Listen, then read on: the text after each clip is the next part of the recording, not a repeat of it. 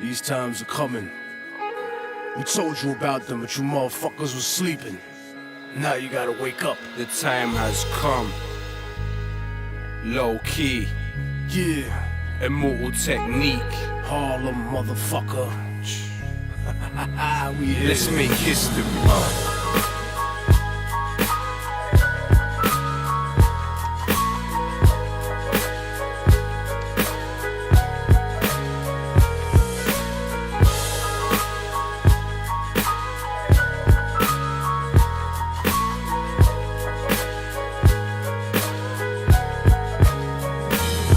From West End to the West Bank, I write righteous rhymes with my right and wrestle the devil with my left hand. Never worked for a Zion, it's never been a yes man. My art is like Rembrandt painting pictures of death camps. The average person is allergic to the words of wisdom. This is for everyone, the Saddam's Kurdish murder victims, and all the pure souls that never had the chance to speak. Truth pumps in my arteries and causes my heart to beat. For soldiers haunted and tortured by guilty memories, who realize too late to reveal their real enemy. It's all dead wrong. For every victim of racist persecution, from Auschwitz to Hebron, my words may sting cowards. For people that were atomized by the third mate in the Twin Towers. Those living through the wars ask me what I do this for. Put the world in its place before it puts you in yours.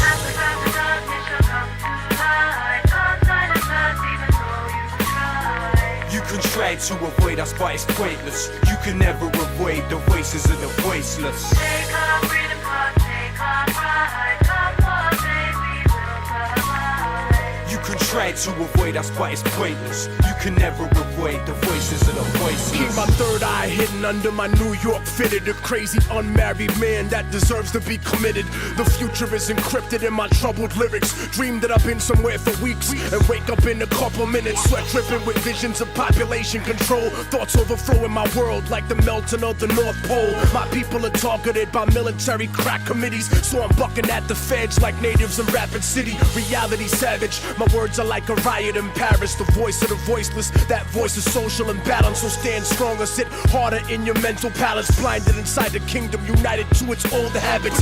Middle passage coming, war chant, African drumming, Gatling gun humming, rapid fire mechanism. Reckless living that checks the rhythm of perfectionism. Slave condition while you singing God save the system.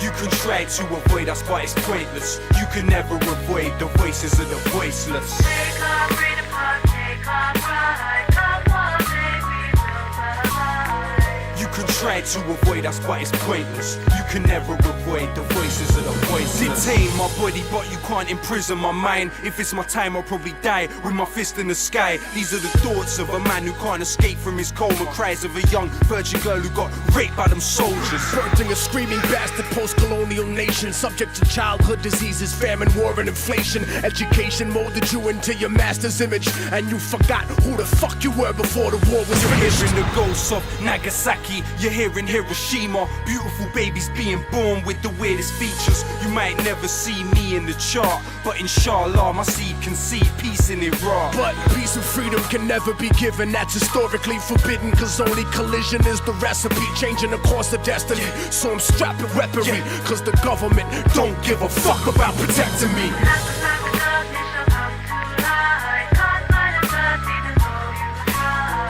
You can try to avoid us, but it's pointless. You can never avoid the voices of the voiceless. Take our freedom, take our pride, come what may we will provide. You can try to avoid us, but it's pointless. You can never avoid the voices of the voiceless.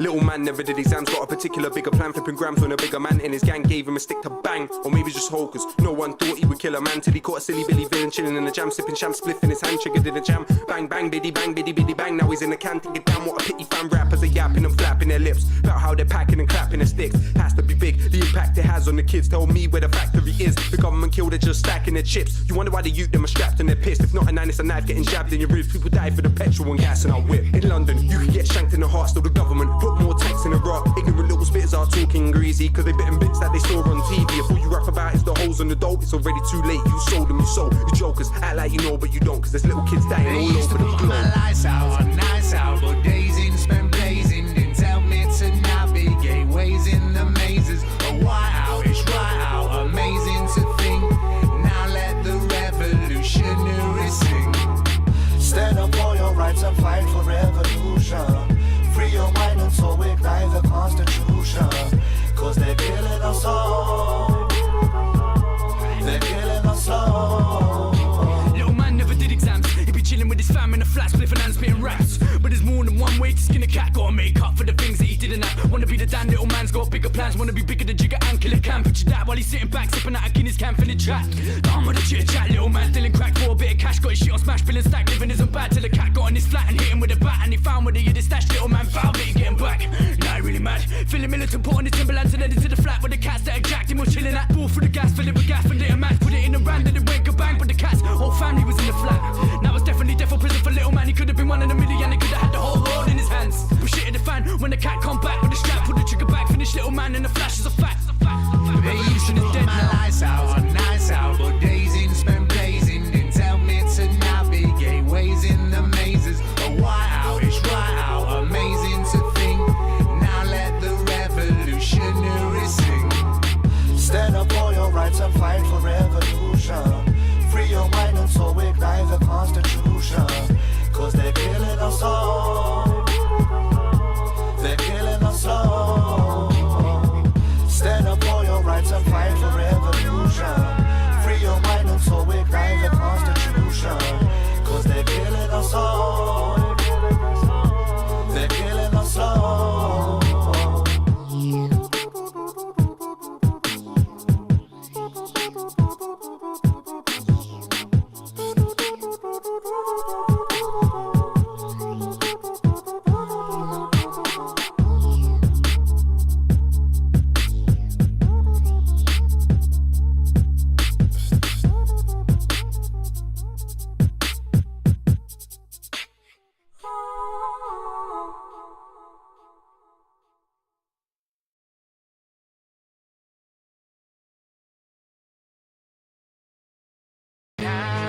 So, we must ask ourselves, what is the dictionary definition of terrorism? The systematic use of terror, especially as a means of coercion. But what is terror? According to the dictionary I hold in my hand, terror is violent or destructive acts, such as bombing, committed by groups in order to intimidate a population or government into granting their demands. So what's a terrorist? They're calling me a terrorist, like they don't know who the terror is. When they put it on me, I tell them this: I'm all about peace and love. They're calling me a terrorist, like they don't know who the terror is. Insulting my intelligence. Oh, how these people judge. It seems like the ragheads and packies are worrying your dad, but your dad's favourite food is curry and kebab. It's funny but it's sad how they make your mummy hurry with her bags, rather read the Sun and study all the facts. Tell me, what's the bigger threat to human society? BAE systems or homemade IEDs, remote control drones, killing off human lives, or man with homemade bomb committing suicide? I know you were terrified when you saw the towers fall. It's all terror, but some forms are more powerful. It seems nuts. How could there be such agony when more Israelis die from peanut allergies energies. It's like the definition didn't ever exist. I guess it's all just dependent who your nemesis is. Irrelevant how eloquent the rhetoric peddler is. They're telling fibs, now tell us who the terrorist They is. calling me a terrorist, like they don't know who the terror is. When they put it on me, I tell them this: I'm all about peace and love. They calling me a terrorist, like they don't know who the terror is. Insulting my intelligence. Oh, how these people judge. Lumumba was democracy, Mossadegh was democracy, and they was democracy. Hypocrisy, it bothers me. Call you terrorists if you don't wanna be a colony. Refuse to bow down to a policy of robbery. It's terrorism, my lyrics. When more Vietnam vets killed themselves after the war than died in it, this is very basic.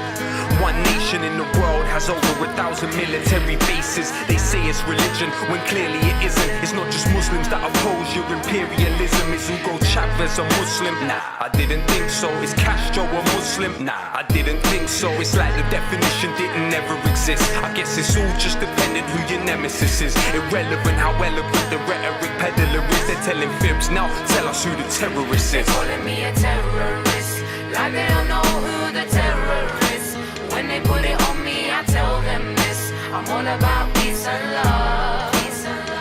They calling me a terrorist, like they don't know who the terror is. Insulting my intelligence. Oh, how these people judge. You think that I don't know, but I know. You think that we don't know, but we Was know. building 7 terrorism, was nano thermite terrorism. Diego Garcia was terrorism. I am conscious, the conscious were terrorism. Phosphorus that burns hands, that is terrorism. Erdogan and Stern gang, that was terrorism. What they did in Hiroshima was terrorism. What they did in Fallujah was terrorism. Mandela, ANC, they call terrorism. Jerry Adams, IRA, they call terrorism. Eric Prince, Blackwater was terrorism. Oklahoma, McVeigh, that was terrorism. Everyday USA, that is terrorism. Everyday UK, that is terrorism. Every day, every day, every day, every day, every day, every day, every day. Oh,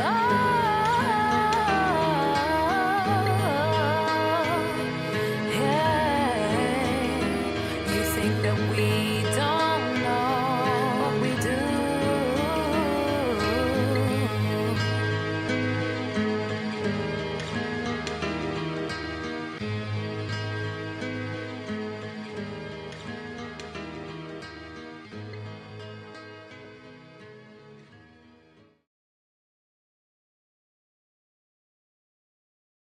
Just a big Intel brand. Why isn't it working? Intel! Intel, what are you doing?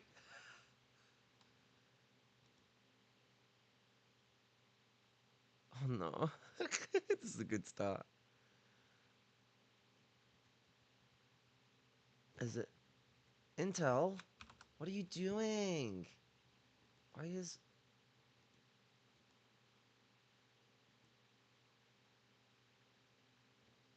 It's genuinely broken. What the fuck?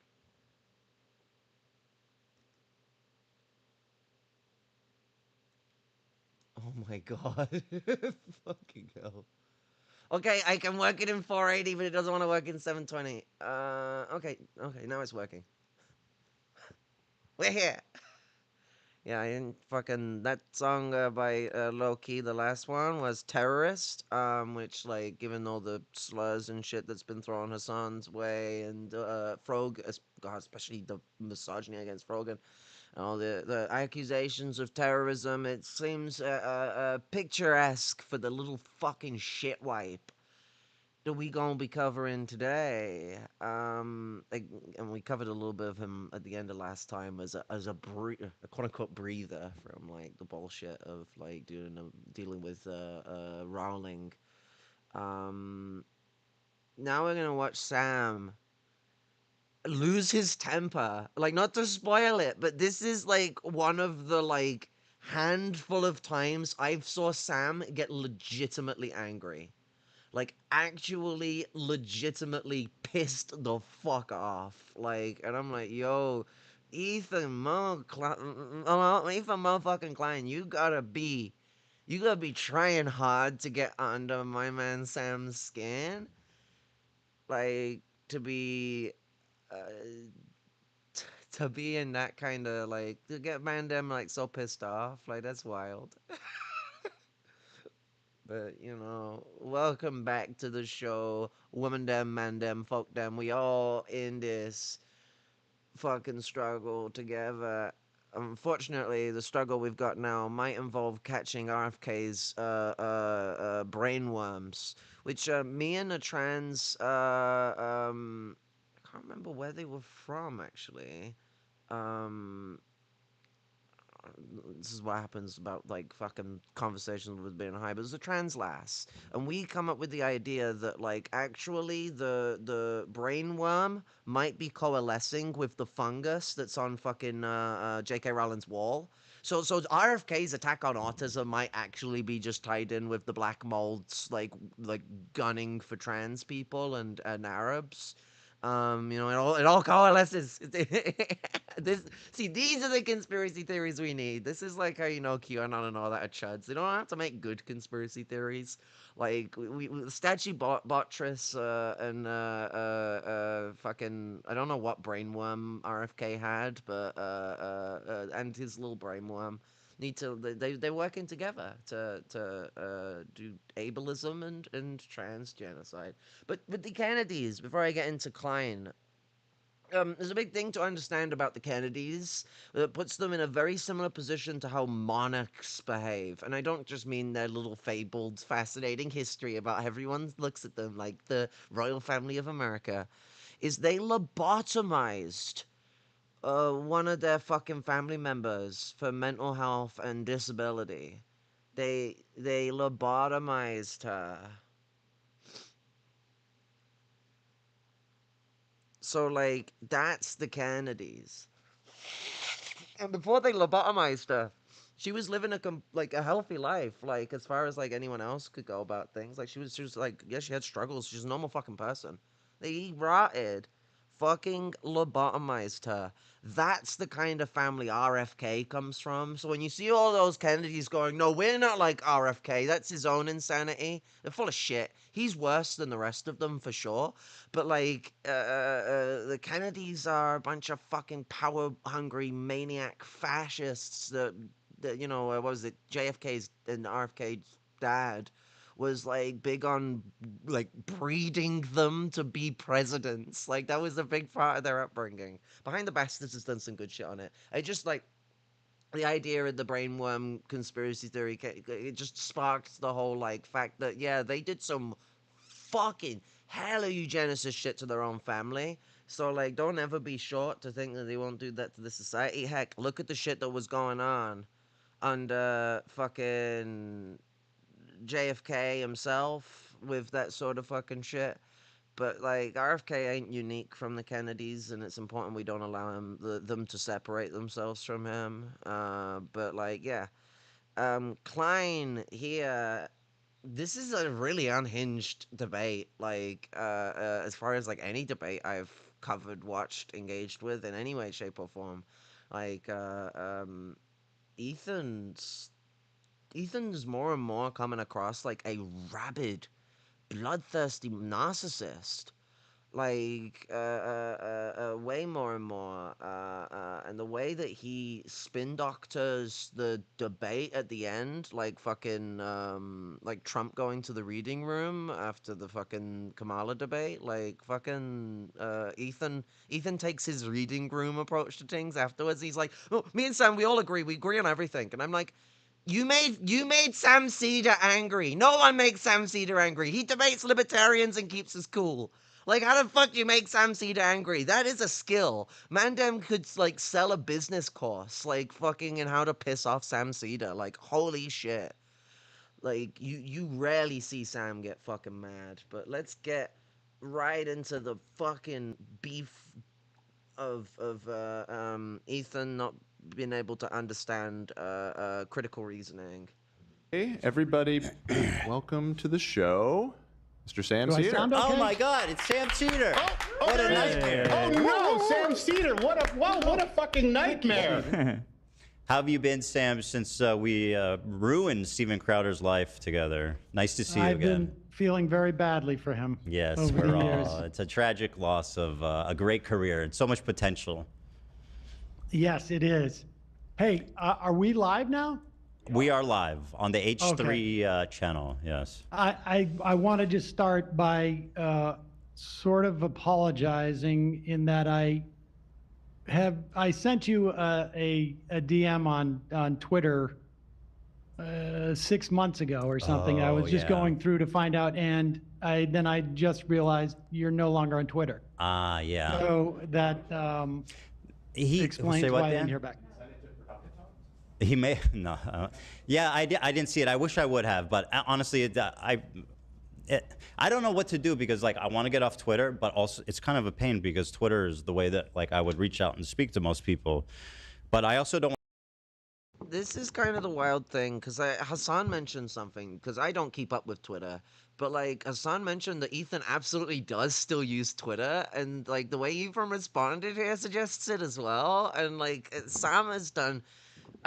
See, when Sam debates people that he wants to keep pulling from like a moderate left or whatever position forward, he wants to try and like push on the progressive side even. So he's coming in very humble. This is why it's mad that he managed to piss him off.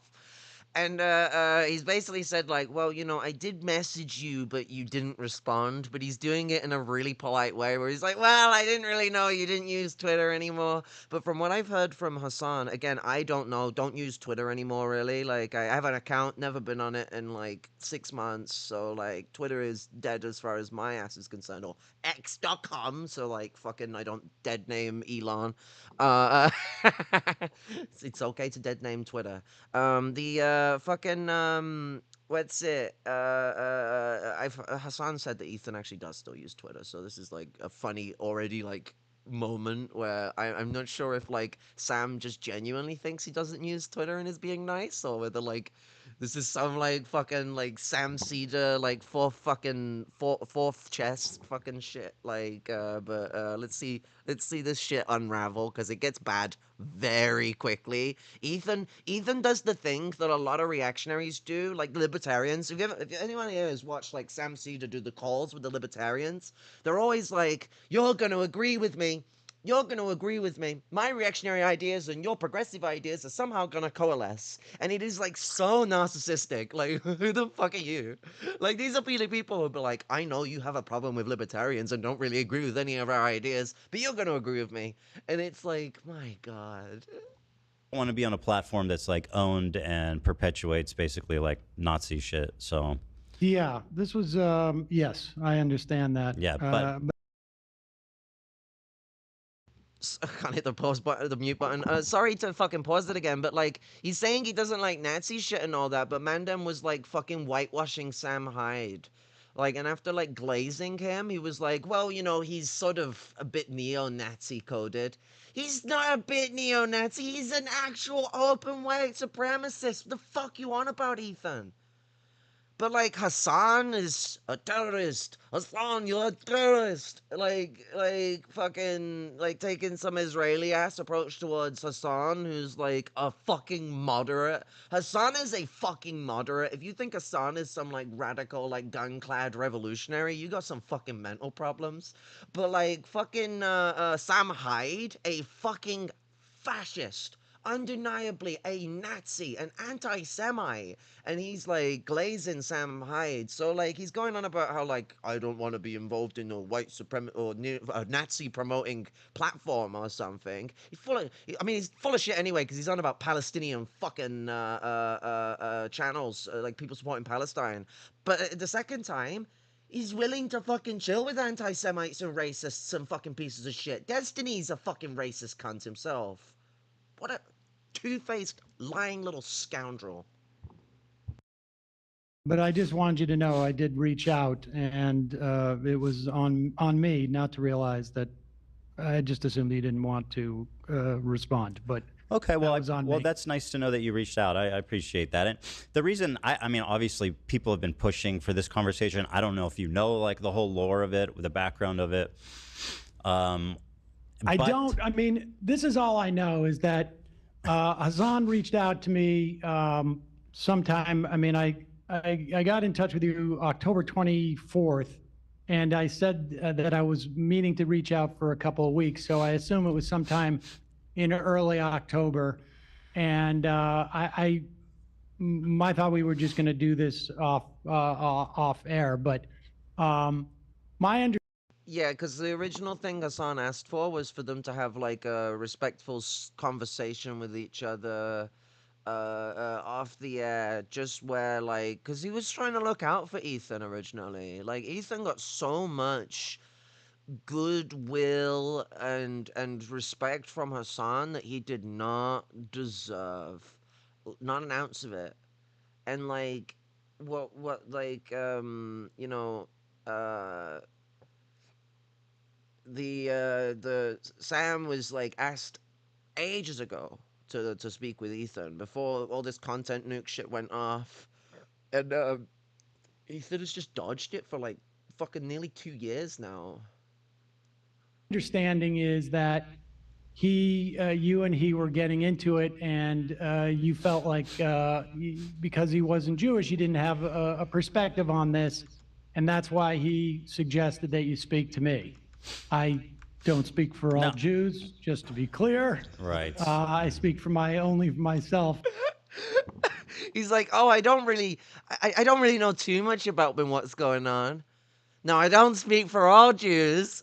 I love Sam's fucking humor. Like, he's trying to be nice and be like open towards things, but he knows enough about Wagwan from what he's been told by Matt and everything that like Ethan said some chauvinistic shit speaking on behalf of all Jews. We also know that Sam is actually aware of the iDubbbz thing, so Sam is being very tactful and using that angle of respect as a way to try and open in. He takes Sam is very soft. It's like, this is the thing, Manda managed to anger the guy. I still can't get over that. You never see him angry. Ending is that you and he were getting into it, and you felt like because he wasn't Jewish, he didn't have a perspective on this, and that's why he suggested that you speak to me.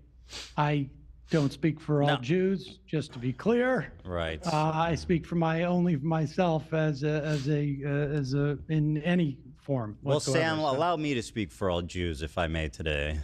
Please. No, but actually, I mean, that's a total mischaracterization, which is kind of my problem with Hassan, which we can get into if you want. We don't even have to talk about Hassan. But basically, what I told him was very that much not a I was citing polling mischaracterization. data that shows that about 70 to 80% of diaspora Jews have some kind of positive feelings towards the state of Israel. That was not just what he's doing. He is reducing the situation. What was happening was he was constantly like trying to turn around and say that the majority of Jews are Zionists, and therefore Zionism is co-linked with Judaism, and therefore criticisms in this regard of Zionism itself as a concept are supposedly anti-Semitic. Like it is the most like wonky ass logic ever. It'd be like saying being anti-Nazi is anti-German, and that's the thing that people warn you about with being an anti-fascist. It doesn't mean being against the ethnicity of people who were those fascists. I mean, it's against the racist superstructures they build. I mean, you might have to fight against those people, but you're not out to genocide them or whatever the fucking stupid shit the Israelis try and push, where they try and do the Nazi bullshit. They try and do the Nazism is tied to Israel, and you'll get rid of Zionism, you'll all of a sudden no longer exist as a Jewish people. And it's like, well, are there like thousands of years of Hebrew people existing without fucking any Zionism? It's a wild fucking wild thing, the world, you know. He's completely mischaracterizing this shit. He fucking attacked Hassan, calling him like claiming he was like speaking on like his people's stuff, as if like one chauvinistic person from a community can counter someone who's listened to all these other people and they're just gonna like take your bullshit. Like, genuinely fucking speaking, like, Hassan was turning around and not going, no, I as an authority, as someone who isn't Jewish. No, he was going like, yo, all these, like, fucking, Jewish fucking cause for peace. You have the fucking, the massive, like, Jewish support for things like Food Not Bombs and stuff like that. Generally left-wing support against, like, Jewish people that aren't caught up in all that Zionist nonsense. Like, there's a lot of, like, anti-Zionist Jewish people. And also, what does it matter about majorities and things like that? Do you need a fucking do you need a fucking majority of Jewish people to be anti-Zionist to justify anti-Zionism? No. No. If the Germans all support Nazis, the Soviets killed 80% of the Nazi fucking forces. Like, they didn't want to have to slaughter people, but we'll fight against fascism. You cannot turn around and go like, oh, like the Zionists are supported by like Jewish civilians back in America, so that means we can't liberate Palestine from the Zionists. Fuck off. Like, I don't care what their support numbers are. Genocide's genocide. It's not how we apply principles for humanity or any aspect of this sort of thing. Genocide is fucking genocide.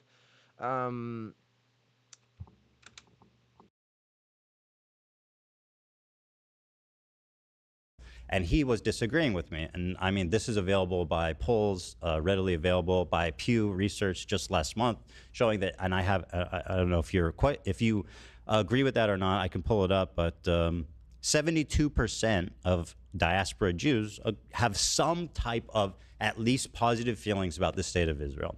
I was stating that fact to him, and he was.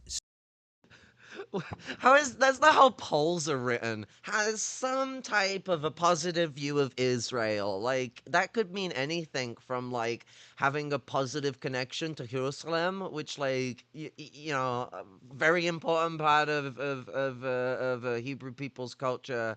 Or all sorts, like, generally, or some kind of positive. That's not how normally these things are charted and they're split up into different types of groups and how they're represented. Like, this is not how you represent poll data. This is someone pulling some fucking poll. They may or may not have, I mean, I think he said he showed it to some, so he probably did have it. And he's just, like, misremembering the data. I think Sam pulls something up, or they pull something up, and it doesn't match his numbers, and it says something different, but, like, this is so fucking stupid. Saying that I was wrong, and I said, "Who are you to talk about this?" I did not say that I only listen to Jewish people, which is a little bit of presumptuous and a little insane. No, I don't think that's not what I took him to say. But yeah, I mean, Azan is that's it's irrelevant. What happened. Yeah. I mean, we all saw it. I haven't seen that poll. I've seen ones that have said that they have a connection. They feel a connection, either strong or somewhat. Yeah. Which is different than positive per se. So but regardless, I mean, I think if I don't know your upbringing at all, but I mean, certainly my upbringing, my Hebrew education was, I would say, 1/3 Holocaust, and I'm older, and so this was in the 70s, 1/3 into the 80s, 1/3 Holocaust, 1/3 Israel, 1/3 Hebrew, like Hebrew and Jewish culture, and I certainly feel a strong connection to Israel, but I wouldn't call it positive these days. Sure. I guess like, I think what the poll attempts to is basically, if you ask Hassan or a lot of people on the left, I think an emotional attachment is the way to describe this. So it's like, if you think I certainly have an emotional attachment, and it's not, but it's not. I wouldn't describe it as positive. This isn't the one, is it, Dan? There's the one that shows 73% of diaspora Jews. Anyway, it doesn't really matter, regardless. Basically, I want to... That is called poll fishing. He is fishing for something that specifically suits his understanding, which shows that he doesn't cross-reference anything. You cannot just go, oh, I have this one poll, and this is the conclusion I'm going to draw from it. No scientist ever who's ever made a sociological conclusion on thing goes, this one poll is good enough. That'll be fine. No, they do multiple polls because it's like a poll is just like any type of experiment. A poll is testing things, and when you do a test, you do multiple of them.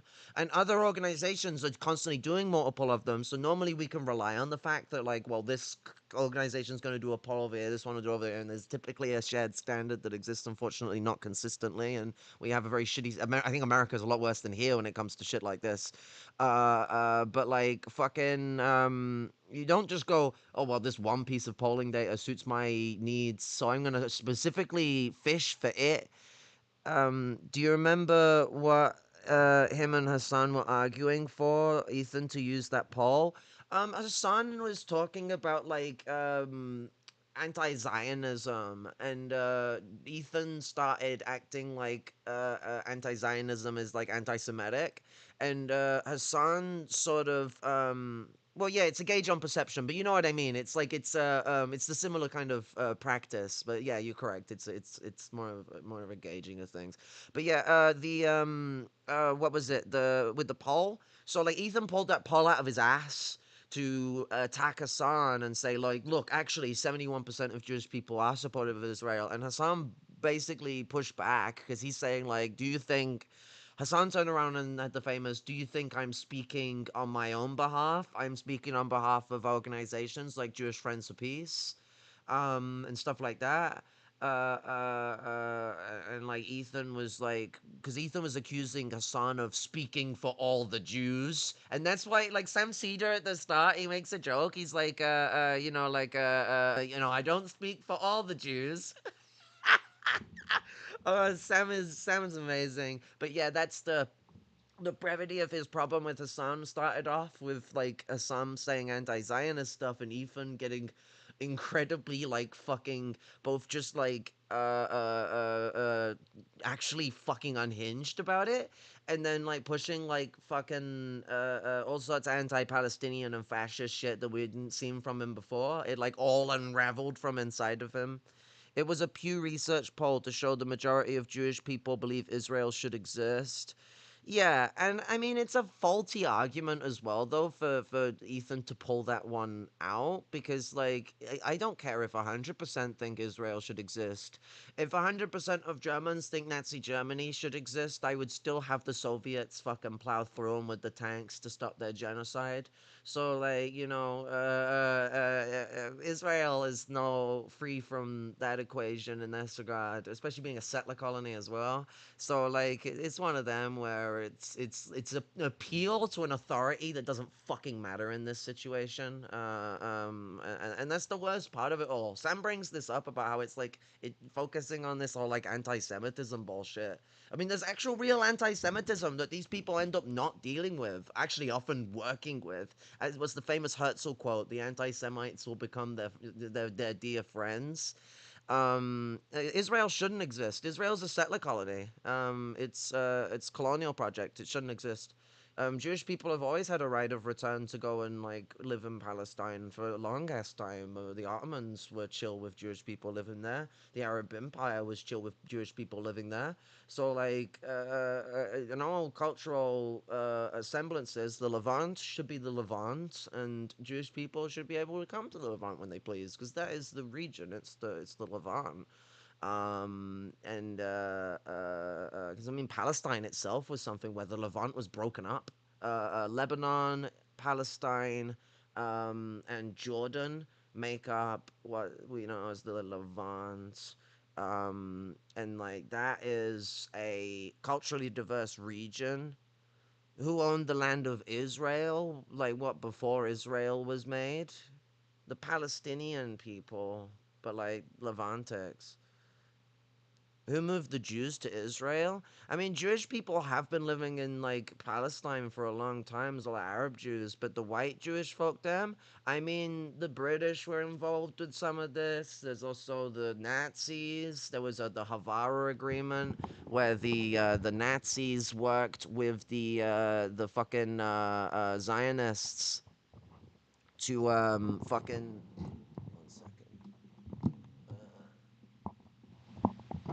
sort my mic out. The Nazis worked with the Zionists to help move them into Palestine to colonize it. It's called the Havara Agreement. Let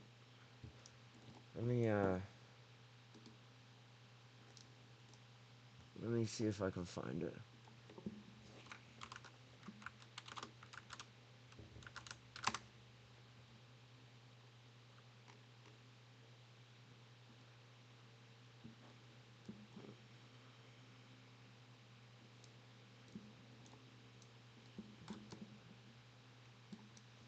Okay.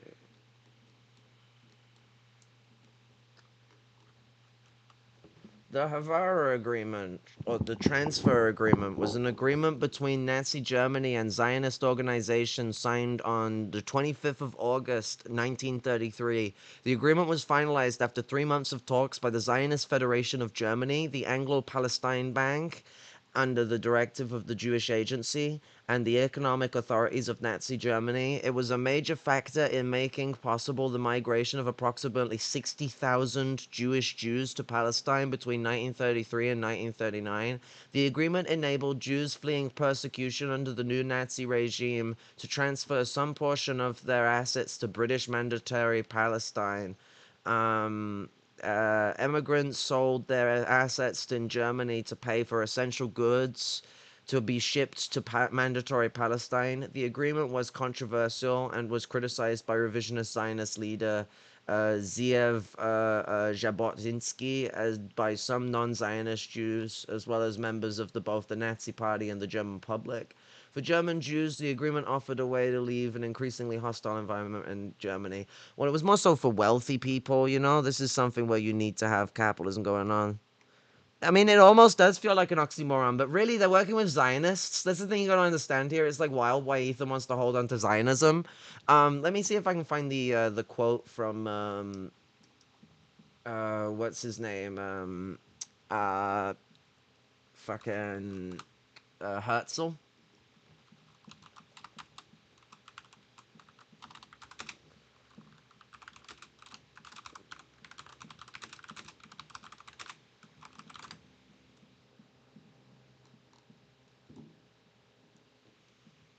There we go. I think I have found it. Anti-Semites will become our most dependable friends. The anti-Semitic countries, our allies. This is the founder of Zionism.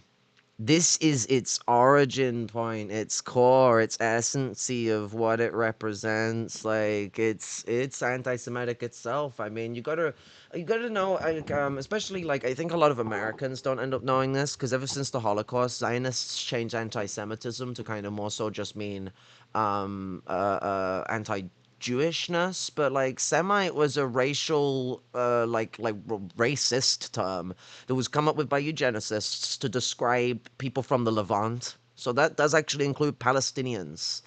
And so, like, there's a really big aspect to consider about Zionism's alliance with anti-Semites, for sure, because they're European colonizers of the traditionally Semitic lands where that racist term originates from. Like it was talking about the Palestinians of Jewish and of Islamic and of all sorts of different heritage, because it's just the people of like that intermingled Canaanite, Arab, Jewish, or well Hebrew ethnic groups that like make up the Levant. The Levant is a very culturally diverse and very beautiful place. Oh, it's also got a lot of Greek heritage as well. Like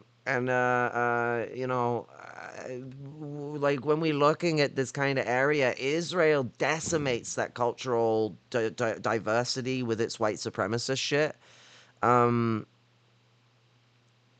It's not the interpretation, it's the Zionism itself. Oh, I'm not making him a priority. I'm just fucking like, it's just having a moment of fucking pause with like trying to deal with something that's a little more humorous, because Sam is both good at like tackling these kind of ideas, these kind of issues. Cause like I wouldn't mess around with Ethan for most things, but like the way Sam speaks about like to the liberal turned fascism Zionism that fucking, because Zionism is fascism at its core, that like Ethan is engaging with. So like there's a good sort of like conversational thing to hop off of with this thing, but like yeah, no, I don't see this as like a majorly important thing to focus on. I got other stuff to focus on, and I likely will be covering other stuff on this stream, because I often have I start with an idea and next thing you know I've streamed for 6 hours, so like there'll be more time for better things than this. Like I was covering the shit that's going on in the UK with the fucking attack on trans rights at the moment the other day, on top of it's the Dark Gothic MAGA stream I did, because there's also that whole thing, because I did the start of it was about the Dark Gothic MAGA takeover of the United States. It was a really good video. It's by Blonde Politics. She's from Australia, if I remember rightly. What's it? And I think everyone should go watch her video on that. It's spelled blonde with an E, Blonde Politics. So like, go check that video out, because it's very important to what's going on with the America at the moment. I think Ethan is tolerative of the genocide. I think he doesn't like the idea of like the amount of death and what it makes Israel look like. But I don't think he cares about Palestinian lives. I don't think he gives a shit. I genuinely don't think he cares at all. Like the way he spoke about Hasidic Jewish people, like people who are like anti-Semitic towards Jewish people are gonna be anti-Semitic towards fucking Arab people. It's always the chain thing that goes on. You see that's going on in like England and shit like that, with like the way that we treat Palestinians in the government and stuff like that. Like we had Keir Starmer, who's a human rights lawyer, justifying Israel's right to turn off the fucking water and the electricity and the food to an open air prison camp. Like, you gotta be mad. Like, what the fuck? You can't do shit like that. But that's the insanity Israel comes out with, and it comes from the fact that this is the founding father of Zionism. Anyone who thinks you can reform this idea, you're out of your mind. Zionism leads to fascism. It's not necessarily who had been persecuted more in history, Jews or Muslim Arabs? Why is that the metric? Like, why is that the metric? Do you know about the Reconquista? Do you know that, like, the Reconquista was against, like, Hebrews and Arabs alike? Like, anti-Semitism has targeted the Levant. That's what it historically means. So when we're talking about, like, these kind of things, and you look at this quote here, it tells you exactly where I go on with this sort of shit. Like, Zionism is built on the foundations of anti-Semitism and racism. Like, this, like, literally, they're rotted. This is the founding father, you know? Like, if your founding father's saying shit like that, you got a bad ideology that's not fixable and needs replacing. Like, this is not a amendable situation. This is like the people who say that you could, like, reform the Nazis. No, no. They ain't gonna happen. Basically, I want to flesh out my ideas, my thoughts, because I'm being characterized by... I didn't say who cares. I did not say who cares. I said people who are anti-Semitic against, like... I'm not cherry-picking a quote. That's a full sentence. It's not a cherry-picked quote. It's a full fucking sentence. Are you a fucking, like, being a little Zionist shit? Is that what I want? The guy said he wants to befriend anti-Semites. Fucking Herzl. Do I need to go search up the quotes of him fucking talking about Jewish people and the racist shit he said? I can go dig it up, fucking Herzl's fucking stinky fucking bullshit that he has pushed out in his lifetime. The guy has done more to put Jewish people in harm than he has to actually fucking save Jewish people. Fucking, you go actually look at what Zionism did during the Holocaust, because I only mentioned the Havara Agreement. Go look into what happened with Hungary, where they knew about the fucking death camps, and they didn't warn the Jewish community of Hungary. Instead, they fucking ran away and left them all for dead. They knew, and they could have helped. But they had a deal with the Hungarian fascists, and they fucking just took it without even doing a two-faced thing to save their own people, because they don't care about the Yiddish speakers. That's the kind of chauvinism you get from this kind of situation. Like, and so we have to be really careful of, like, how we look at this kind of history, because, like, otherwise we end up playing into liberal Zionism, and liberal Zionism ends up justifying fascist Zionism. Like, people didn't notice how much of a rabid Zionist Ethan was because he was a liberal Zionist, and so it never really came up all too much. But now Israel is, you know, it's like, so during the Holocaust, Zionist people got deals with different fascists to get off into Palestine. There was the Havara Agreement, 1933, but there was also the agreement with the Hungarians that was during the war. Like, I can't remember the name of the one with the Hungarians, but the Zionists managed to escape from Hungary knowing about the death camps, and they did not warn the Jewish people of Hungary. Sometime in the 40s, I can't remember the specific year. The Zionists were colluders. They worked with the Nazis, while the Jewish Socialist Bund and groups like that fought against the Nazis. You know, so it's that like big distinctification as to like what Zionism represents. It represents a treachery on the Jewish people that is unbelievable. And then they claim to be I mean, using just some like Merriam dictionary shit about like what fucking Zionism is defined as. Zionism is a fascist ethno-nationalist ideology set on colonizing Palestine. That is what it is. It's colonizing someone else's land. It's not just, oh, it's the Jewish homeland. Also, like, if I just decide that I want to build, like, a new Irish homeland, I can just go fucking start one up in the middle of, you know, we have some history in Poland, the Celts do, so we're going to build a Celtic homeland in Poland. You know, we were in Poland closer to now than the Ashkenazim were in, you know, Palestine in that regards. Like, if we're talking about the Kingdom of Israel, the 80-year experiment by David and Solomon that was absolutely detested and is not a very bright time of Jewish history, and that's what they base it off. Like, Celts have a history in Poland. Like, I actually know my people's history is a really important facet of it, you know? So it's like, I'm talking, Zionism is, who's saying that definition? Zionists are. In their actions and their behavior. Go read Herzl. Like, you want to go learn about what Zionism is, go read Herzl. Go look at their death squads in the 30s. You want to know what Zionism is? You go look at their death squads. The sword with the sword symbol that they got for the IDF comes from a fucking paramilitary fucking force.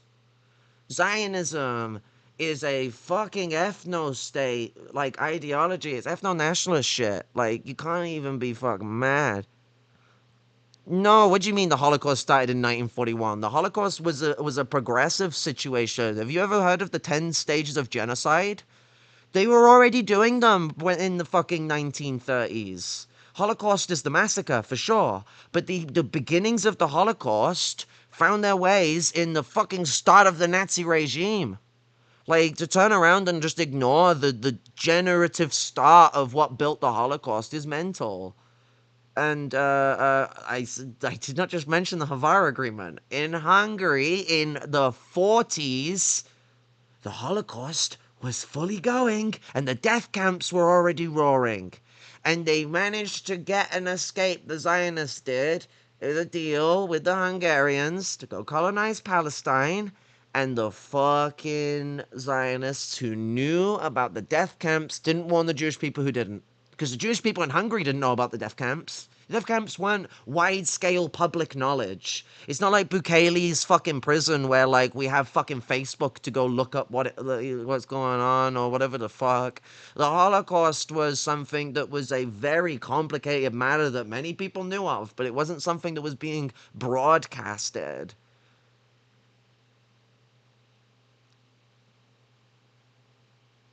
No, I did not think the Havara Agreement was during the Holocaust, you fucking disingenuous cunt. I said the Havara Agreement was during the 30s in Germany. It's a German thing. In Hungary, they have a Hungarian thing. You moron. Duh. In Hungary, they didn't call it the Havara Agreement. You fucking numbskull. I don't care. I mean, it's not any of this factoids. Shut the fuck up. I don't care if the liberal definition says something stupid. If the liberal definition of Nazism is fucking stupid, you think I'm just gonna abide by it? You fucking moron.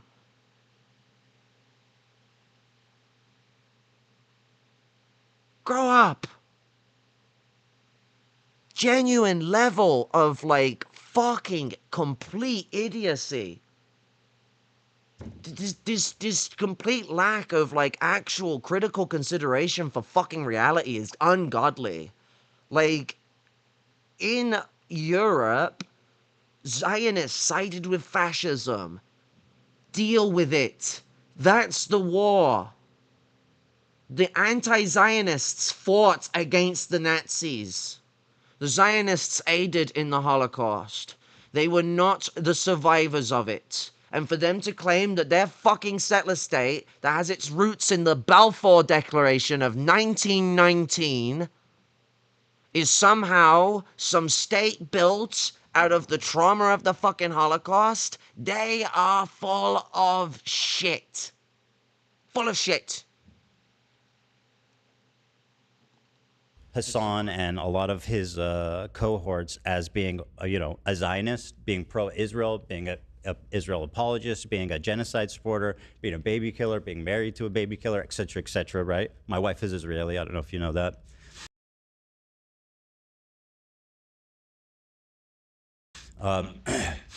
She is the raider of Ramallah. She has raided it. So basically, I would like to just take the opportunity to explain my ideas, what I think about Israel, and you can tell me what you think, because apparently I will only listen to other Jewish people. So finally, I can speak to someone whose opinion matters to me. So thank you. As the official sanctioned Jewish man, Sam Seders, everybody. 100% Ashkenazi? You ever taken one of those?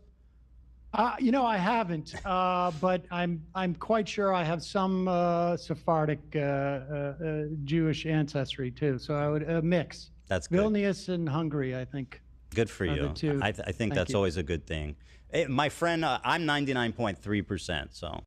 Well, it's not. You were supposed to change definitions. What do you mean about having like a good discussion? If you change definitions of things, if they are incorrectly defined, you don't just go, oh, I'm going to accept this bullshit definition of Zionism when we can absolutely see what Zionist is.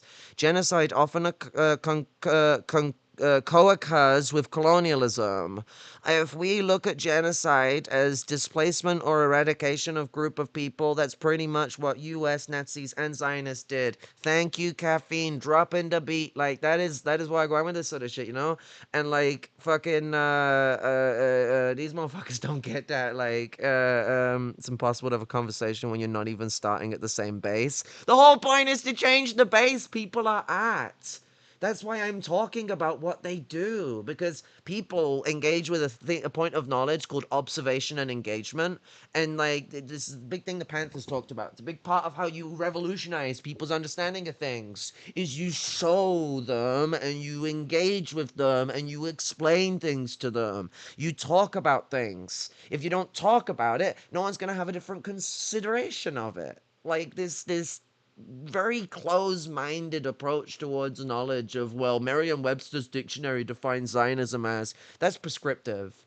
language is descriptive, and if I describe how I am speaking, people will understand what I mean. And if you don't, that may either be a failure on my ability to explain it, because it's always a thing you've got to consider as someone who's trying to explain something, but or moreover, in your case, Ernesto, it's your impossibility to want to fucking see it.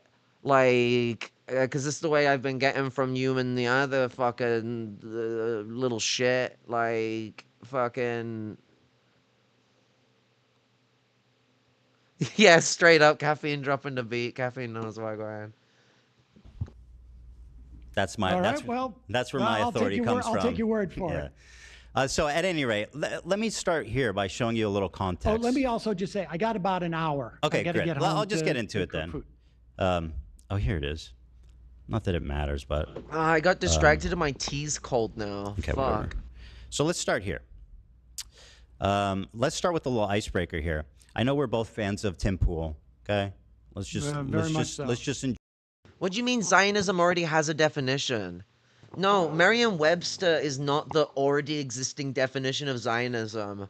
Do you know who defines Zionism? Not Christians writing fucking dictionaries, the Zionists. And I can go and, like, fucking... Do we need to do a read-along of fucking Theodore Herzl? He's the one who defined Zionism as a settler colonial Euro-fascist project. Not me.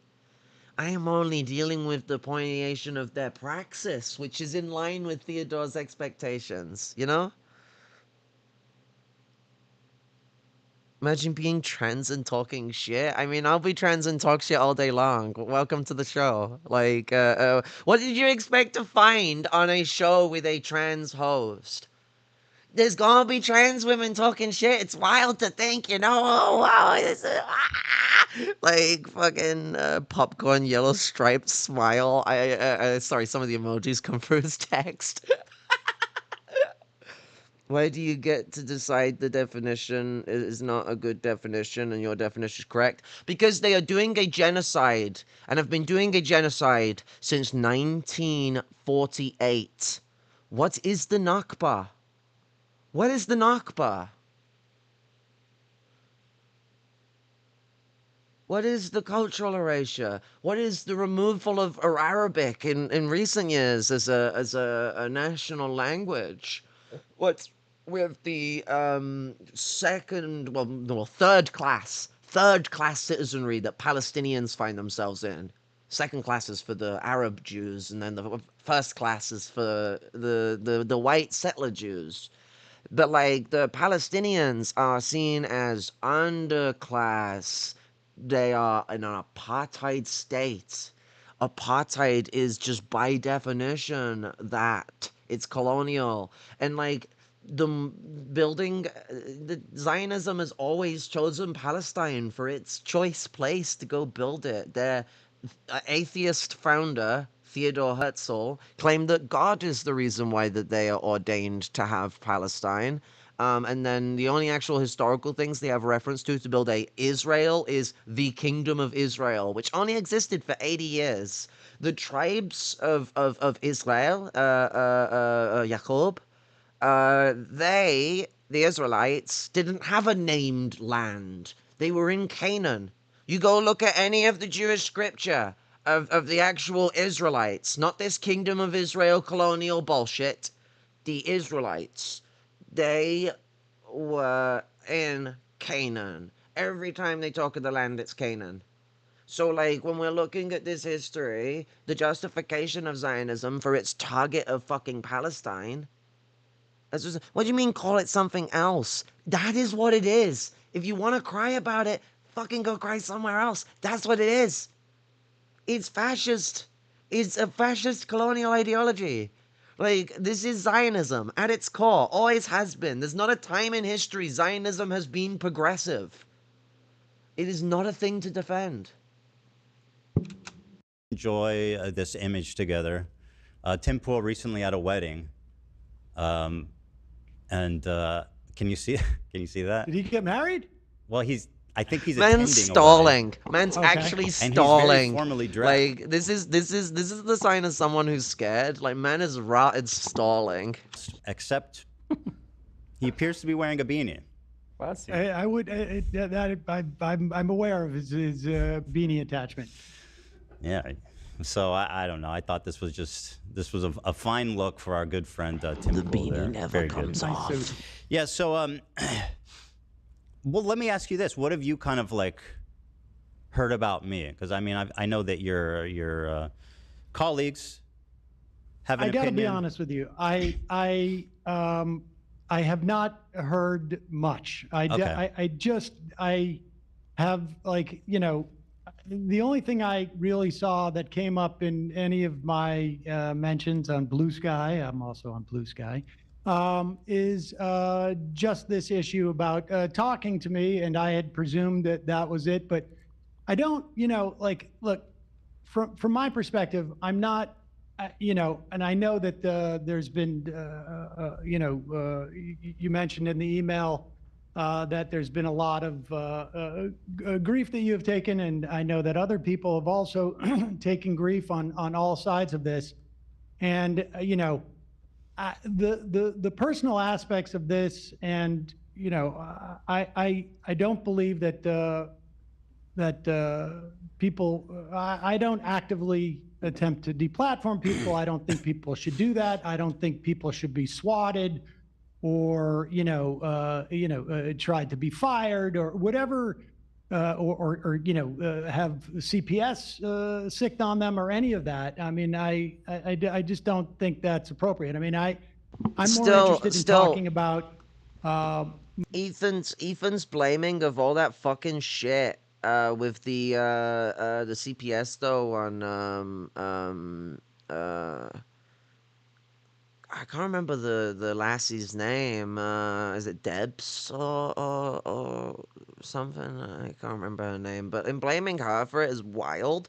Because if anything, it was him going on about like having like essentially like Giardia spreading in his home like a wildfire. Like he's got fucking shit everywhere. And apparently there's been some other comments about there being shit all over his home.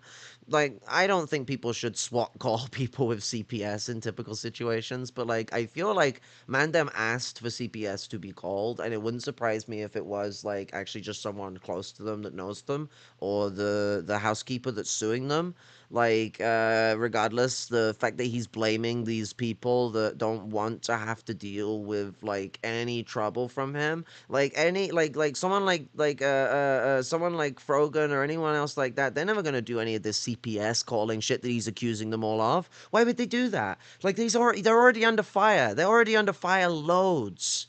And the misogyny that's attacking these fucking female content creators, these Arab female content creators, is insane. Alongside the Islamophobia, so like the inanity of like how Ethan approaches things is where, like, you know, the CPS shit gets under my skin, because I think he's full of shit about it being like any of these streamers that called, or even people watching the streams that called.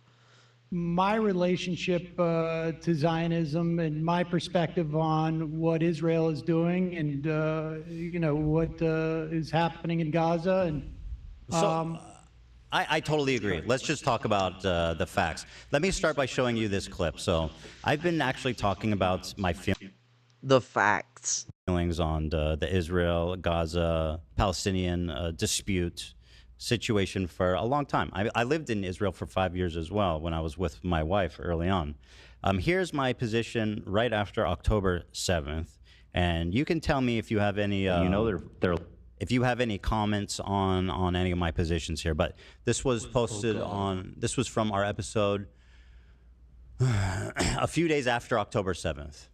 Yeah. Liars and bad faith weirdos. So here's what I'll say about Israel. Okay, listen. This isn't the first time I've said it, and I'll say it and many more times. The cabinet is run by genocidal maniacs. Okay, they're led by Netanyahu, who should resign in disgrace and go to prison for being a war criminal.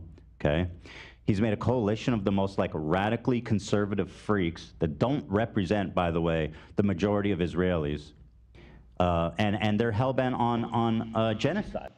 This is a not only a misrepresentation of how like they don't represent all of Israelis. I mean the war has like massive support. It was like over 60% of Israelis support reigniting the war or something like that. I actually find the poll, but like um, a massive amount of Israelis are still in support of the war after everything that's happened. After everything, there was no want for a ceasefire.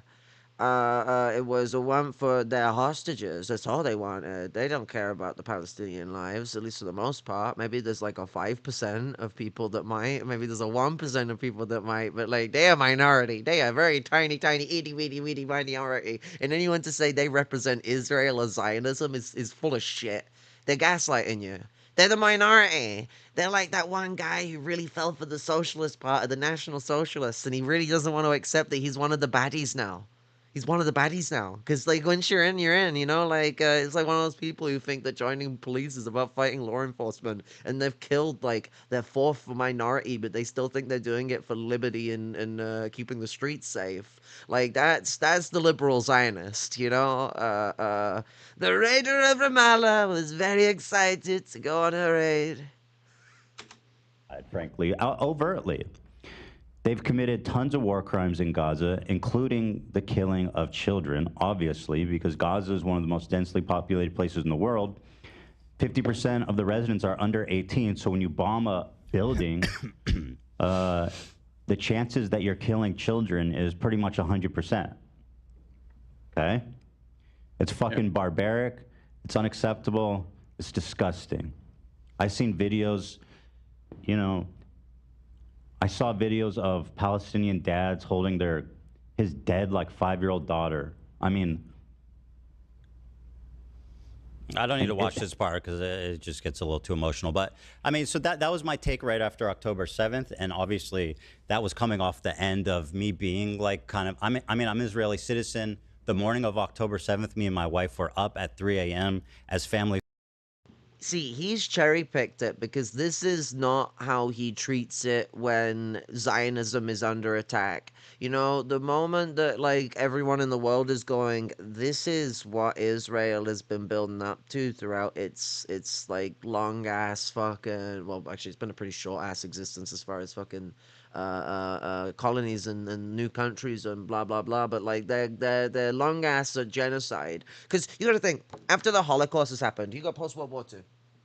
You can't just go and like start a massive like fucking like Holocaust ass like fucking slaughter. You look at the percentages during this so-called fucking war. This is like how they call the fucking famine in Ireland a fucking famine. It was a genocide. And this genocide, you go look at the fucking numbers. The percentages of children dying per day and stuff like that, it was higher than at the height of the Holocaust. Like, you look at what they're doing to the Palestinian people, and it is on like, and you look at how this works. This is the Holocaust that we are watching right now. Why did Sam lie about the March of Return being completely peaceful? The March of Return was peaceful.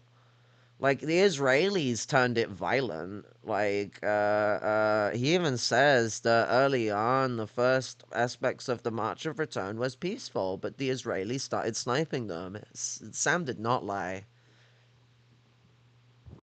Were calling into news stations from their safe houses, people being burned alive with their families being murdered while on the phone with news. So coming off of that emotional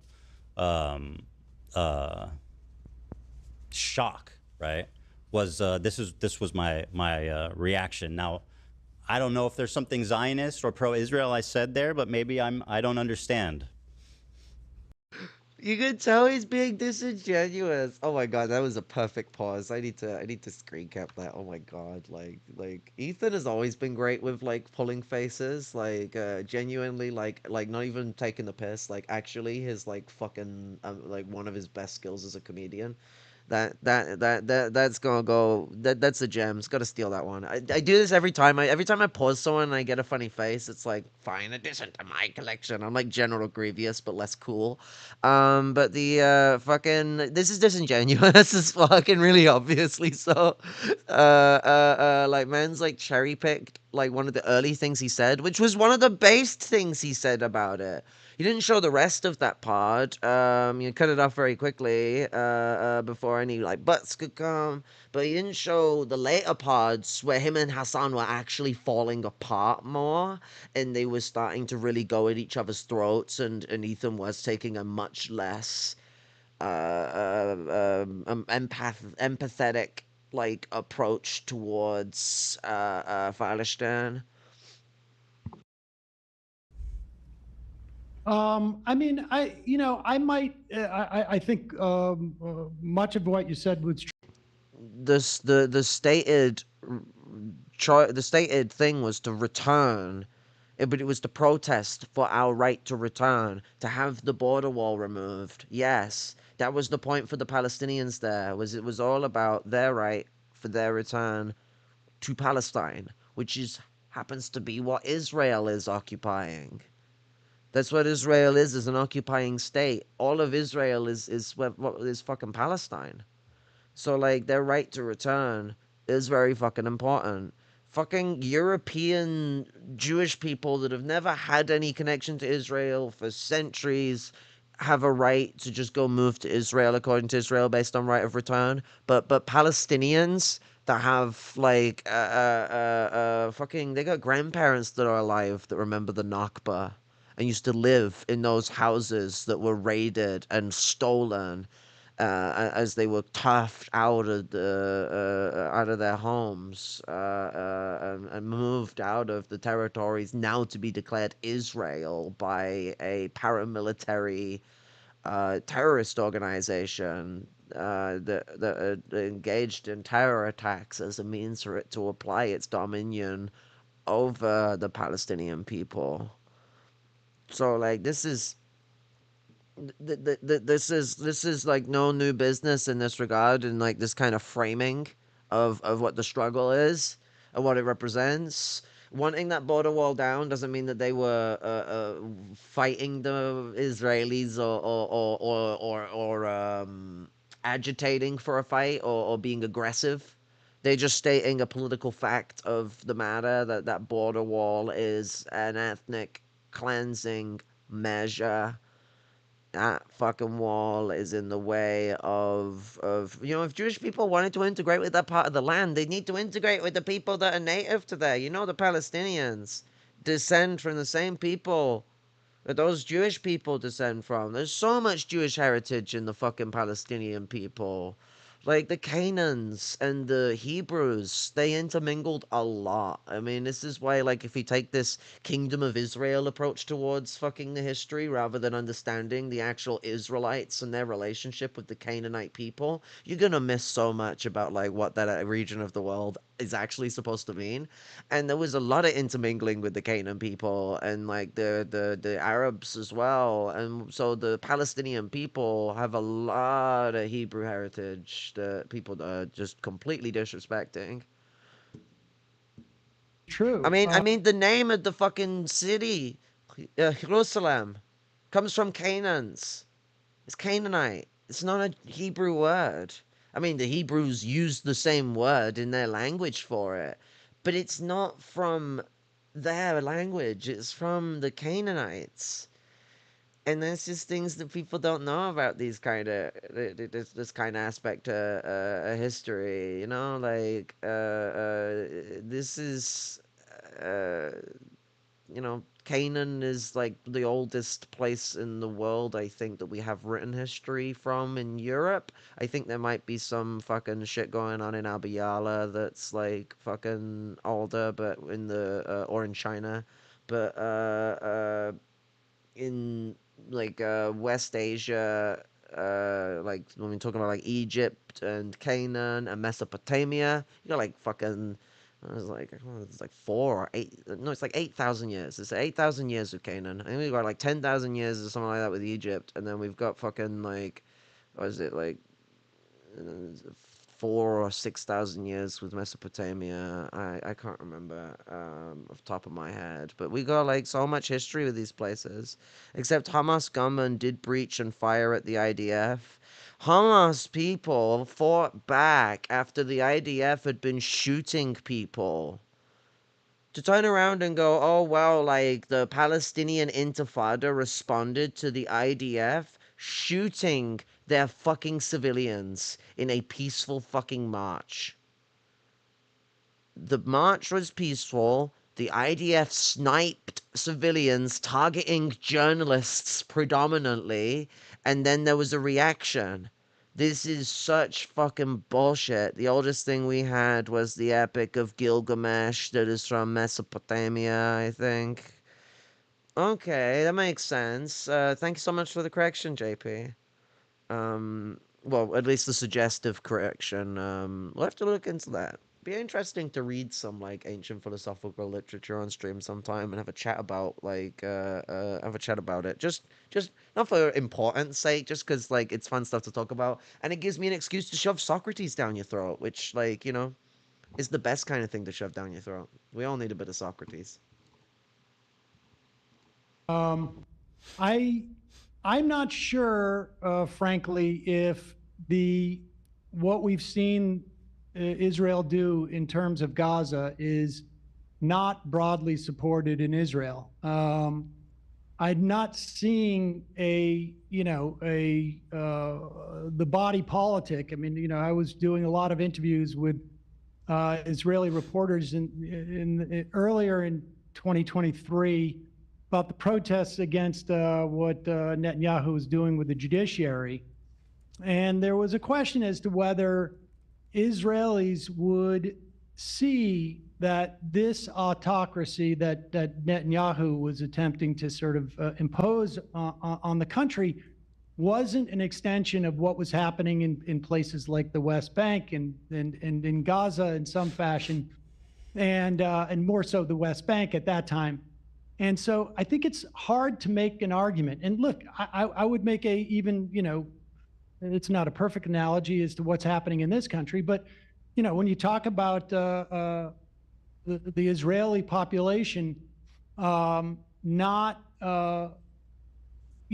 having a problem with what's going on in Gaza, I don't see a lot of evidence of that. There's certainly, I would imagine, a percentage of Israelis, and I know some of them who think that Israel should stop its assault there, but I don't think I don't see a lot of evidence that a year and a half later, after you said those things, that this is not the character of the vast majority of Israeli society. I mean, I'm not necessarily convinced that they are as aware. I mean, I've talked to people who have reported in the West Bank, and they said they would go from the West Bank into Israel, and the lack of awareness of what was happening in the West Bank by Israelis was shocking to them. So, I can't say if the Israeli population had a full understanding of what was happening in Gaza, that they wouldn't change their mind. But I don't see a lot of evidence of it. So, as you touched on, this was made basically before the war started. And I think that the unfortunate, really tragic outcome of the war is how much it's jaded and radicalized, I think, people in Israel.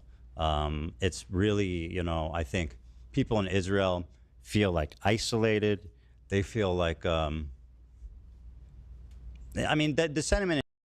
Why is this need to be made about how the Israelis feel? What they feel isolated? Stop being racist bigots. Like, the whole world is looking at you do racist fucking Nazi ass shit and celebrate it. At one point during the fucking genocide, there was 97% support.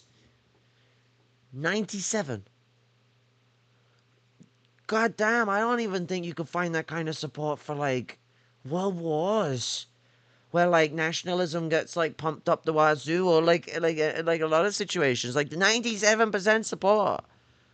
Like fuck me, that's some fucking that's some God, isolation does something to a motherfucker. You know. If we go by what Ethan thinks it is, isolation. What like they bombed Iraq. Was it the 50s, the 60s? They did a bombing of Steven, do you know that the oh god, Spartan? I always have that loaded up in the background for the oh no, Steven Crowder, what a fucking Are no, Sam Oh, Seders. geez. Okay, so this is what's going to happen. What did I tell you? He was going to do anything he could to avoid. Oh, there he is. Oh no, Sam Seders. What a fucking nightmare. You know, there we go. You just need a bit of that sometimes. You know, it's good. It's Ethan's good arc that we don't have anymore because like he's on his evil arc. Demon mode, I think, is the new mode instead of just goblin mode. But what was I was gonna look up? Yes, the fucking.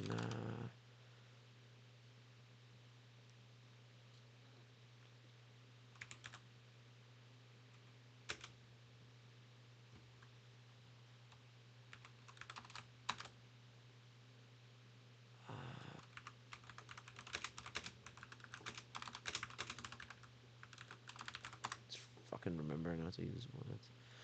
Operation Opera? No, not that one. Oh, fuck's sake! There was an actual bombing going.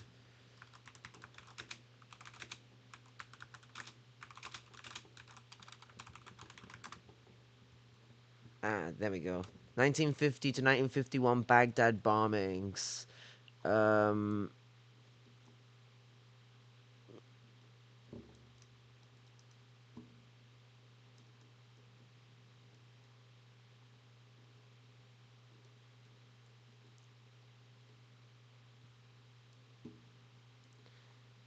So, two activists in the Iraqi Zionist underground were found guilty by an Iraqi court for a number of the bombings and were sentenced to death. Another was sentenced to life imprisonment, and 17 more were given long prison sentences. The allegations against Israeli agents had wide consensus amongst Iraqi Jews in Israel.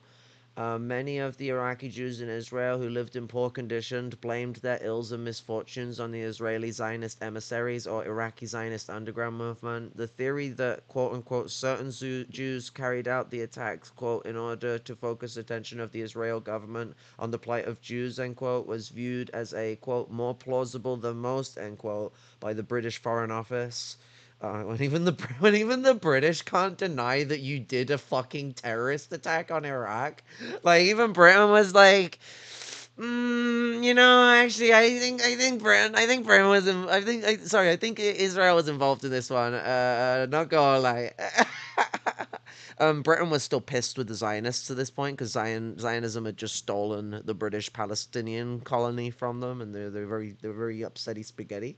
But like, what's it? So maybe that's why we're getting some honesty from the British, or because it was that blatant. But like, yeah, telegrams between the Mossad agents in Baghdad and their superiors in Tel Aviv gave the impression that neither group knew who was responsible for the attack, which is how you would do communications. So if you get caught. Israeli involvement has been consistently denied by the Israeli government, including by the Mossad-led internal inquiry. You never trust the Zionists.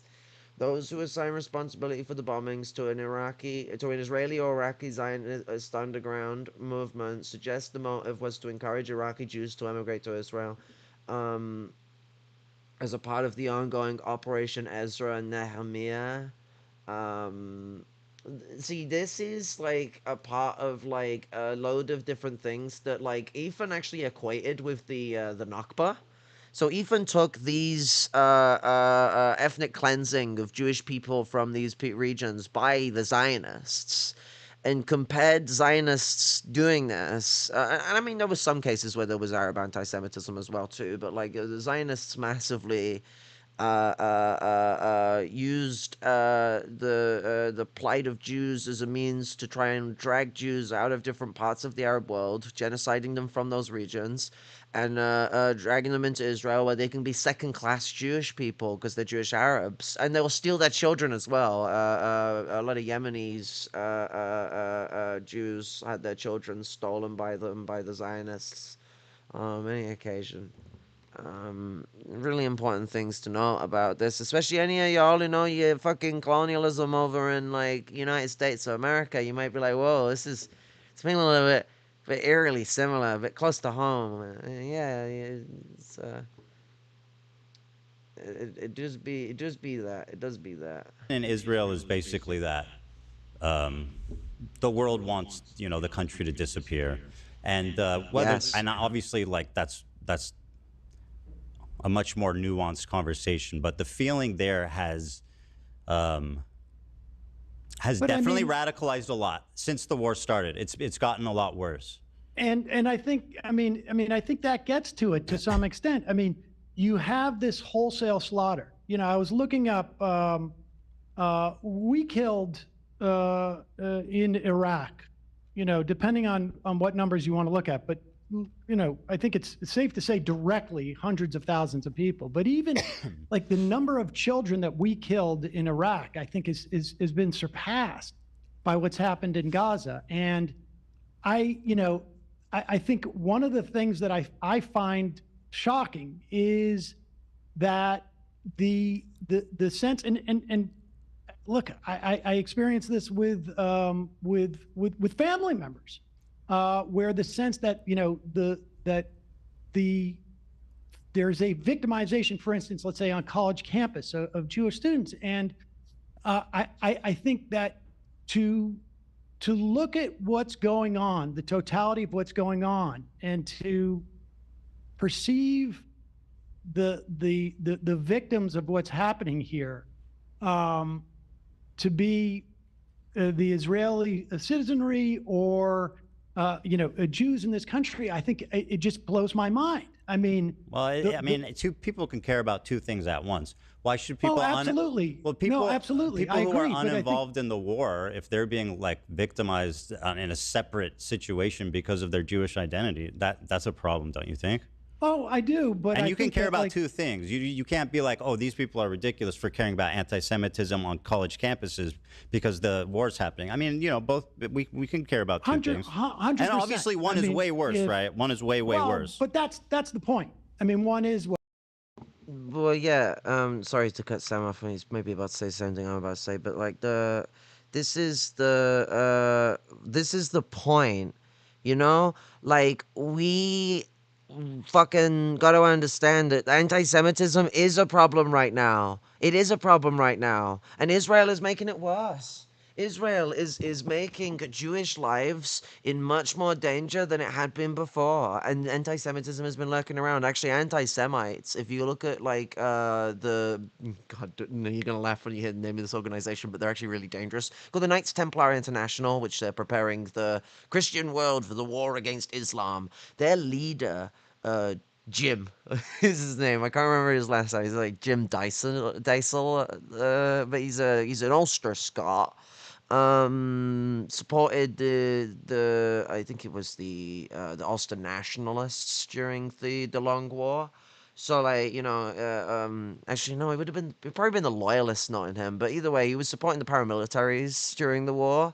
He was going on like fascists like podcasts and stuff like that, going like y'all are correct for being like, they would say anti-Semitic shit, and he's like, oh, y'all are correct in your anti-Semitism, but hold off, and would basically say that like the Zionists are like our friends for a bit while we like go to war against the Arabs, but we'll get the Jews afterwards, is like what he's saying. And like that's how the anti-Semites are operating a lot at the moment, and that's why they're so willing to work with the Zionists. And again, as that Herzl quote goes, the fucking anti-Semites are gonna become their friends, and the anti-Semitic countries their allies. Like that's Zionism at its heart. Fucking respect to that. It's all you gotta be going hard in this day and age, though. That's like the necessity of things right now. Like we gotta be actually like fucking approaching shit with the level of like energy and emotion that people are feeling right now. We cannot be beating around the bush on these problems. Like this is the real shit that we're all drowning in right now. We have watched the Holocaust go down, and people are still able to go, well, la la la la, I have my life, ba ba ba ba ba ba ba. And it's like, yo, like, if you had people doing that during the fucking World War II when the Holocaust was going on, like, people are being roasted and fucking gassed and fucking slaughtered and starved and killed through all sorts of infectious diseases in these horrible concentration and death camps. And you would just be able to like turn it off.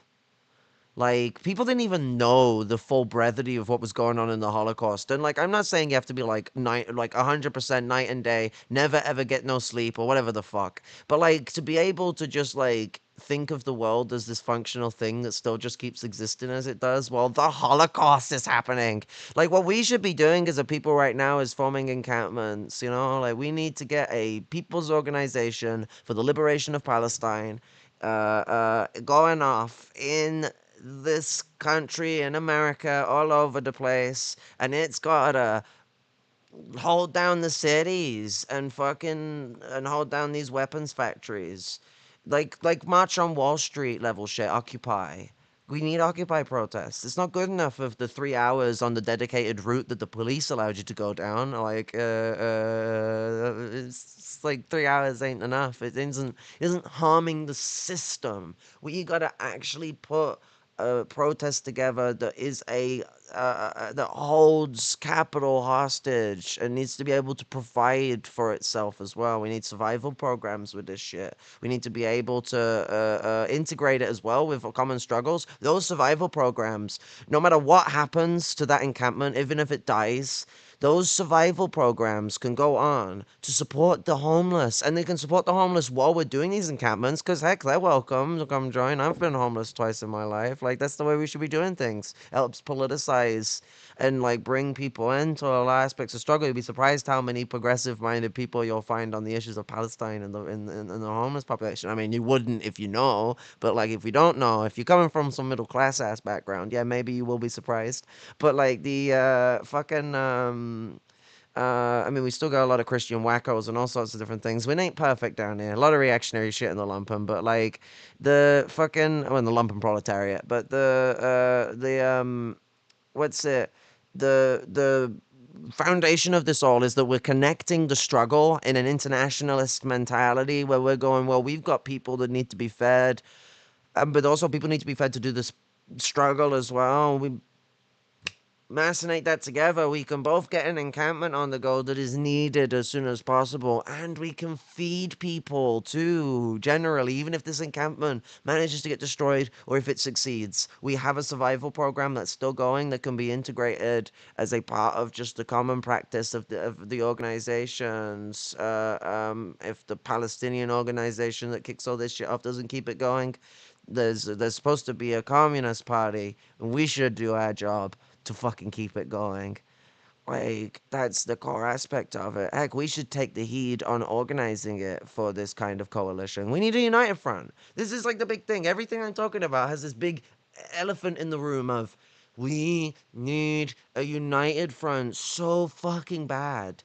It's ungodly how badly we need a united front against fascism. But I've held up Sam too long. Let's let him point out that is the problem, or have even prevent him from doing it. And obviously one is way worse, right? One is way worse. But that's the point.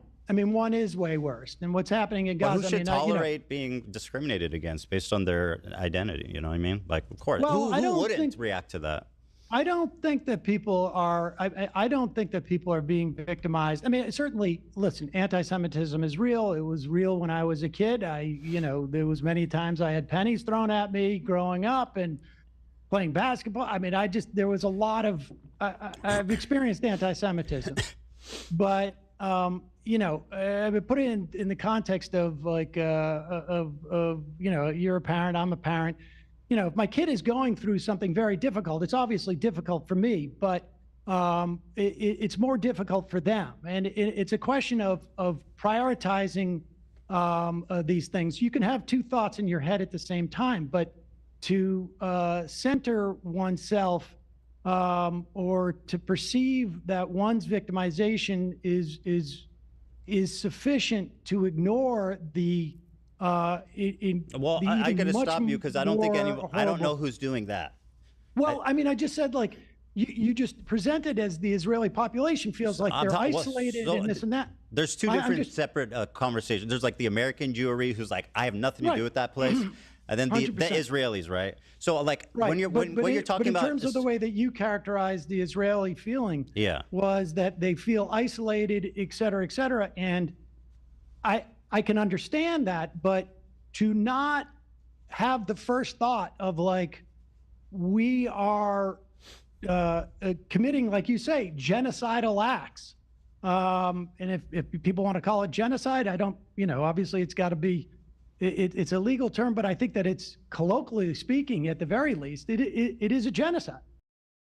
Actually, genocide is a sociological term. It is also a legal term. There is a legalized term of genocide, and it is based on the sociological definition. The sociological definition was came up with by a Polish sociologist in the 30s, just before the big old Holocaust went down. And he completed his thesis after the war. I think he was a Jewish folkdom, actually, but or mandem. But he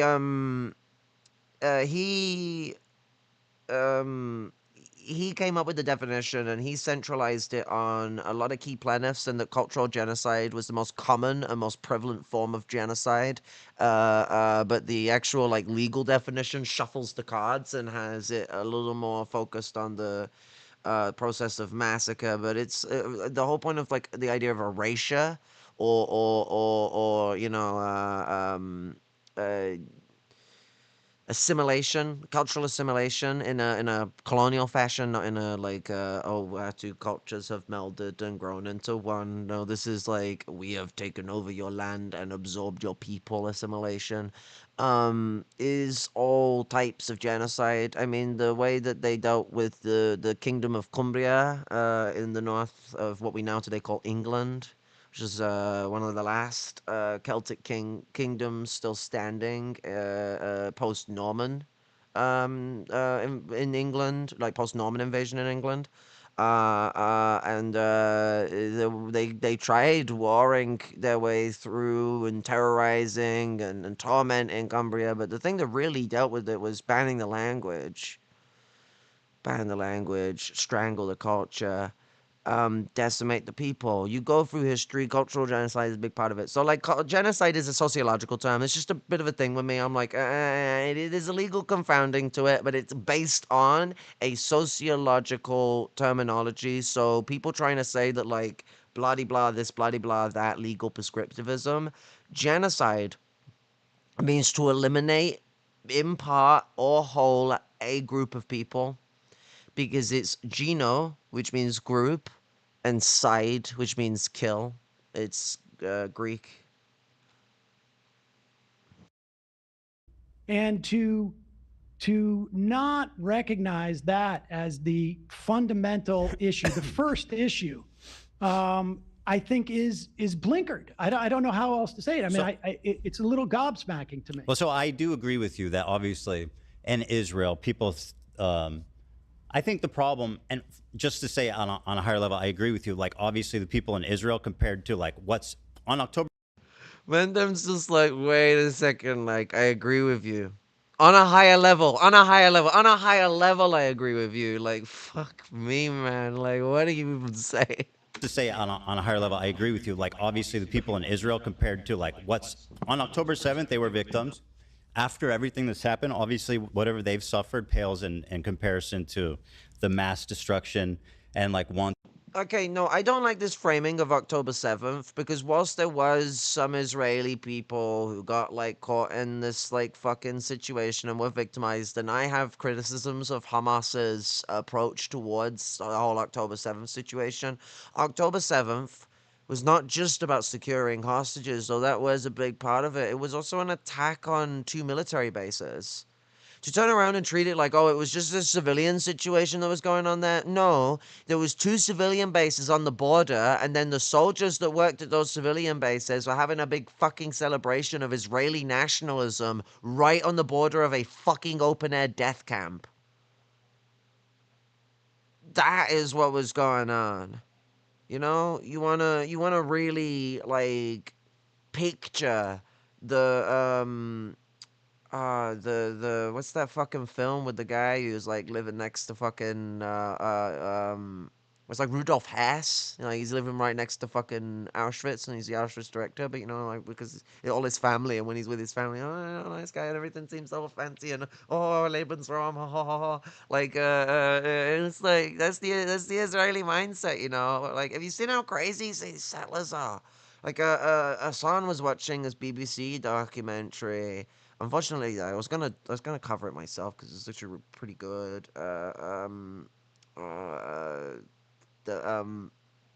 What's it? They going through like the West Bank and like showing how segregated it is, how the Israelis target the Palestinians, the fact that you can't walk down certain streets as a Palestinian in your own land.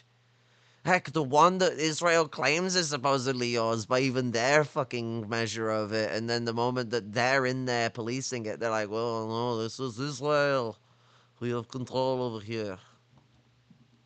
Wanton death of civilians in Gaza and what's happening in the West Bank too. Lots of awful stuff. That being said, I think the problem with Israel, just to try to explain what's happening there, because I do agree with you, is just like the media apparatus and the feeling that they have there. It's like there's not a lot of space emotionally, and like even the information that they're consuming, I think that would allow them to have that kind of like self-realization. And like you said, a lot of Israelis don't know what's happening There are necessarily. some. I mean, There are some, yeah, of course there's some. You know, we what was it in the fall? You had the publisher of Haaretz, you know, speaking out about what was going on there, and the paper was essentially, you know, a cutout, or there was an attempt by the government to basically shut them down on to some extent. I mean, so Well, so what's your yes, I explanation think that- why Israelis don't care? It's not that they're evil, right? Well, I think, look, there's, I'm sure that there is a mass, you know, sort of like a failure to deal with trauma. I think, but I think some of it is, frankly, is a racism, and I think, you know, how can you explain, you know, how can I explain how I just watched a clip of people at a Trump rally chanting USA, USA, to watching a video of people being, you know, taken into that prison in El Salvador and having their heads I mean, I don't know how I can explain that. So I don't know how I could explain how the Israelis are able to the extent that they can see what's going on in Gaza, have that reaction. But I know that it's wrong. And I think, you know, some of it undoubtedly is a racism. Some of it is, you know, maybe some type of mass failure to deal with trauma. I mean, I don't know all those things. I think, you know, part of it, I think there's some of the makeup of, you know, immigrants to Israel over the past several decades. I'm sure all of that enters into it, and I'm not in a position to sort of like be able to psychoanalyze it beyond the sort of, you know, vague notions. Sure. But yeah, and I agree. From my yeah. perspective, it's gobsmacking, and you know, to me, it has shown, and you know, I never identified myself as a Zionist as a kid, or you know, through the years, and I never identified myself as an anti-Zionist. I don't think I, you know, I think those, it wasn't really until someone heard me articulate my perspective on this that they referred to me as anti-Zionist. And I have, you know, I don't really care one way or another how I'm labeled. But it, to me, it shows a failure of that system of government that Israel has. And it has failed both from a perspective of, what I think some people had as a notion of Zionism in the 19th century. It has been a failure in terms. I don't think the 19th century. I think he also means like Einstein and all that, and like the mid 20th century, where they wanted like this. Actually, some of the early 20th century was like it as well, because Lawrence of Arabia believed in this kind of Zionism too, where it was the idea that it would been like some multi-ethnic, like Jewish or Hebrew, Arab like state in Palestine. That type of Zionism washed away the moment the Zionists wanted to work with the Nazis and take their white supremacist stomp all over there. It's why like the Balfour Declaration is like, I mean, part of it was a rug pull from the British, another part of it was that some of the Zionists weren't in for the we have a state, Palestinians have a state. It was a complicated mess. Not to say that Zionism was ever principled either. Like these guys were still pushing for colonialism. It's just some of them were a little nicer about it, Those Zionists lost out. You get your Night of the Long Knives. In terms of keeping Jews safe, frankly, it seems to be have been a massive. And Einstein's a good failure. example because Einstein disavowed Zionism. Like when we're looking at this kind of understanding of Zionism, Einstein very quickly turned around and disavowed Zionism when he saw what it actually meant and what it was. And so I can't operate as someone who lives in Israel, but I can operate as someone who is an American in terms of like what we support, which is why I think we should end all aid. And as a Jew who sees my religion being used as what I perceive as a fig leaf for what Israelis or Zionists are doing, and so I mean that's where I'm coming from with this. That I don't know if there is a psychological state that can justify this. In fact, I don't think there is, and so it's just an attempt to understand, not justify, because I mean it is what it is, right? Like it is the way that it is, and so that's for a reason, and it's just trying to explain it. That's all. I agree with everything you're saying, but actually, one thing I want to pivot to and ask you about. Do you think that we should cut all aid to Israel? I think that'd be justifiable, yeah. And we're talking about like military aid and stuff. Yeah, for sure. Israel. I mean, just military aid. This is the thing: is that he's like, oh yeah. Well, we're just talking about military aid, right? No, all aid, all trade, all connections, economically, and all that in support of Israel must be cut off because Israel is committing a genocide, so they shouldn't get shit. Like, the fact he, tries to chop it down to just military aid, it's like, no, we gotta stop it all. Israel is committing a fucking Holocaust. Imagine us, sending, fucking, Amazon selling, fucking shit to, well, literally, do you know what it is? This is literally Ford. We don't even need to make it up an example about World War II. This is Ford. Ford with his fucking motor car company in Germany during the war. Does anyone here think that Ford doing his business in Nazi Germany in 1941, 42 was a good thing? Him suing the American government and winning for bombing his slave factories in fucking Germany. Was it? It might have been in France. It was in one of the. It was either in one of the occupied countries or it was in Germany. But they bombed some of Ford's factories that was being ran by Jewish slave labor, Jewish Roma, communist, concentration camp labor, and he won that case against the U.S. government. But yeah, that's the framework of it. It can't just be the weapons, guys. It has to be everything. We must isolate Israel. It's why it's bullshit where he's like, oh, the Israelis, they feel isolated. Good, that's the point. They should feel isolated because no one in the world should want to do any business with them while they're doing a fucking genocide. And as Sam said, it's like they should have a bit of awareness about them that, if there's any knowledge about what's going on over here, their incapacity to move to stop it Like, no wonder they're gonna feel lonely. No one's gonna wanna like support them other than other apartheid countries. Something they should fucking know. Something they should understand. Well, them and the colonialists, the imperialists, they got bargain to play with this. But I mean, people, the civilians of a country that are actually gonna like these guys, like the majority, what is it, like 70% of Zionists are evangelical Christians. So, like, you know, if that tells you anything about support for Zionism, like, I don't know. If that doesn't tell you about, like, what Zionist support is sourced from, then I don't know what will. Israel can make their own bombs and shit. Every if they need, like, they don't need American military. Yeah, I agree with you on that. I think they do need it to do what they're doing, without a doubt. And well, what I mean is they're not entitled to it. To say more accurately. Yeah. So yeah, I think military aid should be cut for sure until. How as a Jew, and you know, I mean, obviously you have a different connection to Israel than I do, as you know, through your family and whatnot, and through having lived there. But as a Jew, I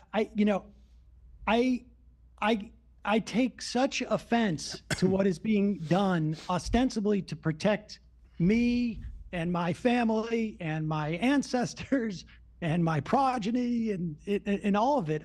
It is, I mean, I think it's, I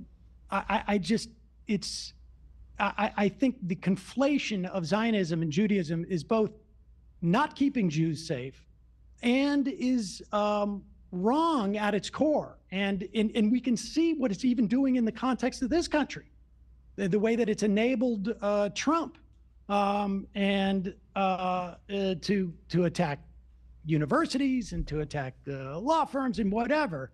And so I don't know. This is a big thing where the Arab Accords and the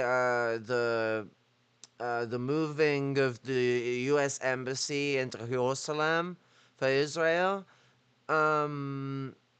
that was the big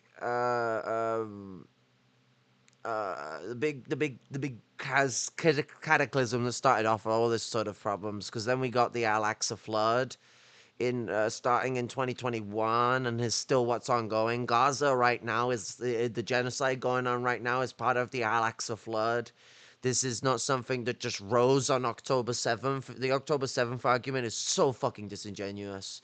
It's back to 2021 with the Al-Aqsa flood. And heck, the March of Return is also a big part of this too, you know? Like, I mean, the fucking everything all the way back to the fucking Balfour Declaration is all a big part of this, but it all interleaves, all intersects, all progenerates. But I mean, we're looking at, like, right now, the March of Return, the Second Intifada, the March of Return, the fucking the Al-Aqsa flood caused by Israel's emboldenment by the United States under Donald Trump, and then also with Biden's Amazonist bullshit. And if you agree with that, genocide. Great. If not, I'm happy to discuss it with you. Yeah, no, I mean, I agree with everything you're saying. And part of the reason why, like, this chasm started between me and, you know, Hassan is very influential. So when he decides that somebody is an enemy of the movement for criticizing him, which is what I perceive happened, then it kind of becomes reality. For example, one of my criticisms of his is him not supporting Kamala Harris. Now, would she have stopped the war and been like a perfect dove? I don't know. But I know she would have been better than Trump. I know that for sure. Trump's posting like this insane Riviera, Gaza, the Riviera with Trump hotels. I mean, that's and like he's sending the 20-pound bombs. He's telling Netanyahu, you have a blank check to do whatever you want. Now, like, it just came out that Biden didn't, did nothing to. I mean, listen. Kamala Harris. Now,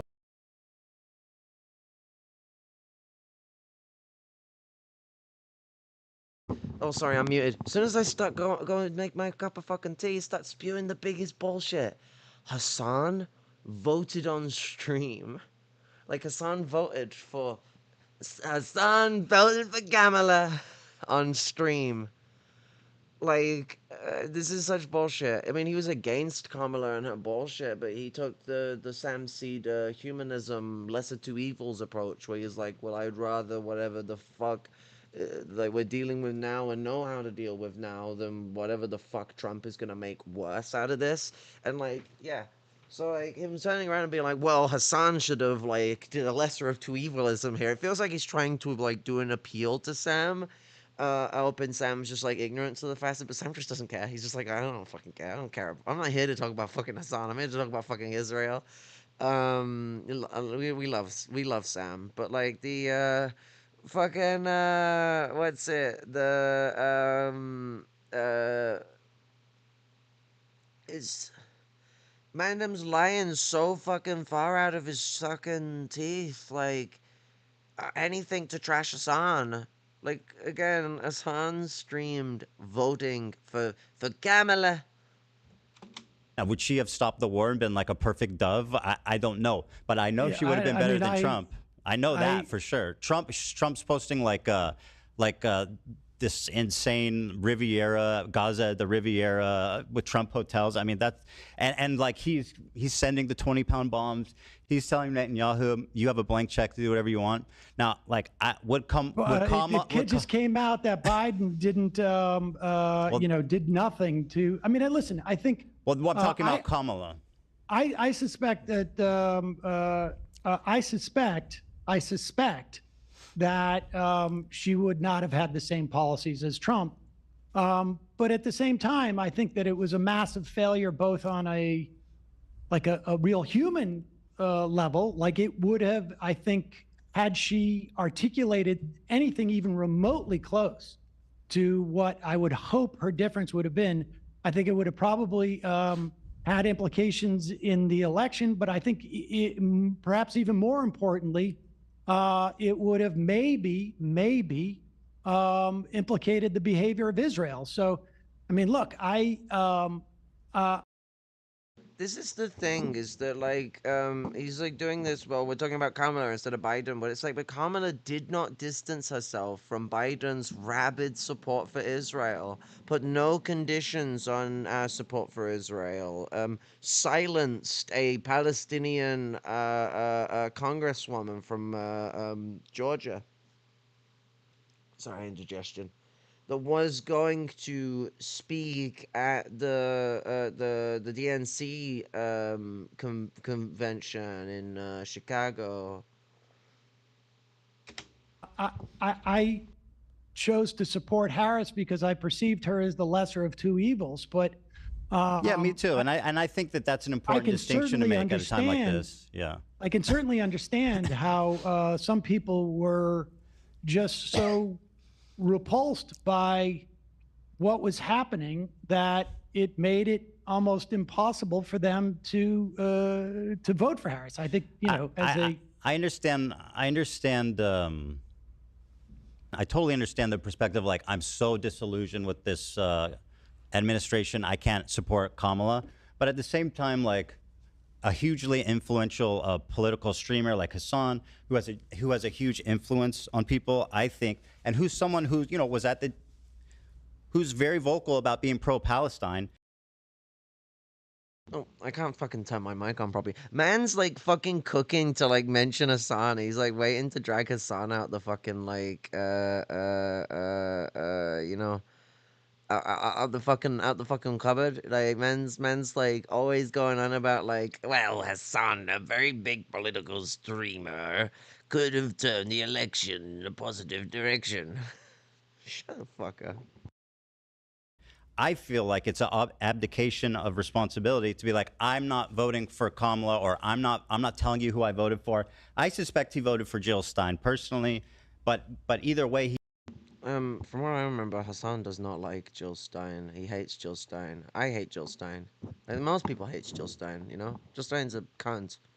He hasn't said, and he wouldn't endorse her. Now, like, if you're just like a random protester or whatever, and like, you're like, I'm so disgusted, I don't want to vote, that's fine.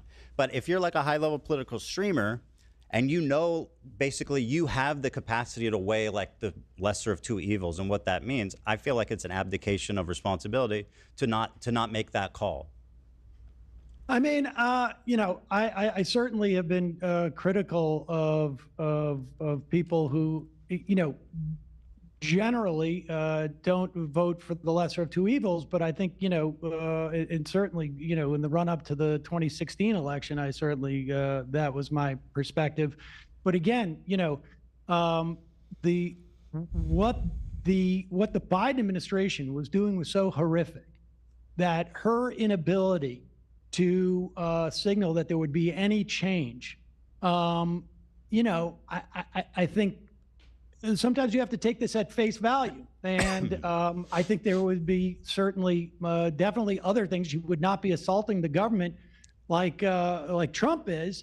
But, I think probably this is the first election in as long as I've been doing this, and I think it's been 5 elections now. I mean, I'm old, that I couldn't really condemn someone from taking that position based upon what we were seeing. I mean, this is... It's not just some random person. I do, and I'll tell you why. Kamala Harris... Who's that? JP? That's Sam Seders. The Majority Report is an amazing YouTube channel. I should have whacked the link in my description. I'll update it in a bit. Majority Report, amazing YouTube channel. Like, a lot of the time when I'm like not going super like, I mean, it's deep enough but for like a nice like overview. But if I'm not going in for like the deep in reading articles, like a grueling cross-referencey side of fucking trying to look into what's going on in the US, Majority Report, great way to just watch the screen and learn about what's going on with the USA. And even a lot of like foreign policy things and what's going on in other parts of the country. They sometimes talk about certain things in the UK, but they mainly focus on the US. But they like have a phone calls open for people who live in the US to call in, have conversations with Sam, does debates with libertarians. Oh, the guy everyone hates. I don't know. Like you didn't have context then. I don't know when I said what. Like.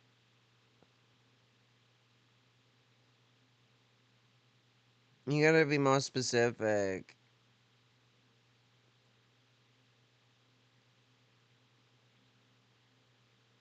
I have showed you that channel. Okay, good. But yeah, I should put it in the description. Majority Report are amazing.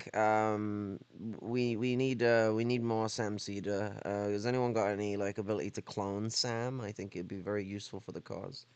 If we could just get 6 Sam Seders up in here. Come on now.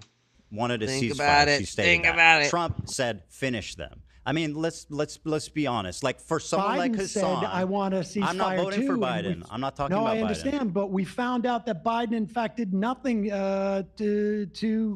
to bring that about. So, Well, like, you can talk about Biden. I'm talking about Kamala Harris.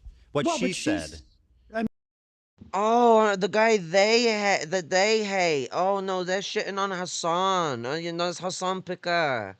Hassan Picker, he went and voted for Kamala on stream, and like fucking Ethan's like, no, you didn't even pull people to vote for Kamala. You didn't even fucking try and get his like people to vote for Kamala. Hassan, like fucking Sam is saying here, turned around and said like, yo, I understand people in this election not being able to do no lesser of two evilism, but still said that he would do it. Like, and he said that if Kamala would stop the support for Israel's genocide and would start supporting actual ceasefire, actual peace, he would have gone canvassing for her. And he voted for her on stream. So to turn around and say that Hassan, like, wasn't fucking showing, like, any level of support for Kamala is fucking insane. It's just that Hassan spent his time criticizing them because the Democrats didn't deserve his fucking support. They deserved his criticism. And if they were fucking wise, they would have learned from it. But yeah, that's what we're on about. Sorry, I got confused. Let's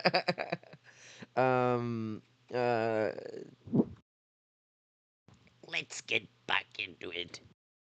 I mean, well, she's the vice president. I mean, at the end of the day, she doesn't really do that much, right? No. But I'm talking about the candidate. That's an inane way to look at it. Biden, as a president, said he wanted a ceasefire. She, as a candidate, said, I want a ceasefire. Well, do you not? Even if you're like, I don't know how much I trust them. One's like, I want a ceasefire, and the other one is like, finish them. Well, listen, I think it was certainly obvious to me that Trump was going to be worse, but I think like if you're trying to get the candidate to show some indication of this, I can understand that. I mean, I wouldn't do it. I would disagree with it, but yeah, and I get your point too. not- Like ultimately, I understand why people wouldn't want to support them because of what they've seen, and like that, it feels like it feels like it also shows a morally, tremendous amount of just like electoral malfeasance on her part. I mean, they made an active choice. And I think, you could have put that Palestinian lawmaker from Georgia on stage. They made an active choice to signal to whomever they were signaling that they weren't going to do anything. Now, I happen to believe that she would have been better on this than Trump, but they were making an active choice to do that. I mean, it was really electoral malfeasance on her part, in my opinion. But I don't know what the point of litigating this is per se, but well, we're talking about kind of my criticisms of Hassan and how this well, let me show you this. I don't care about. I know. Honestly, I'm like Let me show you this. This is more. I honestly. Like, yeah, you don't care. I know. I don't care. I don't. And why should you? Oh my God, he's having his Tim Pool moment, everyone. Look, he's having his Tim Pool moment. This is the deontological. This is the deontological section of the debate. Like man's having his deontological versus utilitarian argument here. Like Sam's told him twice that he doesn't care, which is exactly what happened with his temple. The prophecy has spoken. The mighty beanie has spoken. My God. My criticisms of Hassan and how this I don't. Well, let me show you this. I don't care. Yeah, about, I know. Honestly, I'm like Let me show you this. This is I'm more. Not, I don't. I honestly. Like, yeah, you don't care. I know. I don't care. I don't. And why should you? I don't blame you. We talked about anti-Semitism, and you think that I don't want to put words in your mouth, right? But you seem to have conveyed that, compared to the destruction and everything happening, the genocide, the loss of life in Gaza, the humanitarian crisis in Gaza, that obviously that's way more important. So let me show you an example of something. And again, I know you don't care about the drama. To me, this isn't drama. This is one of the biggest, most influential streamers spreading something that I think is really dangerous. And you can agree or disagree, but it's a oh my short God, clip, this bit is you tell me what you think. Fucking funny. Hassan spits fucking fire here, like. Oh, you're on about Jill Stein. Oh, yeah, no, Jill Stein is the leader of the Greens Party. Sorry, okay. Jill Stein was the leader of the Greens Party. She fucking is a Putin stan. She's a fucking Raytheon, what's the word, where you fucking investor. She invests into Raytheon. She invests into an oil company. I can't remember the name of it, but yes, it might be BP. But yeah, so she's got a shady as fuck track record. Sorry about that. I got confused in the jumble of like fucking names because these have voted, and I thought you're on about because yeah, no worries. Fuck me. That's the Jill Stein. We need to do a fucking video on Jill Stein at some point. Jill Stein is a fucking absolute, like, fucking madhouse of a thing to jump into. Fucking her involvement with Russia, especially, but also her, like, tacit support for all sorts of, like, fascistic shit. She picked a transphobe. Well, trans people are a major minority group being targeted at the moment in the election cycle that was going on. And right now, in the after fact, she chose a transphobe to be her vice president at that point in time. And that's the lefty Greens looking out for the working Greens. Like, other than like the Greens in Germany, the Greens don't have this lefty like thing going about them. Typically, they got lefties in there, but there's eco-fascists too. It's not one-dimensional.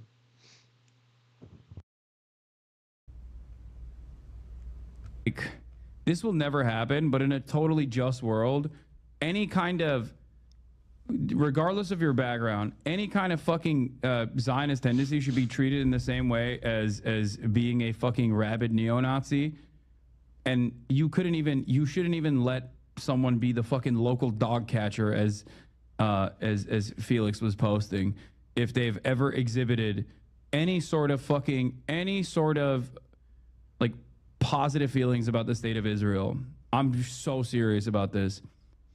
Now, by the way, he didn't misspeak. He doubled down on it yesterday. He said, no, I agree. That's what I think. Now, just to recap, he says, anyone that's had positive feelings at any point about the state of Israel is a neo-Nazi that's not fit to be a dog walker. Now, to me, that seems like extremely... I like how he changed it to fit. Like, he didn't say fit in the sense of like able to be. He's saying that these people shouldn't even be allowed to be the local dog walker as like a way of making hyperbole and the idea that they shouldn't be in power. Like, that was what he was talking about. Like, this is such a disingenuous snippet, mischaracterization of what, like, Hassan was even on about. Like, oh my God. And again, Sam doesn't care.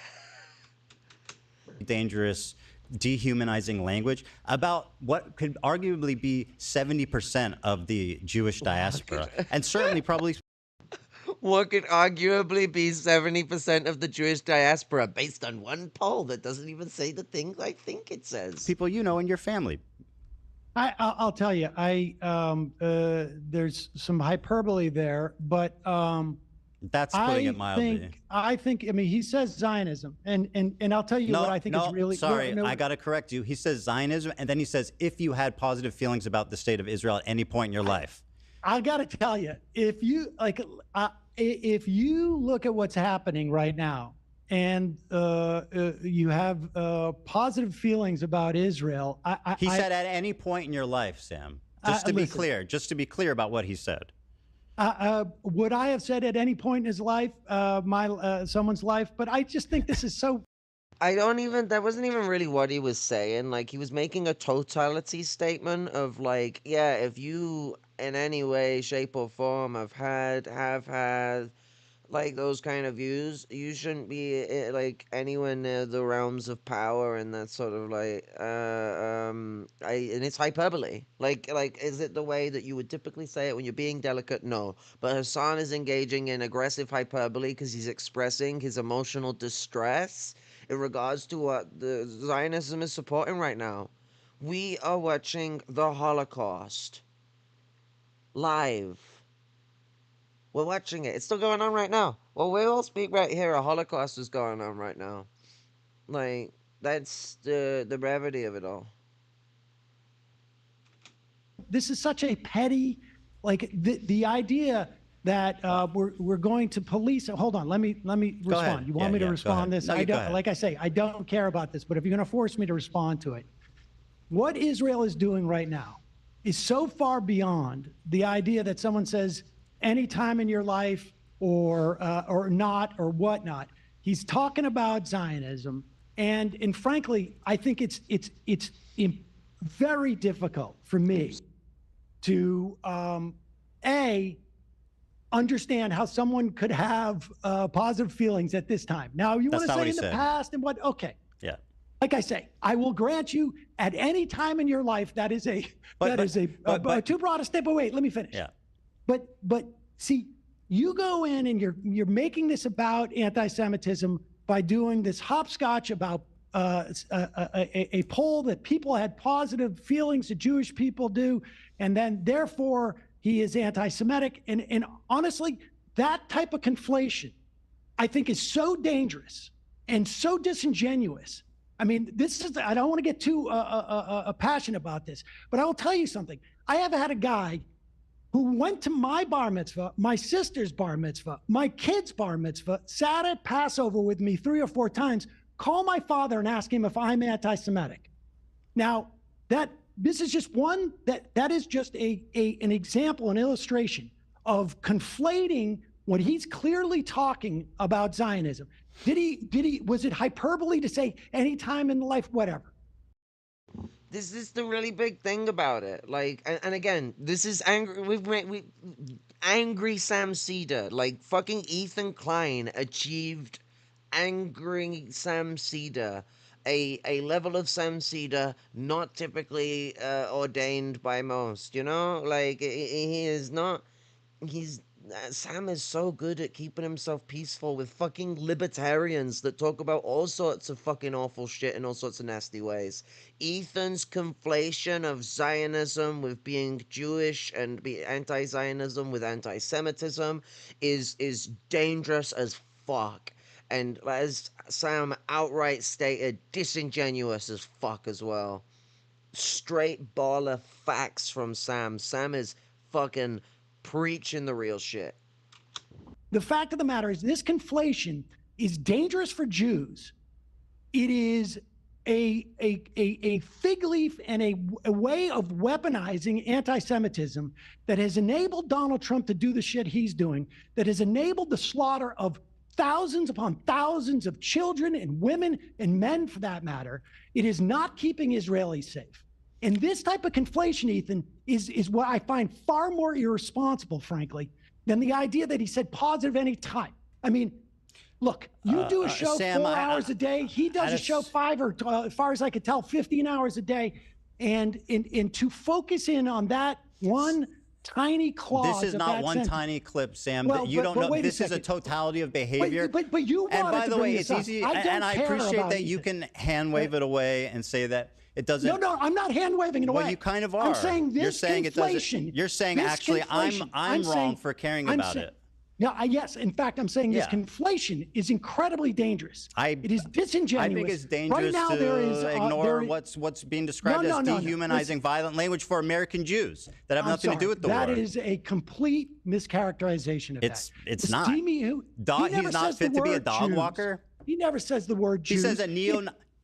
Listen. How many members of Kufi have positive feelings towards Israel? Let me see. Wait. How many millions of members of Kufi, the Christian organization, have positive feelings for Jews? It is clearly not a function of their Judaism. It is not a function of their Judaism. And it gets into how, like, a lot of anti-Semitic evangelical Christians, just to unwrap this a bit, a lot of anti-Semitic evangelical Christians who hate Jewish people love Zionism and love Israel. So, like, when you conflate Zionism with Jewish people, it's dangerous in a lot more ways than just tying people to the Israeli fucking state. It's a lot more diverse of a problem than that.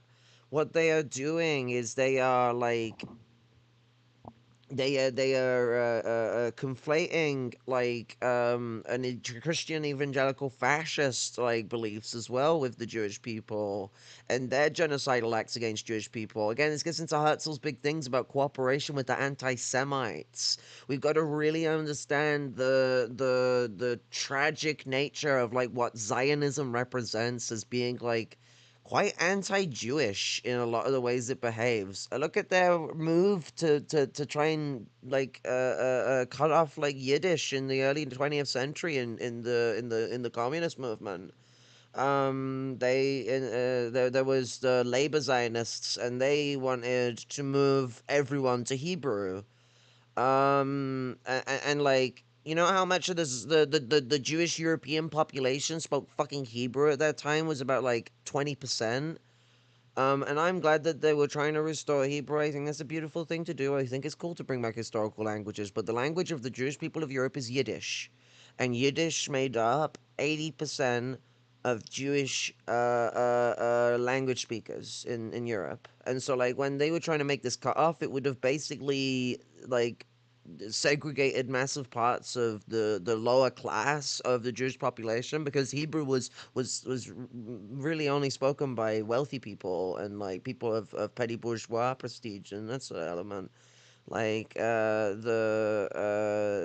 proletariat and even the labor aristocracy are this sort of kind of inside the you know, the Jewish Socialist, Bund, and other groups like this, but also just the general proletariat of these groups are Yiddish.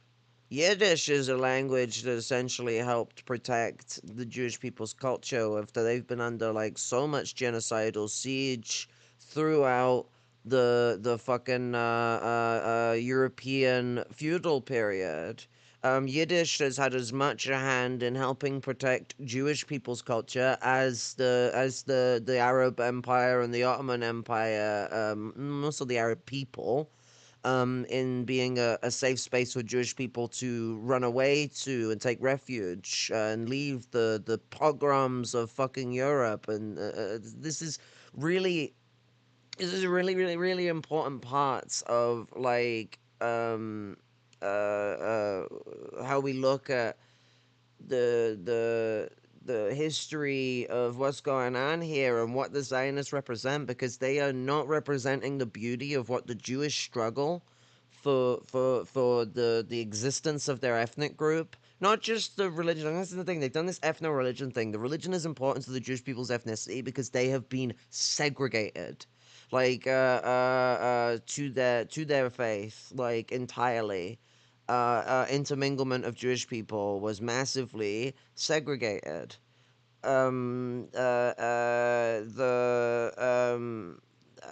like what like they have done instead of like in their approach towards this, if they've combined that like aspect and used that trauma that's associated with their culture as a people, but made it about the religion instead of about the ethnicity. And that's why you get like a lot of anti-Semite Zionists that actually are ethnically Jewish themselves, but they will make the difference between ethnic Jews and religious Jews, and it gets like so real fucky.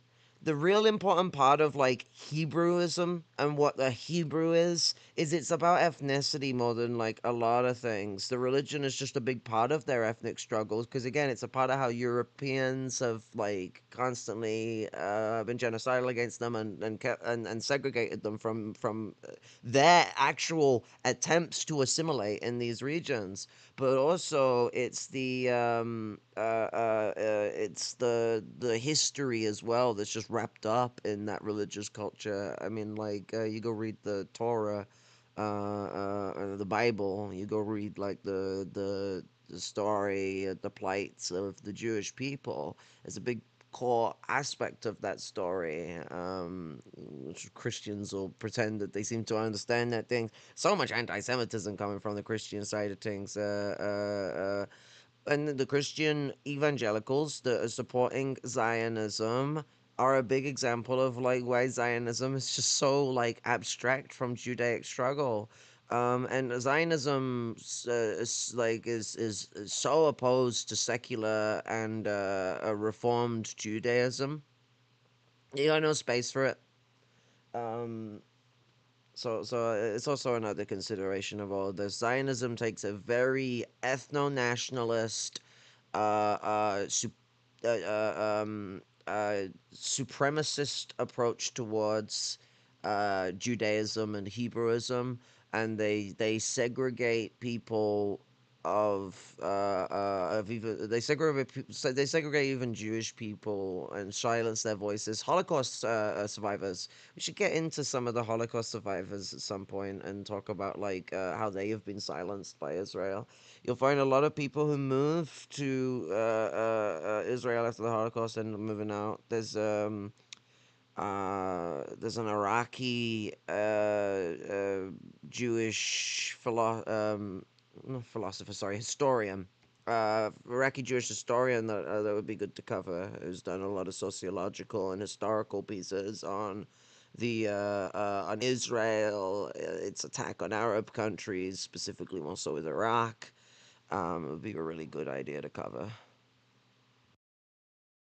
And so But it not describes specifically- most Jews. No. Yes, it does, Sam. It describes most Christian evangelicals too. It may do them too, but it also describes 73% of that Jews. is not anti-Semitism.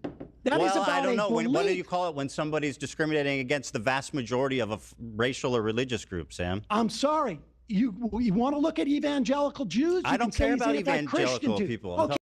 The idea that it's discrimination to call out Zionism is so fucking, like, it's so mental. Like, what the fuck? I shouldn't word it like that, but yeah, that's mind-blowing. Like, what the fuck? Okay, but I'm talking about the way you're constructing this. I And think so you you're. can say the same thing about Christian evangelicals too. It is not anti-Semitism. It is not. It Well, just so, isn't. like, taking one example in isolation, which is what we've done here. Well, you're the one who gave it to me. Yeah, well, I don't even well, want to talk about fundamentally, it, I but I'm disagree with using you. your example, and in that instance, that is not anti-Semitism. Well, I And this disagree. Conflation. Okay, well, that's our disagreement. Yeah. But I think that conflation is incredibly dangerous. Well, I It's disagree dangerous as well For on that. Jews, I think- it's dangerous for this society. I think, frankly, I think it's dangerous to what I perceive as hand waving what's happening here. I know you said you aren't doing I'm that. not hand. He's the one hand waving. Right now, Americans are being rounded up for being Palestinian protesters. With you know, El Salvador is being used as a fucking concentration camp, and American President Donald Trump has threatened to send American, quote, homegrowns, end quote, to El Salvador. He wants to target the Palestinian Intifada and the protest movement tied with it, you know, like in America. This is a big part of what's going on with this sort of shit. You know, Donald Trump is a part of a big move on the capitalist class for fascist violence. People and Zionism has been a big push for Trump to be able to have this fucking power grab. Again, like I say, all this shit has ties back to the moving of the capital of Jerusalem into the move of the embassy into Jerusalem. Fucking hell, I'm doing an Ethan and giving fake news. They moved the U.S. embassy into Jerusalem, and that was one of the big, and the Abraham Accords. Those two things were what kicked off the Al-Aqsa, the Israel's push to do the Al-Aqsa slaughter and the slaughter in Jerusalem. They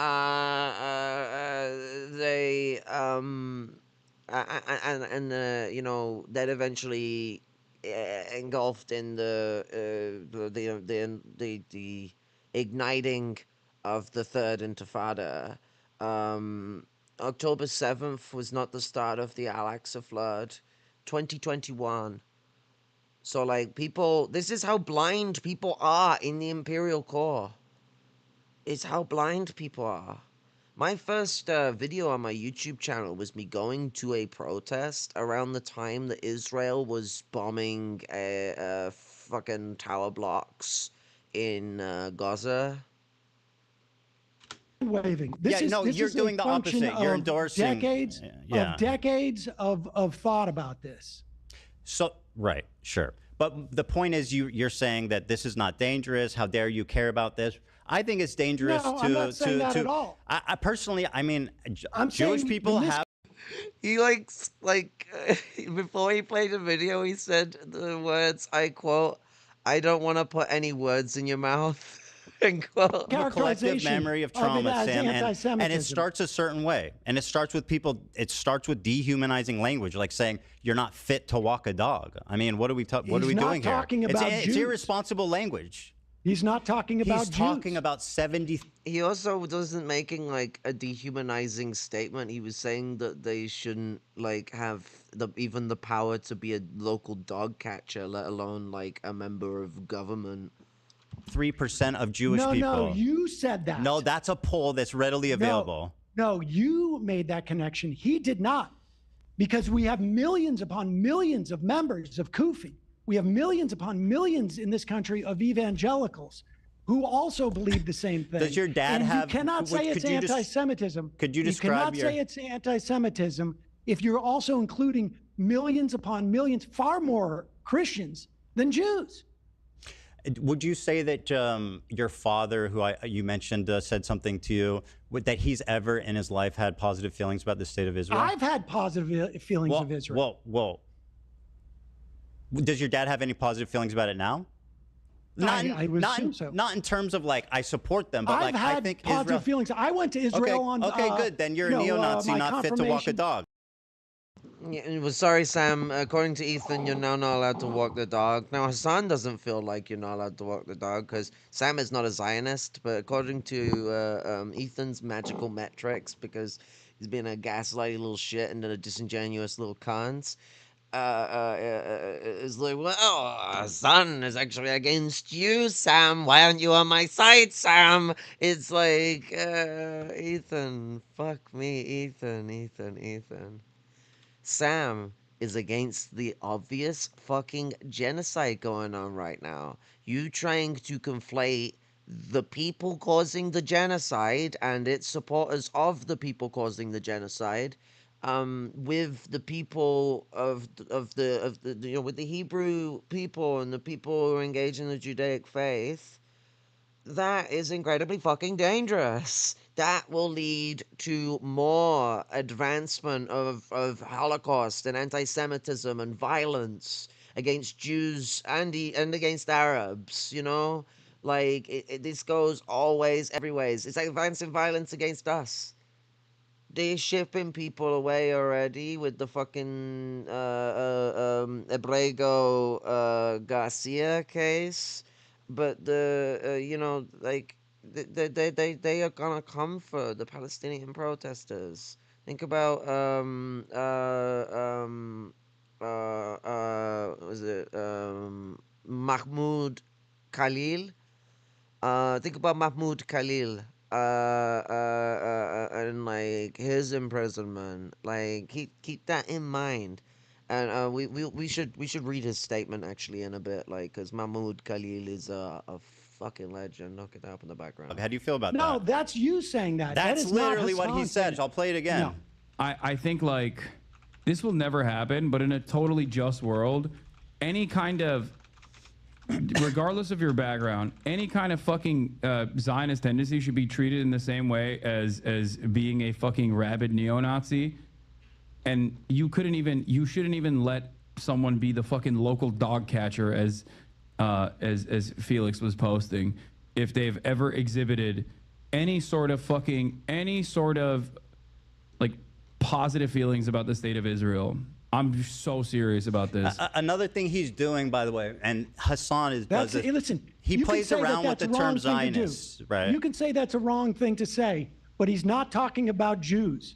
He's talking about people who have exhibited these positive feelings, and that includes millions upon millions of Christians. More Christians. Okay, well, listen, I don't think they're neo-Nazis, not fit to walk dogs, you know, either. I think it's insane language. Listen, you don't want to tell me that you have never engaged in hyperbole. You and I both are in this business, and we do that. Yeah, you're right. You're right. You know, I just think that, you know. Yeah, I mean, Ethan's like, for better or for worse, a comic. Like, you telling me like a comedian doesn't know what fucking hyperbole is? I find it funny when you call it hyperbole. You know, he doesn't know what hyperbole is. Like, come on now, Ethan.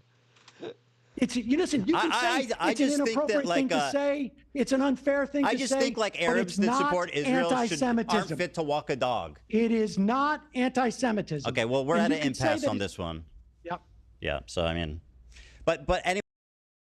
I think RSPCA should have took Hitler's dog away from him. That's my hot take against Ethan. He's saying neo-Nazis should be allowed to walk dogs. I'm saying they shouldn't. I mean, anyone who knows how abusive, like, fascist, gaunty gammons, we call them, y'all call them fucking, what is it, hogs. Y'all call them hogs, we call them gammons. You know, fuck, like, like shit. Okay, well, we're at an impasse on this one. Yep. Yeah, so I mean, but anyway, another thing he does is he says Zionist tendencies, and he's someone that plays around with Zionism. He calls me a Zionist, and again, I know we're arguing here about semantics of what Hassan said, but I don't think that you could accurately characterize me as that, as it's used colloquially. You don't know, right? But he's saying Zionist tendencies. What does that mean? What's a Zionist tendency? I don't know. Yeah. you're going to talk to him on Friday. You can ask him what his Zionist tendency is. Sure. I mean, a Zionist tendency, I mean, like a fascist tendency. I mean, that's what I was seeing Hassan talk about it. He's going, fascism! Zionism is fascism! Just to bring how Hassan would have handled the moment. That's the big aspect of it, is Zionism is a fascist ideology. So, like, when you're saying Zionist tendencies, you're talking about the different, like, justifications for Zionism. Liberal Zionism is a justification of Zionism as a fascist and ethno-nationalist ideology. Suppose, I would guess, and like I've looked at polls too, where people have various different understandings of what Zionism is, but I think it is my guess, and I don't know what he was thinking specifically, but the notion of an ethno-state that engages and allows whatever in the name of Zionism allows for this mass slaughter, I think is horrific. Sure, me too. Okay. I mean, then I think we the three of us agree on that regard. Yeah, I think we're so. Another thing is, like, to take it even further. I mean, Hassan pretty much openly supports Hamas. Let's not talk about Hassan. Let's talk about this. Sure. I mean, what do you want to ask me? Well, I mean, if you want to ask me about, I mean, well, let me. I'm not here to explore. Yeah. I have a list of things that. But if you want to talk about Hamas, I mean, I think. Look. Well, how do you feel about Hamas? I mean, Hamas are, it's Hassan's handlers. You see, like Hamas. Hassan has been working for them. I know. I have intel.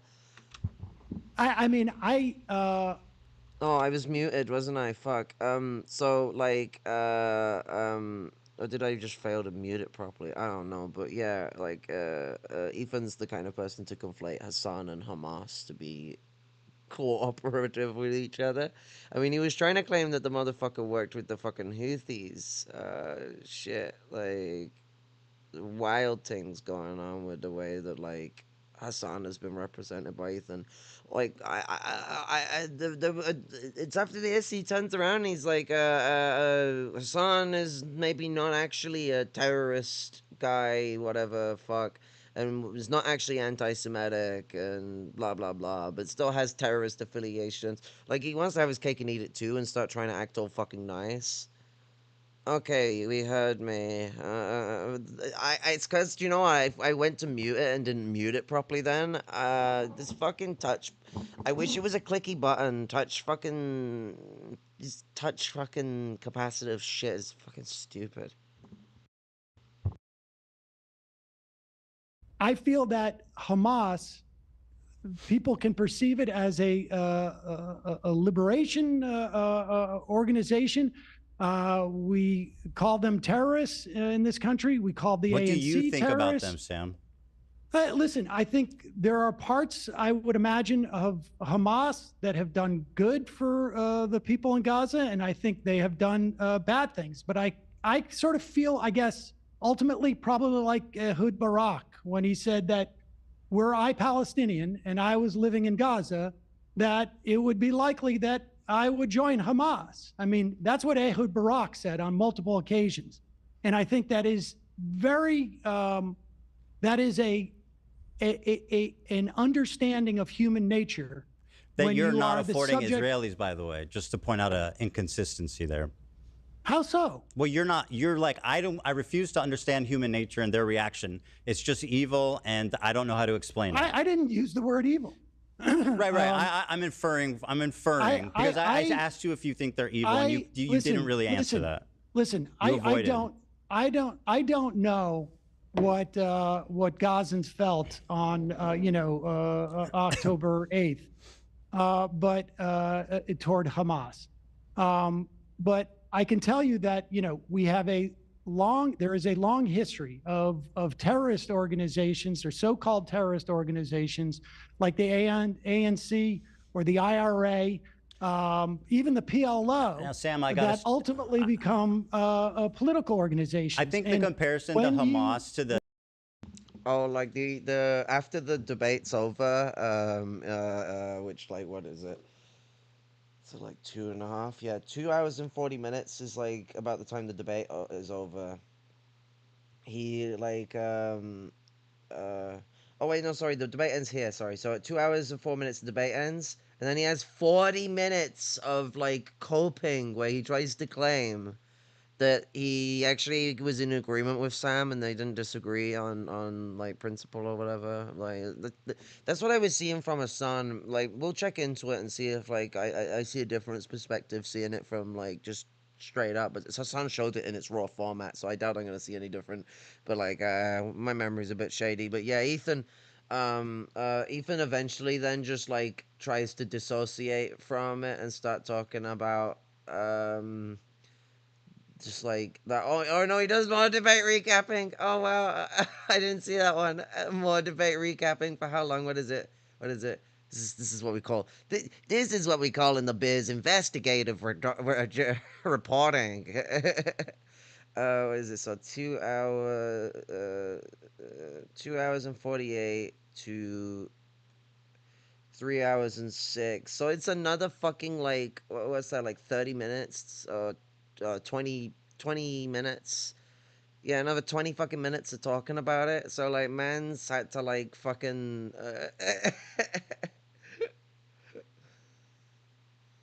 I remember him bitching about Sam being more hostile and coming at it all hostile, and I'm like, Sam was peaceful until you started like saying dangerous anti-Semitic like shit.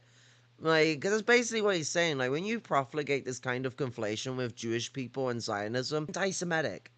I can't say it anyway for you. That is anti-Semitic. To what happened in South Africa is insanely disingenuous, and I personally hate when people. Oh no, Before he even turns around and says that fucking Nelson Mandela was like non-violent, we should find Nelson Mandela on the justification for violence in.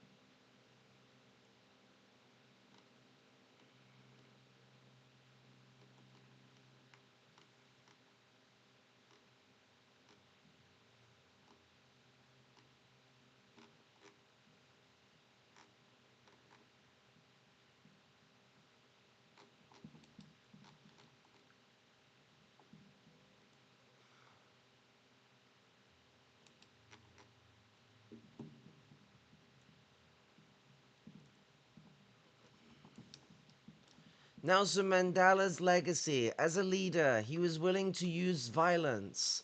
Johannesburg, South Africa. Nelson Mandela's South Africa's first black president is a giant in the world of liberation heroes, up there with Mohandas Gandhi and Martin Luther King Jr. But unlike Gandhi, who said that nonviolence and truth were inseparable, and King, who famously declared that violence was immoral, although King actually did change his perspective on that later, and actually always still showed understanding for why people engaged with it. Mandela embraced armed struggle to end a racist system of apartheid. To many South Africans, particularly within the African National Congress, Mandela was a great man, partly because of his willingness to use violence, not in spite of it. Many believed apartheid would have endured much longer if he hadn't rebelled and overturned the ANC's long-standing non-violence policy. As a young man, Mandela's favorite sport wasn't a team sport like soccer with strict limits on contact. Boxing was what thrilled him. As a young politician, his rhetoric was angry, uncompromising, and inspiring. His aim was to incite revolt.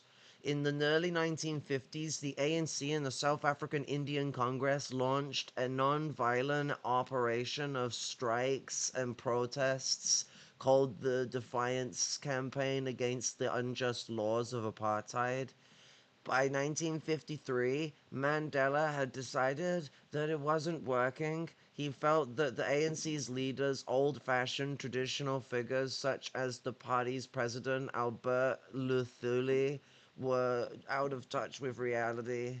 In September of that year, he made a speech in the Johannesburg suburb of Sophiatown that was to be the later famously known as the, quote, "no easy walk to freedom," end quote, address.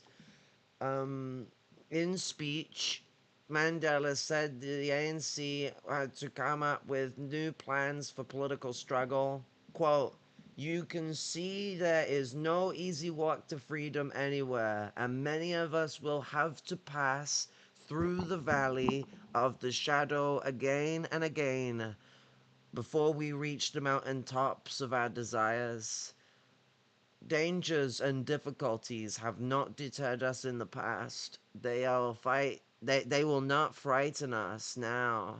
But we must be prepared for them like men in business who do not waste energy in vain talk and idle action," end quote.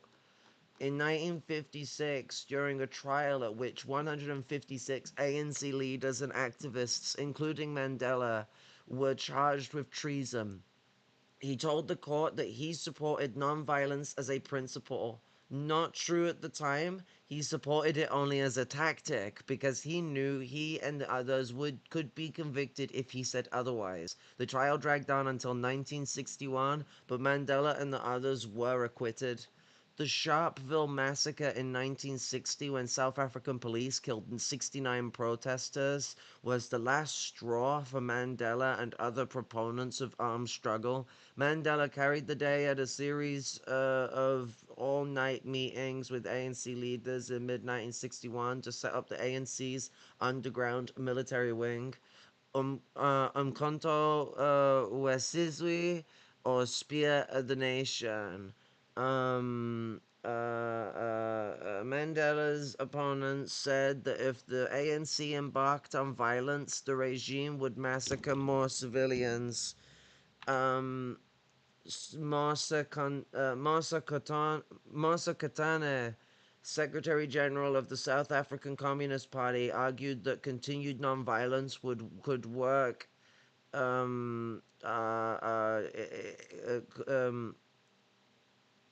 Argued that continued nonviolence could work if activists were more imaginative.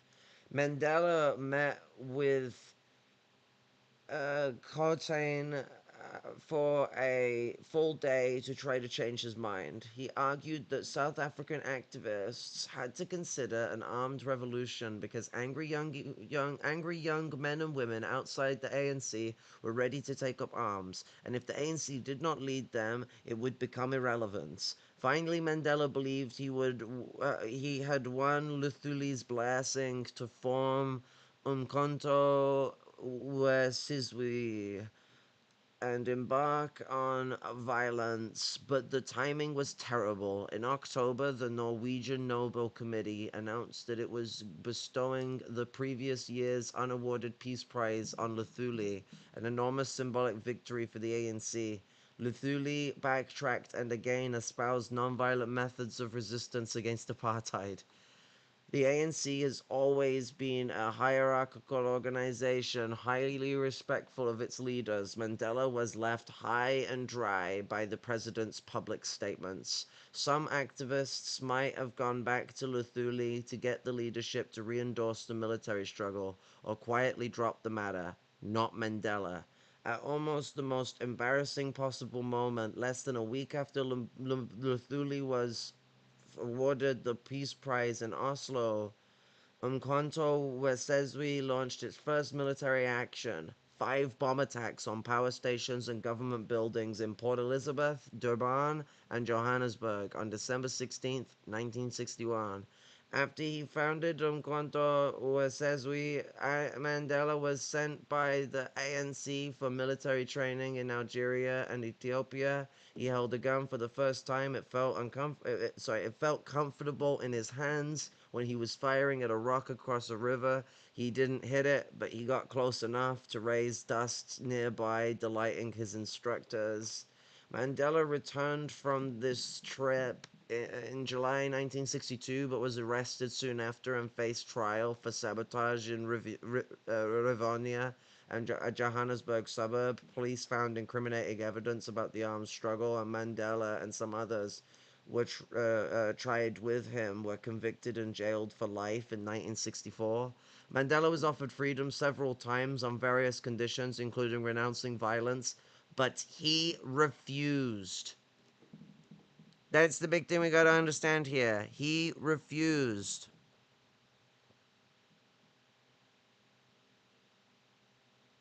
Oh, does it? Shit. Like,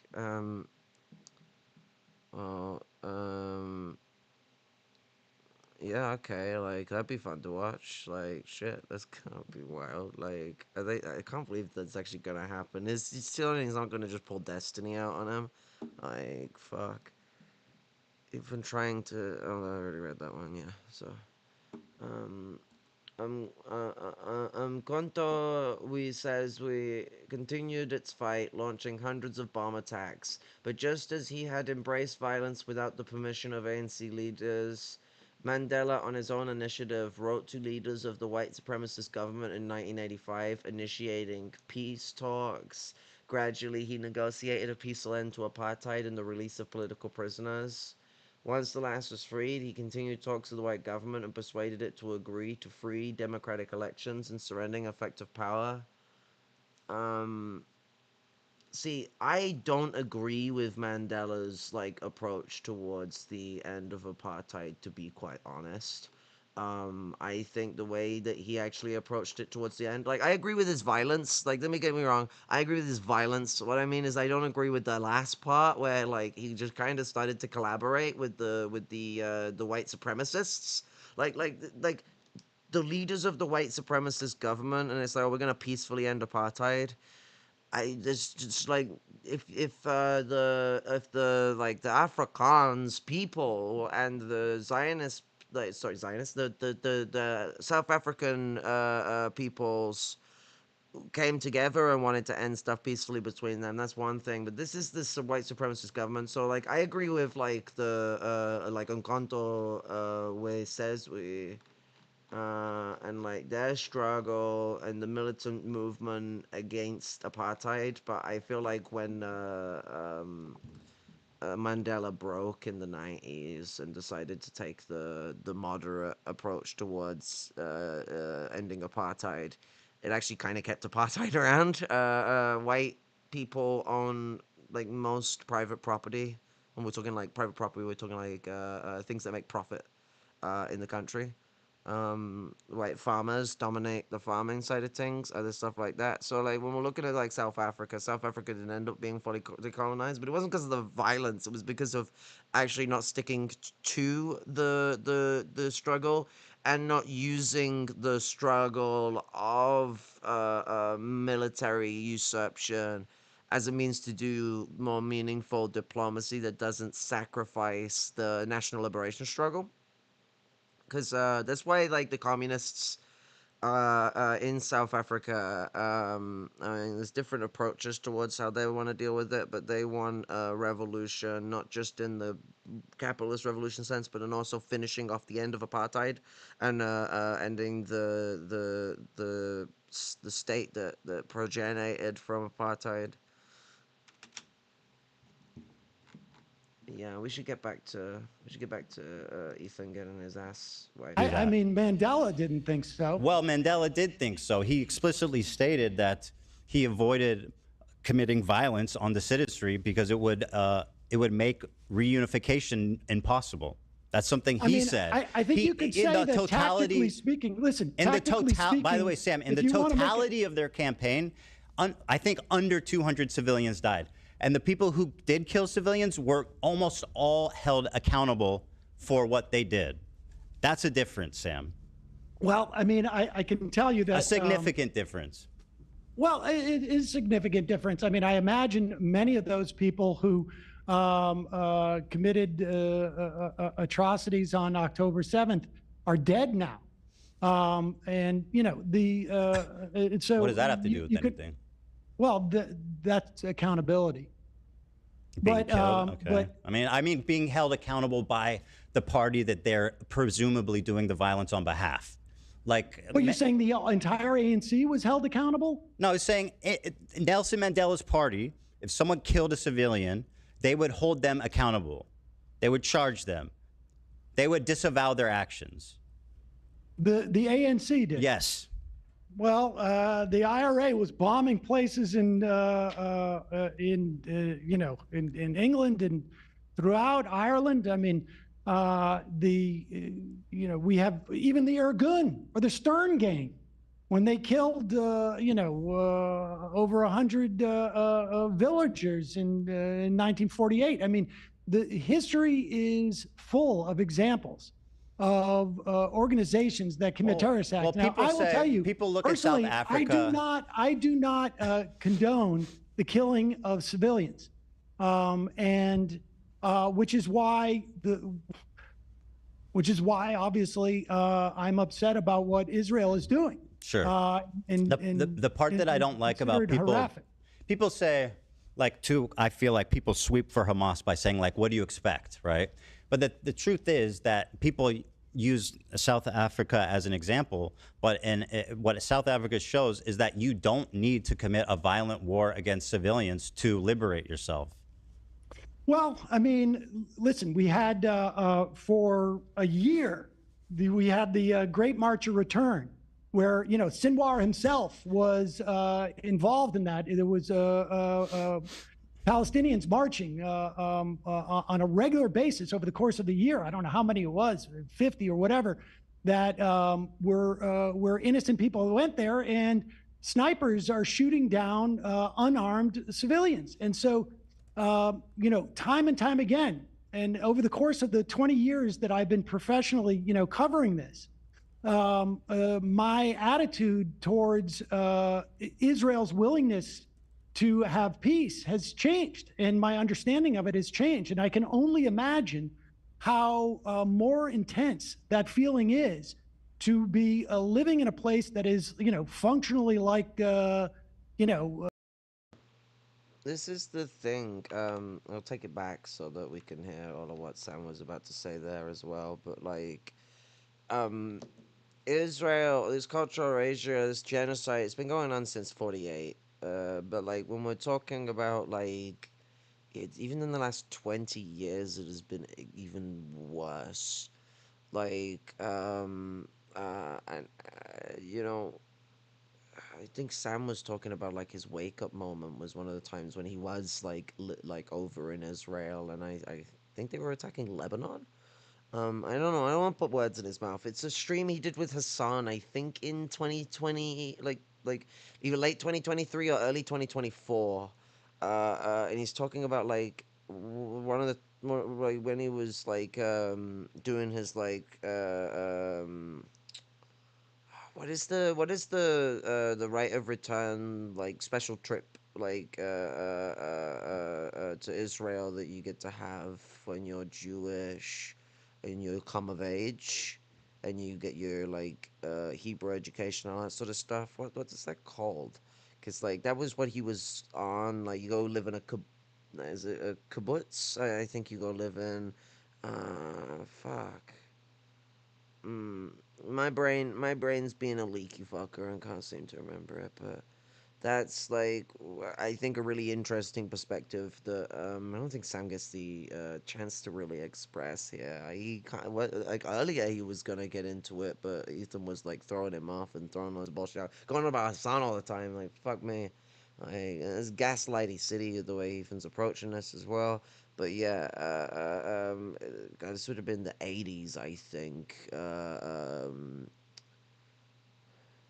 My brain is saying 84 was what he said in the video, but again, I'm fucking not got the greatest memory with the fibromyalgia, yeah. So like, fucking, my ass like might not be the best at remembering where I go on with that sort of thing. So, hey, but yeah, let's get right back into the news. To be living in a place that is, functionally like, the Warsaw Ghetto, insofar as like you don't have access to resources, you have 50% unemployment. It's a hybrid of the Warsaw Ghetto. Fuck me, I'm like paused there I'm doing the EFIM where I pause every like fucking 2 seconds. Or Sam where he's got like 1,000,001 points to reaffirm because Tim Pool says so much in like such a short period of time, so you pause it and you press play again. It's like, hold on a second. But like, yeah, it's like the Warsaw Ghetto combined with like is it Birkenau? Auschwitz, or like Dachau. The apartheid that is Actually, it might be Birkenheim. I might be like confusing Dachau into Birkenheim. It's either Birkenheim or Birkenau. I can't remember. taking place in terms of the West Bank. I mean, I agree with those characterizations, by the way, Sam. Just to say, but I can't imagine that my response wouldn't be to pick up a weapon.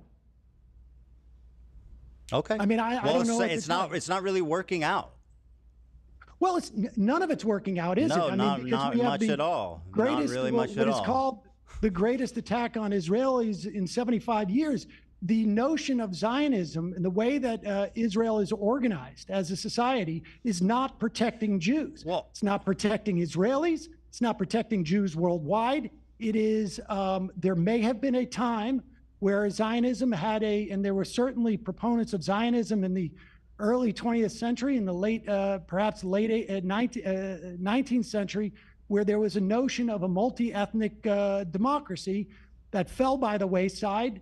Folks like Hannah Arendt and Einstein, left the Zionist Congress and yeah, this is what I was mentioning earlier with like how Einstein was into the Sam Seders is amazing.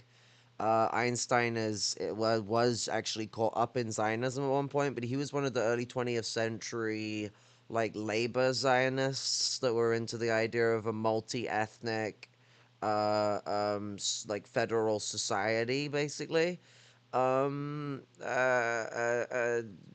Einstein figured out that that's not what Zionism's about, he left the Zionist was it the Zionist organization? Was it called the Zionist Foundation? We'll let Sam drop the beat. And Einstein, left the Zionist Congress and Congress. That was it. Yeah.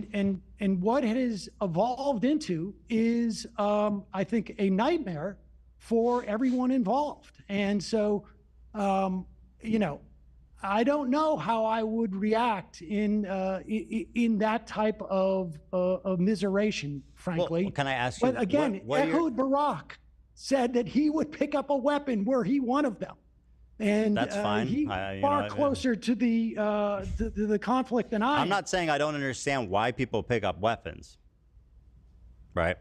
So let me ask you this: what do you think about October 7th attack? What do I think about it? Yeah. I mean, it was horrific. Mm-hmm. And this was like a military action by Hamas to what end? I mean, I suspect. I mean, I don't know what the strategy was. I mean, they attacked 2 military bases. I don't know if they were aware of that the dance. The Nova rave. Yeah, I don't know if they knew that rave was happening. I suspect it was to derail the Abraham Accords, which were going to leave the Palestinians out of the equation, where an authoritarian you leave out that they attacked kibbutzim, by the way. No, yes, of course they did, but I'm saying that they. I don't know what the strategy was on their part. So what do you think? Like, would you expect the response of Israel would be to that? I had no doubt on that day that Israel was going to respond. Go I insane. mean, Yeah, right. It was going to be horrific. We all knew. yes, but I think I think the lack of proportionality was just beyond, frankly, late. So I took Sam back a bit, maybe a bit too far, but because I need to bring something in. We can call this comedy relief of some kind, but also just Matt Leib being a legend with the way he it's basically nailing Ethan. This is so Ethan here. Like, let's just Zionist, and I have to say that I actually do agree can I close the with a comments? lot of what the pro-Palestinian left has How to do I say close about the Israel. comments? The occupation is awful and it needs to end. The settlers are crazy. We have to do something about that. Netanyahu is a criminal. He's going to lead Israel to ruin. The 17-year siege of Gaza has been brutal and it is completely unconscionable. I agree that Israel is essentially, in parts of it, an apartheid state. But like the one thing is, after the 7th, the thing is that I don't care anymore. I'm bad now. Because, here's the thing. After the 7th, I just kind of realized if it's us or them, then it's got to be us. No more them. I never thought I could be a fascist, but I think I'm a fascist now. And it's kind of great because I have all these new friends. Me and Amy Schumer and the ugly guy from Stranger Things. And I'm getting all these new job opportunities. And I'm like, okay, if this is what... I didn't know that fascism came with stuff. If I had known that, I'd have been a fascist a long time ago. It's kind of nice too, because now I get to be like, ooh, I'm bad. So I'm just going to be bad now. Like, I can still believe all that other stuff too, but just not now. I'm going to wait till later. But for now, I'm going to be bad. Okay. Bye-bye. So... My God, like, he's just nailed it. Like... I'm bad now. Oh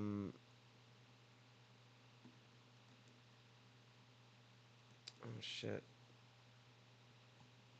Did I? Oh, I closed the. I'm bad now. There we go. I think a nightmare I know how to use the for browser. everyone Don't worry. involved. And so, I don't know how I would react in that type of immiseration, frankly. Well, can I ask you? But again, what are your- Ehud Barak said that he would pick up a weapon were he one of them. And That's fine. he's far closer to the conflict than I am. I'm not saying I don't understand why people pick up weapons, right? So let me ask you this: what do you think about October 7th attack? What do I think about it? Yeah. I mean, it was horrific.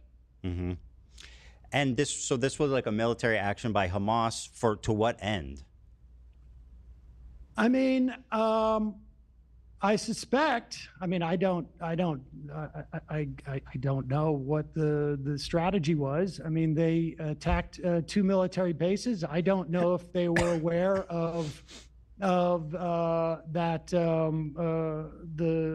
the dance. The Nova raid. I've got a theory about that. I think that the Israelis were baiting them to try and do a hostage grab. I think that the Israelis leaked the info that raid was going to happen.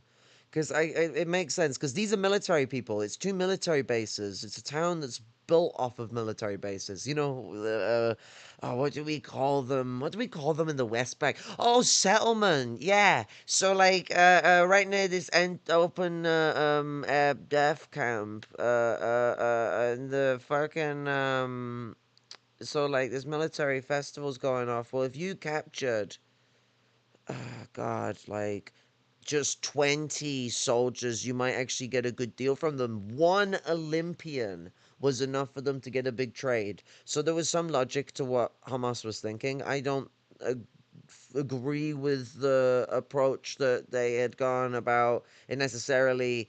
I how it was affected, but I'm not on the ground. Like, I can't tell you what's going on for Hamas, the Intifada, or anything else like that. All this like rape apology or accusations and shit like that we're seeing, where like they're like accusing them of doing like mass rapes. No fucking mass rapes have been in any way discovered or clarified or verified in any way, shape, or form on October 7th. It's a lot of bullshit. And also the 1,200 dead Israelis were mostly killed by the Zionists coming in with their helicopter, the IDF or the IOF coming in with their helicopter and fucking shooting civilians. Shooting civilians. Not necessarily. They were pushed to violence. The Al-Aqsa flood had already started in 2021.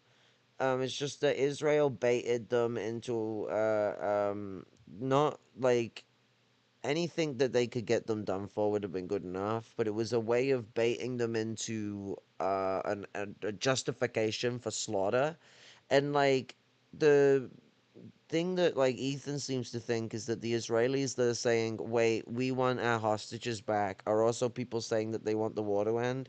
The Israelis are very much overwhelming compared to um uh uh Israel is engaging in an overwhelming response compared to like even how we've historically seen Israel deal with these situations, and that's in the context of understanding um uh uh, what's it oh shit, what was I saying? um with Hamas and all this sort of shit, like this uh fucking Israel's like justification, yeah, sorry, Israel's reaction has been like unexpected. Hamas has been blown back by it. I think it was like October 26th. Hamas turned around and said that they would return the hostages for a complete end to the conflict, the siege. And Israel said no. Israel said it would not end the siege if they returned the hostages.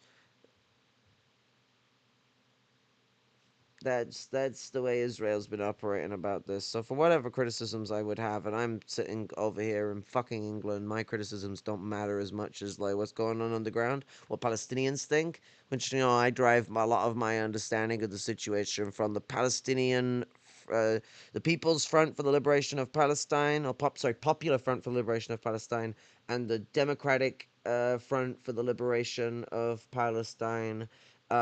These are communist organizations. They are a big part of the Intifada that is led by Hamas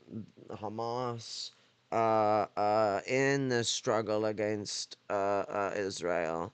And their criticisms and understanding of Hamas is the dynamics that we need in understanding this kind of situation. Hamas has problems, but Hamas isn't the problem. Israel is the problem.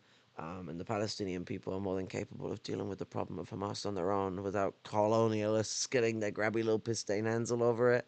And so, like, I mean, as the comrade in the chat said, when the only ideas or the only roots you have, it's not even necessarily the ideas of it. It's if the only like roots you've got are bad roots. Like, you've only got a pathway where you're gonna get raked with thorns, or you're gonna stand on loads of fucking nails, and you can't avoid any of these. These are all definite paths. You all get crushed with thorns, stabbed with fucking nails in the feet, stumble through and get cut up by scrap, rusty pieces of metal down this other path. Another path, you're gonna fucking I don't know, it's a slip and slide. Every time you try and stand up, you slip straight back on your ass and you move another meter by sliding. And it's just that's the only way you can move around. It's getting goofy, but what I'm saying is when all you've got is shit paths to walk down, you gotta pick one. You gotta fucking pick one. And all of them are gonna fuck you up in some way. All of them are risky. They knew that there would be a retaliation. They're not stupid. But like nobody could have in ever presumed that their retaliation would be 1941. Like no one could think that it would be fire up the fucking the genocide chambers approach towards the situation. They've committed a Holocaust right before our eyes. That's what we're seeing right here, you know. So like even compared to the genocide they've been committing against Palestinians for the last 70 years, this is like on a level. The 67, the war in 67 is the other time when they're this fucking rabid and bloodthirsty. And Netanyahu, since the late 90s, has been a part of the far right trying to push Israel to be like much more far right ethno nationalism, which is the heart of Zionism. So like it is what to be expected from that kind of project, and that's what Sam Seder is really trying to politely get this across to Ethan, that like maybe some people might have believed that there was something different about Zionism back then, but what Israel is doing now is showing to us what Zionism is in essence and in reality. Yeah, I don't know if they knew that that rave was happening. I suspect it was to derail the Abraham Accords, which were going to leave the Palestinians out of the equation, where an authoritarian You leave out that monarchy they state- attacked kibbutzim, by the way. No, yes, of course they did. But I'm saying that they, I don't know what the strategy was on their Okay, part. so what do you think, like, would you expect the response of Israel would be to that? I had no doubt on that day that Israel was going to respond. Go I insane. mean, Yeah, right? It was going to be horrific. We all knew. yes, but I think I think the lack of proportionality was just beyond, frankly, and I was aware that this was going to be a horror show, but I don't think I had the level of awareness of what they would do to go in and literally level it, destroy what is it, 80-90% of the structures in Palestine, bomb hospitals, that they would use. Well, Hamas did know that, because that's why they attacked. Food as a weapon. I'm more interested in like the justification for what they're doing probably there. Took hostages with the idea that they would be able to negotiate. I understand why they took hostages. I don't understand why they took children and elderly. I believe that they probably. I mean, this is all conjecture on my part, that they would be able to trade them as a way to inhibit Israel's doing what they're doing. And I don't know if they could have even imagined that. I'm not going I'm not going to endorse Hamas's strategy here. Well, I'm just trying to flesh it out here, because this is what I'm getting to is Hamas. I think they knew that this was the reaction that would happen. You know? I can't imagine that they assumed that there would be this level of destruction. I mean, that's why they hate Israel. I don't think they underestimate how violent the IDF can be. You know what I mean? That's why they attacked. I certainly underestimated that they would go this far. Use I didn't think they'd go this far, but bomb hospitals and shoot EMTs and have rules of engagement like this. I mean, and I think Hamas is certainly up to criticism for their strategy here. If that's an understatement.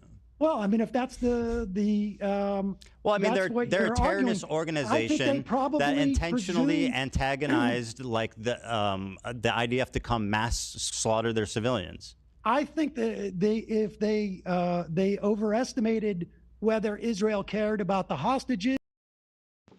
Sorry, I was typing something. So like Sam, mentions a really key thing with the fact that like the hospitals are being bombed, and the tunnels that are found underneath them that Ethan seems so garish to want to job as. fucking as terrorist built like Hamas like tunnels or whatever are actually Israeli tunnels from Israeli built hospitals. That's a really important facet when we get into a lot of this shit. I mean, Hamas has tunnel networks, but they're not fancy, high grade fucking tunnel networks. A lot of the time, they can be pretty deep underground. But Israel has bunker busters. Israel has bunker busters. We're not talking about. I mean, Ethan stops Sam from being able to talk about these things properly. Israel has bunker busters. You think an underground tunnel that's been dug, like hand dug, not dug with like fucking power tools or what the fuck, but like they just be digging fucking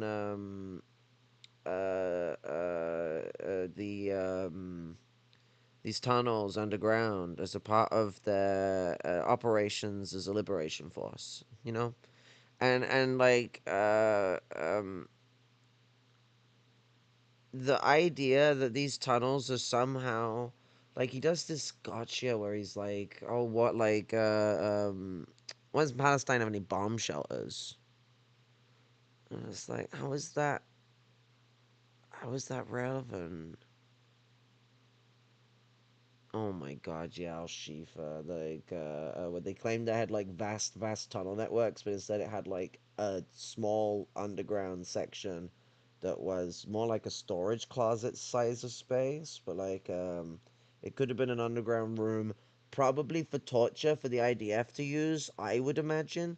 But like, it might also have been for some like underground medical stuff, maybe like to do shit while being bombed. It didn't seem like there was enough space for that level of like functionality of it.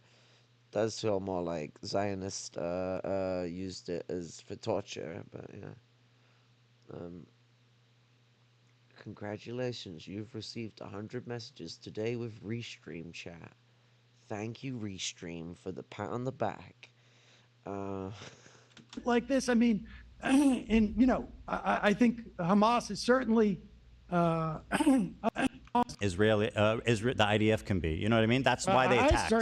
I certainly underestimated that they would go this far. Use I didn't think they'd go this far, but bomb hospitals and you know, shoot EMTs and you know, have rules of engagement like this. I mean, and you know, I think Hamas is certainly up to criticism for their strategy here. If that's an understatement.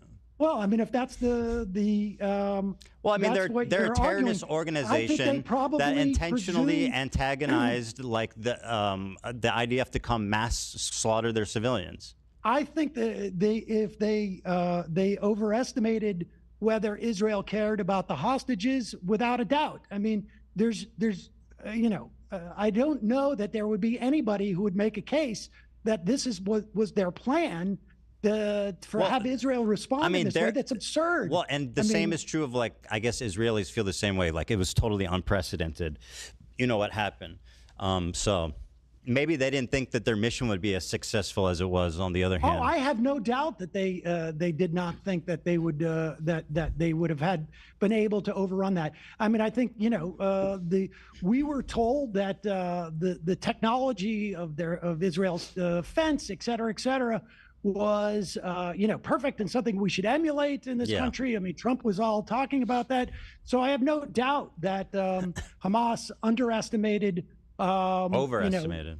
You know, or overestimated the IDF. Yeah, I got you. What they would be able to, you know, what kind of destruction they would wreak, and they underestimated the violence that Israel would perpetrate on Gaza. I don't know that anyone could have imagined that Israel would have engaged in this level of destruction and immiseration and bombing churches and bombing hospitals and blowing up universities and destroying the infrastructure. I mean, bombing buildings that are thousands of years old.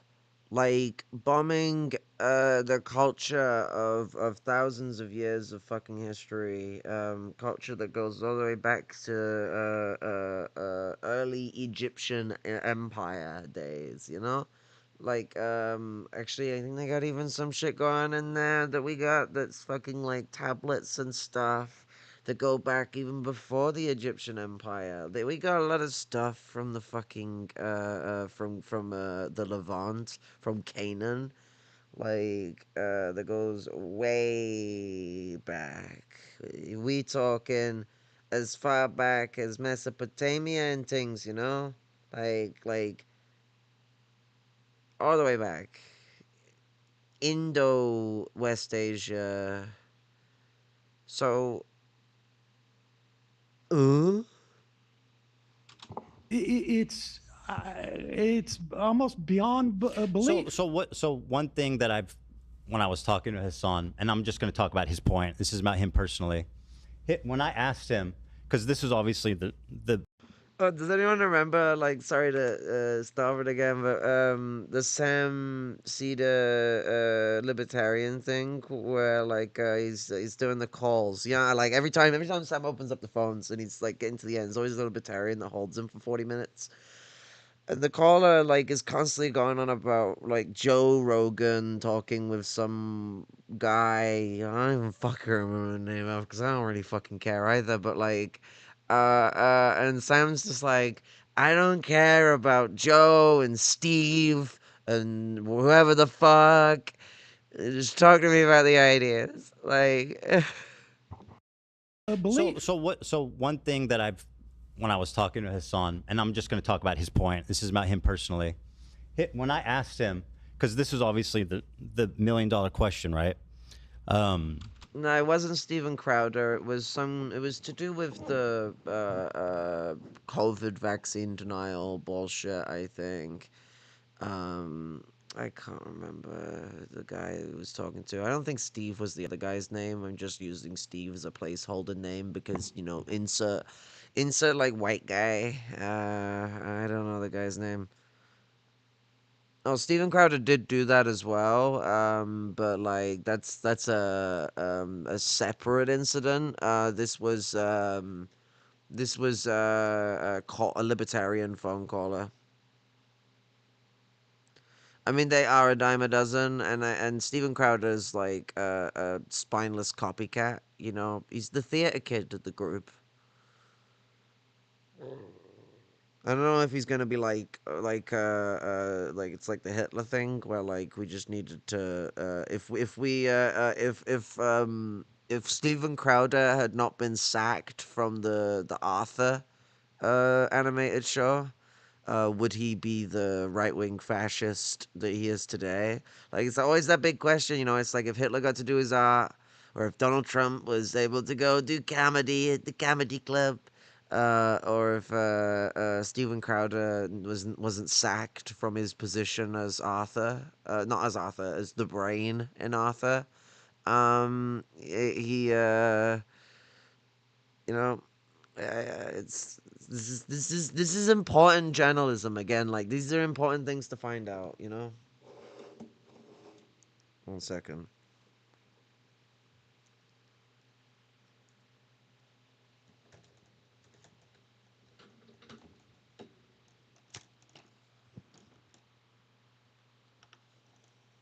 Huh?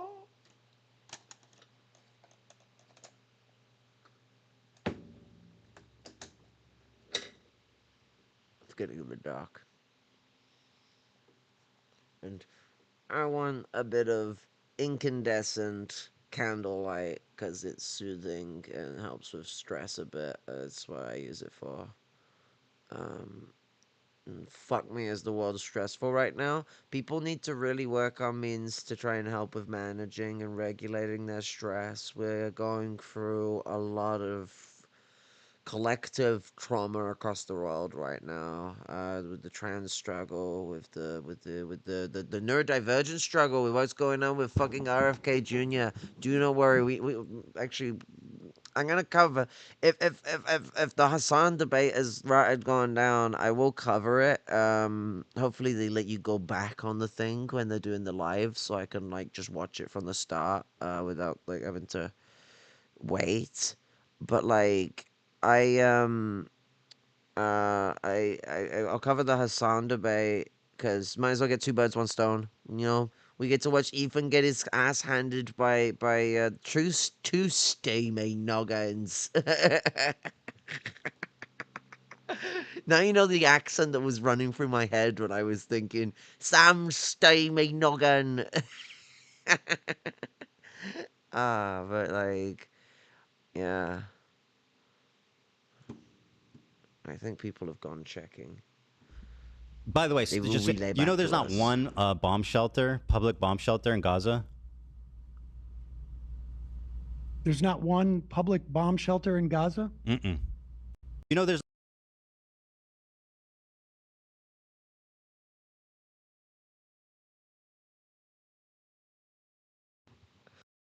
Fuck's sake, I'm not unmuting my mic properly. This mic is annoying. I need to like hold it like in front of me like this, like a dillweed.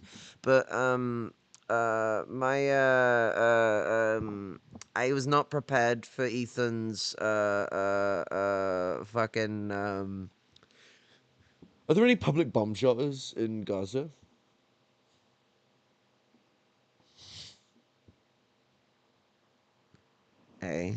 Bunker busters will destroy your bomb shelters, underground, overground, wherever on the ground you make them. 2, Palestine needs permits to build anything.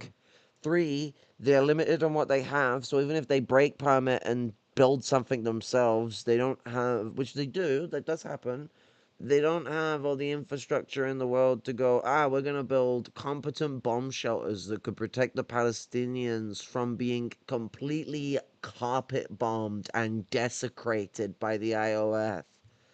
Like, the cheek, the actual fucking cheek to go, well, did Hamas build any bomb shelters? Because they've got underground tunnels that were dug by fucking hands. Not by hands, dug by hand, you know, like with tools. And aren't like well, you know, they're not reinforced, and they're not very well enforced in a lot of places anyway, because these tunnels are made in a point of resistance where these people are in a very deep and dark struggle right now with the way things are going in. Yeah, I mean, it's like the big question of like, why are they slaughtering people? You know, always ends up being a bigger issue than like, did Hamas build bomb shelters? Oh, shut the fuck up. At his point, this is about him personally. When I asked him, because this is obviously the $1 million question, right? By the way, just you know, there's not one bomb shelter, public bomb shelter in Gaza. There's not one public bomb shelter in Gaza? Mm-mm. Look at how proud of himself he looks. Look, he's made, like, this is his big magnum opus. Look how proud he is. This is he's like, nope. I need to go full Ethan Klein. Nope. There's not a single public bomb shelter. I found out from my great intelligence that there is not even a single public bomb shelter in all of Gaza. This is a crime of Hamas. Hamas did not build the public bomb shelters that would have allowed the Israelis to safely bomb Gaza. This is why we must deport them elsewhere.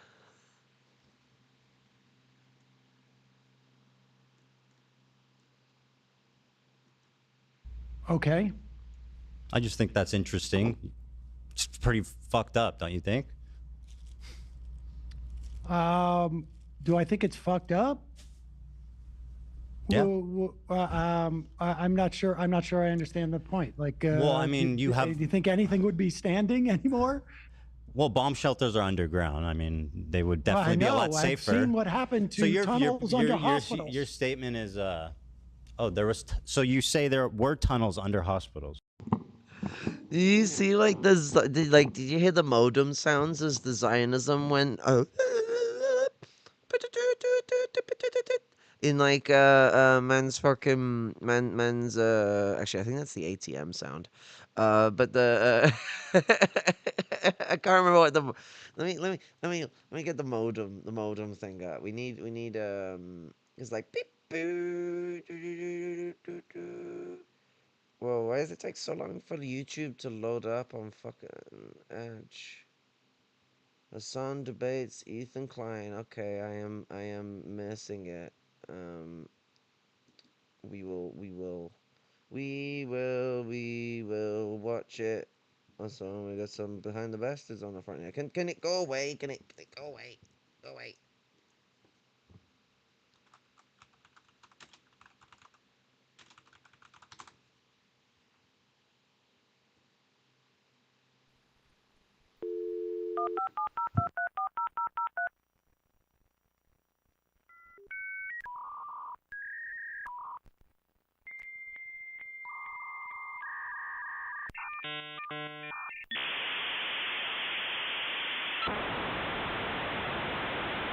Bomb shelters are underground. I mean, they would Well, I definitely be a know. lot I've safer. seen what happened to So tunnels under hospitals. your statement is oh, there was so you say there were tunnels under hospitals.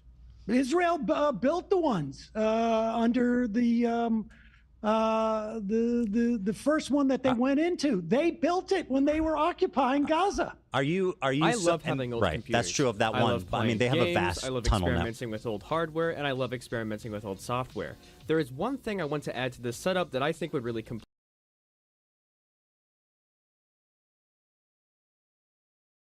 Balanced? I would say no. I've obviously given less time.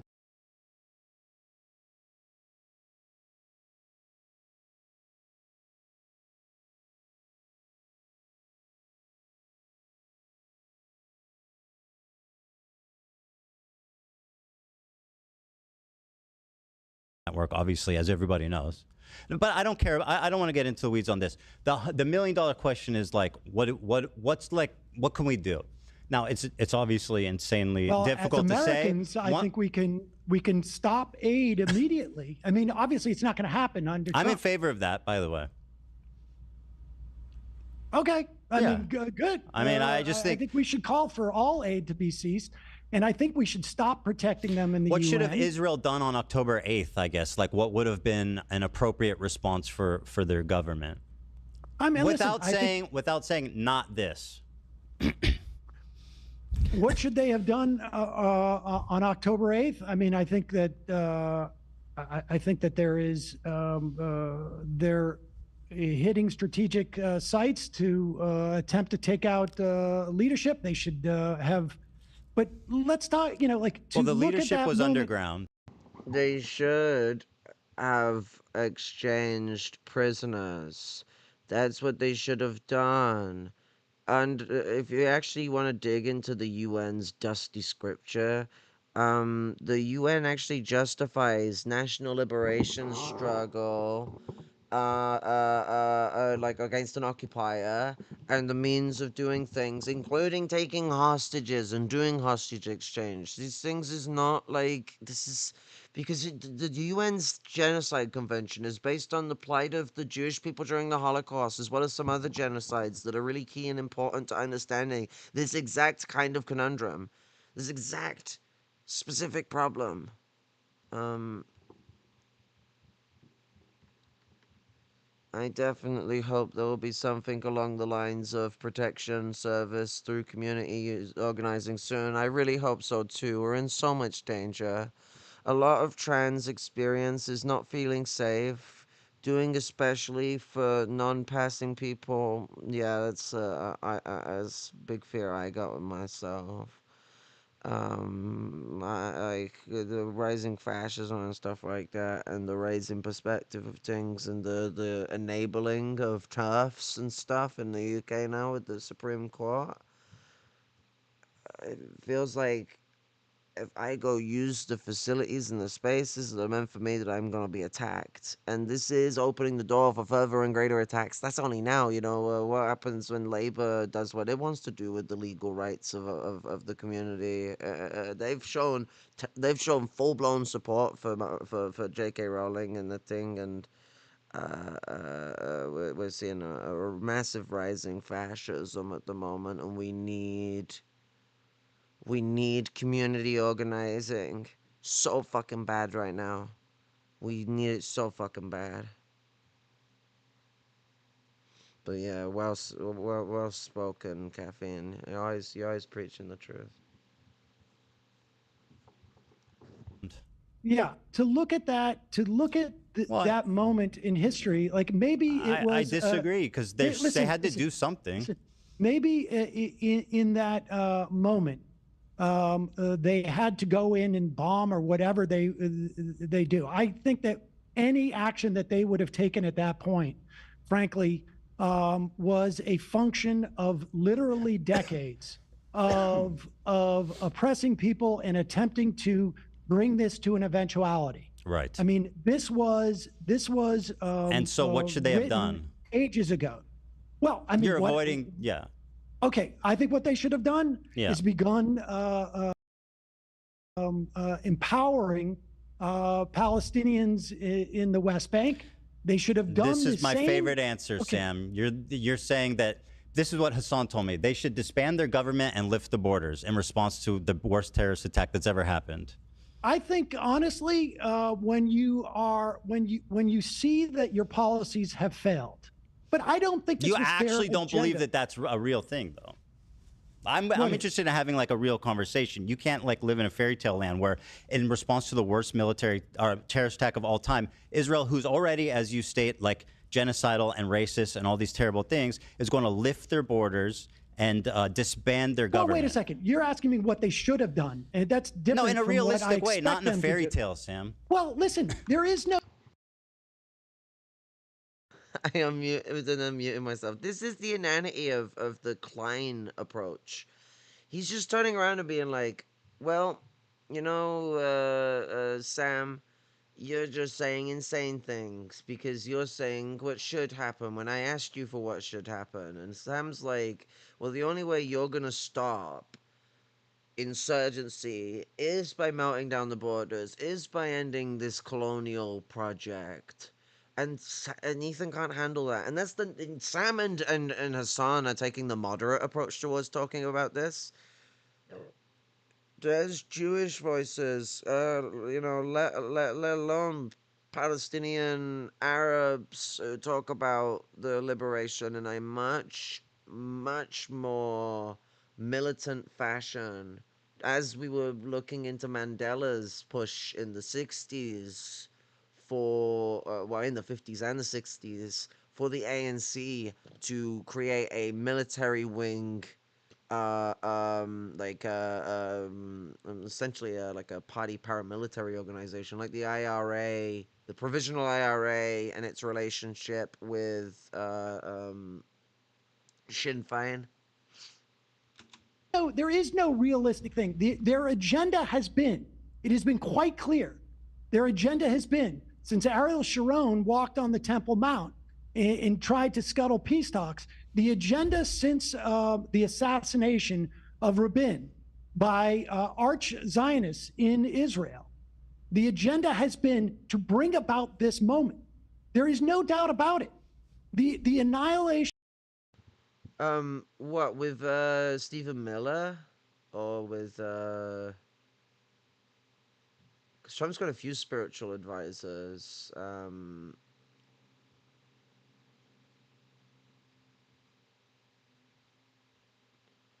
Oh, is it Teal?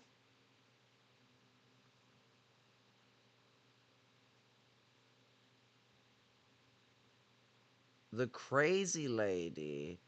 Wait, are you on about that reporter lady that like loves Trump in a way that I think actually makes Trump concerned and incredibly uncomfortable?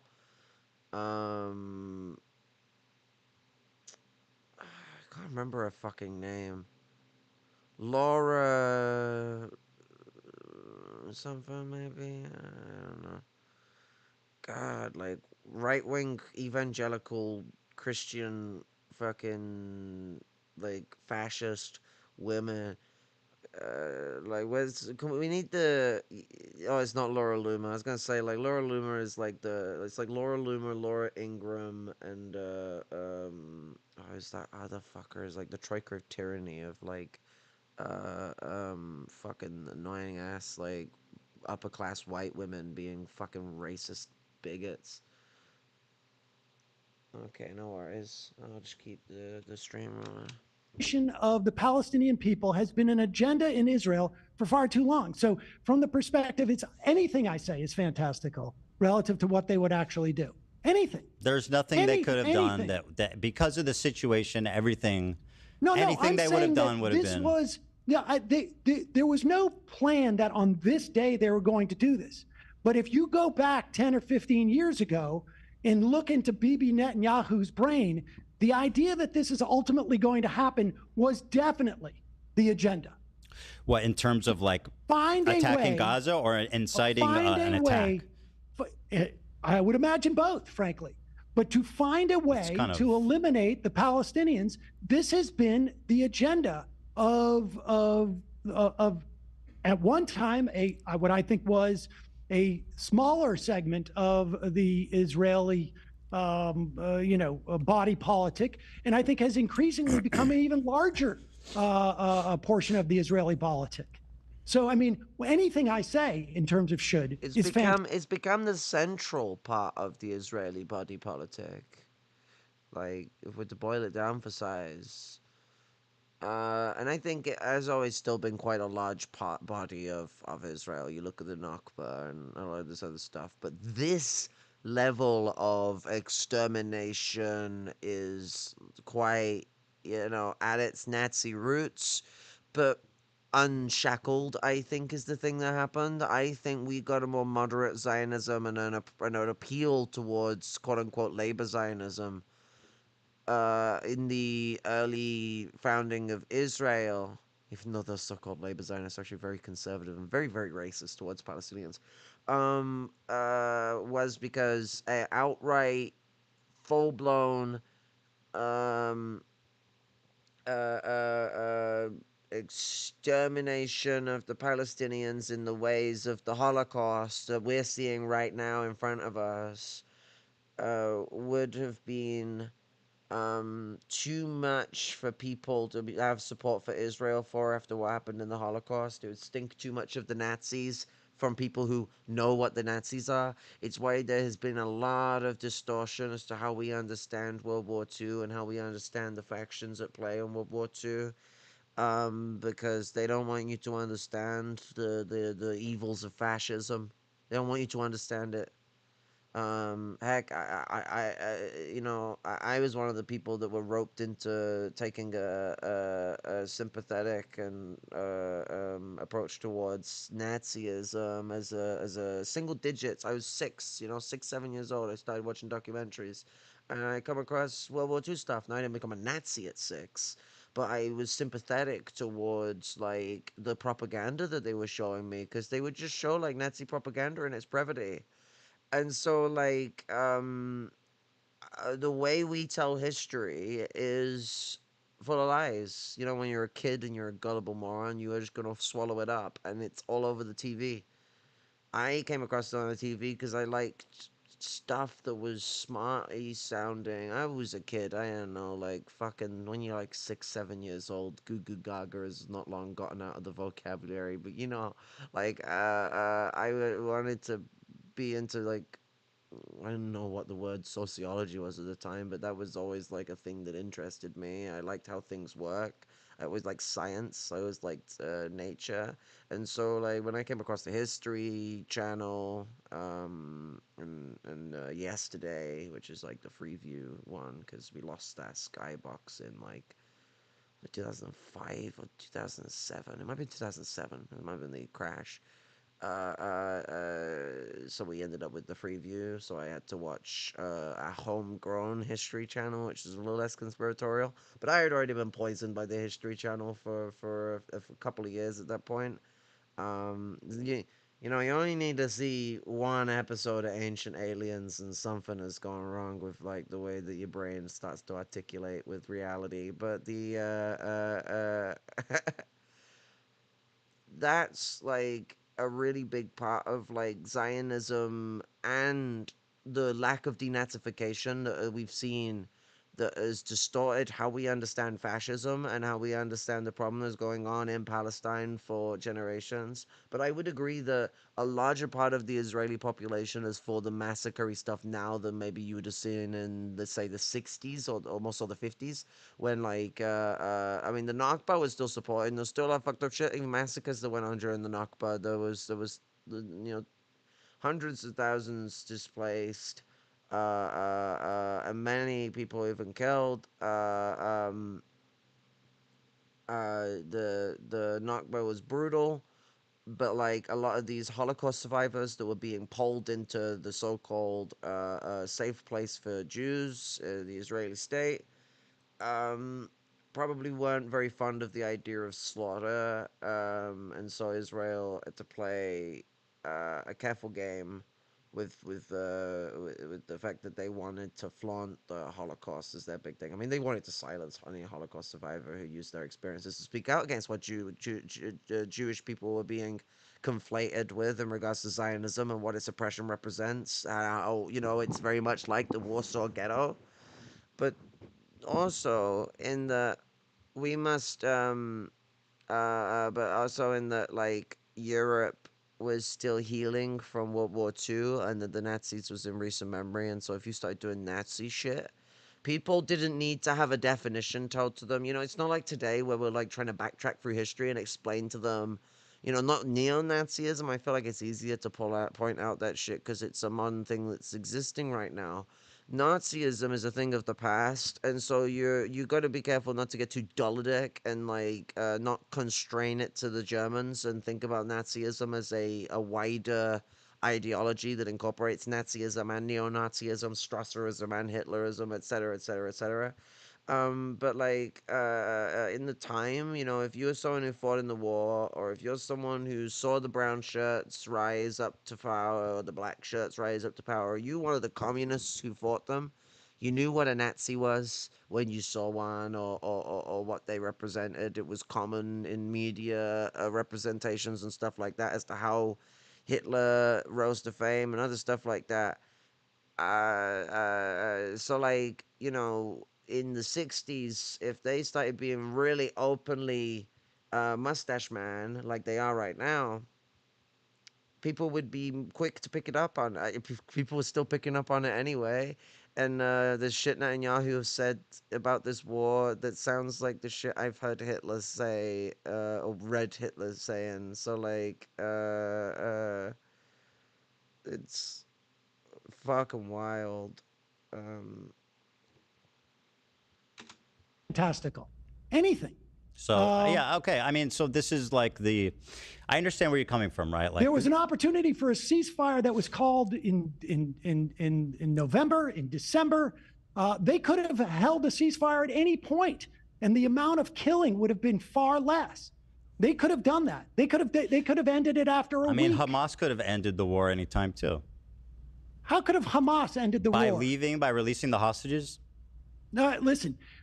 Israel has said time and time again that the release of the hostages is not going to end their assault on Gaza. They have said this over I don't believe that's over and over. I haven't seen those statements. I've seen the opposite.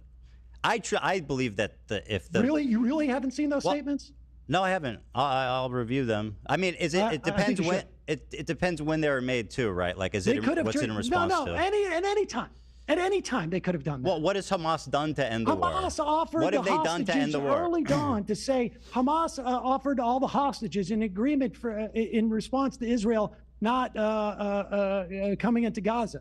I mean, there's just to defend Israel's actions. That didn't happen either. It's being inevitable. Like, when do you think they should have ended it?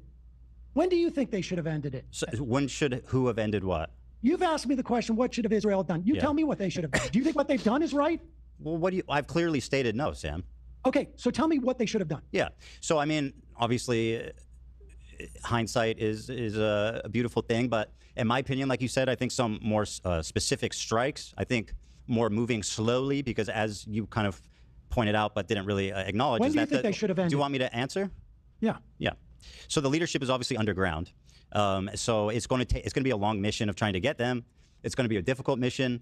But I think militarily, they probably have some obligation to their citizenry, at the very least, to like take out but we're ignoring the fact that missiles are being shot into Israel nonstop. And I know you're going to say, Iron Dome stops most of them, which is true. But at the same time, I mean, a country needs to respond to that. They can't just allow missiles to be shot in. Tell me the non-fantastical version of what they should have done. Should have been 2 weeks, 3 weeks? How many Hamas leaders, how many members of Hamas should they have killed before they leave? Because we know that Blinken said on his way out that virtually every Hamas member of Hamas that they've killed has probably been replaced by someone who's lost a family member or an entire family or whatnot. So you tell me, Ethan, if you're the one with the sensical perspective on this, and mine is fantastical, what should they have done that would have been appropriate in your mind? Yeah.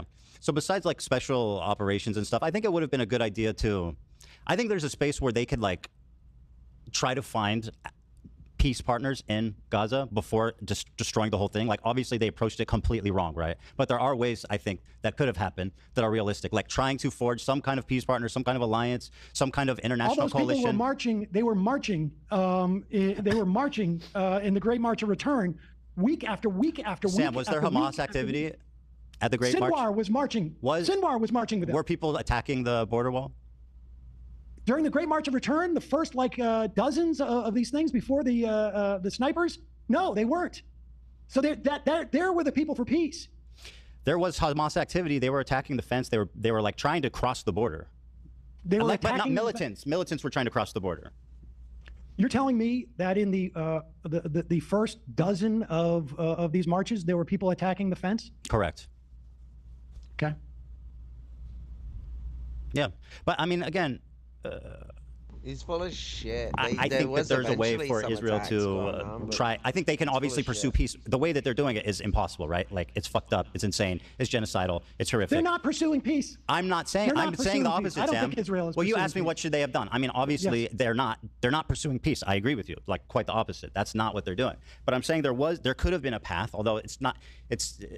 I think, unfortunately, I think their response was inevitable based on everything that happened.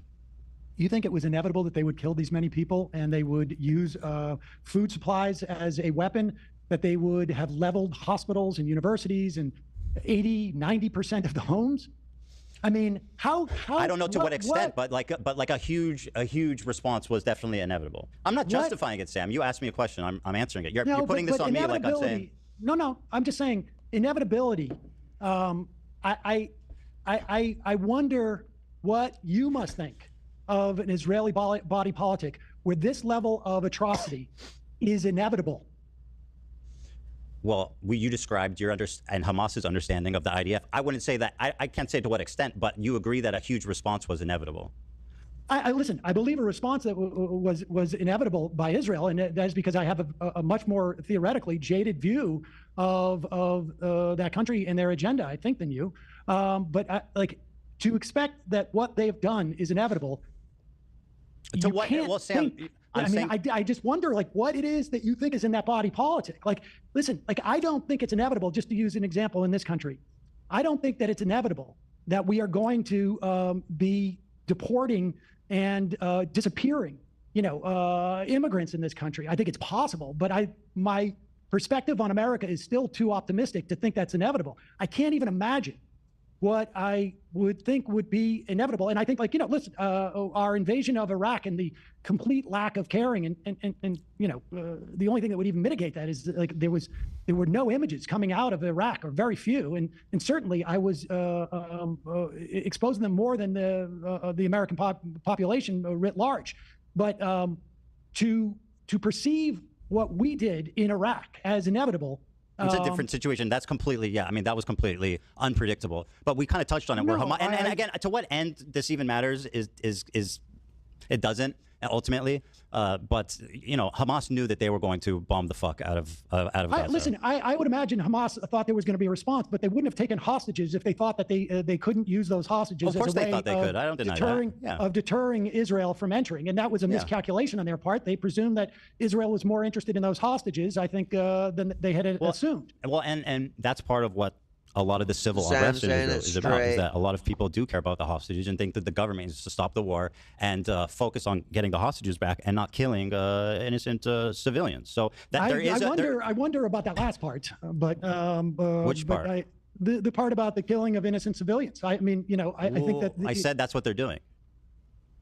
No. I'm saying I wonder if the Israeli body politic. Oh, you think the Israelis want civilians to die? I think the Israelis. I mean, you know, obviously not all Israelis, but I think that enough of Israelis large to maintain majority. this government believe that Palestinians in Gaza, that their lives have no value, that they are all future enemies, that they that they all represent the threat to Israel, and I think that's. I mean, I think that's a twisted perspective. Just so you know, there were massive demonstrations in Israel, tens of thousands of people in a country that's relatively small. So I think characterizing like the majority of the public as wanting to kill civilians is a little sick, personally.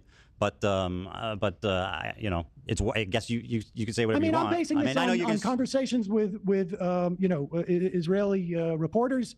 That there does not seem to be in Israel a majority, at the very least, of people who are concerned about the fate of the Palestinians in Gaza. Certainly, they want hostages, and again, not all Israelis, but you know, look, I can make analogous assessments of the United States at various times. About things that reflect poorly on our national body politic as well. But, you know, the proof is in the pudding.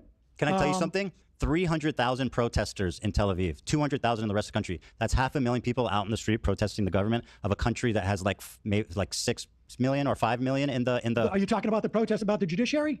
I'm talking about to release the hostages. Okay, to release the hostages. Yeah. To stop, well, to it's not- ceasefire, Sam. That's what that means. They were 500,000. No, it doesn't. They were no, it doesn't. That's not calling what for a that means. ceasefire, or they were calling for a release of the hostages. Well, what do you? What's the point of telling Hamas to release the hostages? Yeah, of course it's a ceasefire, Sam. Well, but Israel has, and I know. I'll look this up. Deal with this. I don't have much 500,000 time. Israel. Wait. Let's look this up and see how many times the Israeli government has said return of the hostages will not end. Sam, I'm responding to you saying the majority of Israelis want civilians to die. 500,000 people came to the street for a ceasefire of a country of 5 million, Sam. That's 10%. Israel just broke the latest ceasefire.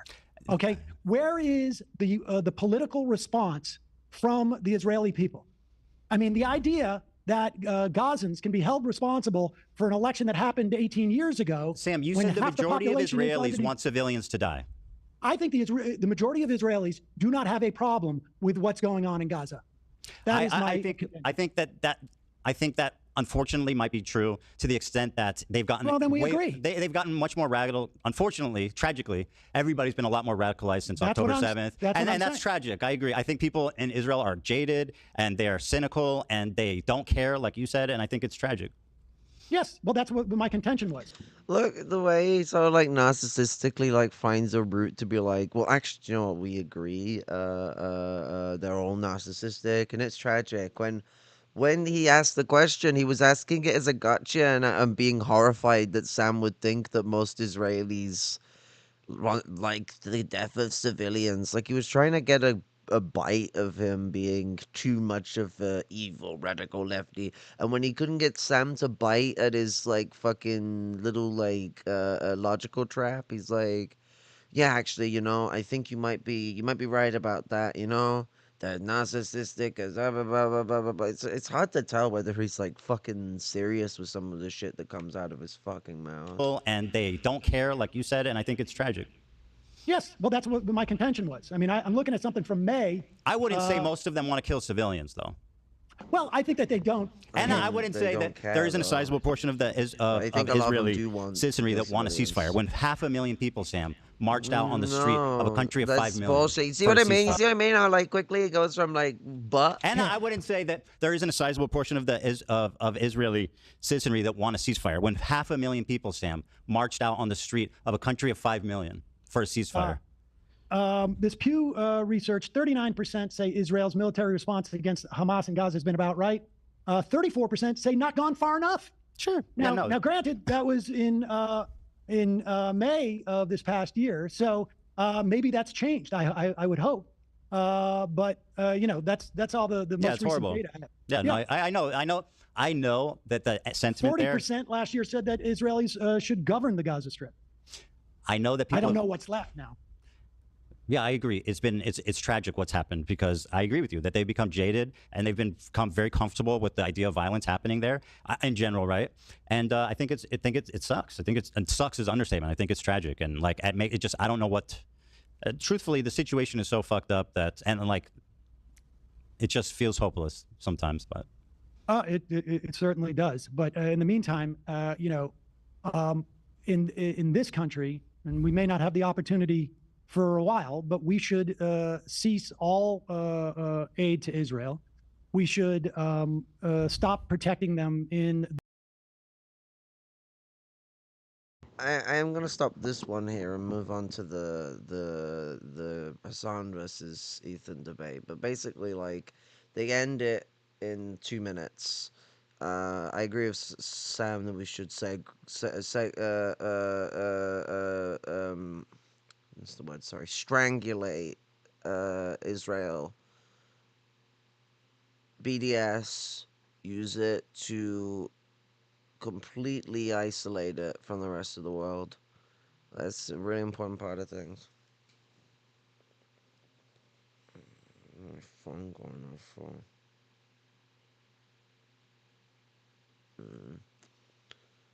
And Ethan's full of shit in suggesting that he agrees with any of this. He has been against Hassan, Frogan, and all these people have been pushing the same shit that Sam has been pushing in this. But let's see what fucking funnies are going on with actually, can you go away, please? Top bar, go away. No, go away.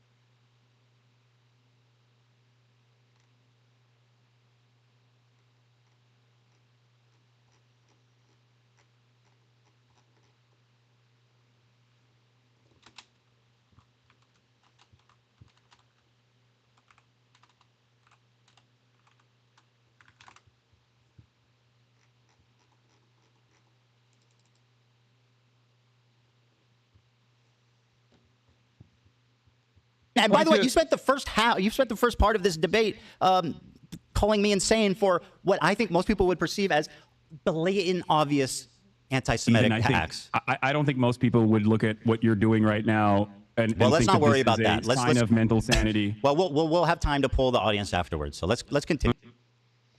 Male people that Okay, left we stuff in joined cars. some spicy Hey, stuff, hey, people. Did you forget this? Oh yeah, I God, forgot. So, You like, buy when it. does it start?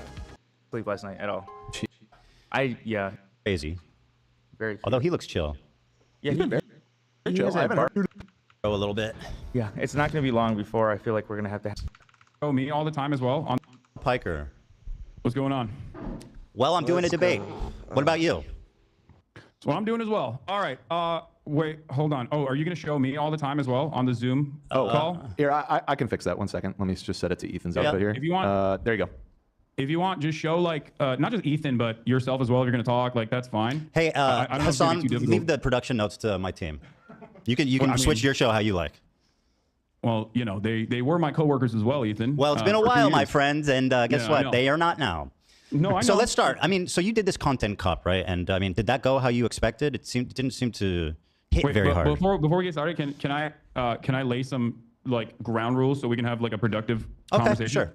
Yeah. Okay. So I wanted to come on to make this as issue specific as possible. But yes, you have grievances with me, and of course, I think they're valid to address. Okay. Good. Of course, we'll talk about that.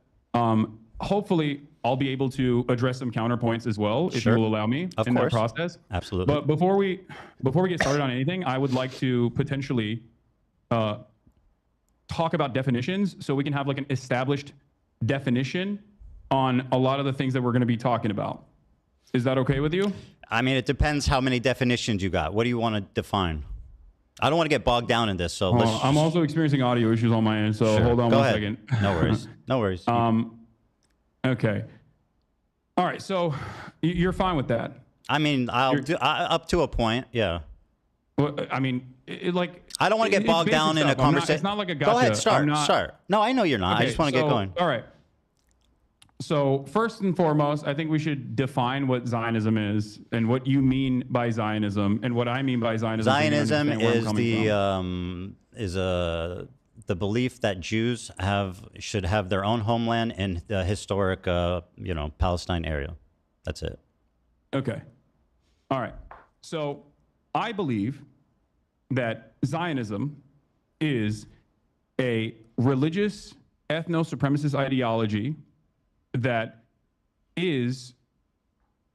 revolves around the exterminationist policies of removing the indigenous population that lived in, as you said, historic Palestine, as long as they are not Jews, because it's a religious, ethno-religious supremacist ideology.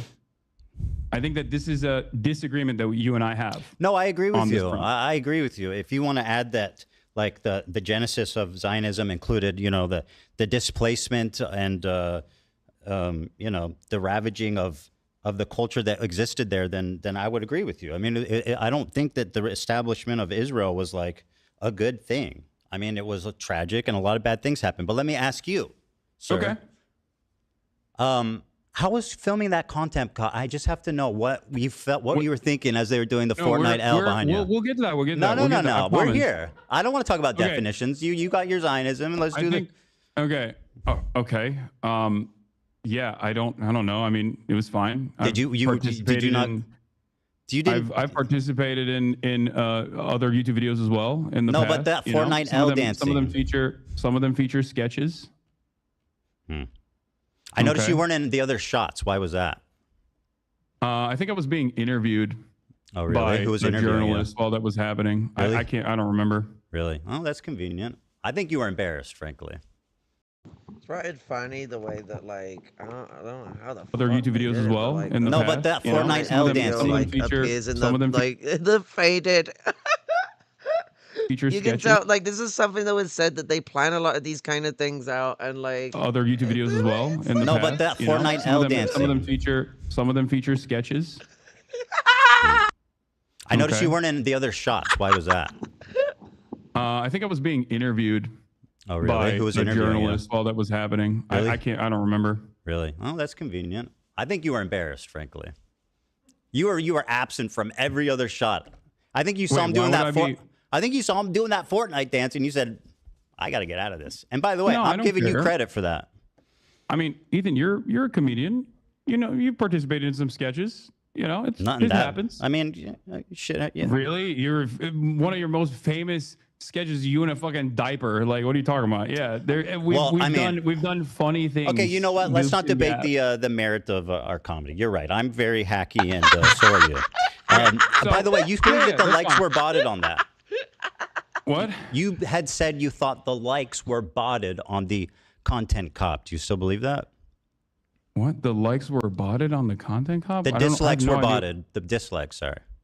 Yeah, you said it was brigaded and was botted. And it was unnatural, the dislikes on the video. I don't really care about this. I don't know. I mean, Well, I I'm don't asking. I I don't don't recall care if you- saying this, but I don't know why You this is did a say major it. point of contention. All right, so you No, asked that question. Let's get back to some other definitions. Hold on, let me finish, and then you can do your definition. Okay. Do you think it was? Well, it's not my definition. I want to hear your definition. That's fine. I'll answer how you like. Do you? I hope you know that, like, you know, I don't know if you know this, but I didn't publish the content cop. iDubbbz did. Yes, I know that, and I've addressed Okay, him good. thoroughly. All right, do you know that? Do you believe he should have included the context of the CPS call? What? What? You don't know what I'm talking about? Wait. I'm a little confused. You are asking me. Yes. What my opinion is on the video. iDubbbz's content cop. Correct. That's correct. About the CPS. I don't know. Maybe. Sure. Okay. Yes. I mean, I think it was more so about. Like your year-long conquest of deplatforming and also Right. Well, 90% of the clips were from the episode entitled "CPS Came to My House," Hassan. I don't know if you think that's an important detail. I sure do. Ethan, I think you know my position on this, as I made it very clear. I think it's completely inappropriate to fucking call. No. CPS. That's obvious. I think it's I'm completely saying your inappropriate friend to call Hassan CPS you on made a content video creator you don't with like. did I a don't know why total you're- fucking I don't know hit why you job. think I have All right, go any ahead. hand Ask me a in this. question. I don't have any like. Go dude, ahead. Listen. Go ahead. Listen to me. Listen. We're both content creators online. We both have received an endless wave of harassment. You and I have talked privately about this. Hassan, I don't when care. we Let's were- just go when we on. had a You- podcast. I don't- No, I- what do you mean? You I brought this don't- up. You brought it up. Hold on. I Let know me what say my you're piece. saying. We've all You been brought it up. harassed. The internet Let is me bring tough. my- let Whatever, me say yada my yada. piece. Ask me a question. No. He's such a disingenuous cunt. He's just like constantly shutting him down. He's like, he doesn't want to deal with this because Hassan's holding him to something. My God. God, this is gonna be more just watching for the comedic effect of it, people, at the moment, because we can't seem to get to anything substantive. We got a definition of Zionism where Hassan laid out a very good definition of Zionism, and then that was it. That's all we've gotten so far. Fuck me, this is crazy. Oh, this guy's insane. No, please, Ethan, please. Because you're so Please. boring, bro. I just want to have an interesting conversation. You know Go who ahead. else also told me that? Andrew Tate. Please, just hold on. Wow, and let me wow, try God to forbid. explain my position to you. You and I are both content creators. We get an endless wave of harassment, doxing, swatting, all of this stuff, okay? Sometimes by the same people, ironically enough, by the same communities. You and I know we've had these conversations in private been a before we stopped doing our podcast. And you know my position on this. I think it's completely I unacceptable. know you're because against I am victim to the CPS. same That's exact not things that even happened to you in this regard. I would never in a million years Okay, advocate ask for me a that sort of question. thing and don't think it's appropriate. Very And good. I don't Ask know me a why you question. think that I have anything to do with Because this. you're not you're misrepresenting what I asked you. I didn't ask you, do you think it's okay that people called CPS? I asked that the video that you participated in, which was a total fucking hit job that used 90% of its clip from an episode of the podcast called CPS Got Called on Me and didn't even include the title of the podcast. Now, do you think that's fair? I think you should. It's from the it's from the episode of the podcast that says CPS was killed on me.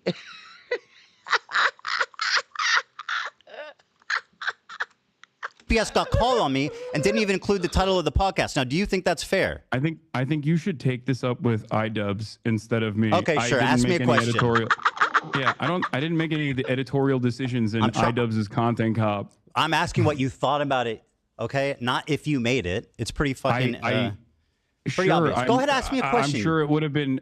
I'm sure that I'm sure that it would have been all right if he mentioned it. It would have been all right. I don't know why this is a major point of contention for you. I thought we were going to talk about Israel-Palestine. We're talking about whatever we want to talk about. You had said that I have problems with your character. That's what I'm talking about. Go ahead, ask me a question. But you having problems with my character. Hassan, ask me a question or I'm so going to move far on to the removed next from topic you here. asking me about iDubbbz's editorial decisions in his content cop. I'm asking about your opinion on it. Go ahead, ask me a question. Okay. So, do you believe that Israel is committing a genocide in Gaza? Yes. Okay, great. Awesome. So you agree with the with numerous human rights organizations, the UN? I already said yes. Okay, great. No, that's important. Thank you. Thank you for saying that. I also agree on this. If you believe that Israel is committing a genocide in Gaza, okay, do you feel like you have used your limited amount of time that you have as a content creator speaking out against Israel doing a genocide on the Palestinian population living in the Gaza Strip? Or do you feel like most of your commentary on that issue has overwhelmingly been to rail against people that are doing that. Sure. Pro-Palestinian Well, advocates that I you don't know feel if- like you've been wronged by, myself included. Yeah, I don't know if you know this, but if you're pro-Palestine, it doesn't absolve you of criticism. That's something that you guys keep harping on. Do I think said my that, coverage? and I don't think that's the case. I don't think that is the case. Okay. Do you think my coverage has been like totally balanced? I would say no. I've obviously given less time to the Palestinian perspective, and I think the reason for that is simply that. No, not just the Palestinian perspective, Ethan. I think that rather than talking about that issue in and of itself, rather than talking about the genocide itself, every time you have Hassan, I'm answering your question. Every time you've talked about Israel-Palestine, it almost always revolved around. I was going to tell you why. Do you want to let me answer? Personal vendettas that you have experienced I was from going to explain pro-Palestinian that. content creators. Okay. Would you like me to? You asked me a question, so I'm going to answer Yeah. it. The reason Go for ahead. that being is that I feel like I'm responding to a lot of bullshit that's been passed my way ever since Leftovers ended, starting from you and your community. Now, that's my answer to that. Now, let me ask you about this. This sword has a Nazi swastika hilt. Okay. Do you disagree? What's funny about that?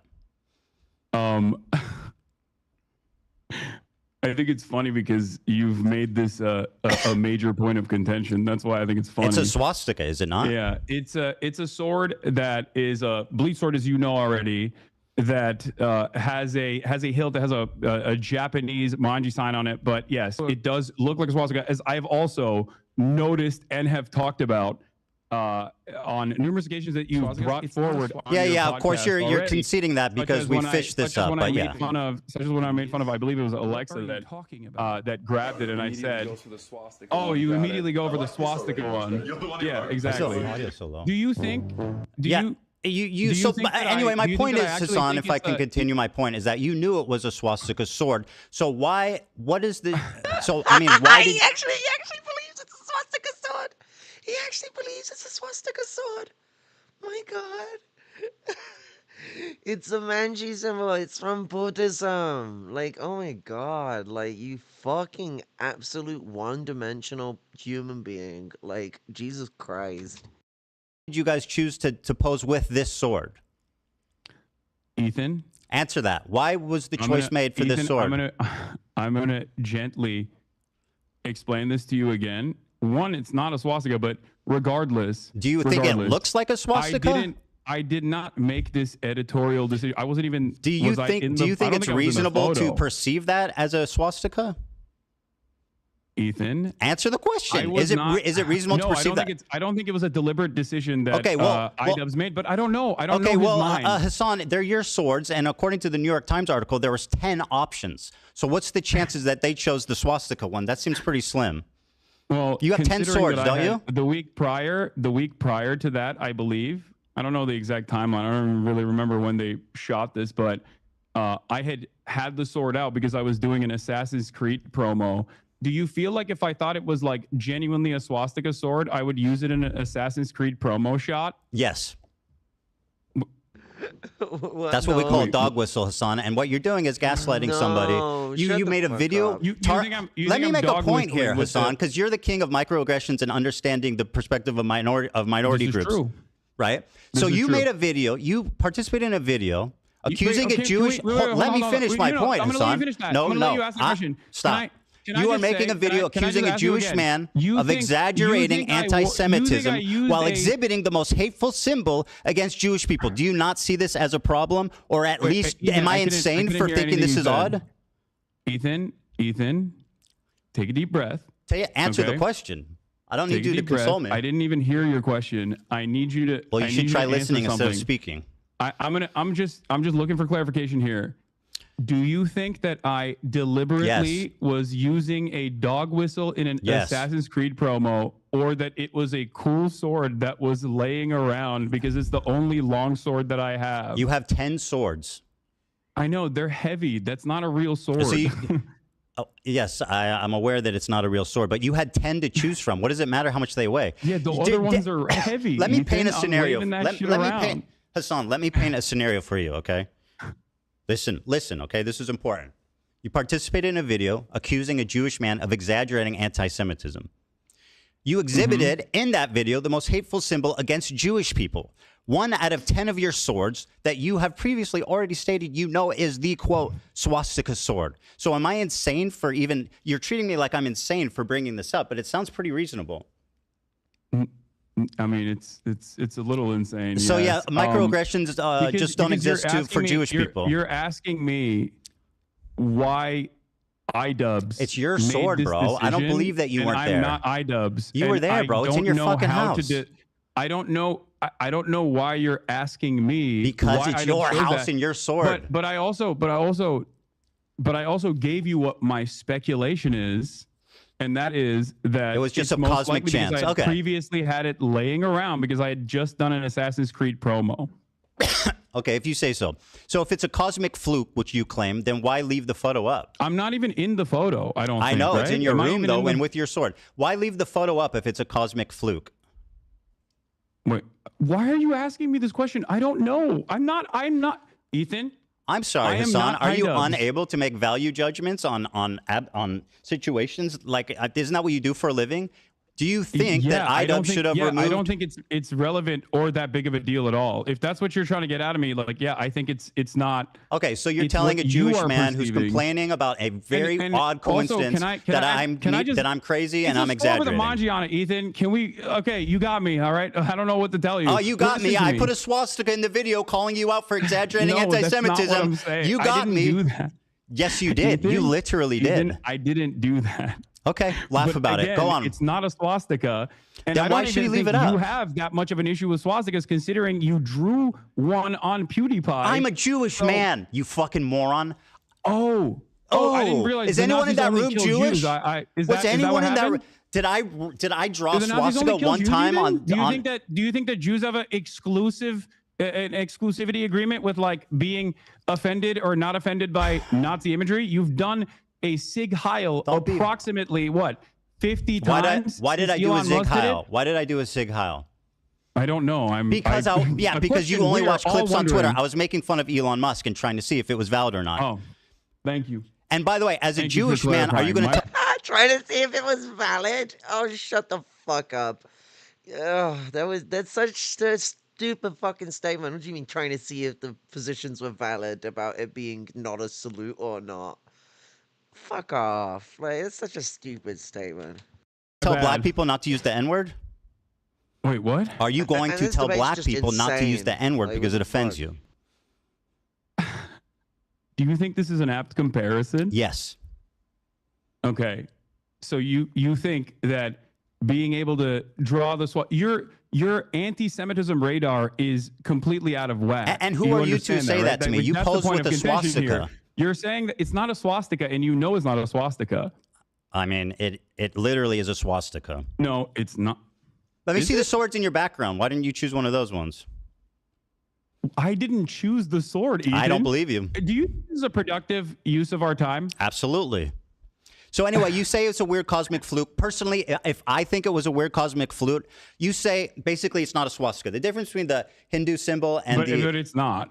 Okay, right. The difference between the Hindu symbol and the Nazi swastika. On the other hand, was a swastika. I'll finish what I said. Yeah, I'm a Jewish man. I depicted a swastika, a tasteless joke on iDubbbz shirt 10 years ago. You said this is the swastika sword, and you keep it in your house, and you use it and pose it in photos, attacking a Jewish man. The fact that you can't even concede that looks bad. I referred to it as looking like a swastika when my friend picked it up. So if I genuinely thought it was a swastika memorabilia, do you think I would keep it in my house? Dude, you're being so obtuse. I know it's not a swastika, right? And I know you know it's not a swastika, but it is literally a swastika also. Because the difference between a swastika and that Hindu symbol is this. You see what I'm doing? This is the difference. If you ask a Hindu person, would they walk around with a swastika sign? Wait, so you know? Fuck no, they know that looks like a swastika. A swastika sword. So I'm a little confused. Ask your Hindu friends if they would walk around with like a swastika brandished. They know. Okay. Are you Hindu? I am not Hindu. Okay, interesting. No. So anyway, it was a cosmic fluke. Do you brandished what I? Do you think that only Hindu people have bleach swords? Like, what's going on? We're discussing the symbol, not the sword. Okay, go ahead. So you think it was a cosmic fluke? There was 10 swords. He magically picked that one.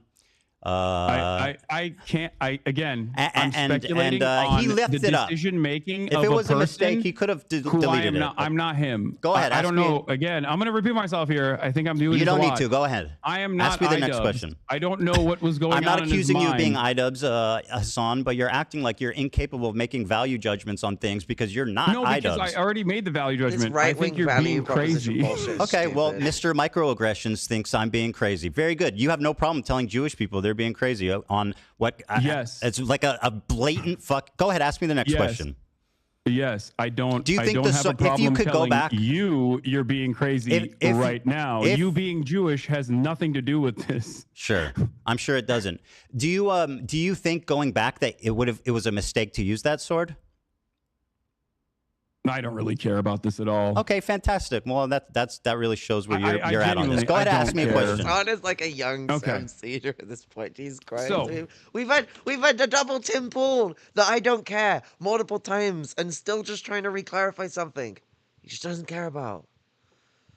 This has been like there's been nothing I can even like place an argument on because he's just arguing about like what iDubbbz did. Like I genuinely, I've seen more productive like arguments when I was in high school. Holy shit! Since you believe that Israel is committing a genocide, what are the appropriate steps that people can take, both in the Western world and also regional actors can take against this entity doing a genocide by your own admission, that you would consider to be appropriate? Because it feels like throughout this entire process, you have set boundaries on what you think Just is killing inappropriate, civilians, that's the boundary. As you have set boundaries on what you think is inappropriate. Killing civilians. And time and time again has said is outright anti-Semitic. My boundary is killing civilians.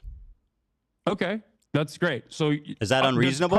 That's a perfectly reasonable boundary to set. Okay, good. So I then we don't totally agree disagree. with you on that. Great. Great. Okay. So let me ask you the next So one. Let me ask you about this Tabra tier hold on. list. I have a. Can I? Let me finish. Well, you asked and I answered. Go ahead. You could go on a little bit more. Okay, so hold on. Everyone is complaining about my volume on my side because we're using Zoom instead of Discord. So my fucking Go ahead. audio. It's fine. Take your time to get the my audio. audio right. keeps going up and down. Okay. So one of the first conversations that we had, you and I had, that led to the Leftovers podcast ending, was that you considered "From the River to the Sea, Palestine will be free" to be an anti-Semitic slogan. You said that Jews feel like this is an exterminationist slogan and Jews fear this slogan in the United States of America. Correct. If you think that Israel's doing a genocide, do you feel like it is appropriate for Westerners in the United States of America and Palestinians and people of Palestinian descent to be able to use emancipatory slogans, or should they go to jail under the Trump administration? Okay, I mean, these are pretty extreme questions. Now, I'm not making a value judgment. I'm just trying. All I was trying to do. Question is what's happening right now. Bro, do you want me to answer? Okay. Yeah. I'm trying to explain the Jewish perspective. I'm not trying to make a value judgment of it. But what I will tell you is that how do you feel about Norm Finkelstein? Love Norm. I know he has said that it Here's is, what he had to say about this. I know what he said. No. I want the audience to see this, Hassan. Hold on. Hassan, I want the audience to see this This is not going to be a video. gotcha moment for you because I know Norm's position. Good, I'm glad you know. Let's let the audience know, Hassan. You know what I mean? Hey, Hassan, let the audience watch the video. I can have a nuanced and reasonable disagreement with a person that I actually admire. So that's what we're having. Like Norm.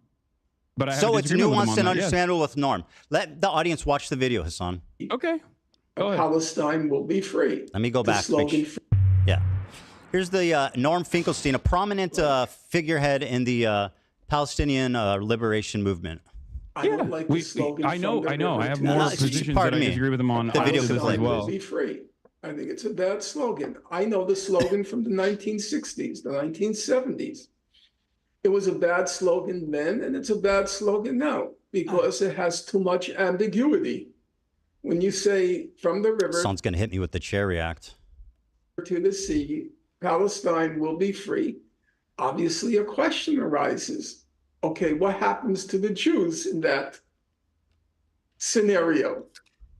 And some people will say, well, all it's about is everybody being free, but that's not what the slogan says. So I have, in recent weeks. Norm Finkelstein's fucking wrong here. The slogan is about freedom for people in that region, but it's freedom through Palestinian liberation, because Palestine is the colonized body here. And Jewish people have had safety in Palestine for generations. So, his characterization of this is false. I disagree with Norm here. It's not the only thing I disagree with him on. I disagree on quite a few things, including his transphobia. So, it's this idea of I got you. What do you think of Norm Finkelstein? What you respect him? Well, he thinks these slogans are evil. I have voiced my concern that it's a bad slogan. And I said, just change it, tweak it. From the river to the sea, one person, one vote, Palestinians will be free. Just gut your fucking liberation slogan into some fucking liberal Zionist gobbledygook that limits your capacity for liberatory struggle. Is wild. One person, one vote, Palestinians will be free. And you can't answer that slogan because all you're talking about is equal rights. This gets into a thing that Lenin talked about sloganisms and the way the petty bourgeoisie will latch onto being so fucking sloganistic that they don't have they're not grounded in proper principle and are not expressing themselves properly. Slogans can be useful at certain given times, but realistically, if you center yourself on sloganistic approach towards politics, and you're gonna get caught in a headwind. Now, I'm not talking against the use of slogans. I think we should use From the River to Sea, Palestine be free. I'm actually in the defense of it. I'm saying Norm Finkelstein's approach to this is he's engaging in sloganism. He's reading so deep into what is a liberatory slogan that has an explanation after it. There's a conversation about it.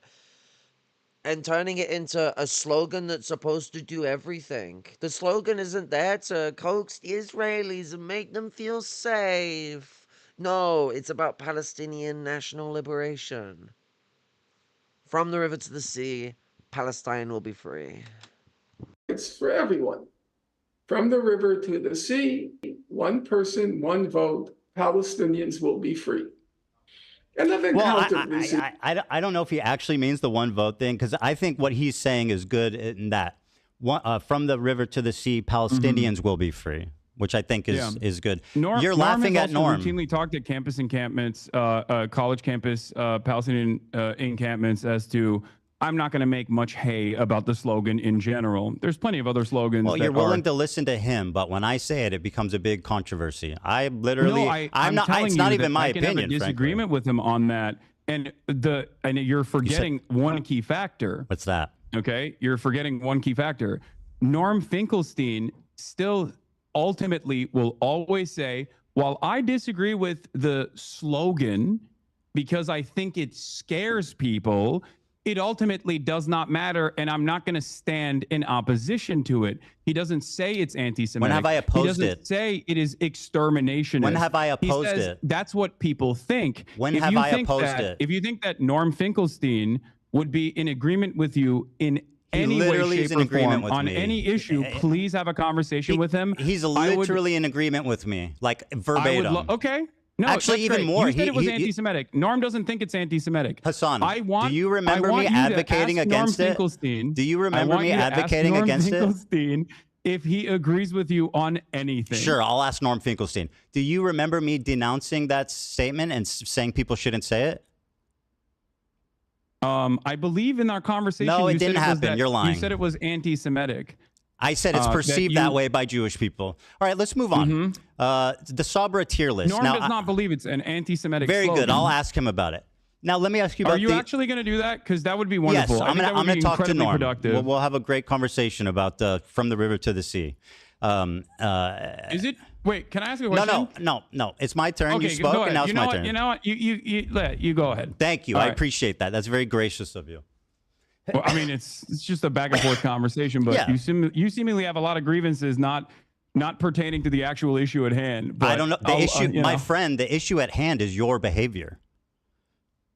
No, I think the issue at hand is the genocide. The fucking evil in his eyes when he said that. My God, the horror. Wow. The issue at hand is your behavior. Like men's like fucking men's evil kitty. Like you know. The actual issue at hand. I don't know. The issue, you my know. friend, the issue at hand is your behavior.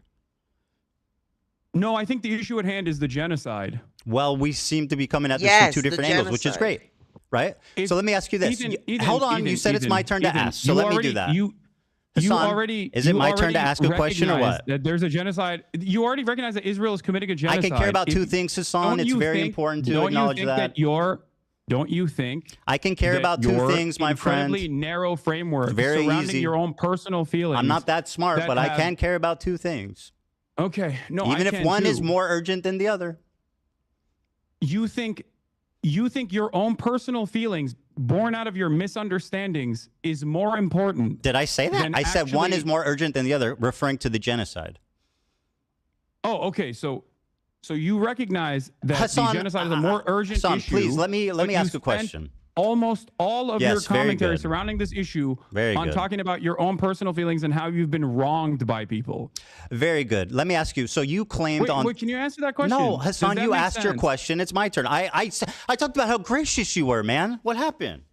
Wait, but I does said that you're make so sense to gracious. you? You're gonna let me ask you a question. What happened? Does that make Don't sense make me to take you? it back. Disingenuous. He's so disingenuous. Look, I was so gracious, Hassan. What happened, Hassan? I was so gracious. Like, fuck me. This guy's crazy. Like, guys, reminds me of some of the shit I've had to deal with like crazy, like fucking theologistic, like reactionary types. No, that's a fucking shit. Like, my goodness, yeah. Wait, but I does said that you're make so sense to gracious. you? You're gonna let me ask you a question. What happened? Does that make Don't sense make me to take you? it back. All right, Does let me that ask you a make question. sense to you? Hold on to that. Ask me after this. You defended Frogan's use of the Sabra tier list. What was your opinion on that? Oh my god. Go ahead.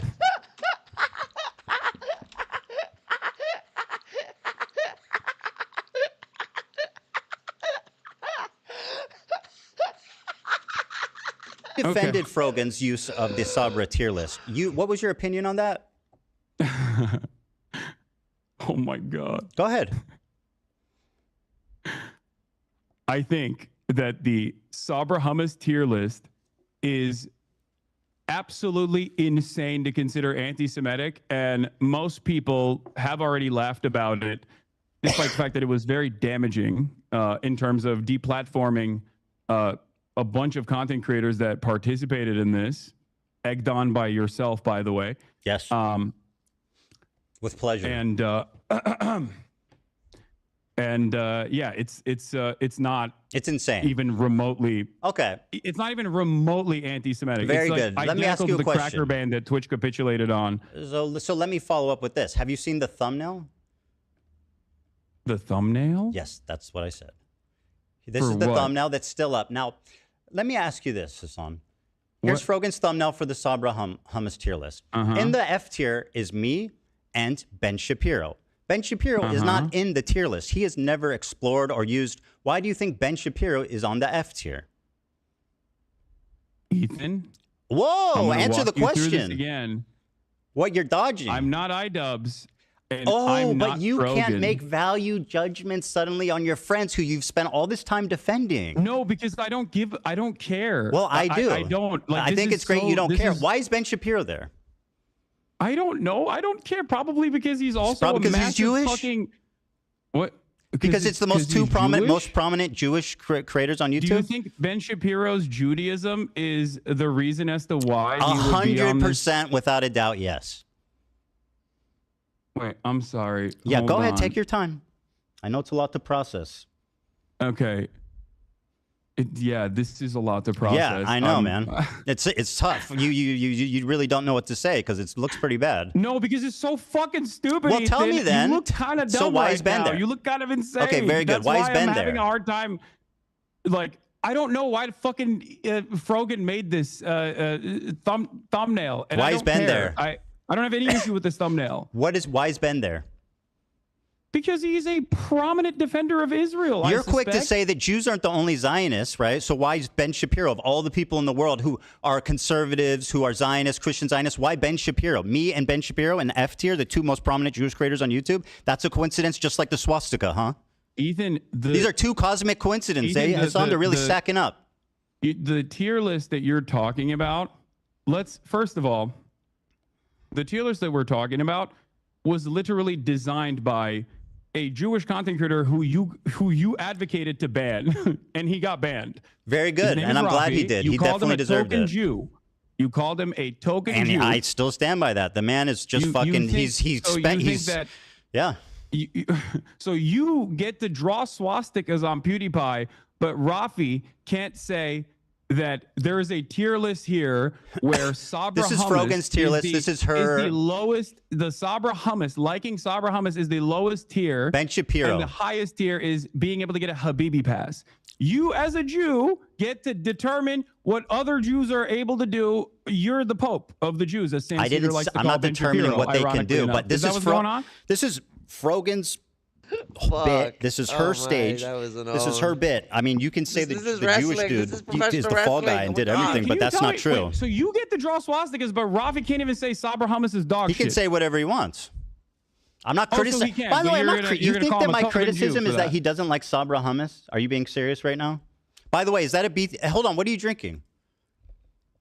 It's a Dr. Pepper cream Isn't that soda. who owns that? I don't know, but it's not on the BDS Are you national sure? BDS list. We'll double check. Yes, I'm 100% sure. Okay, we'll double check that.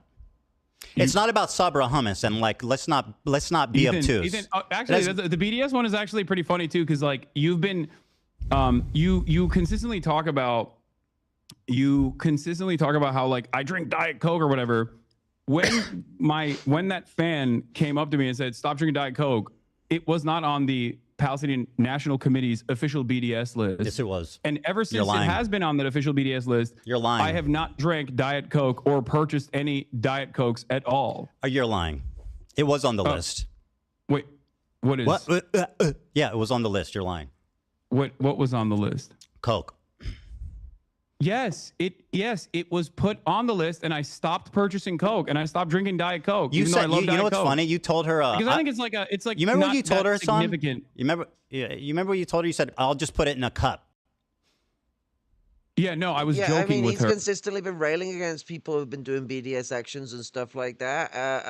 This is a very fucking pointless way to disjoint the fucking man, damn. Like this is fucked up shit. And like, what over his like at one point of buying Coke, but having stopped buying Coke. This is fucking loony shit. Because I thought that it was a ridiculous request at the time because it wasn't on the Palestinian National Committee's official boycott, divestment, and sanctions list, Ethan. Okay. It's not about Sabra hummus, just so you know. Like, let's not be silly Wait, about what is this. it about? It's about what's Sabra means a Jew born in Israel. It's an Israeli company. Everybody knows it's like considered like Israeli hummus. It's been on the BDS list. Everybody knows the connotations terrible. of Sabra hummus, It's right? so- it's Nobody. so doo-doo. Yeah, It I is don't like doo-doo Sabra hummus. hummus either. We're not talking Do we- about hummus. What I don't like is okay, great. So anti-Semitism okay. perpetuated by your friends and swept by you. Now, why is Ben Shapiro in the F tier? That's a cosmic coincidence? Okay, let's move on. Very good. Ethan, go ahead. Next question. I'm not I Frogan, know it's and I don't know I know. why. How can I make value judgments on my friends I've been defending for 2 years? Also, who can say there is a tier list in front of me, and it seems like a bunch of people, both Ben Jewish Shapiro and me are in the non-Jewish, F tier. on the Loves Sabra tier list. You're looking at the end. I'm looking at the thumbnail, bro. I'm talking about the thumbnail. I know, but I first of all, again, I'm making inferences about editorial decisions that other people have made. I'm just simply speculating at this point. Sure. But you know, it's a Are you not embarrassed It's a by this joke. armpit hair? It's so cringy, bro. It's like so weird. I'm glad you changed that finally. On a separate note. What?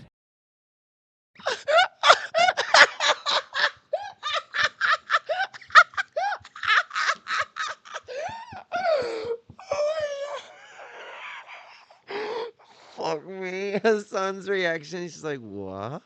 Weird. I'm glad you changed that finally. On a separate note.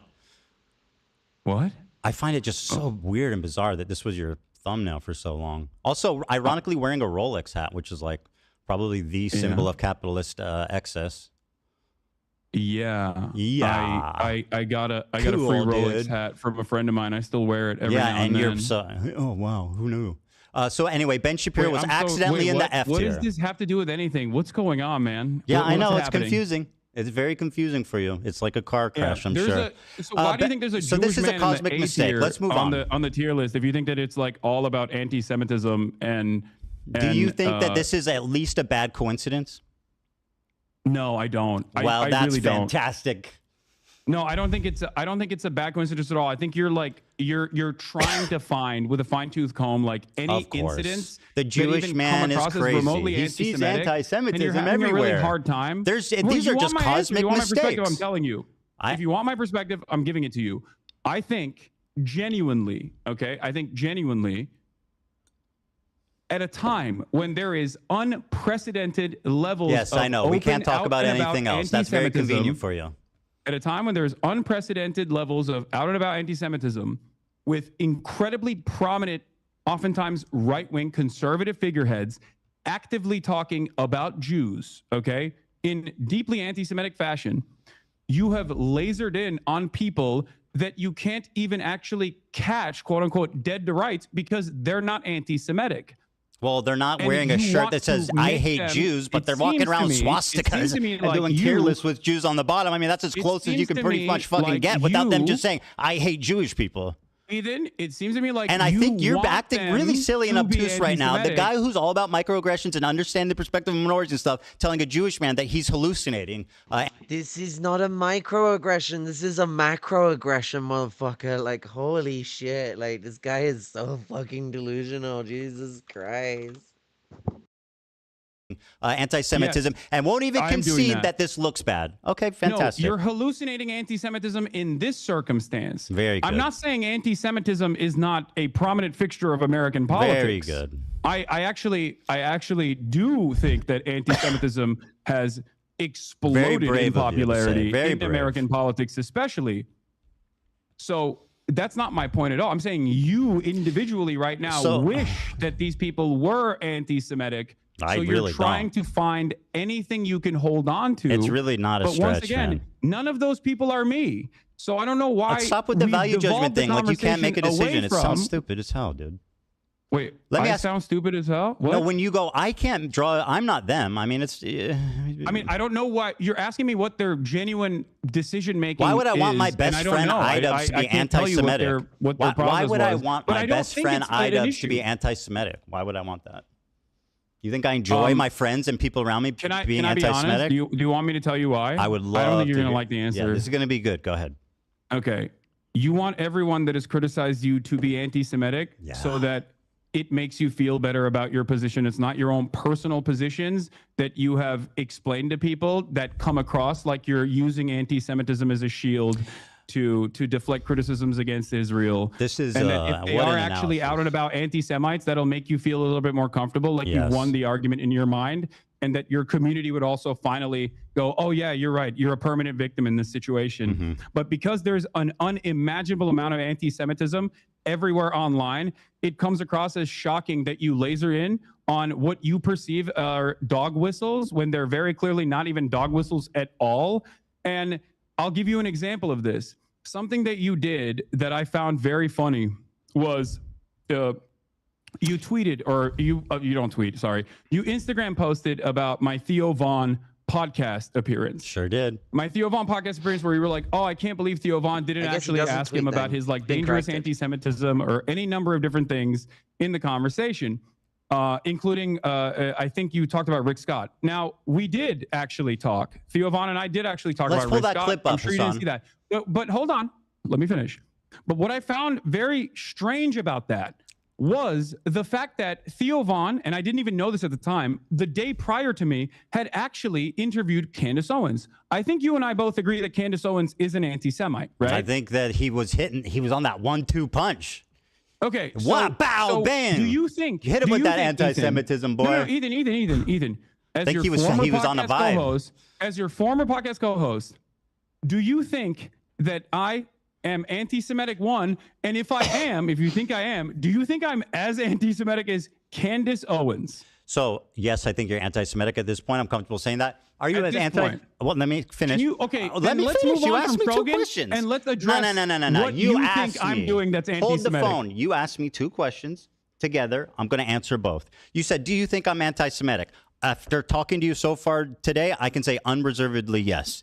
I think that you are more anti-Semitic than Candace Owens? No. But I think your form of anti-Semitism is way more destructive and sinister.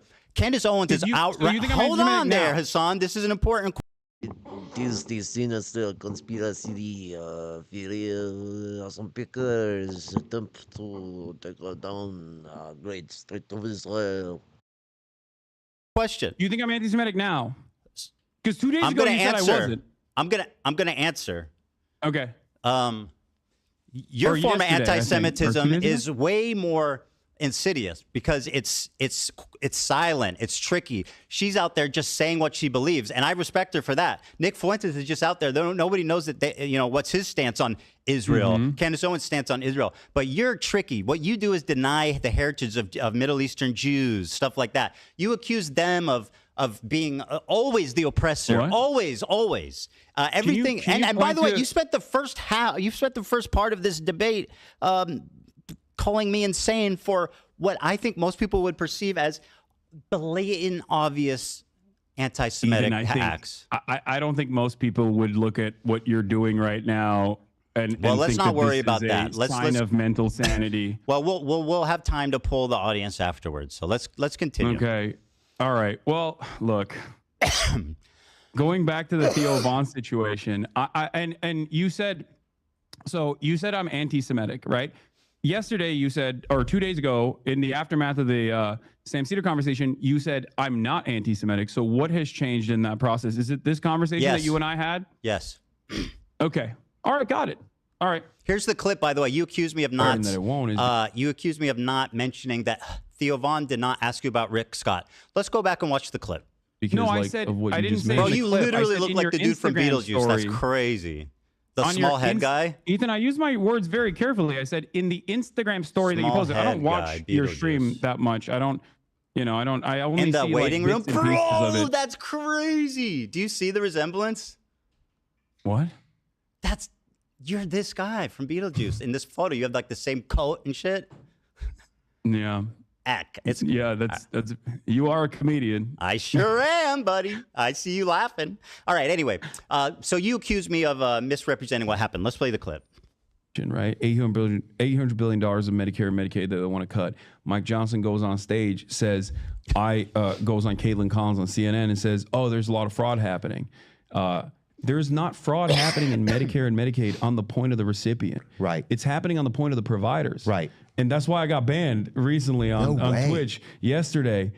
Because Sorry about that one day. So you just got back. Yeah, Libs of TikTok was like posting about how I said something. Wait, what is this? And they misconstrued it as though it was a call to action to assassinate a sitting why US are you showing me senator. this? Well, you're saying I didn't bring this up, but or I'm saying that Theo didn't bring this up. He didn't. You brought it up, framed it in your own way to basically preempt a tough question. Yeah.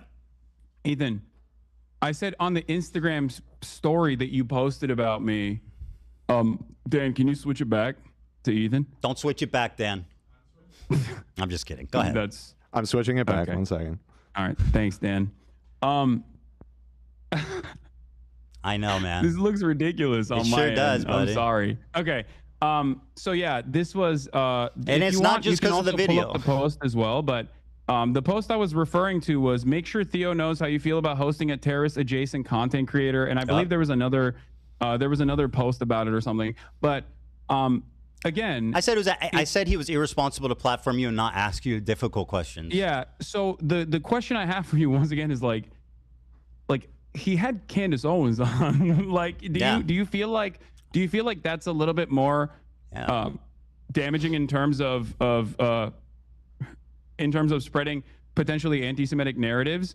Or do you think that anti-Semitism is when you feel bad personally, and that could be any number of different things that I've done in any given moment? Yes, I think you were just as bad as her in your own special way, and that's why. You guys were hitting that same flavor. Candace Owens, yes, on anti-Semitism in my own special way. Yes. Okay, got it. Very All right, good. Cool. Very good. So let me ask you a question. Hassan, can I ask you a question? Can you now officially not talk about like Frogan or anyone else and tell me why I'm anti-Semitic? Well, we're kind of getting 2 there. days ago, you said I wasn't, but I also for a year. You're repeating yourself. Well, I am, because you haven't answered this question. I have literally answered it probably 2 times. The reason that I'm saying you're anti-Semitic is because how you responded to my question at the beginning of this interview. Ethan, for an entire year, you called me a virulent anti-Semite, a rabid anti-Semite. Never did. You did. You did. Did You not. went back and forth. I have actually went back and checked. You on it. I had said that you spread anti-Semitism and stuff, but I never called you an anti-Semitic. I went back and checked. Spreading anti-Semitism. Yeah, I mean, it's a difference. Oh my God! Okay, got weird it. fucking ass-splitting Okay. thing Okay, can I ask you a question? Is about Habibi, not Sabr. You're conceding to the framing. Yeah, we're not conceding to anything. I don't want to even talk about the tier list anymore. Stop it. Okay. Okay, let me ask my turn. Do you think it's appropriate to accuse? Do you think it's appropriate to accuse any Jewish person you disagree with of working with the ADL?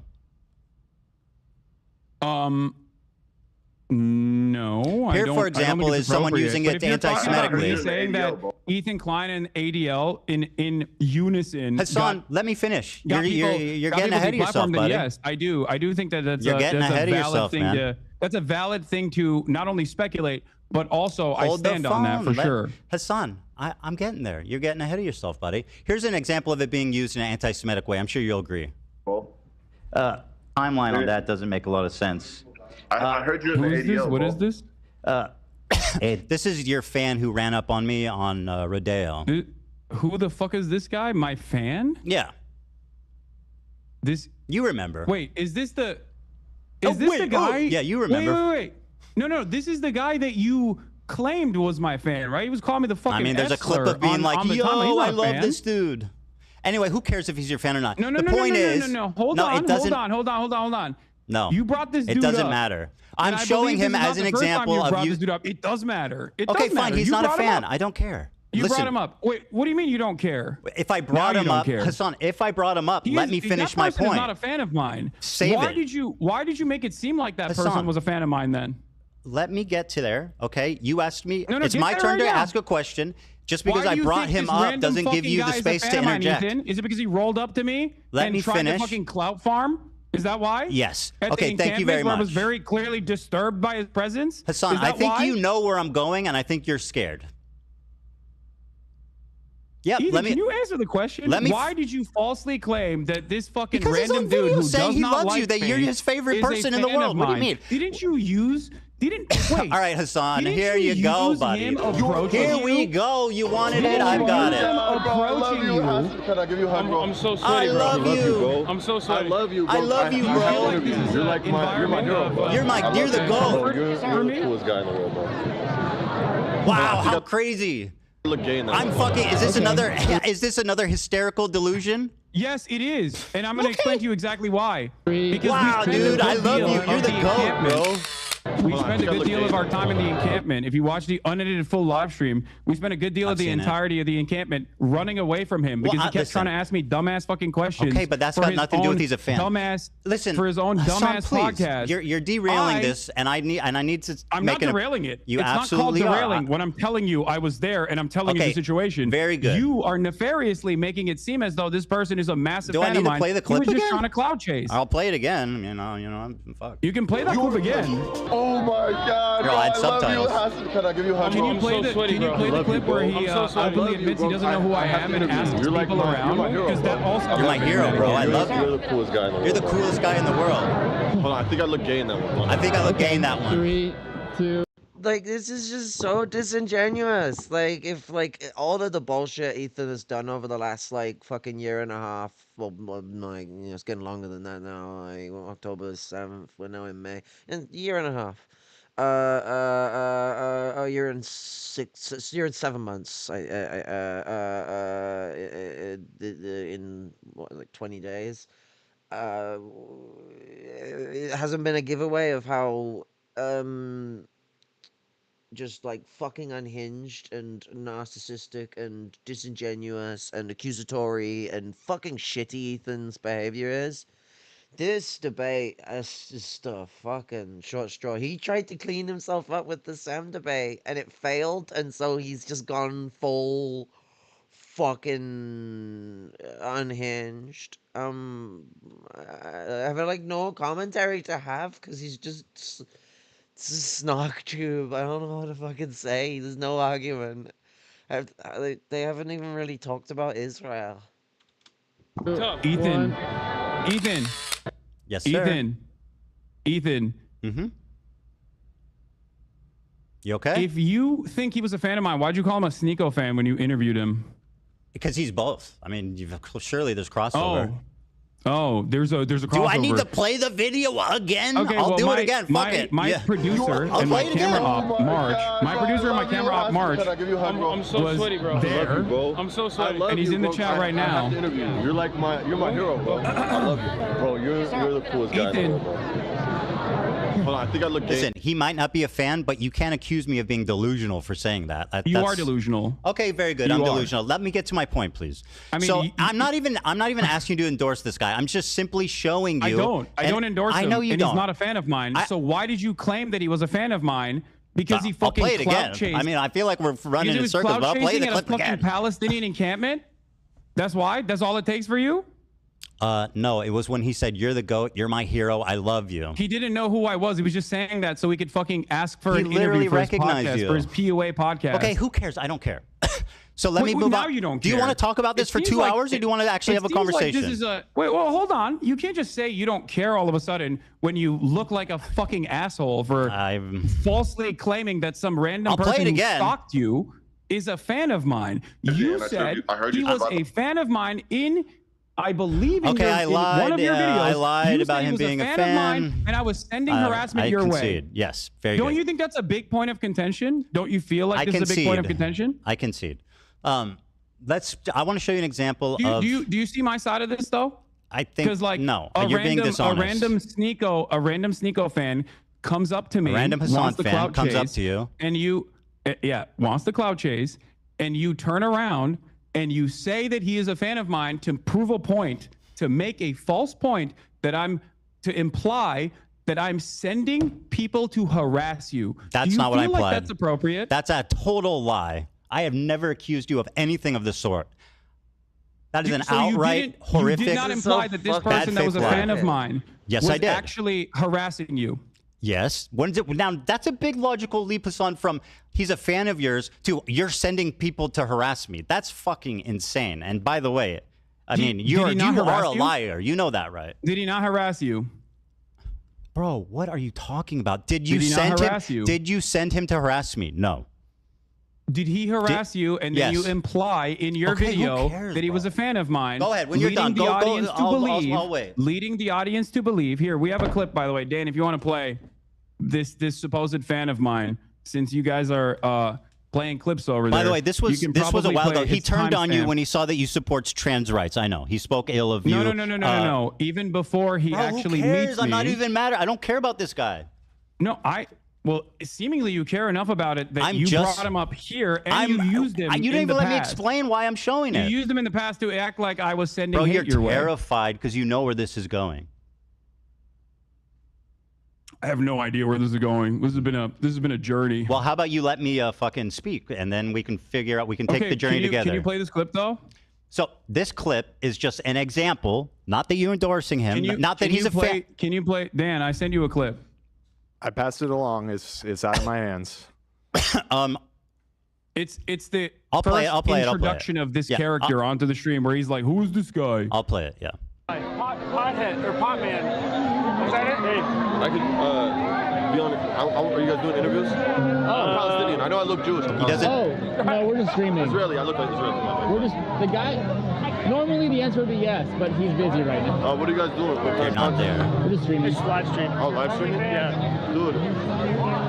You're not even in this clip, bro. What are you talking about? You're not even present. Later. You're out. You're out playing with swastika swords or something. You're not even in this clip. Dude, why?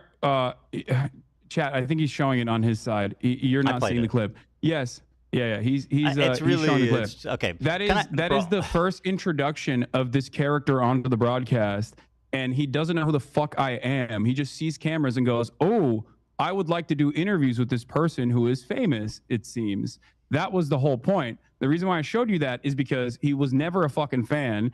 And then when he saw the full extent of my viewpoints, he started calling me the F slur. He's a Sneeko fan. Hassan, in that clip, he doesn't see you. You're not there. Ethan, he is a clout chaser and Fine, not a bro. fan. I don't care. Who cares? Let me ask you a question. I do care because okay, very good. I do care because you have made an inference. Oh my that is God, erroneous. dude. You are dragging your feet on this topic, is, bro. It's getting ridiculous. Can we You've made please an move on? That is ridiculous. This clip you sent and didn't also prove me false. wrong. Yeah. Even so capable of being flexible and seeing the middle ground. It's the whole point of comedy, is it not? Being able to read between the lines, and then all of a sudden, I don't get what the nuance is here. At all. You're not there. And you were never there, Hassan. Okay, let's continue. You're not in this. All right, yeah, go ahead. Okay, so this is an example of someone who I think is anti-Semitic. You probably agree with me on that, but I don't want to put words in your mouth. He's not a fan of yours. I think, no. I think that guy. Yeah. That, I mean, from what I've seen, any number of different things I've seen from that dude, I think he's like a right-wing dating coach or something. Yeah, he is. Dating Money 101, baby. Like and sub. All right, so here he is using the ADL. He accuses me of being in the ADL, and I'll play it. Operation? Okay. I don't know, but I heard you survived it, and I heard you survived the Holocaust. That timeline on that doesn't make a lot of sense.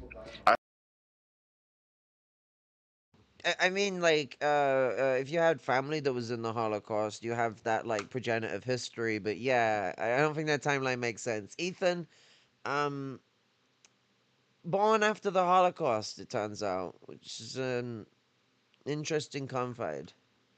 I don't know if his family who were refugees from the Holocaust are involved. I imagine so. But even still, the Holocaust is a massive traumatic part of things. But yeah, to be like, I heard you survived the Holocaust is gonna be the funniest introduction to a person I have ever had from this, where he's talking to like a 40-year-old man, and he's like, I heard you survived World War II.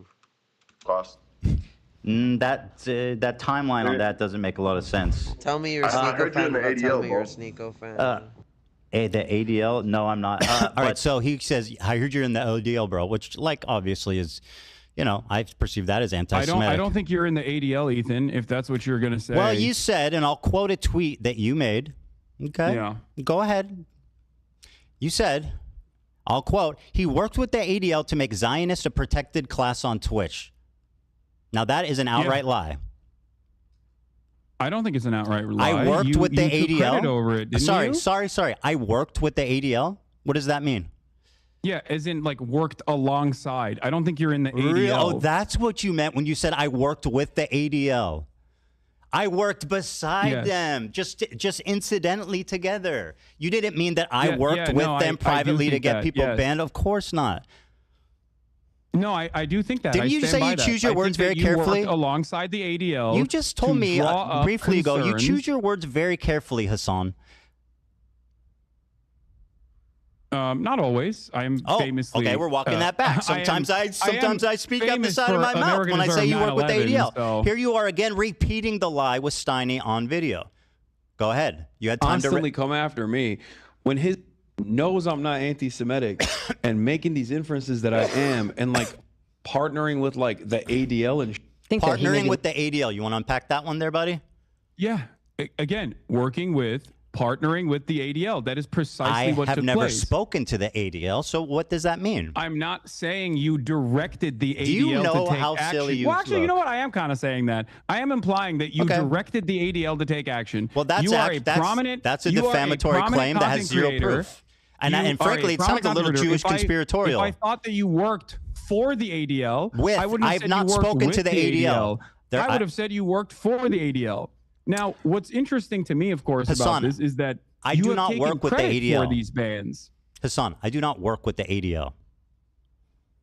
You were a part of the mass smear campaign. That is with not your working with the YouTube ADL. Would you videos say that, falsely I got nothing to claimed do with the that this- ADL? Blame Frogan for doing a racist fucking panel at TwitchCon that became a viral That story, wasn't a independent of racist me. panel, Ethan. Just like cracker is not an anti-white term, Okay, except public pressure clearly works on Twitch, and they make erroneous bans when they don't want people coming after them. Here's Twitch Frogan has repeating the aimed same lie that you capitulated heard to from public you. pressure on I feel numerous like this is the instances. last This is year what and she a half learned from doing you. everything in your power to push people to bully and harass me, including weaponizing propaganda organizations such as the ADL to get me banned off Twitch because I made a So joke. she said I weaponized the ADL. You said I partnered with the ADL. You said I worked with the ADL, but you didn't mean that I spoke to them. You just meant that we were magically skipping along and happened to just, without even seeing each other, just working together in perfect harmony and love. And by the way, I'm pretty sure you're implying that I worked directly with them on this. No, I don't. I don't Okay, think you well, worked you directly doubled with down on them. it. You said that you do believe that, and I just want to let you know that that is a No, I don't think you that is directly a- work with them. I think your goals are aligned on this. Yes, and but then you're for Mr. Precise words, say that. Don't say you're partnered with the ADL. Do you understand? You said partnered with the ADL. Me, a Jewish man, you accuse without any evidence at all of being partnered with the ADL. Ethan, You're now you trying to admitted rewrite you- history and you say I admitted said that you were got the working streamers besides banned. You them. took You ownership are a over it. liar. What are you talking You about? are a virulent fucking liar. Ethan, did you or did you not take ownership over the bans? I think, yeah, I might have. Does that mean that I'm working with the ADL? Ethan? Hey, Hassan, can I ask you a question? Are you working with the Neo-Nazi Party of America? Because they're also anti-Zionist. No, seriously. Are you working with the Neo-Nazi group of America who's also anti-Zionist? Ethan, do you have work I with them? ever taken Are you credit? affiliated with them? Are you Have I ever partnered? taken Are you credit partnered for with an neo-Nazis? anti-Semitic Or incident or that the do you guys neo-Nazi- happen to have the same Okay, goal wait, no, and I are have a question for completely you. related? Here's a parallel for you. Have I taken credit Ugh, for Jesus, man. a neo-Nazi anti-Semitic incident that took place? Because if the answer is yes, if neo-Nazis Swastika sword, baby. actually engaged in an action, neo-Nazis actually, not like your fucking hallucinations, something that we all agree, like neo-Nazis did an anti-Semitic incident and I took credit for it and I said, this is awesome. I'm glad that it happened. I made numerous videos so that they would do this. Yes, I was you on would the be tier list, valid bro. in saying that. It was literally comparison, targeting me. I was on the tier list. Why wouldn't I especially respond? considering Ethan. I don't have to be Ethan, a member of ADL to respond to someone Ethan, harassing me. Are you listen fucking to my words, dumb? please. Listen to my words. I'm trying, but Okay? it's just fucking Listen lies to my and words. filth and like empty air. From your perspective, my association as a 10-year fighter of anti-Semitism, my association from your perspective with anti-Semitism is like something that is so laughable that I don't even know how to Good. describe. Like you're like, oh, it's a swastika sword, but then you admit that it's not a swastika sword. That's how loose this It looks association like is. a But okay. on the other hand, I can't say that you have worked alongside That's the not what you said. ADL in getting You said I'm streamers partnered banned. with. That's Partnered with. anti-Semitic? You are took lying. credit You are for it, my rewriting. man. You are not taking accountability. You said I'm partnered with the ADL. Ethan, I can't Do take you accountability for your Hassan, hallucinations. do you think that the normal, reasonable person watching that will infer that we were just coincidentally working the same, or that I was working directly with them? What do you think What a do you reasonable think the person average would person infer would when you conclude take from credit saying for the I'm bans? partnered with the ADL? What do you think a normal, reasonable person would infer when they hear you, Bro, you are Ethan literally Klein, gaslighting me. make It's numerous so videos obvious what you demanding meant. the bans of Twitch streamers, and then after they are banned, you say, "I'm glad that they got banned. I take credit for it." What would a normal, reasonable person I was infer on the from tier that? list, dude. I was responding to them. It wasn't like it wasn't like I went out of my way to get them banned. I responded to them. I was on the tier list. There's been 3 instances, I think, of, in my opinion, very credible not about you taking credit for accusations it. of anti-Semitism. You've accused me of hallucinating all 3 now, which is very convenient. No, and also, because they're not credible. We are not in agreement. These are not credible allegations of anti-Semitism. These are hysterical hallucinations of a person who desperately wants all of his critics to be anti-Semites so he can feel so comfortable glad this is on record. in the unique position that he has created for himself. I'm so glad this is on record. So you think that, I'm glad you yes. So you think that the you think a reasonable person would hear you say he's partnered with the ADL and not think that I was working directly with them? I think a reasonable person will hear your own words and think that you probably worked directly inside of the ADL. Have I ever mentioned the didn't ADL? even make that inference. Have I ever mentioned the ADL? You took credit. Did I for ever mention the band. ADL, Hassan? Answer the question. It doesn't matter. You took credit for the band that the ADL pressured. Do I ever mention the ADL in my entire fucking career? Actually, I mentioned them once, but I didn't even know what they probably. were. Frankly, Like, if you you have probably the mentioned thing, it, it was you even. fucking Did I ever? Yeah, it's a clip where you are saying, Okay. I did that shit. I'll fucking take credit for it. You know who did that shit? The ADL did. You are taking credit for something that the ADL did. I'm not even making that inference. Well, You're they attacked saying, me. Which one do you think? What do you think the average you person sound would think so in this silly, bro. situation when you are saying that you did that shit? And it's the ADL's pressure that caused these people to be banned for such Bro, a I was being ridiculous, silly. I don't care. stupid, Listen, not anti-Semitic thing listen. at all. I was being silly. They attacked me. I responded. Do I know? Do Oh, I know you're being who? silly.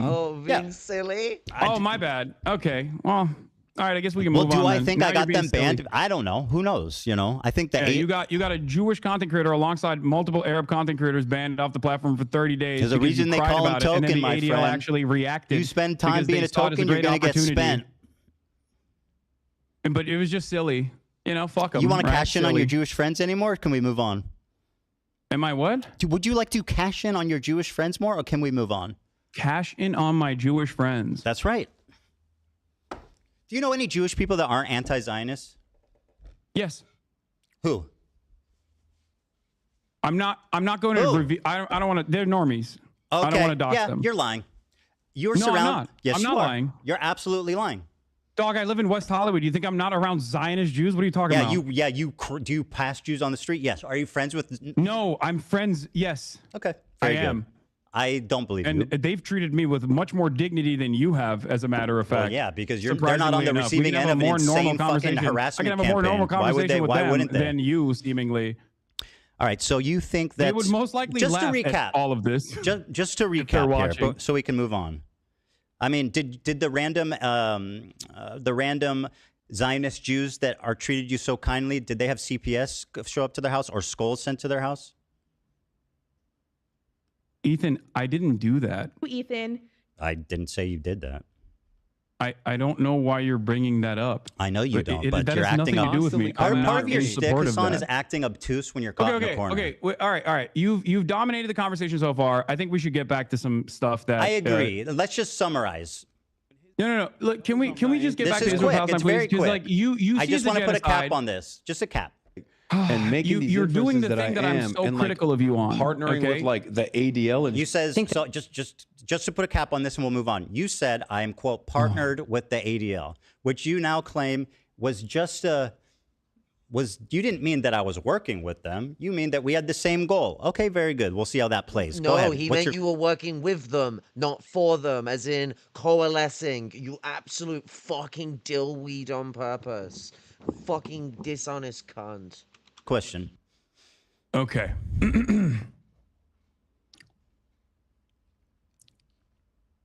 You okay? It's interesting because you're currently doing the thing that I'm criticizing you on, where you are looking at a situation that you recognize is a genocide, and your only consideration and your only concern. That's not my only concern. I care about multiple things, my friend. Revolves. Yes, you can, but these are really stupid things to care about. I mean, Ethan. that's easy for And you to say. You're the one being accused of it.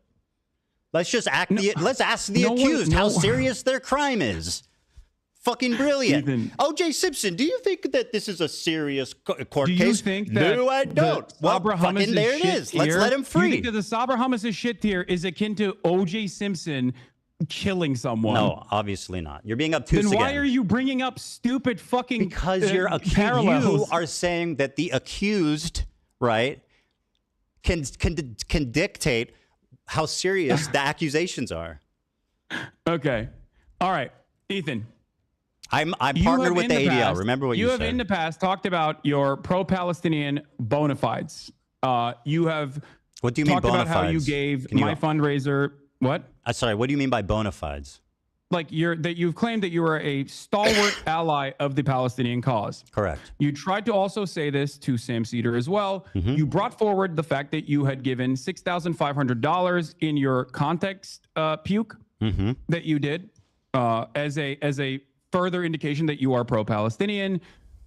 Even though you then turned around and actually criticized additional fundraisers that had taken place, like the Creators for Palestine charity that generated $1.3 million, including the fundraiser that you initially had given $6,500 to as a reason for why you were such a staunch ally. Why did you turn around and say that pro-Palestinian fundraisers are actually completely irrelevant in the grand scheme of things and completely useless? Do you think that pro-Palestinian charities are simply there to make yourself feel like you're pro-Palestine? Do you feel like $6,500 was enough for you to spend the rest of the year actively deplatforming pro-Palestinian content creators? I'll answer your question. So I claimed when talking about, now, by the way, this is something I criticize you for, which is, being obtuse, mischaracterizing arguments, and basically just being a prolific liar. So here's what the conversation was about, right? I was talking about how when you're talking about activism, raising money isn't the most important thing because it can only do so much. There's other ways to do effective activism, like protesting, et cetera, working with Palestinian organizations. So I'm just saying, my point was not that. But you wanted me to be deplatformed Let me as finish. a virulent anti-Semite, and I've done all of those things. My point was that not that raising money is bad or dumb or pointless, as you erroneously claim I said. My point was that it's not the most effective thing in the world, and there's other things. It's probably like the least effective form of advocacy you can do. That was my opinion. I don't think that's the case, and I don't think that the Palestinians that What's not the case? those, what I said or what I claim? No, your claim is wrong. Okay, that's fine. In terms of disagree. the fundraisers not being important. That's fine. So Age we've is very established important. that Age we've is very, established very that you fucking claim important. to be During the Great Famine, so-called famine, the genocide in Ireland that the British were doing against us. Aid that was sent from for us from Palestine and from Abiyala, the natives in America. Those were very important points, of support for our survival. Without that aid, many more people would have died in that genocide. So, like, to turn around and say that, like, raising $1.5 million means nothing is completely disgusting. And it discourages people from donating when we don't get enough donations. I did a walk for a winter walk for Palestine with the Muslim.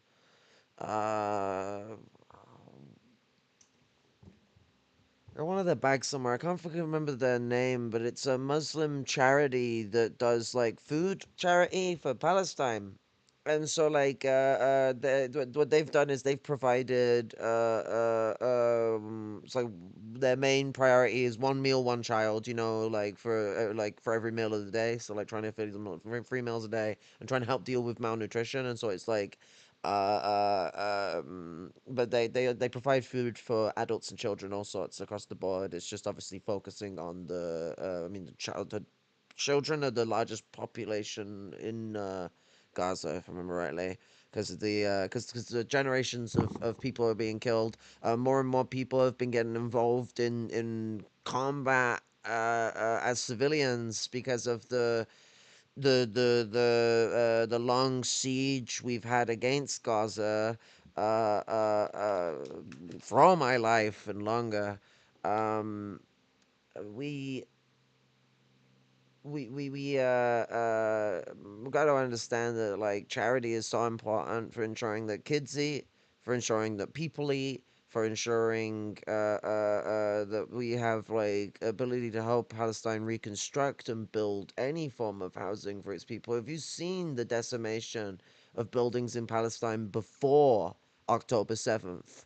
The shit that's been bombed and is half crooked and half fucking alive. Well, October 7th has had them decimate 70% of the buildings in Gaza, or is it northern Gaza? It might be northern Gaza.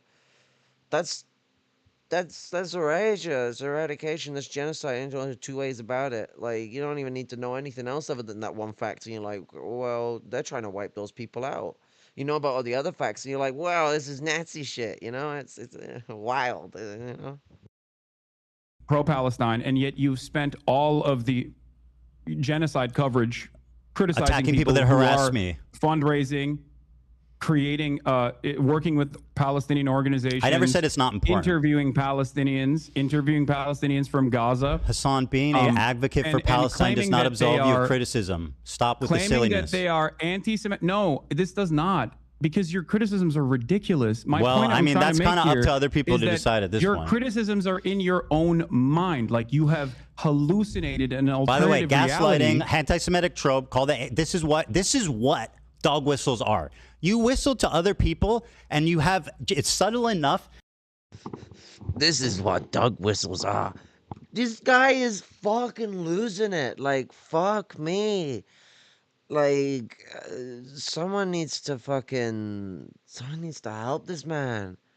Like, has anyone tried an intervention? I guess that was the person who called CPS. I think they should instead just, like, go more forefront and set out the chairs in the living room and the old intervention setup and have the old Walter White pass the pillow thing, although that didn't work with Walter, to be fair. He ended up turning into a meth dealer. Might not be the best route, but, you know, this guy needs a fucking intervention, you know? Real bad. Dog whistles are.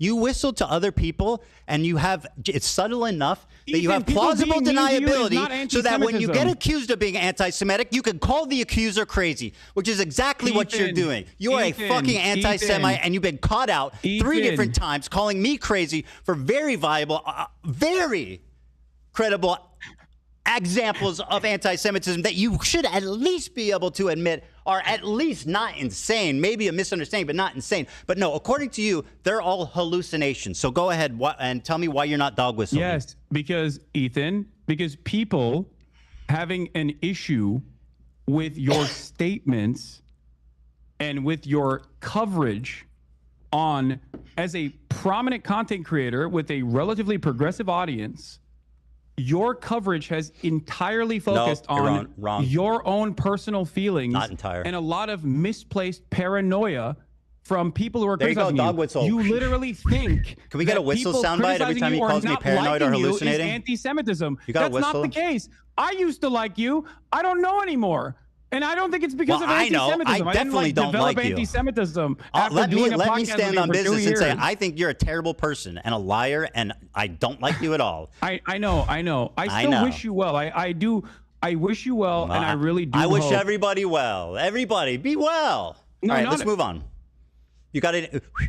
You want any more? Call me crazy or hallucinating again? Is that all you got? I don't even need to do that. I think you're doing that all on your own. We'll see. To be fair. Yeah, we'll see. So do you want to tell me what is your evidence that I work with or talk to or have any association with at all with Destiny? What? Destiny? What? What? What? The guy that I talk about fucking obsessively 100 times a day that is like basically like the Antichrist, the Lord Voldemort in my community? Yeah. He's like, I'm not. What about your accusations? And we talking with Destiny, and then says something that only he could have gotten off from if he'd been talking to Destiny. Only Destiny would think that Hassan talks about Destiny all the time. Destiny does not get talked about all the time on Hassan's stream. This is absolutely insane. Oh my god. God, I don't even know all the fucking business to settle out this beef, but like I've seen Hassan talk about it, and yeah, like and I've watched Hassan's streams, and Hassan talks about real shit, you know. I mean, he talks about some of this drama stuff every now and then. I mean, I normally talk about the real shit and avoid this kind of stuff, but I thought for the satire of it, it'd be an interesting thing to talk about, and there might have been some interesting polemics. And when he was talking with Sam and trying to pretend to be reasonable, Sam did manage to get some stuff out, but like, because that approach failed, maybe it angered, maybe it angered the Raider of Ramallah, and she was disappointed with the output of Ethan Klein, and so the Raider of Ramallah, she demanded that Ethan Klein take on Hassan with more ferocity than he took on Sam Seders, and not to back down like a coward. That's, the Raider of Ramallah has spoken, and so the rabidity has come out in this debate. I think the failure to get Sam to be on Ethan's side, to get the soundbite, to turn Sam into their tokenization of his Jewishness. So they instead went on the full schizoid. I shouldn't say schizoid. That's kind of offensive to use as a term to mean, crazy. But like, crazy fucking attack on Hassan. Sorry, for my backwards use of the language. Oh, I'm pressing space while I'm in fucking OBS. There we go. Yeah, you accuse me of working with him, knowing him, talking to him. What is your evidence for that? Oh, thank you for asking. Oh, you're very welcome. Not only is there video footage of you corresponding with someone in your Discord that literally aligns perfectly with Destiny's own Discord, offering clips for you to pull. That sounds like a stretch. You've also used used clips that are unlisted called Hamasabi when making arguments about my virulent anti-Semitism. Who gives a fuck? From I pulled a clip link that came from a Destiny fan account. So that's your proof that I work with Destiny. None of that is relevant. Okay. What's relevant is your constant coordination with Destiny's podcast co-host Dan Saltman, who you featured on your context nuke. So yeah, I don't think it's that ridiculous of a fucking assertion to make, especially when considering the fact that you have been corresponding with Dan Saltman, and he is Destiny's podcast co-host, and the what does he call himself? The general of the Hezbollah, I think that's what they call themselves, the Taliban and the Hezbollah, their mass harassment operations that they engage in. So yeah, I think that is not a ridiculous fucking claim to make at all. It's actually insane, and it's a really convenient way of discrediting me when I've never spoken to, worked with, talked about Destiny in my life. I don't need to bring that up. It's a really nice way of you. You know what? I think you're hallucinating, buddy. I think you are Oh, you pulled a meme from his subreddit once. And this guy is so unwell. God, this is. It's like you're watching your fucking your crazy uncle just fucking absolutely just go into the hedgerows like this. He is one fucking cup of jack. He's one glass of whiskey away from fucking starting to go on about like conspiracy theories about immigrants and the Jews. Like that's the embodiment Ethan's got. That's the kind of energy he's got here, is that racist uncle who's fucking losing his mind, and the second glass of whiskey he has next is where he starts beating people. No, there was a guy in your the only Discord reason. that's Did I also bring in that his up? Discord. I think you're No, I hallucinating. didn't say any of those things. You sound fucking unhinged, dude. Are you crashing out, Hassan? Ethan, I didn't. Hassan, say are you that. crashing out? I gave you. Do you I have gave friends you who are a aware reason. of the condition and can help you get the help you need? Okay, Ethan. You're delusional. You featured Destiny's podcast. I said he co-host discovered that the you IP ban. Is that correspond not with. true? I said Dan Saltman discovered the IP ban. That's all I said. I didn't endorse. I didn't. All I said is he discovered the IP ban. Is that true? Is that materially true? I don't think it so. is. It is. I think someone in Destiny's community did it, but it's fine. Yeah. So you how is that up. an endorsement? Ethan, are you claiming that is this you what don't you have do direct whenever you're trying to correspondence with avoid Dan Saltman? Ethan? Hassan, are you hallucinating? Ethan, Hassan, do you not correspond with Destiny's podcast co-host Dan Saltman? I've talked to Dan Saltman, but also I don't think that that's Destiny, is it? Yeah, no, that's just his podcast co-host and is perfectly aligned with him and uses his community to brigade, and also has literally tried to blackmail and is people right in wing. his own And community. is right wing. Can we just get like?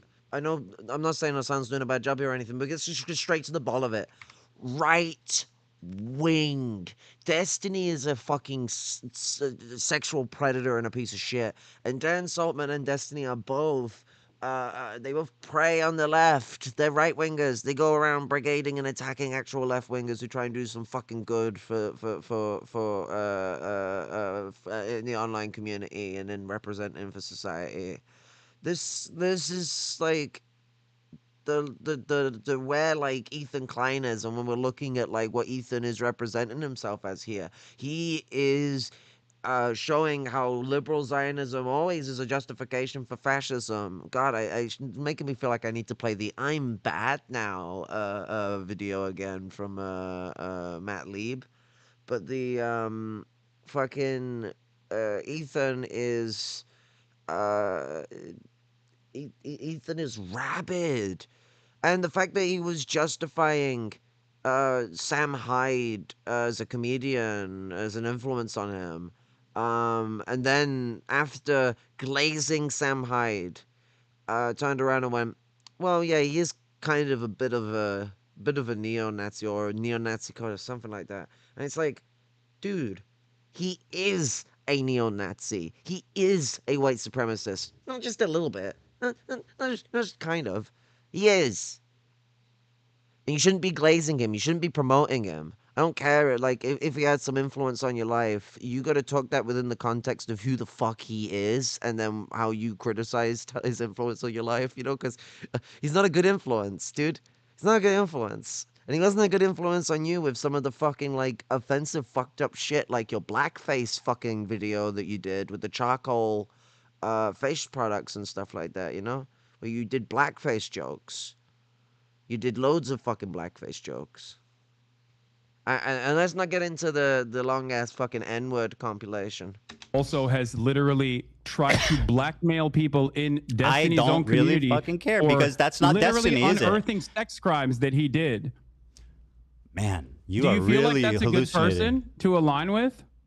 I'm not you now endorsing him. openly admit. I'm not endorsing him at all. I just said I've spoken to him. No, yeah, you're not endorsing him. You're just getting Have information you ever from him spoken to use. somebody you don't endorse? I mean, what kind of silly bullshit are we doing here? Certainly. Well, there you yes, go. I speak Oh to my people God, I don't dude. endorse. I'm speaking to Dude, one right you now. talk to Dan Saltman. You're fucking outed as a Destiny's best friend.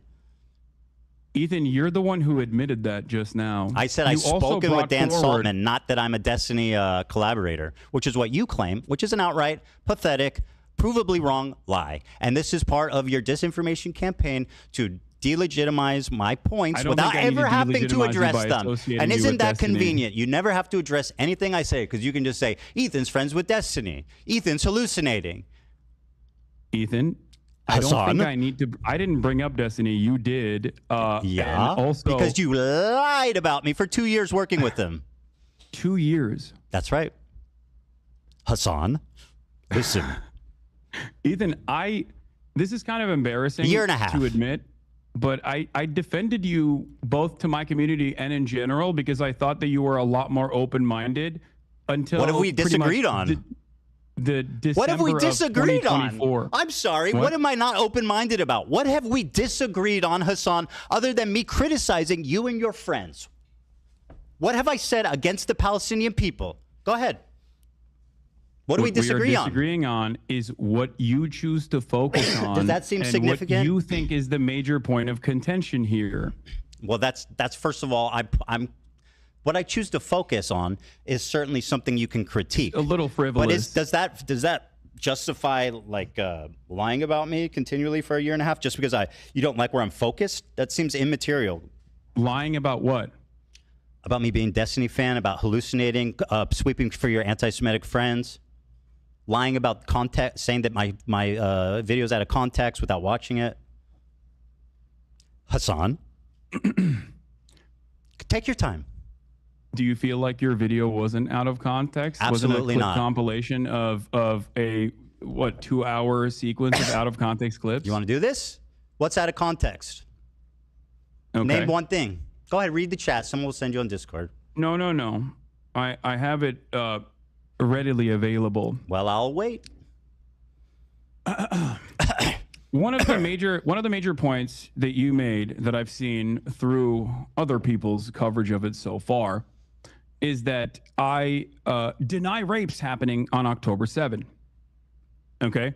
That I deny rapes happening on October 7. There's a clip of you when you first encounter that statement where you are actually understanding of my position until your wife stops you and says, that's inappropriate. You literally say, oh, he's saying the likelihood of rapes happening does not justify genocide, which you agree a genocide is happening. Uncontested. Ever since then, though, months later, you still chose Her to name is use that Hila, by clip the way, that is Hassan. 14 I don't seconds know long why out you of refer to her context. as my wife. I find that a little chauvinistic, frankly. You know who she is. You know her well. You've begged for Teddy Fresh from her many times. So, like, yeah, you know who she is. You've written her emails Hila. asking for clothing. Her name is Hila.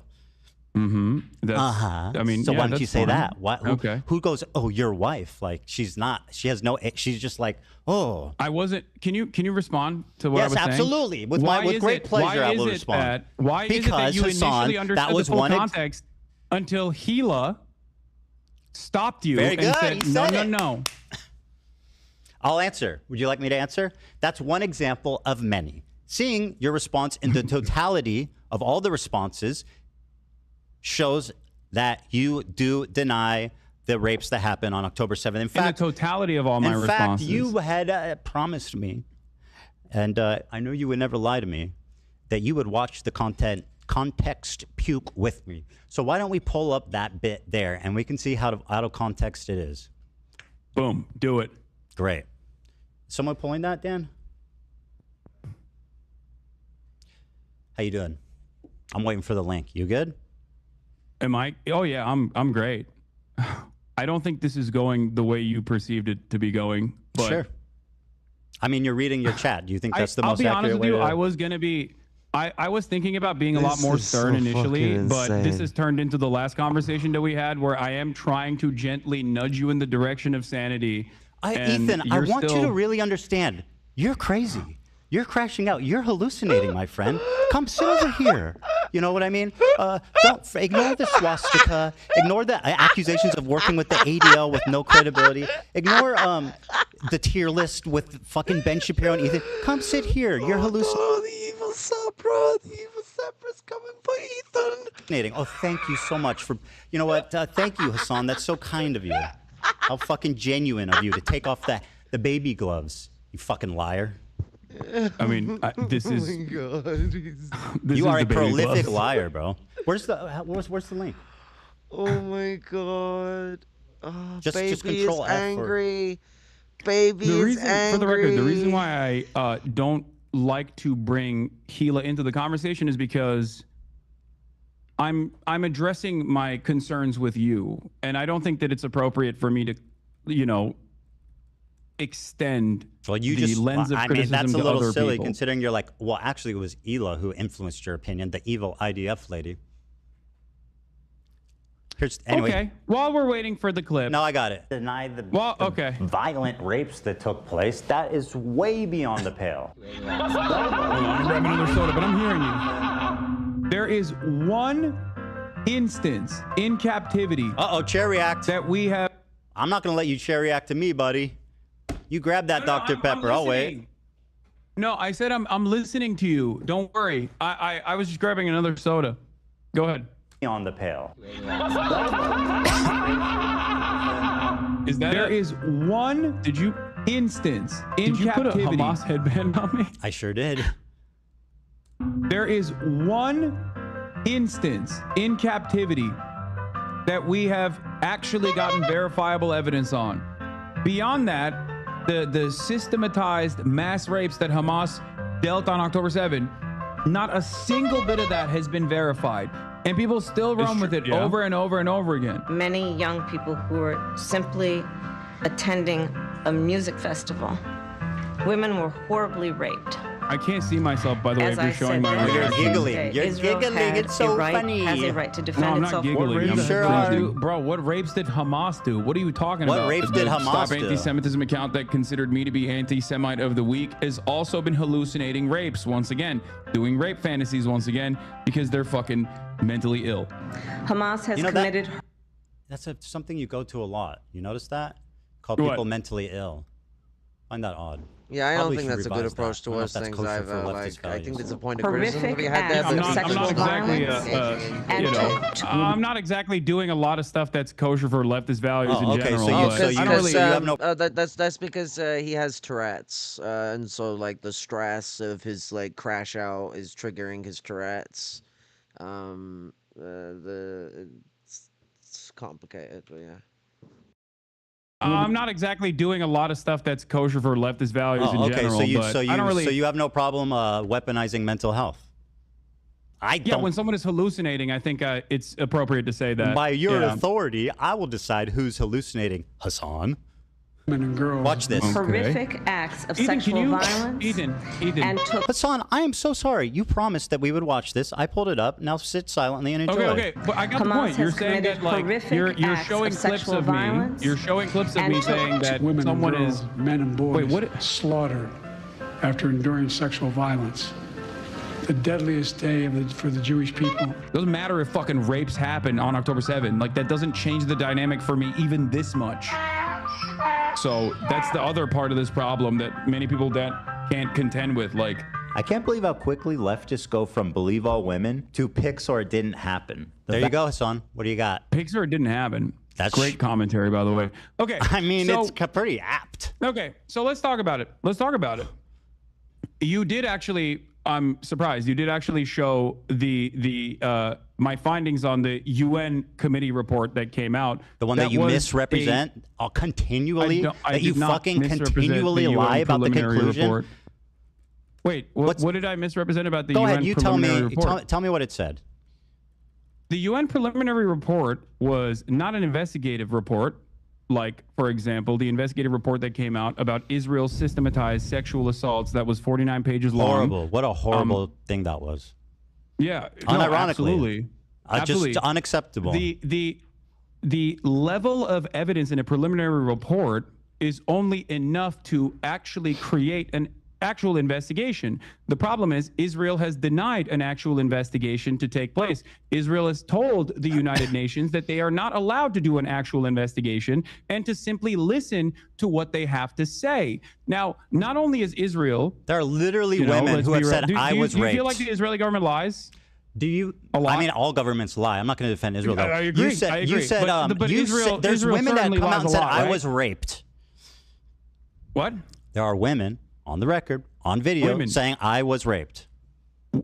Like you're saying, you're saying there are multiple women that are on the record saying I was raped. Correct. There is, as far as I understand, Well, you should one look- instance Well, of in course, captivity. as far It as is you not understand, because you don't give a systematized fuck mass about rape the reality directed by of it. Hamas. What? Well, of course, that's as far as you can conclude because you don't give a fuck about the truth. You just Wait, want to do propaganda, Ethan, remember? Ethan. Hassan. Please, calm down. Okay. You're getting worked up. I don't know why you're whoa. behaving in such a childish manner when we I are am not. actually talking about finally some serious stuff. Okay? Well, okay. Okay. In terms of the UN preliminary report and the findings, okay, there is a clear-cut lack of evidence for any forensic examination to take place due to the incompetence of the Israeli government and specifically the organization Zakah that spent most of its time in the immediate aftermath of October 7 taking bodies out of body bags and putting them into Zakah branded body bags. This was reported by Haaretz as well. They polluted the evidence pool. Okay? That's number one. Number two, numerous people that came out and offered eyewitness testimony have since then been discredited, also according to Haaretz reporting. Which article? I can't What's the pull it up right now. Haaretz article They can that Google it. accuses victims of sexual assault of lying about it. Go ahead and link me that one. And by the way, while you look for that, No, not victims of sexual assault, Ethan. I'm using my words very carefully. Right. Not of course, victims I remember of you do sexual that. assault. Not victims of sexual assault. Eyewitness testimony initially provided that led people to believe that there were sexual assaults that were taking place. Show me the source. Were then discredited. Show me the source. By the way, Hassan, while you look for that, I'm assuming that you're quoting the UN Representative Secretary General on Sexual Violence and Conflicts report, right? This is one everyone refers to. Now, are you aware how these kind of papers work? They do a very precise conclusion at the end that summarizes the main thesis and points driven home in the article. That's what the conclusion is. Let me read it for you.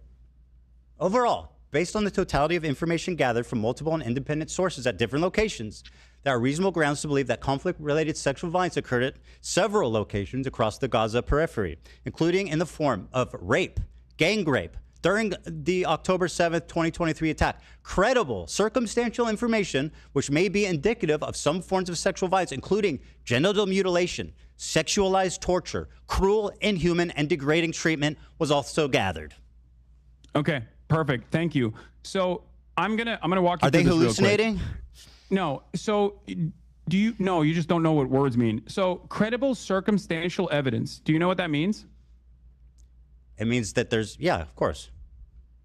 Credible circumstantial evidence is not a substitute for forensic evidence. Credible That's why I said Pixar didn't happen, bro. Is not You need enough rape to kits. prosecute. Hassan needs Credible rape kits. circumstantial evidence is not enough. Pixar to didn't happen, right? Prosecute rape, which is precisely the reason why the Israeli prosecutors themselves have said that in the absence of a singular victim coming out, and also with all of the forensic evidence that has been tarnished already. Show me evidence for anything you're saying. What? That's not. Show me evidence for anything you're claiming that isn't some unhinged freak on Twitter. Believe all This is women, not an hey? unhinged freak on Twitter. Hey, are we This is, believing all again, women there's also unless an they're article that Israeli? you can- Right after October 7th Hamas attack in Israel, Zaka, the disaster victim identification volunteers, were among the first civilians responding on the scene. Zaka is an Israeli rescue and recovery organization primarily staffed by ultra-Orthodox Jewish volunteers, known for their work in collecting human remains for proper burial according to Jewish law.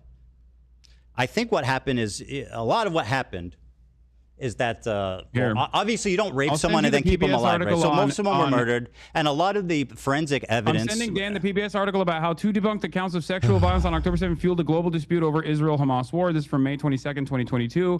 This is about the witness testimony that was discredited. Okay. But so even if one account was discredited, there's many. No, it's not one account, it's two accounts, but the rest there's of the... way more than two accounts. Hey, Hassan, you know what you're doing? You're like, this girl lied about being raped, therefore all these women need to be questioned.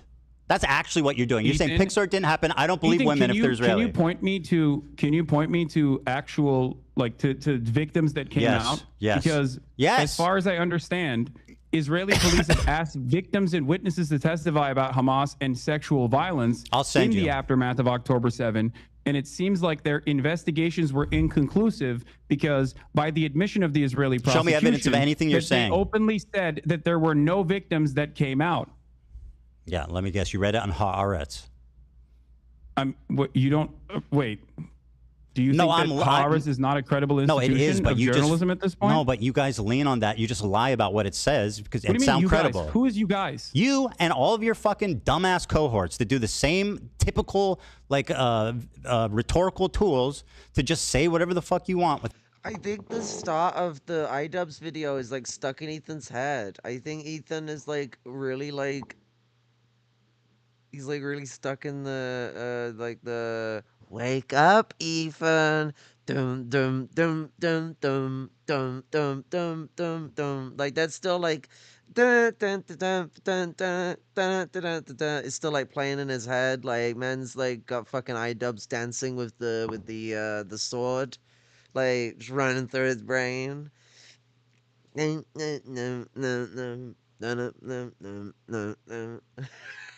Without ever having to back it up or knowing what you're talking about in the least bit. So show me the evidence. Haaretz boy. I sent Swastika the debunked narratives, and also here is The Israeli prosecutor Moran Gitz has acknowledged that 15 months after the events of October 7, 2023, Israel has still not identified any victims in which a case can be brought against an alleged perpetrator of a sexual attack. They're all dead. The admission is in line with the complete lack of any credible evidence regarding incidents of sexual violence, all which is dead. particularly notable when these claimed.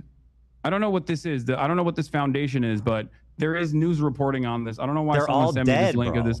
Do you think what is your point? What you said doesn't change anything. You're talking about.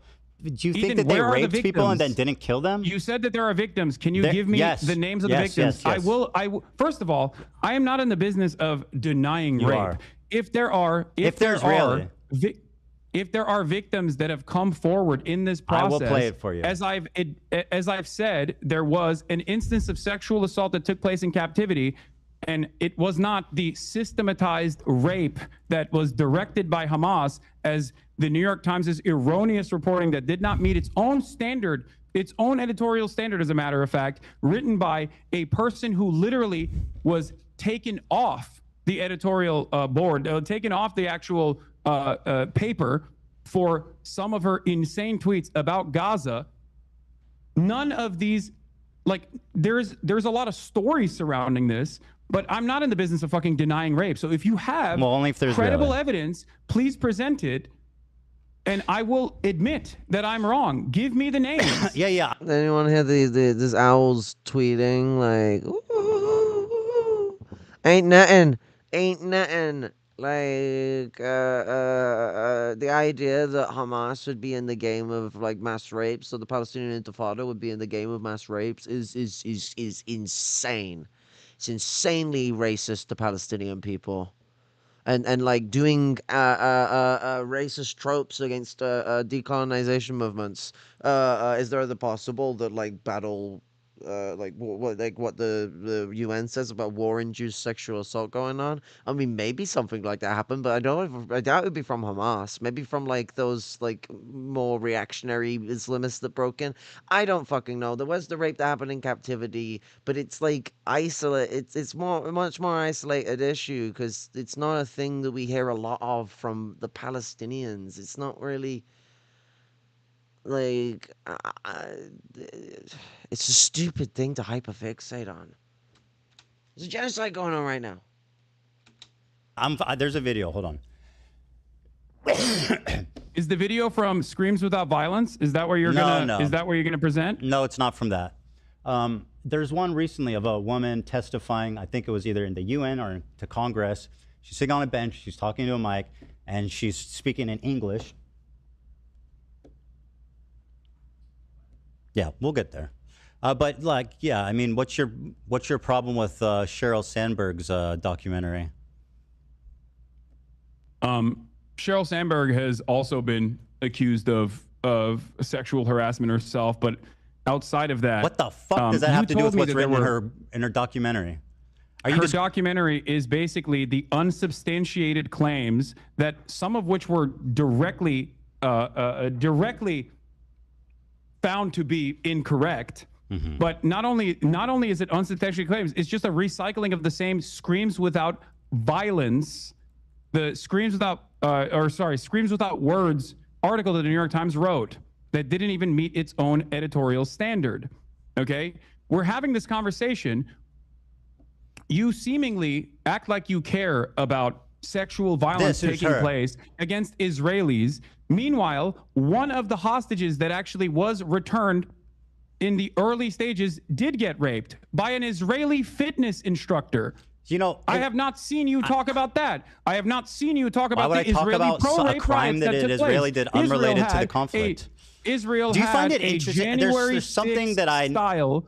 Israel had a January 6th style pro-rape riot where a bunch of rabid right-wing. Do you think I'm defending this? Why I'm not defending this. The prosecutor's office and forcibly with guns took out 6 concentration camp prison guards from the Sde Taman facility that had actually raped numerous Palestinians on camera. Are you done grandstanding? Footage, Here's a including victim. One that they raped to Are death. you done? Here's a victim you asked for. Here we go.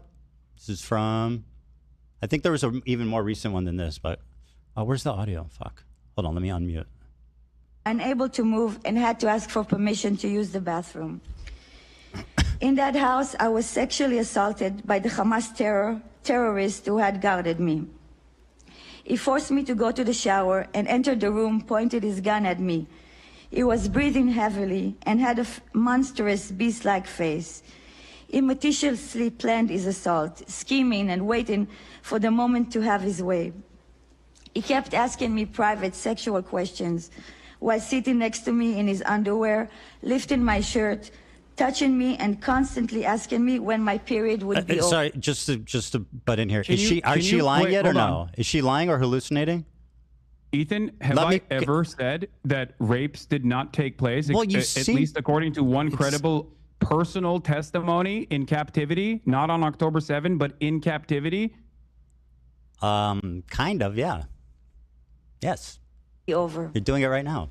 What do you mean? I knew kind exactly of? what he was Ethan, planning to do. You literally and yet I couldn't do featured- anything to prevent Wait, pause it for a second. No. I was Listen to what she has utterly to say, helpless. Hassan. When the assault was over, Hassan, don't silence her. Let her fucking talk. I wasn't even allowed No, to. because you're acting like this never happened, that it's exaggerated, that mentioning everybody's my lying, acknowledgement that in the Israelis video are just that you inherently played. evil monsters that are responsible for everything bad that's ever Ethan, happened. you Listen to her. acknowledged- He literally went on about this specific one being the sexual assault that had happened because the testimony came forward.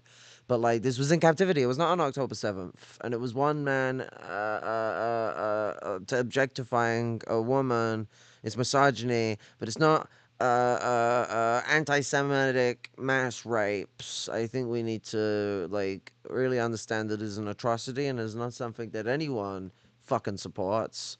But like to associate this with the Palestinian Intifada is fucking disgustingly anti-Palestinian. Rather than like and shouting it as a supposed criticism and just trying to improve the movement, criticism. The guy's full of shit. Ethan Klein is so full of shit, and the insanity of this man is imploding before our eyes. Holy fucking shit! Man, or to be sad. Listen to her words. I had no one to comfort me and was forced to act nice Listen to the person who had just sexually Listen to this assaulted victim. me Show her in the some most respect, Hassan. horrifying way. Oh, it's so gross Not a the way day you're goes doing by this. that I don't think about Yeah, it's what gross. that terrible man did to It me. is. You're We were held in such Show inhumane respect, bro. conditions. brother. That is fucking no person gross. should ever be subjected Dan, to pull such the brutal fucking and plug on ruthless this. Holy treatment. shit. Now, You really have no problem speaking over a rape victim when they're Israeli. Dude, you don't give... I got a problem with you exploiting a fucking rape victim, you fucking cunt, regardless of who they are. I'm for the liberation movement, and like, but that doesn't mean I fucking support this. I think Hassan supports this. But like the way he is displaying this and then trying to gaslight Hassan as like not respecting this person's experience when the fucking situation isn't about just this one person's experience. It's about the accusation of mass rapes. This is so fucking disingenuous and insane. Insane. This guy needs help. Like, holy shit. Like, internment at this point. Holy fuck. You don't give a fuck about rape. Look, what are you doing? Look at what you're doing. I never said that no one ever got sexually assaulted in First captivity male in the rape hands survivor of of Hamas Hamas on militant. October I 7th. literally said in the video, A man who was stripped naked and raped by Hamas on October 7th has revealed for the first time how he was spat on and humiliated as his murderous rapist laughed. The victim, only identified as Initial D, is the first man to speak about the sexual assault he and others experienced when Hamas elite, the Nakba unit, massacred, kidnapped, and raped innocent people enjoying the Supernova music festival. They pin you down to the ground. You try to resist. They take off your clothes, laugh at you, humiliate you, spit on you. Said the victim, who's hold on. Okay, listen to me. Listen to my They words. touch my very private carefully, parts, they because rape you're not going through this in a dignified way, and I think it's very gross. What you're doing here is simply weaponizing Bro, a victim you are so as a pathetic. fucking prop. A victim that I also acknowledged. Okay? Silence. And you know In I new acknowledged footage, it because you posted it in your video that Here it you is. just showed me. Here's the clip. Reveals that sexual assault and rape was a regular component of the life as a hostage in Gaza. Doesn't matter if fucking rapes happen on October 7th. Hassan, maybe you would like to call her a liar. Please, go right ahead. You're doing it again in the video. Listen, Happened on October 7th. There are dozens of testimonies from witnesses, most of who were Dozens in of hiding testimonies. and heard. Oh, or yeah. Ethan, Are you denying that? You said in the beginning, I'm going to use my words very carefully here. In the beginning, you said on October 7th, there were numerous victims of sexual violence. That you said, not me, you said that there were numerous victims of sexual violence that actually came forward. So I ask you for names of the numerous victims of sexual violence on October 7th. Because hold on. Said that You're there saying was no only sexual assault that took place. Wait, you're as a saying they matter have of fact, to have been on looked at that report. I looked at that same UN report and said that there was valid, credible, firsthand testimony on sexual assault. I wish you had the energy you have. That was not on October for 7th. the Israelis raping people. As I wish you had the same energy for the fucking Palestinian terrorists raping people. I wish you had the same energy. Because I can't invent rapes. You have not given me any names. What are you showing talking you about? people and names. What do you mean? It's What do you so mean? What's with vile my to people deny and the names? suffering I don't and trauma of understand. the victim. If there are just victims, because you need your heroes. Right, you know what? women. This is not going anywhere. Let's just move on. Yeah, let's just. What do you mean? You can't just I gave you move on from this. This is a major point of contention. You have falsely smeared me as a rape denier when you yourself, the one evidence you deny mass rapes happened, and you're doing it right now. The instance of sexual I showed violence in two. captivity I just showed you two that we know of up until this just point. Showed you two. You and I both agree on. I showed you know two. that I agree with that. You know that I've talked about it. You know no, that you I've deny mass acknowledged rapes it, happened, and yet not that rapes happened. What? You deny that mass rapes happened, not that rapes happened. Listen to my words. Yes, I do. Okay, I do good. deny Well, there you go. Because there is no evidence. And I just for showed the you record, two. The clips that you used, ironically Actually, enough, I showed the you reason why I three. say it's out of context is because at that point, I personally took a position where I said very carefully and very deliberately that mass rapes that are directed by Hamas did not happen. There was no evidence for this whatsoever. 4 survivors told authorities they were sexually assaulted on October 7th. Report. First-hand account of such crimes have been rare, as most victims were killed. Hassan. Report follows earlier testimony from a man who said he was raped by terrorists at the Nova Festival. 4 people have told authorities that they were sexually assaulted by terrorists on October 7th. Channel 12 reports. On Thursday, adding to a growing body of evidence of the systemic sexual assault committed by Hamas. Unlike most of the previous evidence of sexual assault on October 7th, which was largely based on eyewitness testimony, the Channel 12 report is notable because it is based on first-hand accounts of victims. Yawn all you want. First-hand testimony. Man's only fucking way to actually stop a counter is the Times of Israel. Are you joking me? Man's just gone and got his hospital. Fuck me.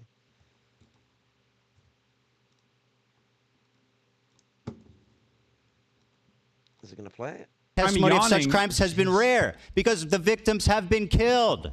Dipshit. Okay, Ethan, they fucking kill them. According to the report, 4 individuals approached the welfare minister with their account. Sorry, no way to actually examine. Sorry, talk about being gross. Listen to these victims. When someone is murdered, there's no way to do forensics evidence Bro, to actually you know conclude. the fucking answer to that. Actually conclude because that person you know was that sexually assaulted. You know that the religious organization that is first responders that you cited has a policy of burying the bodies to avoid disgracing them. That's Ethan, you what just happened. said dozens of victims came out in that I'm article, reading and I you. don't know What are where you that article doing, is bro? from. I'm showing you the evidence that you're wrong in right that article. now.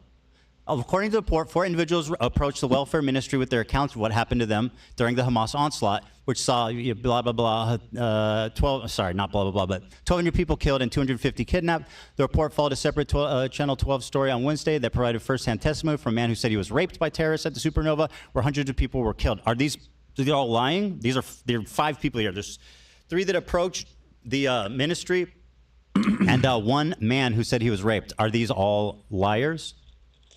I don't know. I don't think they are. I have no so then reason what the to believe fuck that is they your are. point? But from everything that I have seen, from everything that I've read on this, and I have read extensively on this, as far as forensic examination has been concluded, there is no evidence, no hard evidence of sexual assault. And I will give you a clip from a Haaretz article this is so exhausting, that was posted by Lisa here comes the Haaretz article. I just read you first-hand testimony of 4 people. What are you doing? You're saying that you're not believing the victims. Ethan, you're asking for pics or it didn't happen. It's not that I'm not believing the victims. You said, where's their bodies? Pics or it didn't happen. What you have mentioned, since you're saying pics or it didn't happen. Okay, right? Since the article that you mentioned came out, there have been further prosecutions on this. Why have they not led to any real prosecution? They're dead. They're fucking dead, you moron. What do you mean? First-hand testimony in this regard. They killed all the fucking Hamas operatives in Israel. I killed them? What? Why are you saying okay? You killed them? I said they. Why the fuck would I say you killed them? That's insanely stupid. Are you okay? Hallucinating. Are you crashing out? Go ahead. Maybe I misheard you. I'm pretty sure you said you killed them. Sometimes when you're under stress, you can mishear things, but that's okay. I understand. I might be my mistake. I have you on much lower volume because my volume is very low. Okay, fair enough. Fair enough. There's a misunderstanding. That's part of the reason why I do ask over and over again what you're saying. That's fine. I understand. I want people to hear what we're saying, so that's totally fair. If you're saying, are you done, or you want to keep going? Gaslighting you, just clip it and send it to me, chat. It's that simple. Okay. And if you probably said it by mistake, even if you did, so it doesn't matter. Okay, we done with this one? Okay. No, we're not done with this at all. Go ahead. I mean, I just read four first. Because the question I have for you is very simple. Okay. Oh, if I said you, I misspoke. That's my bad. By the way, I may have actually said you. It's fine. I apologize. You misspoke. I didn't mean that. care. Yeah. Let's move on. I just want to make sure. Let's get back to the actual main point of contention here. The liars. Pixar didn't There happen. have been no rape allegations filed in the October 7 attacks. Not one. Okay? And this is from Ynet, speaking to Moran Gatz, who I posted about earlier. Moran Gatz is the Southern District Prosecutor's Office in Israel. Okay?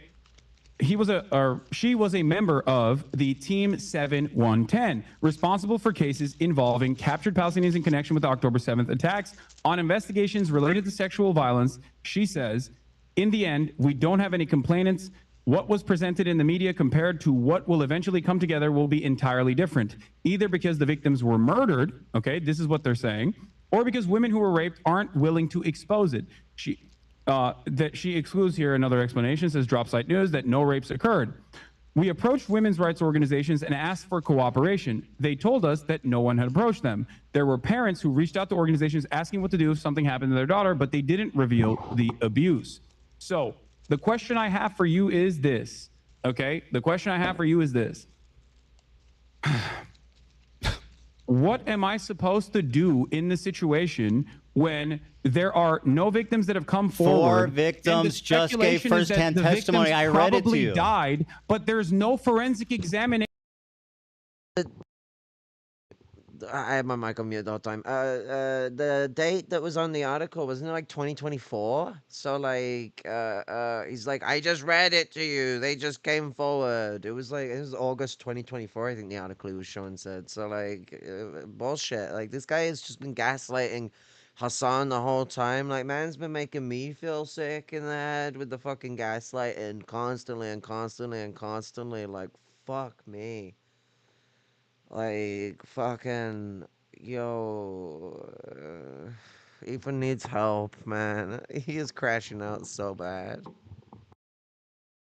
Pixar didn't there has been no justice for these victims Pixar in Israel on October 7 due to the fact that the government completely ruined.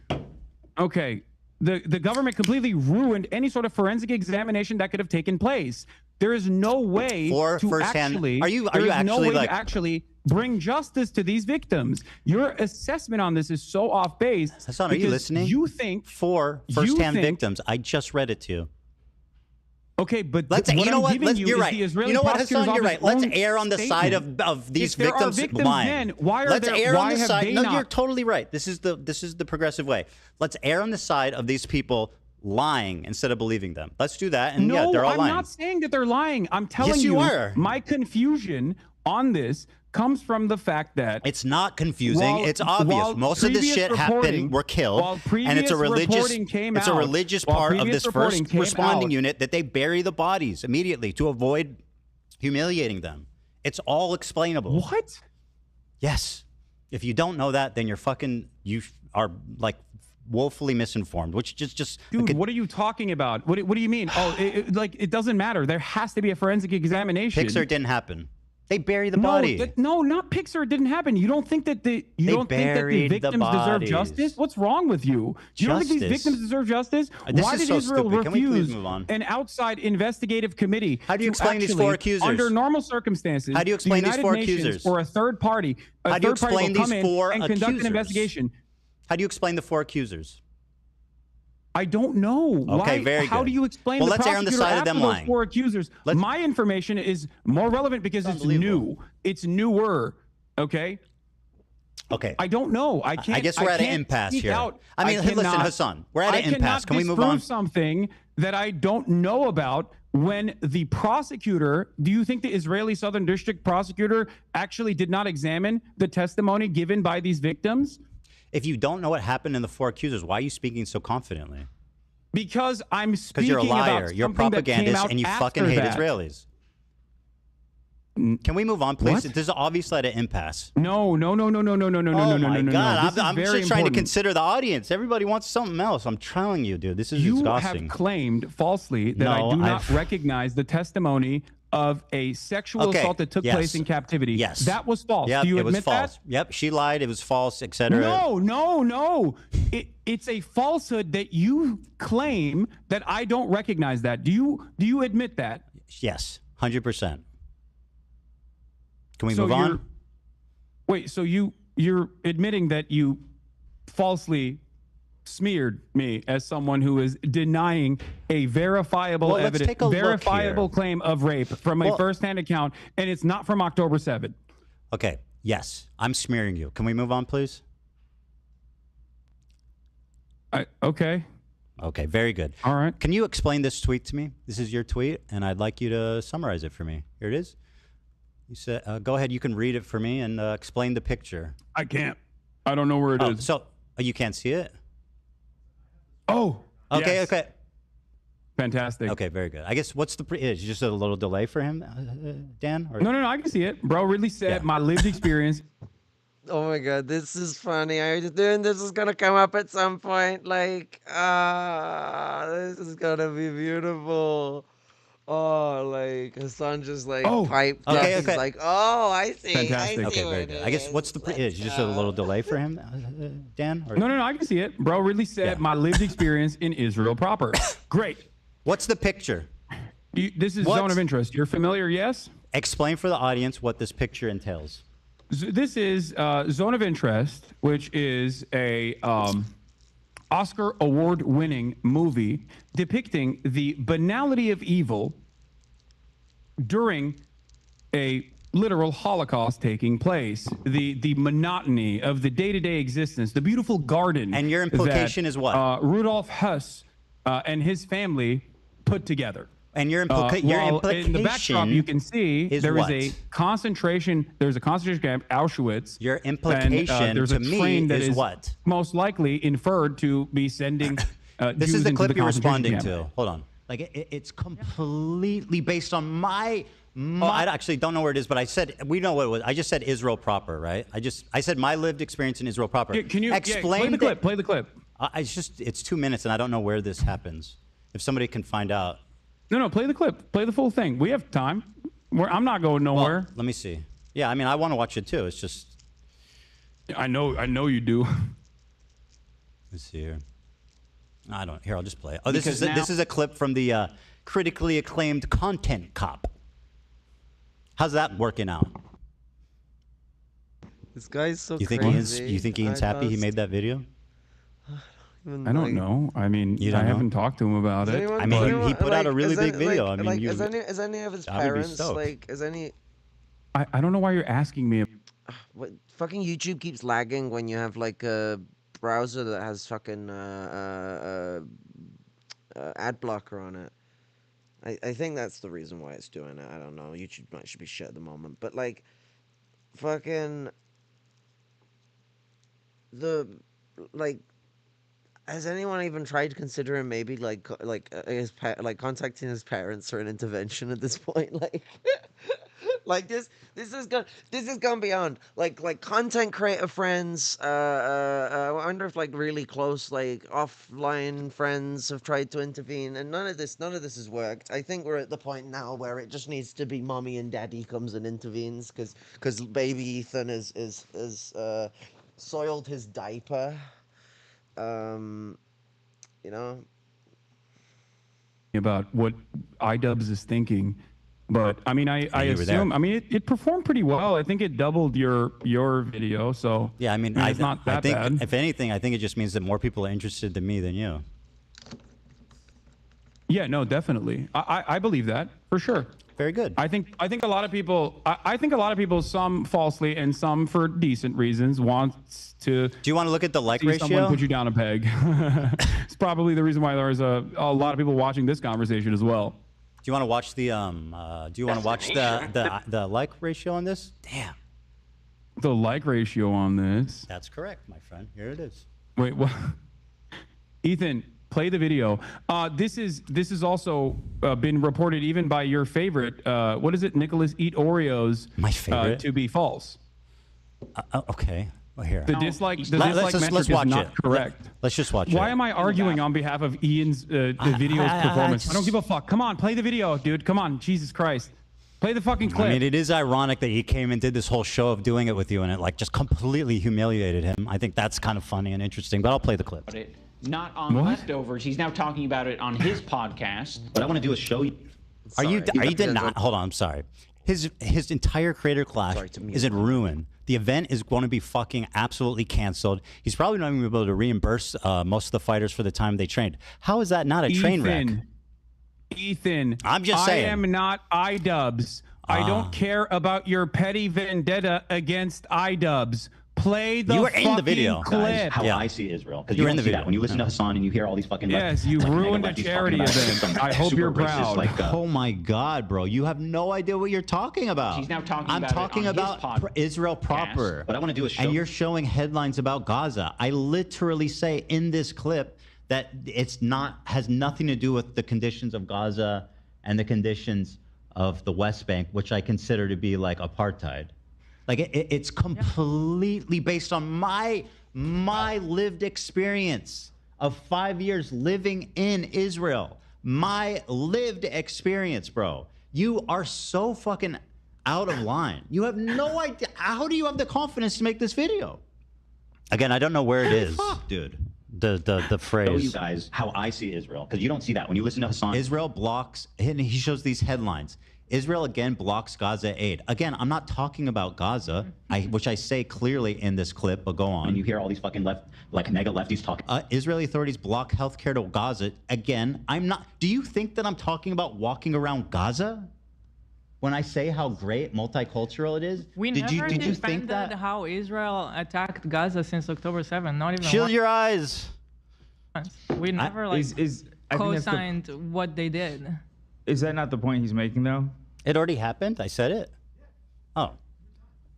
No, okay, well, anyway, the phrase I said is that my experience in Israel proper. What happened after that when AB chimed in, I wonder. Anyway, listen. Who knows? I mean, you like to make inferences based on. I'm just asking. I don't know. You know what's so funny? You know what's funny? It's all on the audio. Go listen to it, dipshit. It's on the audio. You don't know what you're talking about. You're a pathological liar. You are a propagandist. It's on the audio. You can go listen to it if you gave a fuck. Both AB and Olivia were chiming in. I don't know why we buttoned it. I'm just asking. You know, it's fine. It's not that big of a deal. What are you implying here? What are you implying with this photo? What photo? Oh, with the photo. Okay, so let's begin. This is going to finally cause us to talk about Israel-Palestine. Bro, just explain what you're By trying to your say. own admission, there is a genocide that is taking place in the Gaza Strip.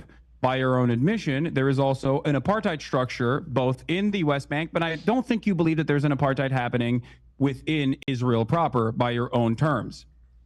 I don't think Yeah, okay. So do you feel as though Israel is somehow inseparable from both of these actions? No, but obviously the conditions are different in Israel proper versus the West Bank versus Gaza. Like you West, feel I mean, like the you West go Bank into has Israel checkpoints. It has amidst like different areas of zones of interest. People don't have freedom of movement. So obviously that's more apartheid-like than the main body of Israel. Yeah.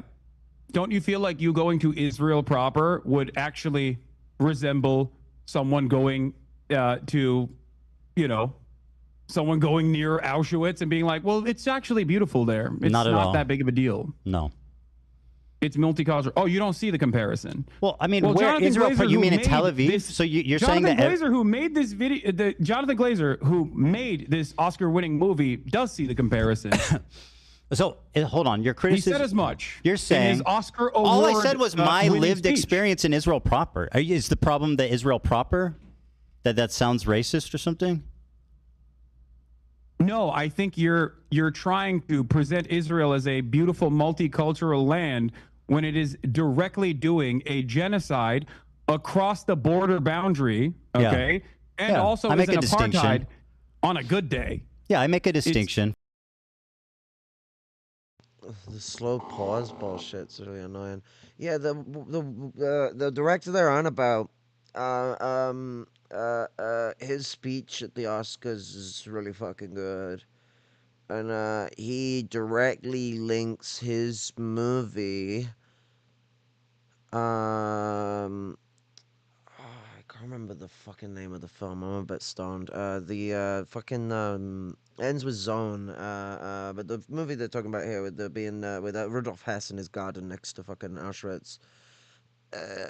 He linked it straight to the fucking situation going on in Israel, and like how in which the fucking Zionists are treating their existence in Israel while a genocide is going on. And I think the comparison is so apt as well, given that Rudolf Hess is on settler colonial land as well. The Lebensraum part of it is also very important in this in the totality of the comparison. Okay, and Yeah. also I make is a an distinction. apartheid on a good day. Yeah, I make a distinction for sure. You can't. I mean, I lived compartmentalize there for Israel 5 proper years in Tel from the Aviv. crimes that is happening 6 miles away, Ethan. That's my point. So 6 miles from saying- where I live in Tel Aviv? 6 miles from what? I don't know how many miles away it is from. It's a lot exactly further where than you 6 live in Tel miles. Aviv. What the fuck are you talking about?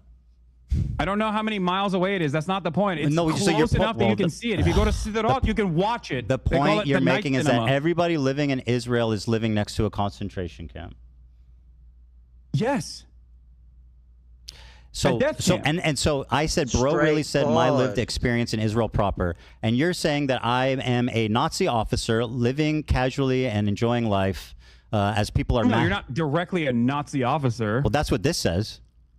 No, Ethan, you're taking it a little bit too literally. I think the point there with that imagery is not that it's a Why did Nazi you choose the officer. one with the guy standing in it? Pause. Oh my god. Fucking hell. YouTube. Pause. Guys, even worse than it does And on enjoying like, life. No. Pause. Oh, why is YouTube behaving like this?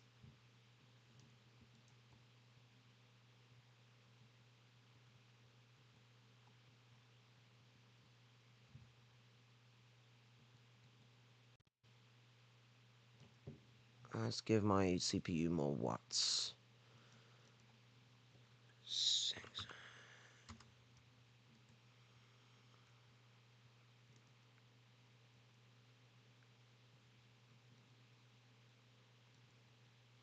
Okay. But like Ethan's not Hess. Ethan's the like one of the children just being like a complete fucking mindless Zionist about it. When we'll eventually grow up to be one of the Hitler Luft, they're going to have a great perception of Lebensraum. That's him with his like great perception of Zionism, with his 5-year like Israeli experience. As people are No, you're not directly a Nazi officer. Well, that's what this says. No, Ethan, you're taking it a little bit too literally. I think the point there with that imagery is not that it's a Why Nazi did you choose the officer, one with the is guy that- standing in it? Well, I'm actually interpreting the work of art in the exact same way that Jonathan Glazer, who made this piece of cinema, interpreted it.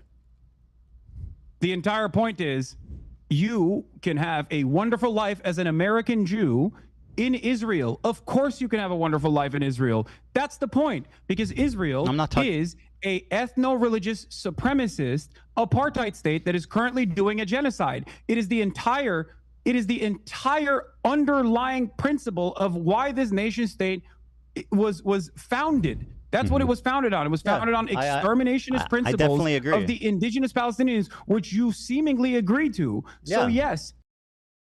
He seemingly agrees to, but then denies that Zionism is a part of this history.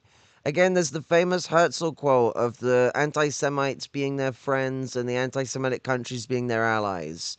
Like, Israel is born on racist and fucking fascist confines because Zionism is born on racist and fascist confines.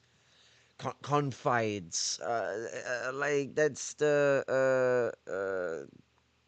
nature of Zionism, and it's ethno-supremacy, ethno-nationalist.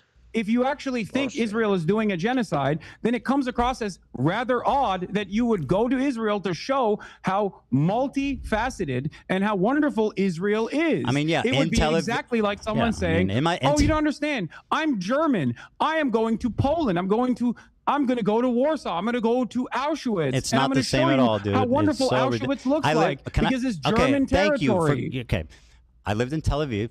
I worked beside Palestinians. Actually, before he goes on, I want to give some clarification for people that might not understand. When he's saying Auschwitz, he's on about the town. Like, he's also on about the death camp that's in that town. But, like, Auschwitz is the name of the town. It's Birkenheim. Birkenau. I always get the name wrong for Auschwitz, but the death camp itself. Because the death camp isn't called Auschwitz. The death camp is in Auschwitz. But like the Auschwitz was 3 major complexes, a part of one massive camp jurisdiction.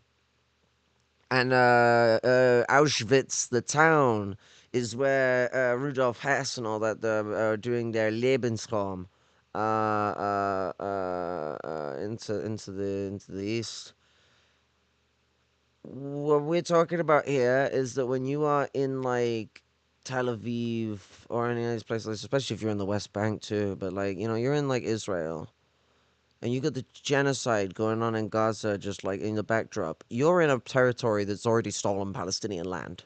Just like how Auschwitz is stolen Polish land.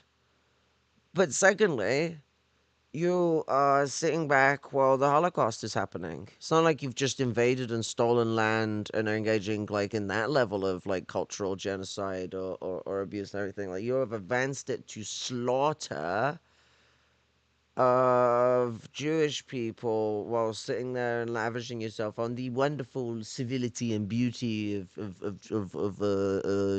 Deutsch Poland. Fuck you, Hitler. You could suck my fucking tits. Let's go. Okay. I lived in Tel Aviv. I worked beside Palestinians. I worked with them. I took the bus with them. I walked around the streets with them. I went to the restaurants. They worked with me in my businesses. It's not what people expect. That's my point.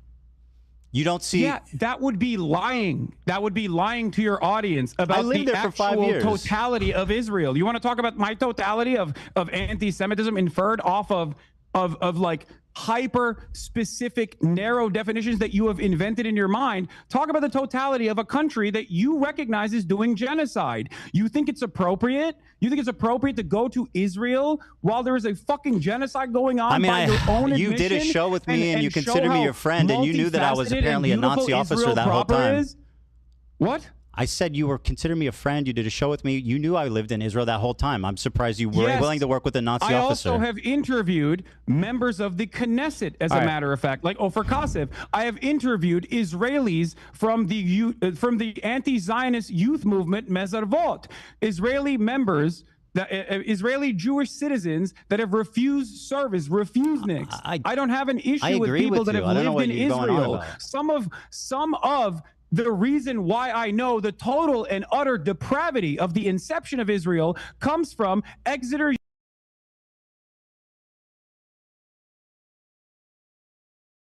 What? What the fuck is going on? University's very.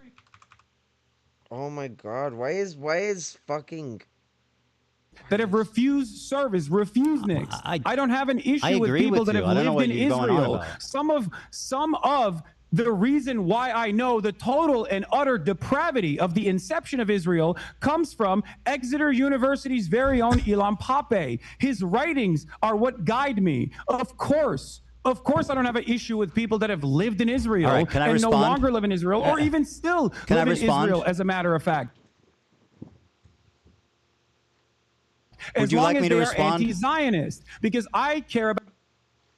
My computer is having a moment. Jesus Christ. 1 second.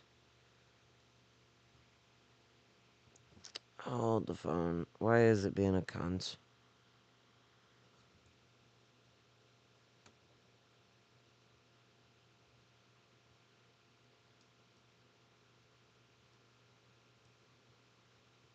I was using my NVIDIA GPU. Why is it having so much trouble?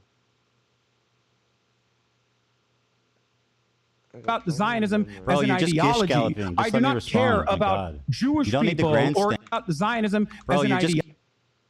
Ilan Pappé. His writings are what guide me. Of course, I don't have an issue with people that have lived in Israel and no longer live in Israel, or even still live in Israel, as a matter of fact. As long as they are anti-Zionist, because I care about Zionism as an ideology.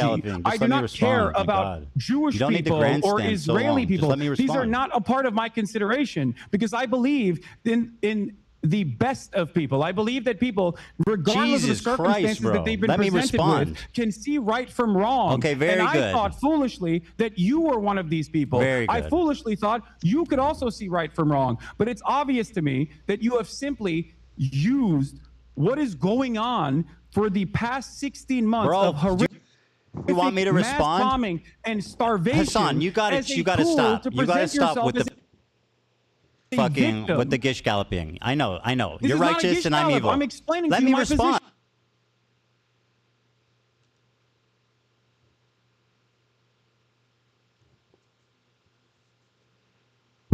I don't know why it is playing up, but this is pissing me off. 1 second.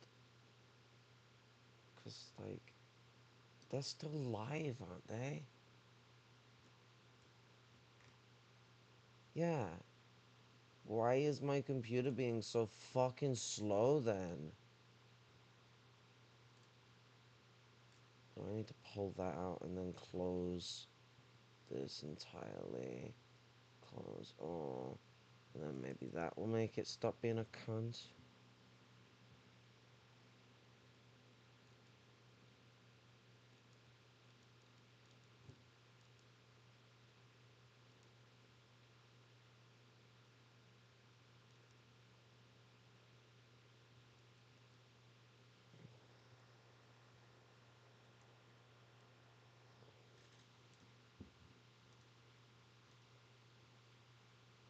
Let me respond.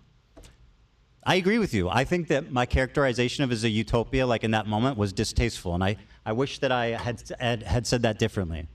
And I see that it came off bad. It came off bad, and I was wrong on that one. I totally agree. Watching that clip back, Okay, so it's working. It seems to be working now, but if it plays up, I'm gonna end up refreshing the page. So I need to like know how far behind we are. And I wish that I had said that differently. And I see that it came off bad. It came off bad, and I was wrong on that one. I totally agree. Watching that clip back, I'm regretful about how I spoke about it. So I agree with you. Okay, that's fair. See, this is. I wish you were this open-minded for the past 16 months, Ethan. because I feel like a lot of the conversations Well, that my have taken problem place. is not with your philosophy on Palestine. My problem is with your community and the harassment you've leveled against me and my Ethan, family. people make inferences off of what you say. They do not know what's in your heart. Okay, and this is something We that agree I on a privately, lot of things. This is The something issue that is I the privately harassment. talked to you about in the beginning after October 7. I told you time and time again privately. Okay, bro, you've that talked a the lot. reason Let's why just people move on, think please. you are behaving like a. The reason why people think you are a Zionist is not because you're Jewish, but because of what you're saying. They What did heard I your say that's output, Zionist? and they made these What have I inferences ever off said of your that output. shows that I'm Zionist? Ethan, the way that you have tackled the subject matter. Say one thing that has shown the world, undoubtedly, how Zionist I am. This is a fucking shitty and gaslighty tactic when someone says that you're doing something that's like a lot more or like an advanced aspect of what you've been doing over a long period of time. It's like, say one thing, say one thing, say one thing.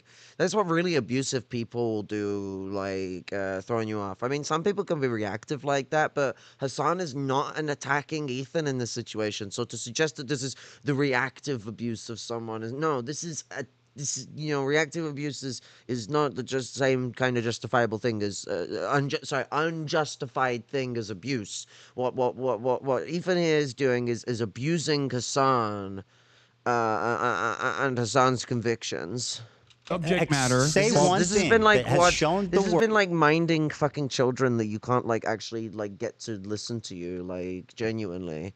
I mean, Hassan's like the responsible elder one that's trying to keep things together, but he is eventually going to beat the fuck out of Ethan, who's being the mouthy little shit. It's not the best clarification, but like fucking I'm usually the mouthy little shit getting their head kicked in. The way that you have tackled the subject matter. Say one thing that has shown the world, undoubtedly, how Zionist I am. That I am worthy of the scorn of you and the entire left. How wrong that was. What you just said. Okay, so that's does that mean I'm a example. Zionist? I mean, and by the way, that was a recent clip. That doesn't explain the last 2 years. Yes, it doesn't. So And what there's did I plenty say in there the as last 2 well. years besides There's that plenty clip? there as well. What did I say, Hassan? What did I say that's recently Zionist? as last month. You can't as give me recently as one last fucking month. contextual example of me saying something that's Zionist after this entire. Go ahead. Yeah. Okay. You have something? I have many things. List as recently one. as last month. As recently List as last month. one example of me saying something I'm giving you another Zionist. example. Just calm down and listen. As recently But as you're not last answering month, my question. you You're just talked doing about this how gish galloping. Hamas is actually putting hostages inside of hospitals. Hamas is actually using tunnel systems under hospitals, and that is part of the reason why Israel is bombing hospitals. Bombing hospitals is a war crime. Okay, bombing hospitals is a war crime. In your conversation with Sam Seders, while on the one hand you now recognize that Israel's doing a genocide, and you have in the past as well, for sure, but you've also gone back and forth on it, and you've called it a war or whatever. But having said that, in your conversation with Sam Seders, you thought you had a gotcha where you said that, well, I find it very strange that there's not a single bomb shelter in Gaza. That's a condemnation of Hamas. What? That is a condemnation of Hamas. I think it's a condemnation of your assessment of reality. How is that pro-Zionist? Look at the Gaza Strip. How is me criticizing Hamas pro-Zionist? Would you like to explain that? Do you think a bomb shelter would actually survive bunker buster bombs? It'd be a lot fucking safer than There's not a standing structure the remaining 7th floor in of an most parts apartment of Gaza. building. For Israel to actually systematically destroy You're every okay with hospital Hamas implies spending the that a bomb totality? shelter would Can I just ask you a simply be question? fucking crosshairs. Can I please ask you a question? Again, me criticizing Hamas makes me a Zionist? You criticizing Hamas makes you a Zionist? That's what you're claiming. I mean, it depends on it depends on what you're saying. Yes. Well, you know. This is so fucking disingenuous. Like, I'm a fucking massive critique of certain things Hamas has done throughout the years. Hamas is far from fucking perfect. I ain't no fucking Zionist. No one's saying you cannot imply criticism, but like when you're applying fucking pointless, baseless, stupid, and useless criticism that's not helpful for the movement and actually plays into Zionist narratives, what does it make you? Quack like a duck, shit like a duck, spew bullshit like a duck. Probably a fucking duck. Well, I mean, Zionist. Oh, you know exactly what I said. You can have criticisms of Hamas in terms of like their own internal domestic affairs, in terms of their governance. But if that's your hyper focus, then yes, people are going to make that inference that you are definitely against any kind of resistance against the state of Israel. Because they don't make bomb shelters? Because your expectation, Because they don't make bomb expectation from the shelters? Palestinians is to just simply sit there and take it so you can fucking act like you felt bad 10 years down the line. Everything that you claim, the whole fucking apparatus of harassment that exists across social media with you at the center of it, it infringes on an inference that you maybe meant this. I have never once said I'm Zionist. The only reason people believe that is because you repeat it maliciously the reason why time people and time believe that again. is because of your hyper focus Name on one. you, and your distractions That makes me a Zionist? away, That makes and your me a Zionist? deliberate deplatforming attempts towards pro-Palestinian content creators. It is ridiculous. Being pro-Palestine doesn't simply absolve you say of guilt. You recognize the genocide, but you also literally get mad at people who fight back. You get So mad I'm at the public Houthis. enemy You number call them one terrorists. You call defending Hezbollah a myself. terror group, which is by the American state's definition, absolutely considered a terror group. But there are plenty of terror groups that have Hold on. Do you not successfully consider Hezbollah a resisted terror group? against American imperialism and Do you- other do you forms not of settler consider, colonial violence? Do you not consider Hezbollah a terrorist group? I think the definition of terrorism by the American State Department is intentionally vague to deny What about people their habeas corpus, deny people their due process. It is there to justify whatever kind of militant action that the American government can take. This is an severe violation. This is like a really good thing that he's getting into with this, is that, like, you know, like the definition of terrorism has always been this very ham-fisted and loaded statement that's been used to target the like right to due process and just the rights in general of liberatory struggles and movements for liberation. The word has had a lot of different meanings to a lot of different people, and a lot of people who've been called terrorists have been heroes. Like the fucking IRA were called terrorists. Sam Seders made that point. You know, the IRA, we were called terrorists. We did bombings and all sorts. We nearly got Margaret Thatcher, you know?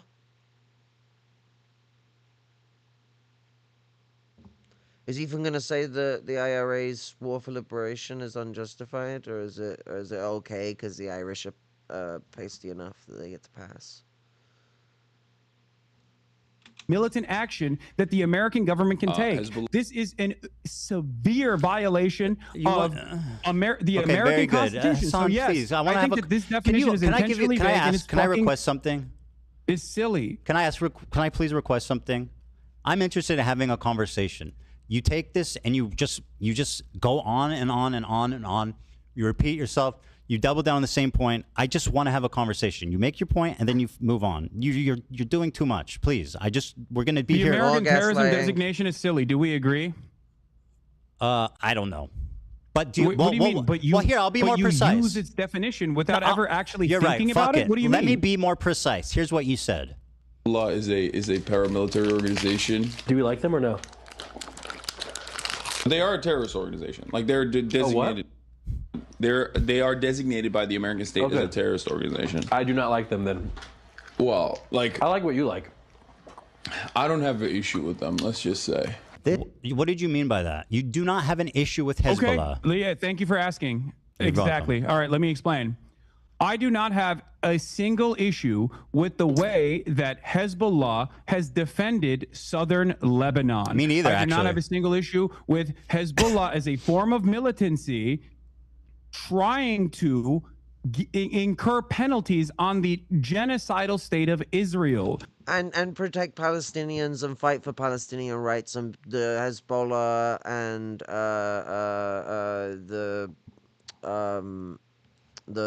Al-Houthi,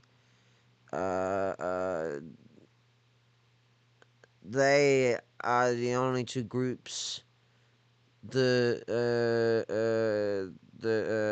actually fighting for like blood and all for the Palestinians by the Palestinians themselves. Like Hezbollah took its biggest setback ever, and we lost they're very, very radical and influential and quite wise leader. It's Hassan Nasrallah, which is a devastation to the movement. And if he wants to think that Hezbollah is anti-Semitic, not Hassan Nasrallah says that. He said that some Arabs he says that some stupid Arabs don't know the difference between Judaism or Zionism.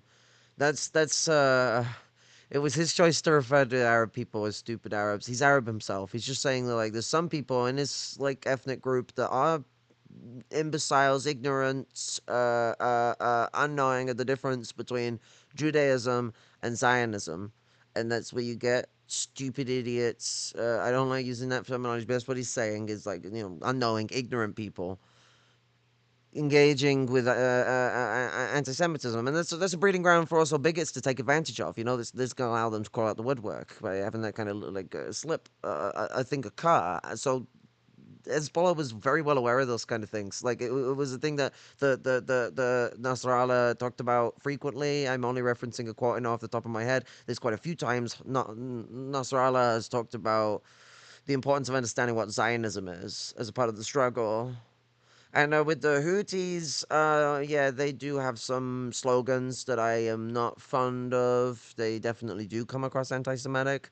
But from what I've heard from people who support the Houthis, it's a mixed bag, basically. But, like, Yemenis people are not a very anti-Semitic people. So, like, if we're really going to, like, boil it down, you just can't, like, judge the people based on, like, the Houthis. Because the Houthis...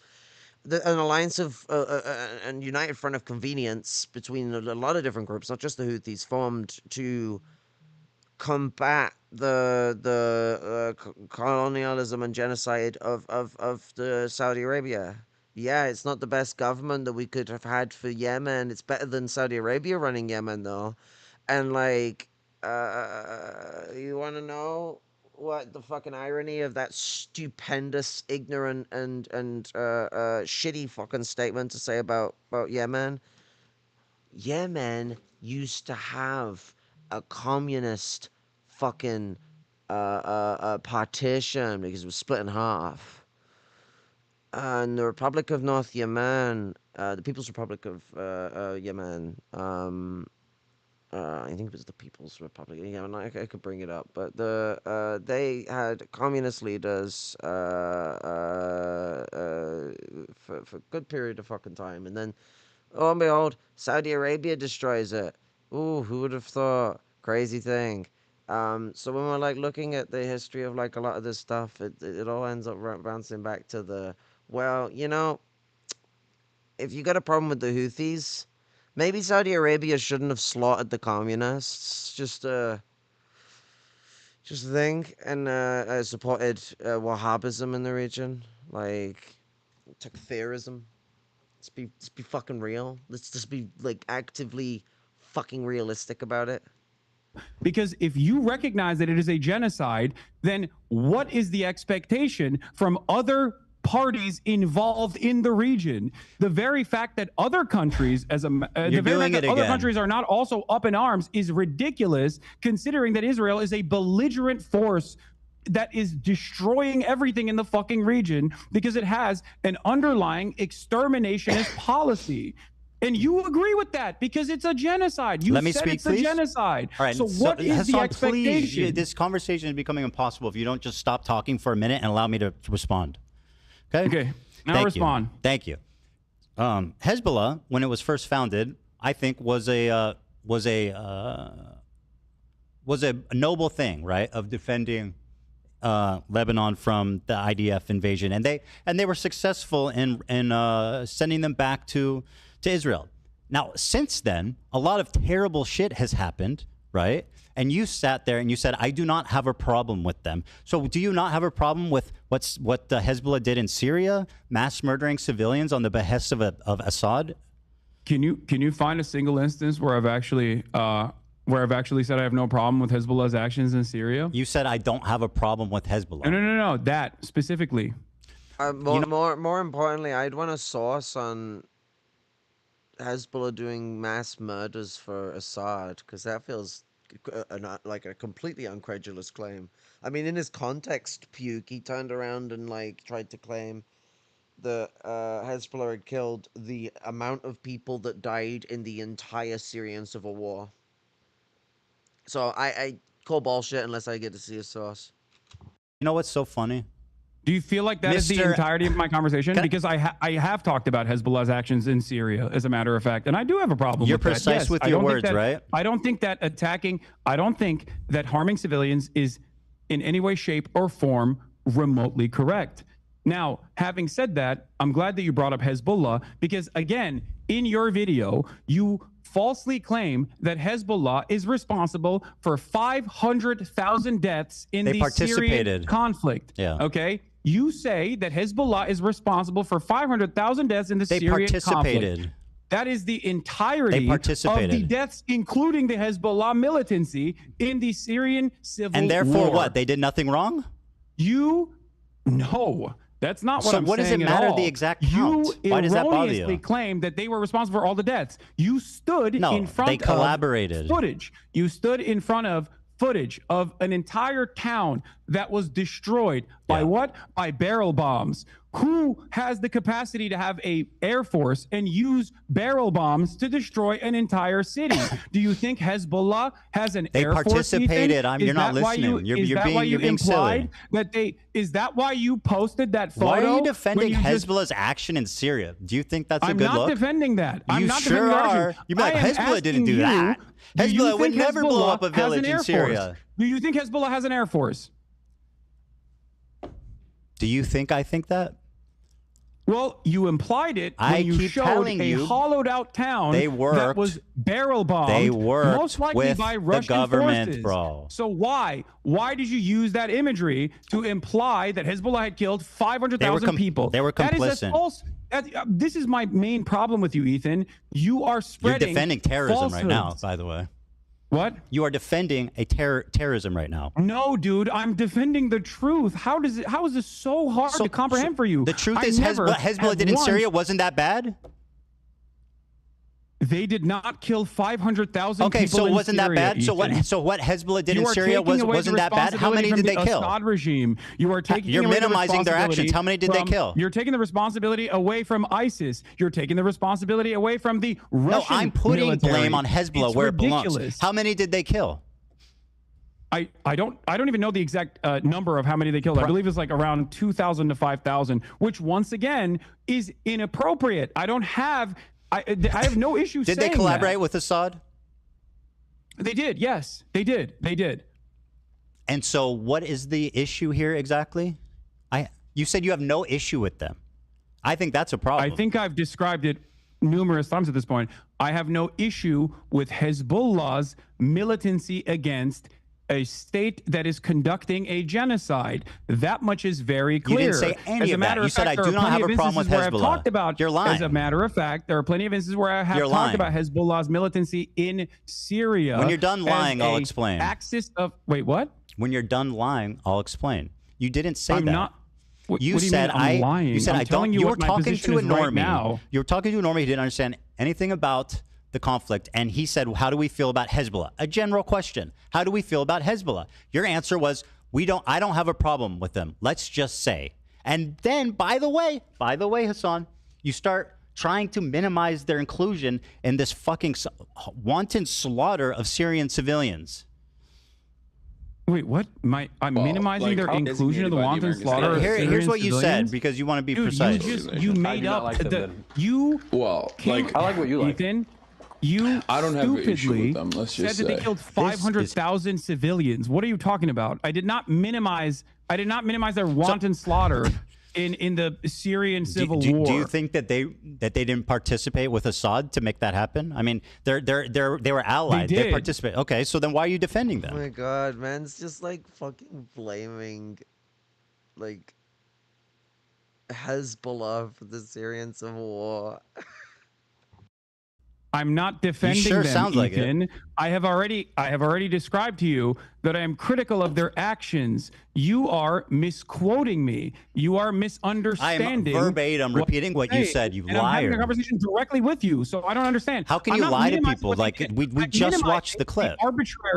The arbitrary number that you put there because you don't do enough research. No, that number was based on the totality of deaths. My claim was that they participated in it. You were not critical of their actions in this clip. Why did you put the? This is not how accountability works. This is not how accountability works. Yeah, association comes into some parlay of something, and that's what Hassan's talking about. It's not like you don't give accountability, but you don't go, well, you were tacitly involved, so now everything that the other party has done, you are completely responsible for. That's the other extreme. And these are complex and fucking complicated things to understand and explain, especially when we're talking about the Syrian civil war, which is one of the messiest civil wars we've had in this world in a long time. So, like, this is so fucking disgusting and trailing over an incredibly bloody and devastating conflict that the world is going to take a long time, especially Syria. Syria is going to take a long time to heal from this. But the ramifications of the Syrian civil war and the rise of Takfirism in Syria, one of the most liberal Arab countries, like evangelical Islam basically is what Takfirism is, like evangelical fascist Islam. And it has taken over one of the most liberal Arab countries in all of the Arab world, if not the most. The ramifications that has for the Arab and Islamic world is quite a fucking big one. And we got the Sudanese and the Palestinian genocides and what they also implicate. This is we got a whole load of fucking Nazi shit going on right now. I'm so fucking terrified of what's to come. So fucked. So you're telling me you've never claimed that Hezbollah has killed more Muslims than Israel has, that IDF has? I don't know when I think I did say that, and I think that was wrong. I was incorrect. Yeah, you said that numerous times. You actually said you ChatGPT'd against AB when AB was like, I don't think that's correct. Yeah, by the way, I that's something I looked into, and I was actually wrong about that for sure. Okay, don't you feel like this kind of misinformation is somewhat? Don't you think that saying stuff like that is going to make people infer that you might be more pro-Israel than you let on? Yeah. Because it doesn't, you mean I'm Zionist? Work like this, right? You're not just like clicking a box and you're like, well, I said it was a genocide. What more do you want from me? Okay, you did. But then you spend all of your time criticizing responding people to harassment who are offering analysis and not justification, but analysis. Can I flip it on you a little bit? Are actually formed. You're upset. Hassan, you're doing it. You're doing it again. I'm not doing anything. I'm just talking, hoping bro. to explain to you something so you recognize that you're wrong, as you've done twice now. No, you don't need to explain anything to me. I understand now. your point. Don't you? So you're accusing me of being irresponsible with my words. Don't you think saying you have no issue with Hezbollah makes people think you're pro-terrorist? I don't care that people think this. It's ridiculous. So are people valid for thinking you're pro-terrorist? Do you believe the State Department's designation for terrorism is valid? Is it reasonable for people to think that you are pro-terrorist when you say I have no problem with Hezbollah? Do you believe the State Department's designation for terrorism is valid? You answer my question, and I'll answer yours. Are people valid? Ethan, and considering you rely heavily on your audience not really understanding the terms that you are using. Let it be noted you are dodging. When you say, "Oh, Hassan defends terrorists," okay, literally, there's a reason why you say that. You say that to disparage me without actually addressing my arguments. And now, when you're faced with me, face to face, to talk about these issues, you agree with me. So if you agree with me, you called Hezbollah a noble group. Should I just run around being like Ethan defends terrorism? I think you do, but I said their actions were noble. I didn't call them a noble group. Again, you have a problem with the truth. You just said that their inception was a noble one. Yeah. You said Hezbollah It's different from saying Hezbollah is a noble organization. But I really need you to answer this. Isn't it reasonable for people to assume you're pro-terrorist if you say stuff like, I have no problem with Hezbollah? Just answer the question, yes or no. I don't think it's reasonable for people to assume that I'm pro-terrorism because I think people are going to assume that regardless because I am. But people can assume I'm Zionist. Position. But it's okay for it's okay for people to assume I'm Zionist. Yes. Got it. The logic is clear. You don't understand what I'm saying. I get why people assume that. I get why people assume you're pro-terrorist.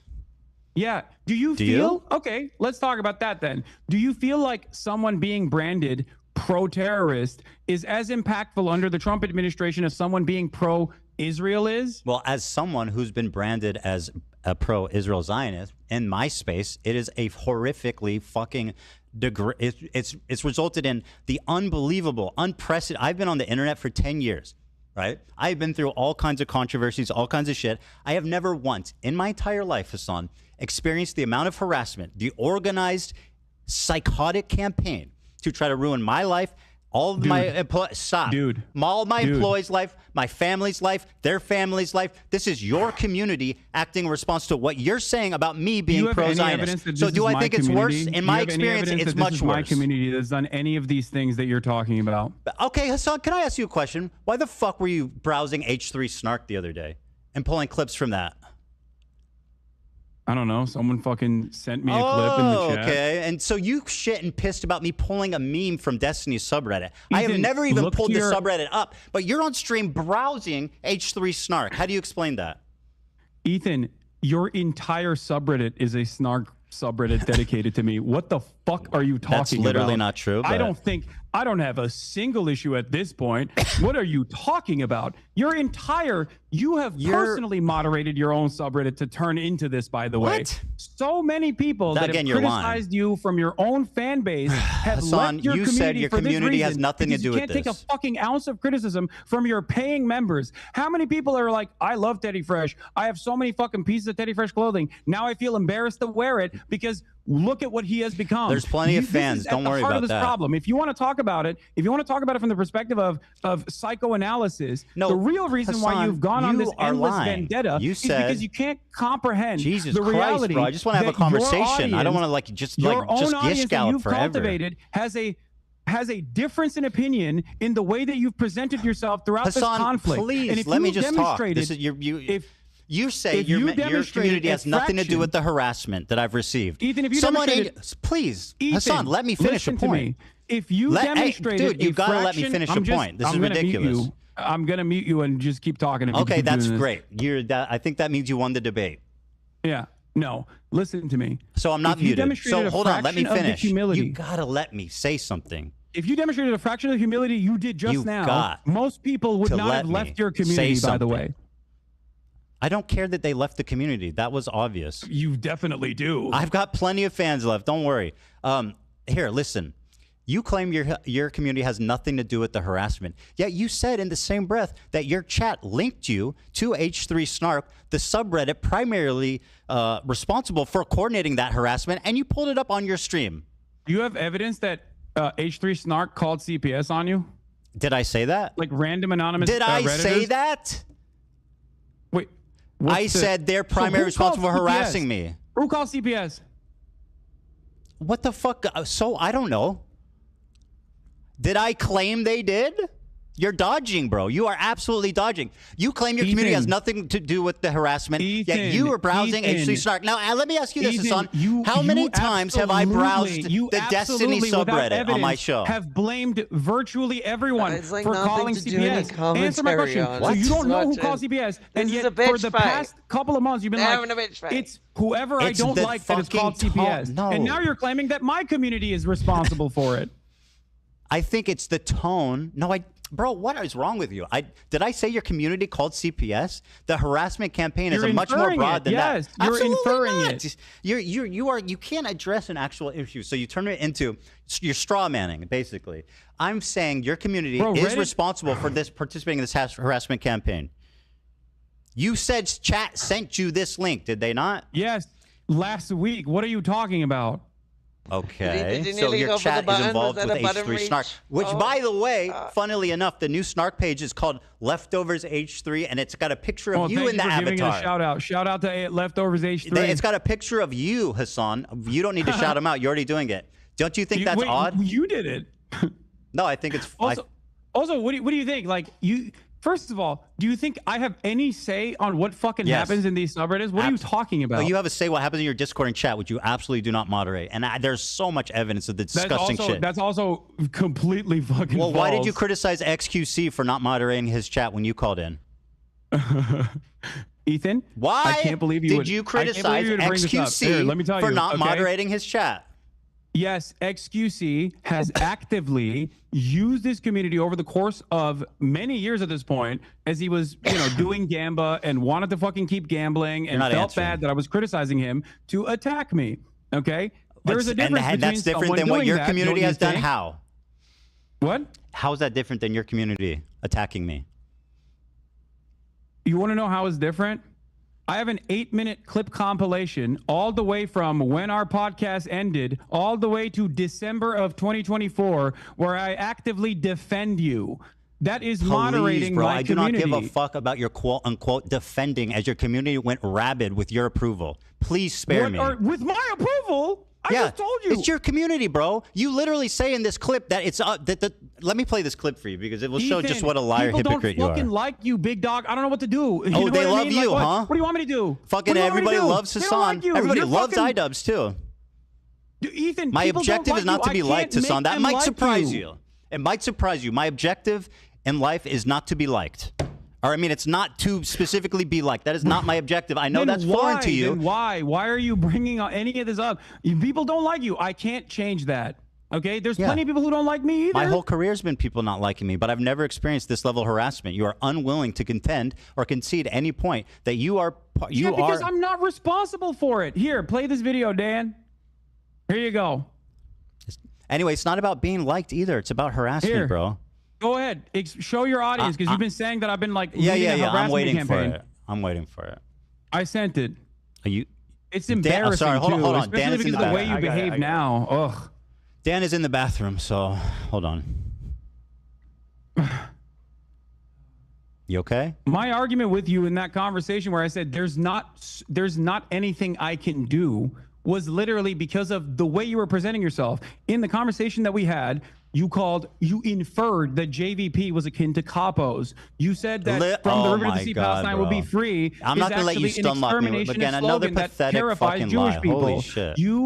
You literally fucking posted about a pro-Palestinian dude on Twitter saying that he would be thrown off of roofs like fucking Hamas is ISIS. If you say all of that, if it walks like a duck, it quacks like a duck, most people are going to not think that you're a chicken. They're going to think you're a duck. Okay. I'm not going to get stunlocked by these insane accusations. I never called them capos. That's what you said. That's part of the harassment campaign. You put those words in my mouth, and now it's something that I still hear. I have never called them capos. Wait. So you haven't, as recently as a month ago, still called them token Jews that they are completely off base with the rest of the Is that the same as of the capos? movement. Do you have a problem with like levels? It's all or nothing. Is criticizing someone to be a token the same as calling them capos? Why would you call Jews who are standing Not against something you would genocide, ever which ask. you also recognize as a genocide? Can I play this? This is the clip. Token Jews Here's what that you are said. not representative of the broader movement. Well, they're statistically You not. also called Matt Lieb a capo.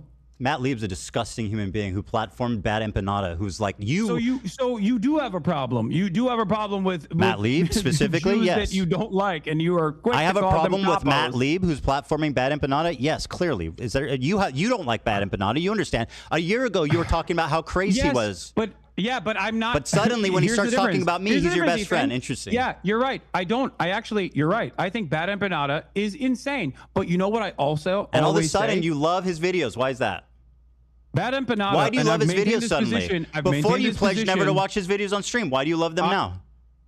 Oh, because he did not want me reacting to his videos. That is Initially, insane, pathetic Bold-faced lie. That's what it is. No, he said. You literally told. Oh my God, dude. I have. Okay, first of all, let me play this clip of you criticizing XQC. Okay, wait. You can't just like, let's watch it. You asked for it. Actually, hold on. You asked for this. Here's what you said. Because it's not something oh he my would God, ever wait, ask for. I sent you a clip. And All these other content creators actually, you know, whipping their communities when their chat is going fucking absolutely bananas over random dumb shit and bringing my name up for no fucking reason. That you were just allowing that shit to run rampant in your chat, and I thought that was fucked up. Ethan, I love you, but there's only so much I can do, especially as someone who thought we were fucking friends. I think that's a reasonable expectation for someone who you consider to be a friend. The problem wasn't that he was pro-Palestine. Yeah, you have to show my clip now. It makes sense. Okay, no, great. Show my clip. Sure. Show my clip that I sent Dan. Yeah, no problem. But you. There you go. I'm gonna pull it up for you. Oh yeah, TikTok. This is gonna be good. Ethan Klein debunked 7 minutes, bro. Hold on, I'm not gonna watch the 7-minute clip. What do you want me to watch? 7 minutes of it. Okay, you think if I just play it from the beginning, they'll get the gist of it? Yeah. Okay. Oh, you'll get it. All right. And you can skip towards like the end too if you want, like towards the middle. By the way, this has 1,000 likes, bro. Are you name searching yourself or what? No, the person who made it sent it to me. Oh, okay. Nice. I guess it's hard hitting. Ethan is a mega Zionist. You are wrong. Okay, trust me. I don't think you know. I don't think you know many Zionists if you think Ethan is a mega Zionist. Not even close, dude. Time and time. Funnily enough, that's still true. Again, I've spoken about how Ethan is not your enemy. A person who cries when a Palestinian child dies is not your enemy.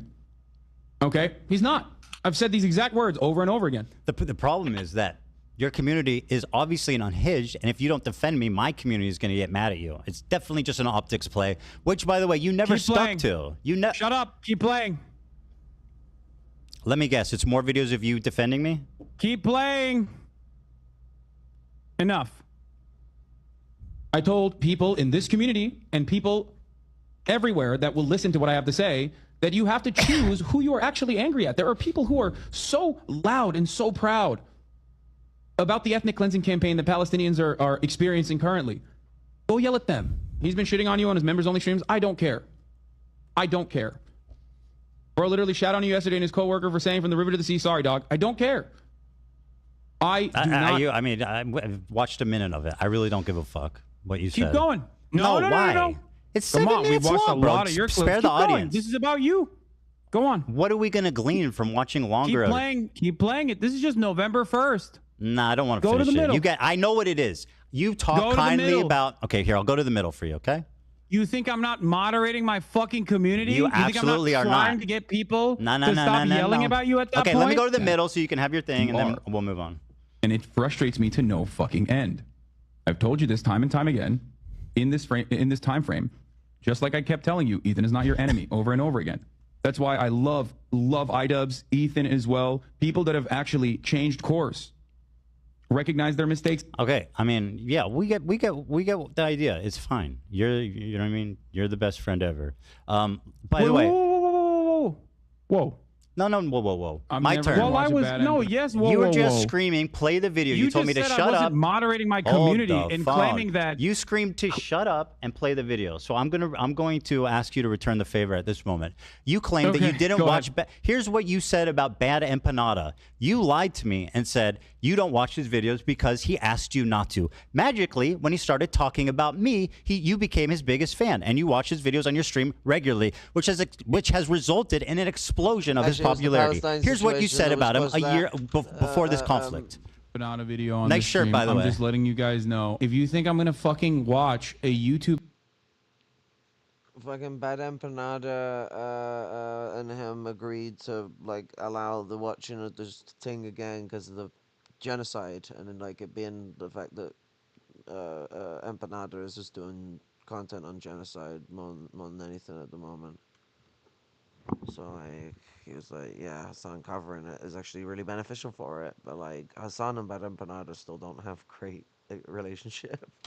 essay from a dude literally openly antagonistic towards me watching fucking YouTube videos. You're out of your fucking mind, okay? You think I want him to write like 700 hours worth of new YouTube essays about how I have wronged him? I don't want that. I don't want that at all, okay? Day genocide propaganda will come. Thanks for watching. That's in the clip, Free Ethan. Palestine. You keep doing this thing. Thanks for watching. The clip. Yeah, go support this. I'm playing the clip. Just chill out. I said it. I told you why I wasn't watching that Oh my God, Hassan, you're talking over the clip. You need to let it play, okay?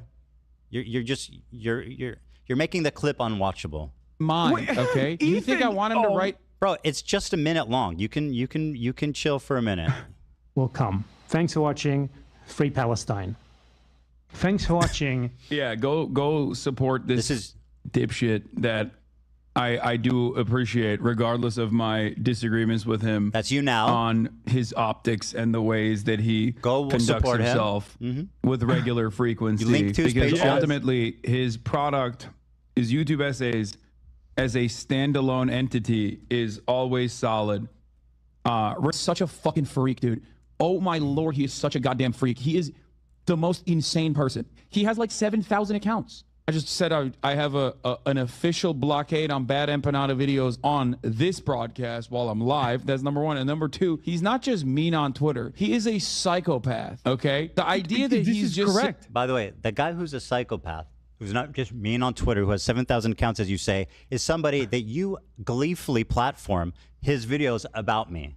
So I'm just saying... Your community doesn't do harassment, right? Let's just promote Bad Empanada, who literally exists to harass people by your own fucking definition. None of the things that you just showed is ridiculous. He is not just mean well, on Twitter. He is the most you're doing it right now.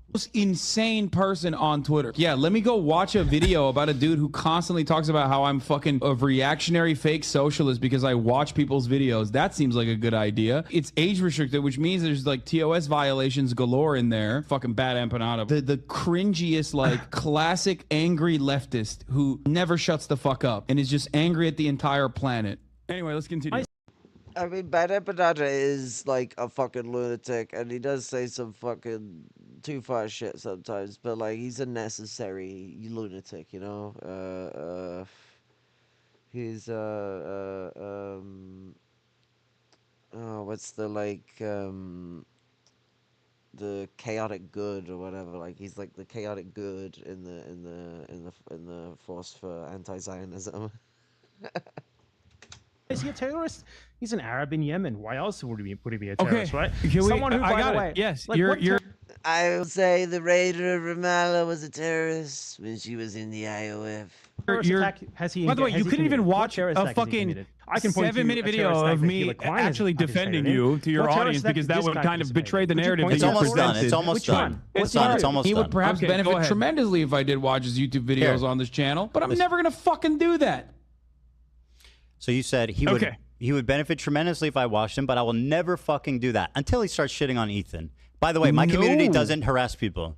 That's not true. Let me explain to you what. Absolutely, provably, empirically true. Do you want to hear my perspective, or do you want to fucking just keep playing clips that your production team put together? Okay, so Bad Empanada. Sorry for preparing. No, there's no problem with that. I mean, you're still doing a horrible job at it, but it's all good. We'll see. So Bad Empanada is crazy. I still say that.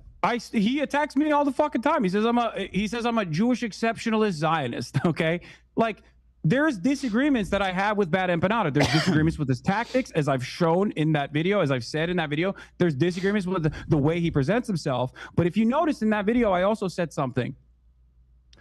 His work on YouTube. Okay, his work on his YouTube essays stands alone. Bad Empanada. What about his videos attacking me? Are those is that part of his great body of work? Bad Empanada on his YouTube essays, especially when it's issue specific, are actually very instructive. Then why are you watching ones called Ethan Klein as a Zionist baby killer? Why are you watching that one? Is that part of his master body of collection? Is that part of the Criterion collection there, buddy? Yes. Why does Bad... Okay, it is good. Why does Bad Empanada role play hunting Hila and killing her in video games? Have I ever said that I think that's appropriate? I think... No, of course not.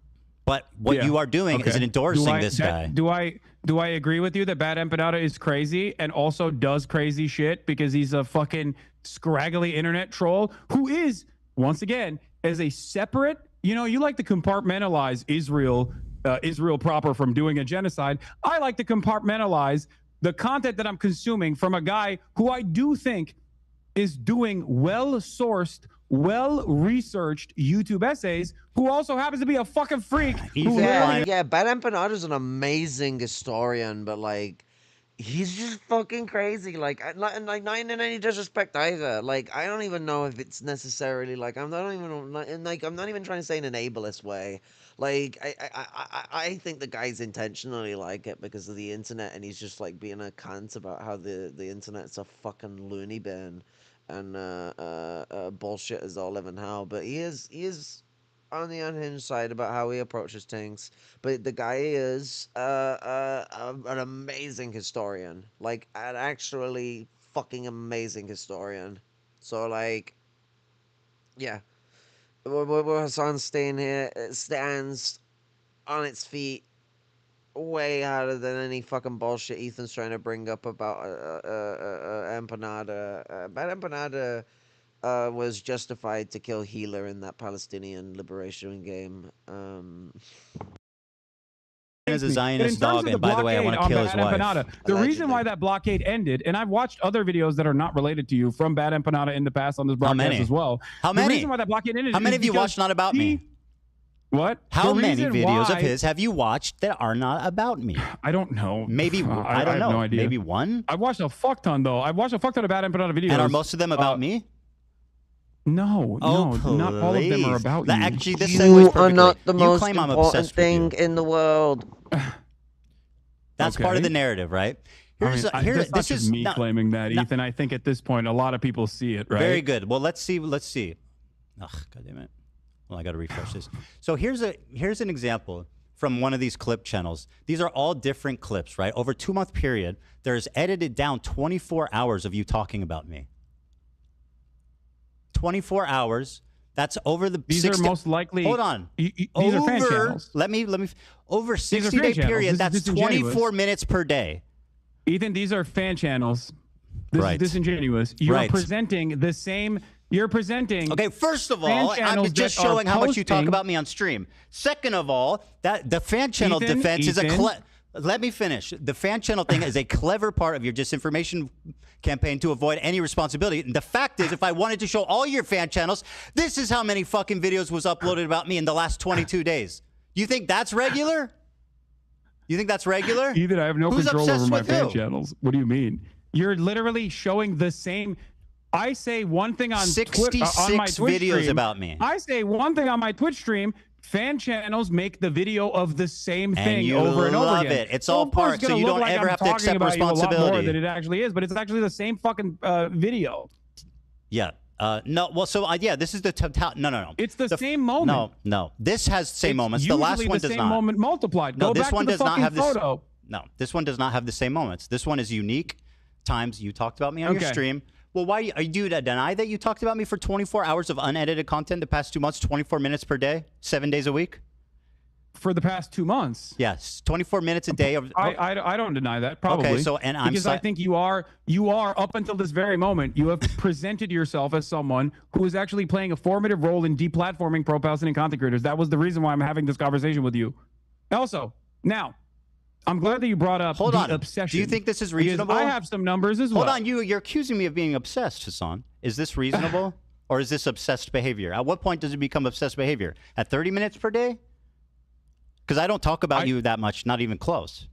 Ethan, I have some information as well to present to you.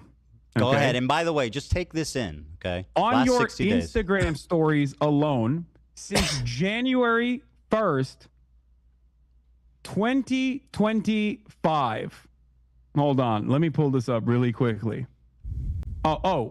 You have on your Instagram stories, not including clips, since January 31st, you have mentioned me 110 times. What? Based on what? I don't believe that. On your Instagram wait, hold on. story From what period? post From what period of time? January 31st. Hold on. Since what date? No, that's you, not fan channels. I'm asking that's you just for your what date? Instagram. What's your date? What's the date? I'm asking.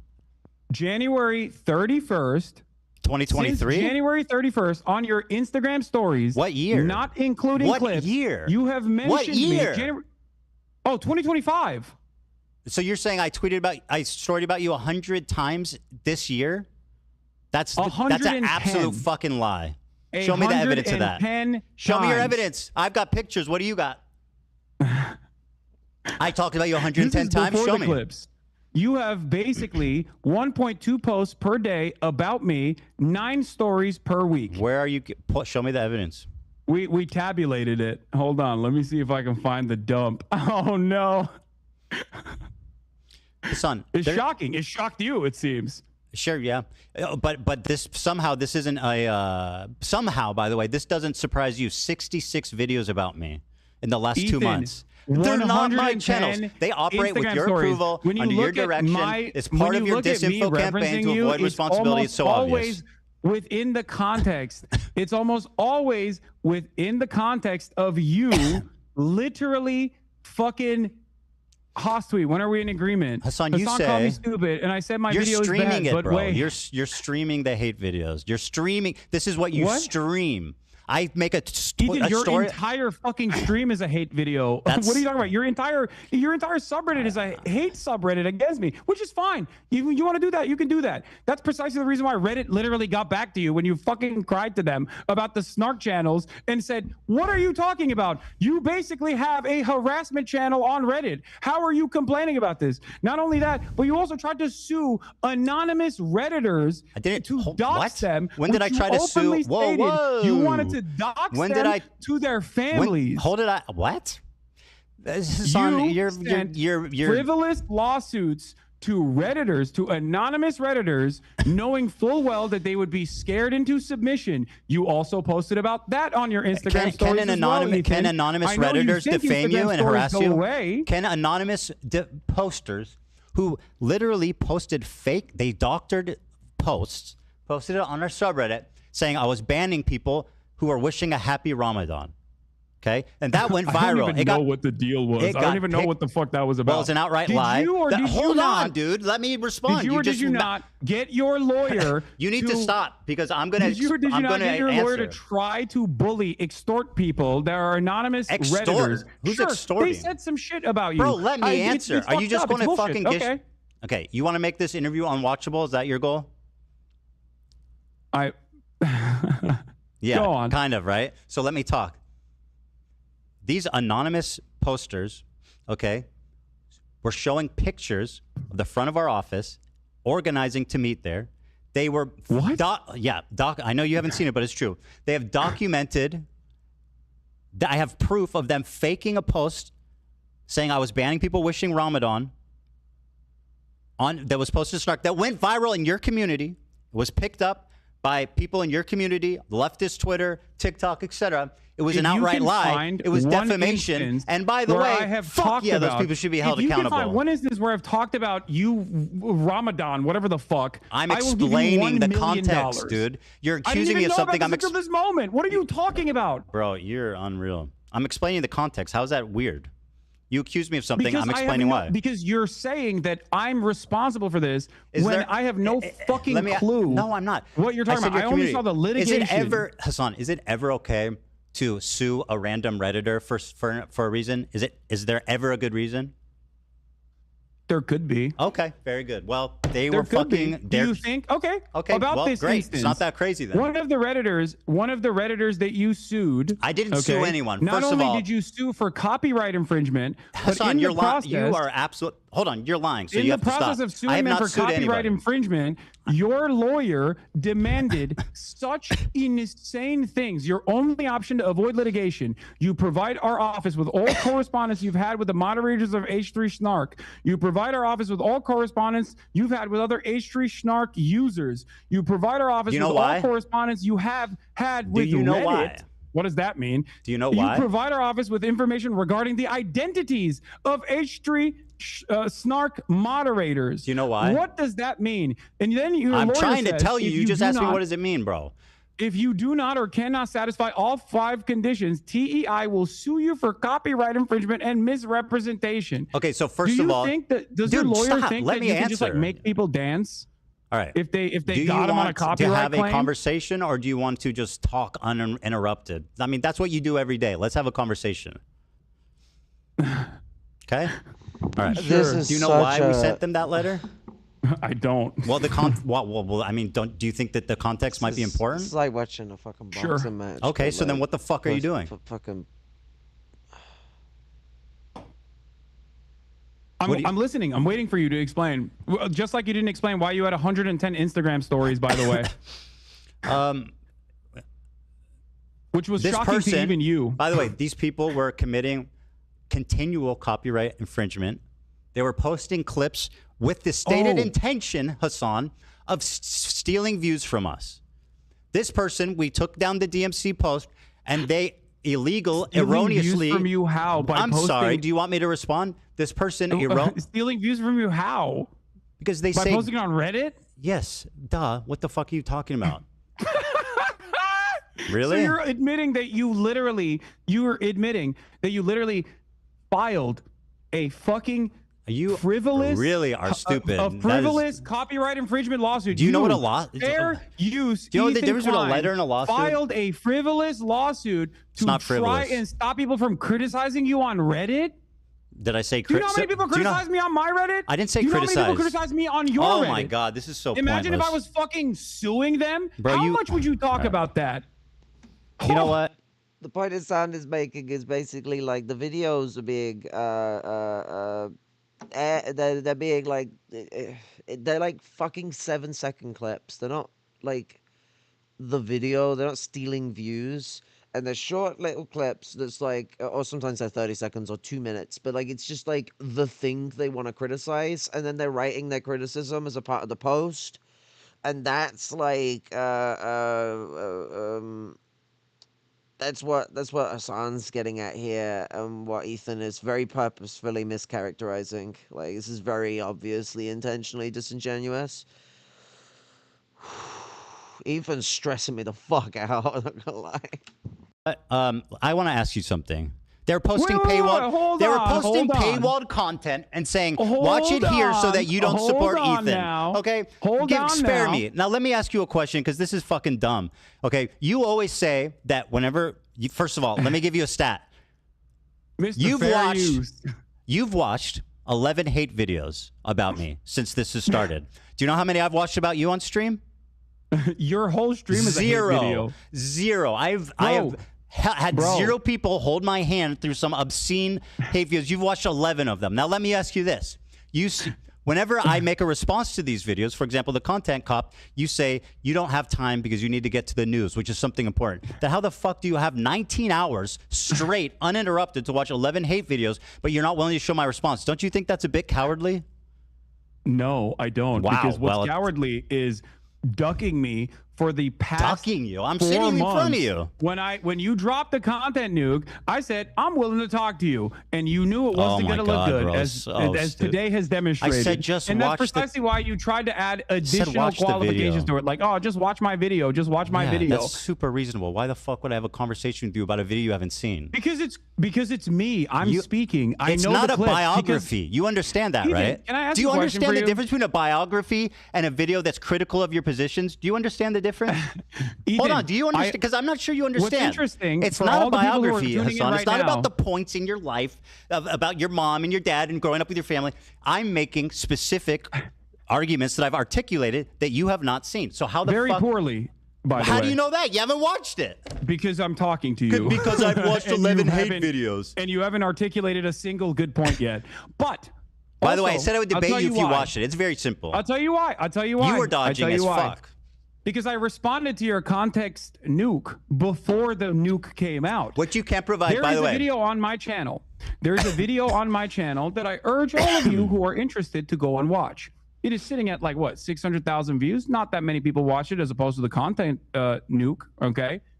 In that video, you will notice that months prior to Ethan's context puke, months prior to that, I addressed every single claim he made. You didn't watch the video. How do you know that? Do I have the capacity to? You didn't watch the video. Do I have the capacity? So to where'd see you the get the future? list? Do someone send you a list of all my points? How? Why not How just did watch I the video answer all then? of his Why not questions? just watch the video? It seems Wait, cowardly. did You're I like, get a I list don't want of to all watch your the video. points? Just send me Did a I get a list list of of all all your the points, things. So Ethan? I don't want to Ethan? get my feelings hurt. And maybe Ethan, he was making a good yourself, point. You have, in Why the not watch the cringiest ways video? possible, considered yourself to be Kendrick Lamar in this beef, this one-sided beef that you created initially. That's That I right. didn't respond to until you try to deplatform me and people who are pro-Palestine. Okay. Who cannot? So By let the me way, explain to you being something. pro-Palestine Why means did I you are have- infallible why and did can I never have be all the criticized. That's information? awesome logic. Why You did want I to have talk all about the the content information that nuke, I actually Hassan? responded to? Hassan, you want to talk about the content nuke? Can you name one clip that was out of context? You call it the context puke. Name one clip that was taken out of context. Go ahead. Watch my video and you'll find out. Name one. Watch my video. Go ahead. It's about me. No, I'm kidding. I'm kidding. I'll show you. Okay. So one of the best examples that we were initially going to get to, and then we went on a long drawn out sequence over what's out of sexual context? assaults, is that one of the clips that you used, in your context nuke was the claim that I deny rapes happen. It was from I showed evidence. That wasn't out of context. That was an opinion. At the time, that thing that you clipped were me being like, rapes happening do not change the dynamic for me, which was about. We talked about this, bro. Can we please talk about something else? It's exhausting. That argument, quite literally, why are was we going me over this again, dude? defending the likelihood of rapes happening, Ethan. I want Do to you talk about feel like that something was an else. appropriate way to show It that I was wasn't a out of rape denier? context, bro. It literally wasn't out of context. What else do you have?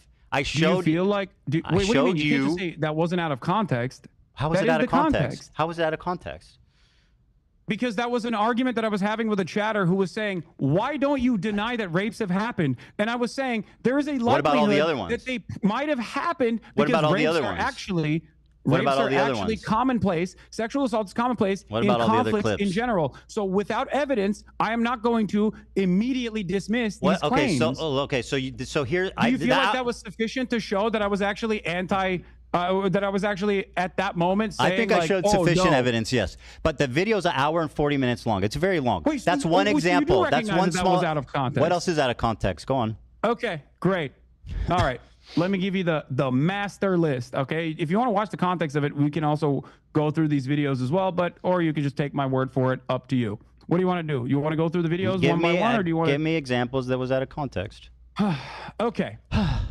One of the other things that you've consistently done, aside from also the dude that you claimed was my fan, who now you admit wasn't my fan, that you falsely slept. You falsely said was my fan. Jiminy fucking cricket.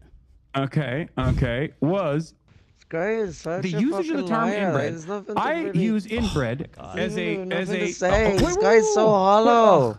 Because I have that. Because I knew you were going going to do this, and I have the clip pulled. Let's play it, and then you can play it. The Jewish KKK brigades out there, just a bunch of fucking inbred hicks. Imagine the most inbred white supremacist guy you can imagine, okay? Every week there was another fucking psychopathic settler, inbred fucking douchebag.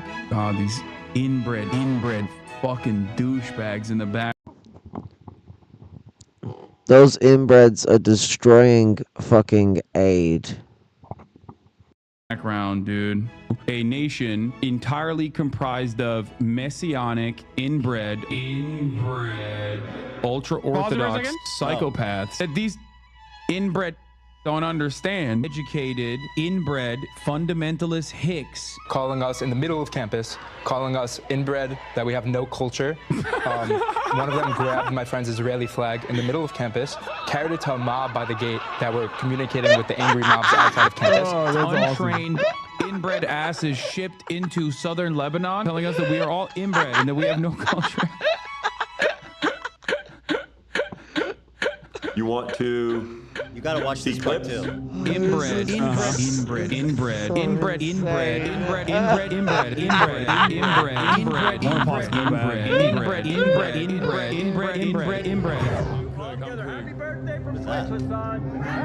The clips are... And that's not necessarily the algorithm.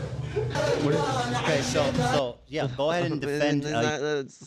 The funny thing is the video this is edited from is him showing his like the things he's following are like porn related. I can't remember what it was. It was porn related. The guy in the video here, right here, but like yeah, fucking. I'm speaking like a fucking I have lost brain cells. I am in spirit a ginger cat. So like you only get the brain cell every now and then. The one holy cell must be passed along. Your continual use of the word inbred to describe Jewish people. Go on. Wait, do you think I'm describing all Jewish people as inbred? Is that what your assessment is here? Microaggressions, my friend. We're pretending they don't exist. Shut up, dude. You continually refer to Jewish people as inbred. You are such a pussy. Oh my god. Yeah, dude. I mean, of course I'm calling the fucking Kahanist Jewish supremacist settlers inbred. Why is it that you tried to defend the actual Kahanist settlers that were destroying humanitarian aid when I was calling them fucking inbred? You were like, oh, why? They're just nice young Jewish boys, you said, when describing that fucking video. Did you so again, Hassan, you have a chronic problem with the truth. Here's what you're talking about. Douchebags in the background. Like, these are just dudes. By the way, this is the difference between me and Hassan. When I get criticized, I pull it up and I watch the fucking criticism.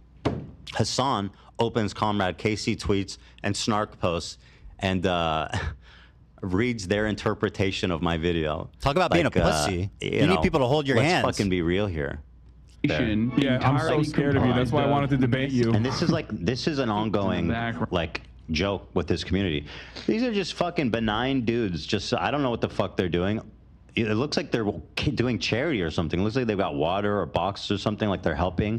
And he's going, oh, look at these inbred fucks. It's like, bro, who are you? What are you? By the way, even if they're doing whatever bad, you're still calling Jewish people inbred repeatedly. You understand that, right? Rubs off on They're people. Fucking Nazis. That doesn't make it What's any wrong less with you? They're participating single-handedly in a genocide. Continually to Jewish people as inbred, bro. You don't think that can affect people? I call all racist right-wing reactionaries inbred. It's one of the fucking terms that I can use that isn't like immediately How about one that doesn't feed into like an anti-Semitic trope? Why did you laugh when that guy said that people were calling them inbred on campus? Why was that funny?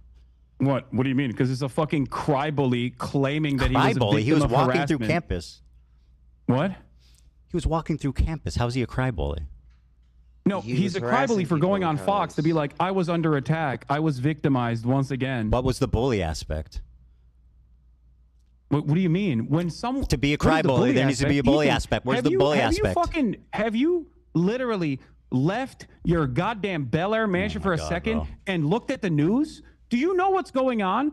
An entire year of genocide side by side with people claiming that Jews are being victimized on college campuses has now led to the fucking Gestapo literally packing up pro-Palestinian student activists. You don't think that those fucking dipshits played a role in that on Fox News of all places? What the fuck is wrong with you? Of course you're not pro-Palestine. This is the reason why nobody thinks you're pro-Palestine, okay? Because you do this dumb shit. Because you can't fucking see the world outside of how you feel slighted by. So you're saying people think I'm pro-Palestine because I don't like your repeated use of the word inbred against Jews? No, that's not what I'm saying. I'm saying that you're running defense for Kahanists who are literally I'm not defending them. Nazis. I'm attacking you. How is me saying why you are fucking crying about me calling Nazis inbred in the process of them destroying humanitarian aid, going into Gaza, and then you're going, they look like kind boys. Yeah, I took it back immediately. They look like nice boys that were just holding the humanitarian aid. How do you assume that people I literally won't see took that it back and go, immediately. What the fuck is wrong with you? I admit I was wrong and took it back immediately when I learned the context. Do you know how that works? Oh my God, there's a lot more. Do you want to keep going? Have you piece by piece? No, it's fucking boring. Now it's boring. Because I went. Because you're a chronic liar. Well, I went back. Maybe I wasn't afraid of the context nuke. Okay. I went back. Maybe I wasn't afraid of it, but I was worried that you were gonna fucking clip shit out of context and keep chirping to your audience and lie to them. And now you can't lie to them. And all of a sudden, lo and behold, half of the fucking shit that we've talked about, you've backtracked on. Maybe that's the reason why people think you're fucking pro-Israel at a time when you say that they're doing a genocide. You said that the Houthi Luffy was not a pirate. not. Or I'm sorry, not Houthi affiliated. He's not. But even if he was, I wouldn't care. I hope you understand that. Because that's I do rewriting not history. think- I'm gonna say this very clearly. No, it's not that to you cared. It's that I'm gonna you say this fucking very glazed clearly him to up. you right now. 10 toes down. Are you ready for this? Go ahead. I believe what the Houthis are doing in terms of stopping Israel doing a genocide to implement a blockade on the Red Sea is a good thing. 10 toes fucking down. They are on the morally right side. Don't you also think they're on the morally right What have side? they Ethan? done? You're supposed Hassan to. You're is saying that it's a speaking the genocide. fucking What the fuck truth. are they supposed to do? They hijacked a boat that had nothing to do with Israel. Like fucking That's bravo. not true. That's not true. Really? What was that? What did it have to do with Israel? It was literally owned by an It Israeli. was partially to the fucking owned. island. Is a big multi-conglomerate company that was partially owned by an Israeli. Yes. It was bound for fucking for Turkey from matter. India. What do you mean? There was What do they you think kidnapped BDS is, 5 dude? What do you think totally BDS stands for? unrelated Filipino You fucking also prisoners said and it wasn't owned by an kept Israeli, prisoners by for the a way, in your year. fucking video. Are you going to take that back too now? Now you admit that you were wrong on that Take part what too? back? I didn't hear Wow, you. what are we on? 4? 5? How many points have you actually backtracked I don't know on what so far? I don't know what you're accusing me of. What was I wrong about? You said in your video that it had nothing to do with Israel. You claimed that it wasn't owned by an Partially Israeli owned by an Israeli conglomerate. guy? You were wrong. Partially owned by an Israeli guy? It's British owned. It's owned by a British company. It is an Israeli It's conglomerate. The British and the Israelis have a close colonial relationship, and it turns out that some of the Jewish European settlers are from Britain. Wild. But this is also a thing that Israel does, where they just get like ships set up in different countries and things like that. This ain't anything unusual. Wah, wah. Owned by a British the fucking company. ship. So it's owned by a British You literally company. claimed that it was owned by Isle of Man. It was an Isle of Man ship. It is. Like you think all of these ships mysteriously are just owned by that, and it's not a fucking easy flag How much of this? to get. How much of this? So, if this Jewish or this Israeli guy is 0.5. if this Israeli guy, how much does he need to own of this business that owns this boat to justify? Is it 0.1? Is it 0.2? Is it 5%? How much? I don't Anything. know, and I don't care because I think that Well, you even if they got some of the ships wrong, I still think they're on the right side. Don't you? I mean, like, I agree with their. I'm not even conceding on that front, by the way, because I do think that once again that was owned by an Israeli conglomerate. No, it and you wasn't. lied That's on an your outright fucking video. lie. You're lying. It's not owned by an Israeli conglomerate. You're fucking lying. That's an outright It absolutely pathetic is owned lie. by an Israeli conglomerate. And you're You said it was basically running an defense Isle for a of terrorist Man. You organization. said the flag Now, was do on I Isle of Man. I defend what they do? I think what they're doing, their message is good. Their method is terrible. Oh, you wait, dude. Let's ring up the fucking Al Houthi family real quick. Tell us how you would stop a genocide when you're the poorest country. Well, not hijacking an unaffiliated boat and kidnapping withstood 15 fucking nationals and holding them for a year. How is that helping anyone? Yeah, that's another thing that you actually got wrong, by the way, that even fucking Willie Sloptube called you out on. Those people, by the time you had released your context puke, those people had been released. It was, What yeah, would you I do, remember. Ethan? They, What I, would you I do? said they were prisoners for a year. I know they were released. It literally happened like the day I was finishing the video. Oh, it's just you couldn't. They were held. Were they held prisoner for a year? Were they held prisoner You for a couldn't- year? Were they held you prisoner couldn't for put a it- year? you couldn't put Were that- they yeah, they held were, they prisoner were. for a year? Yeah, they were. That's They what were I held said. hostage. Thank you. Yeah, they were held hostage. So how's for that sure. help Israel taking a bunch of Filipino fucking unaffiliated sailors Do you understand hostage the for a concept year? of deterrence? Well, how's that deter Israel? Kidnapping fucking. Do you understand the foreign concept of sailors? deterrence? Yes. How is that a stopping deterrence? It is a show of force to stop other, successfully, mind you, to stop other Not really. commercial shipping from going through. They literally bankrupted an entire Israeli port. I'd say that's numbers on the fucking board, baby. And like I said, 10 toes down, support that initiative. Because if you believe it's a genocide, what the fuck are they supposed to do? Should they allow their coastline to continue having commerce as though nothing is going on up there in Palestine, where Israel is doing a genocide in Palestine? How do you think the Yemeni population should have responded to the Israeli genocide? Should they have sat back and just Yemeni let it is not happen. Houthi, by the way. And also, they can't say, obviously, they fucking can't say from the river to the sea, Palestine, because that scares you, Ethan. So obviously, they can't do that either. So Scares. I mean, it doesn't. It's what Norman Finkelstein How can said. people be pro-Palestine in a way that you think is appropriate? Where your example is hijacking an unaffiliated ship and kidnapping 15 It's not sailors? unaffiliated. It's not unaffiliated. But even if it was It is unaffiliated, as I've totally. said already, if it was unaffiliated, that wasn't unaffiliated. You lied about was. that, and you recognize that you lied about that for the record. Okay. But if it was, People can look if into it. It wasn't. Why if did it was they didn't need to kidnap unaffiliated- random people? That's like terrorist shit. Why are they kidnapping random unaffiliated sailors? How are you defending that? Ethan, you know what's You're what's defending them terrorist shit? kidnapping these You know what's terrorist shit, Ethan? unrelated foreign You know sailors? what's terrorist shit? Israel fucking blowing up a humanitarian aid When did I defend flotilla.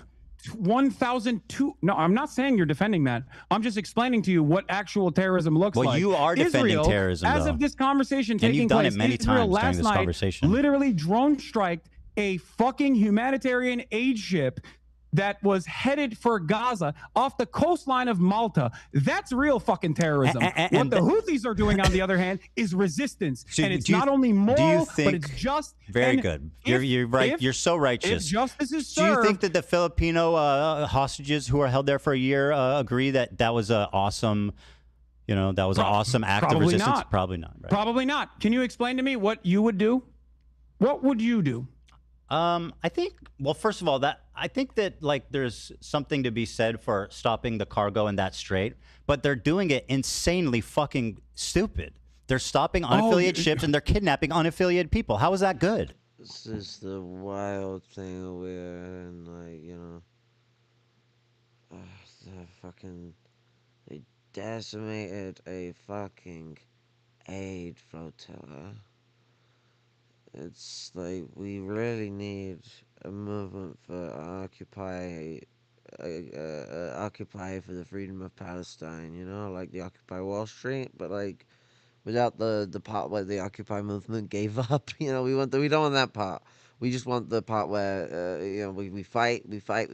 We build a lot of structures to support that Occupy movement because whether the Occupy movement succeeds or fails, if we've built survival programs for the survival of that Occupy movement, as well as extending it to supporting the poor. I mean, it could help bring poor people towards wanting to be involved in radical struggle and show that, like, what we're doing is communal. But, like, main thing is to start preparation to provide survival programs for the community of the Occupy territories, of different city centers and distribution lanes of weapons manufacturers, like outside of their factories. So like I think that's a very important thing right now.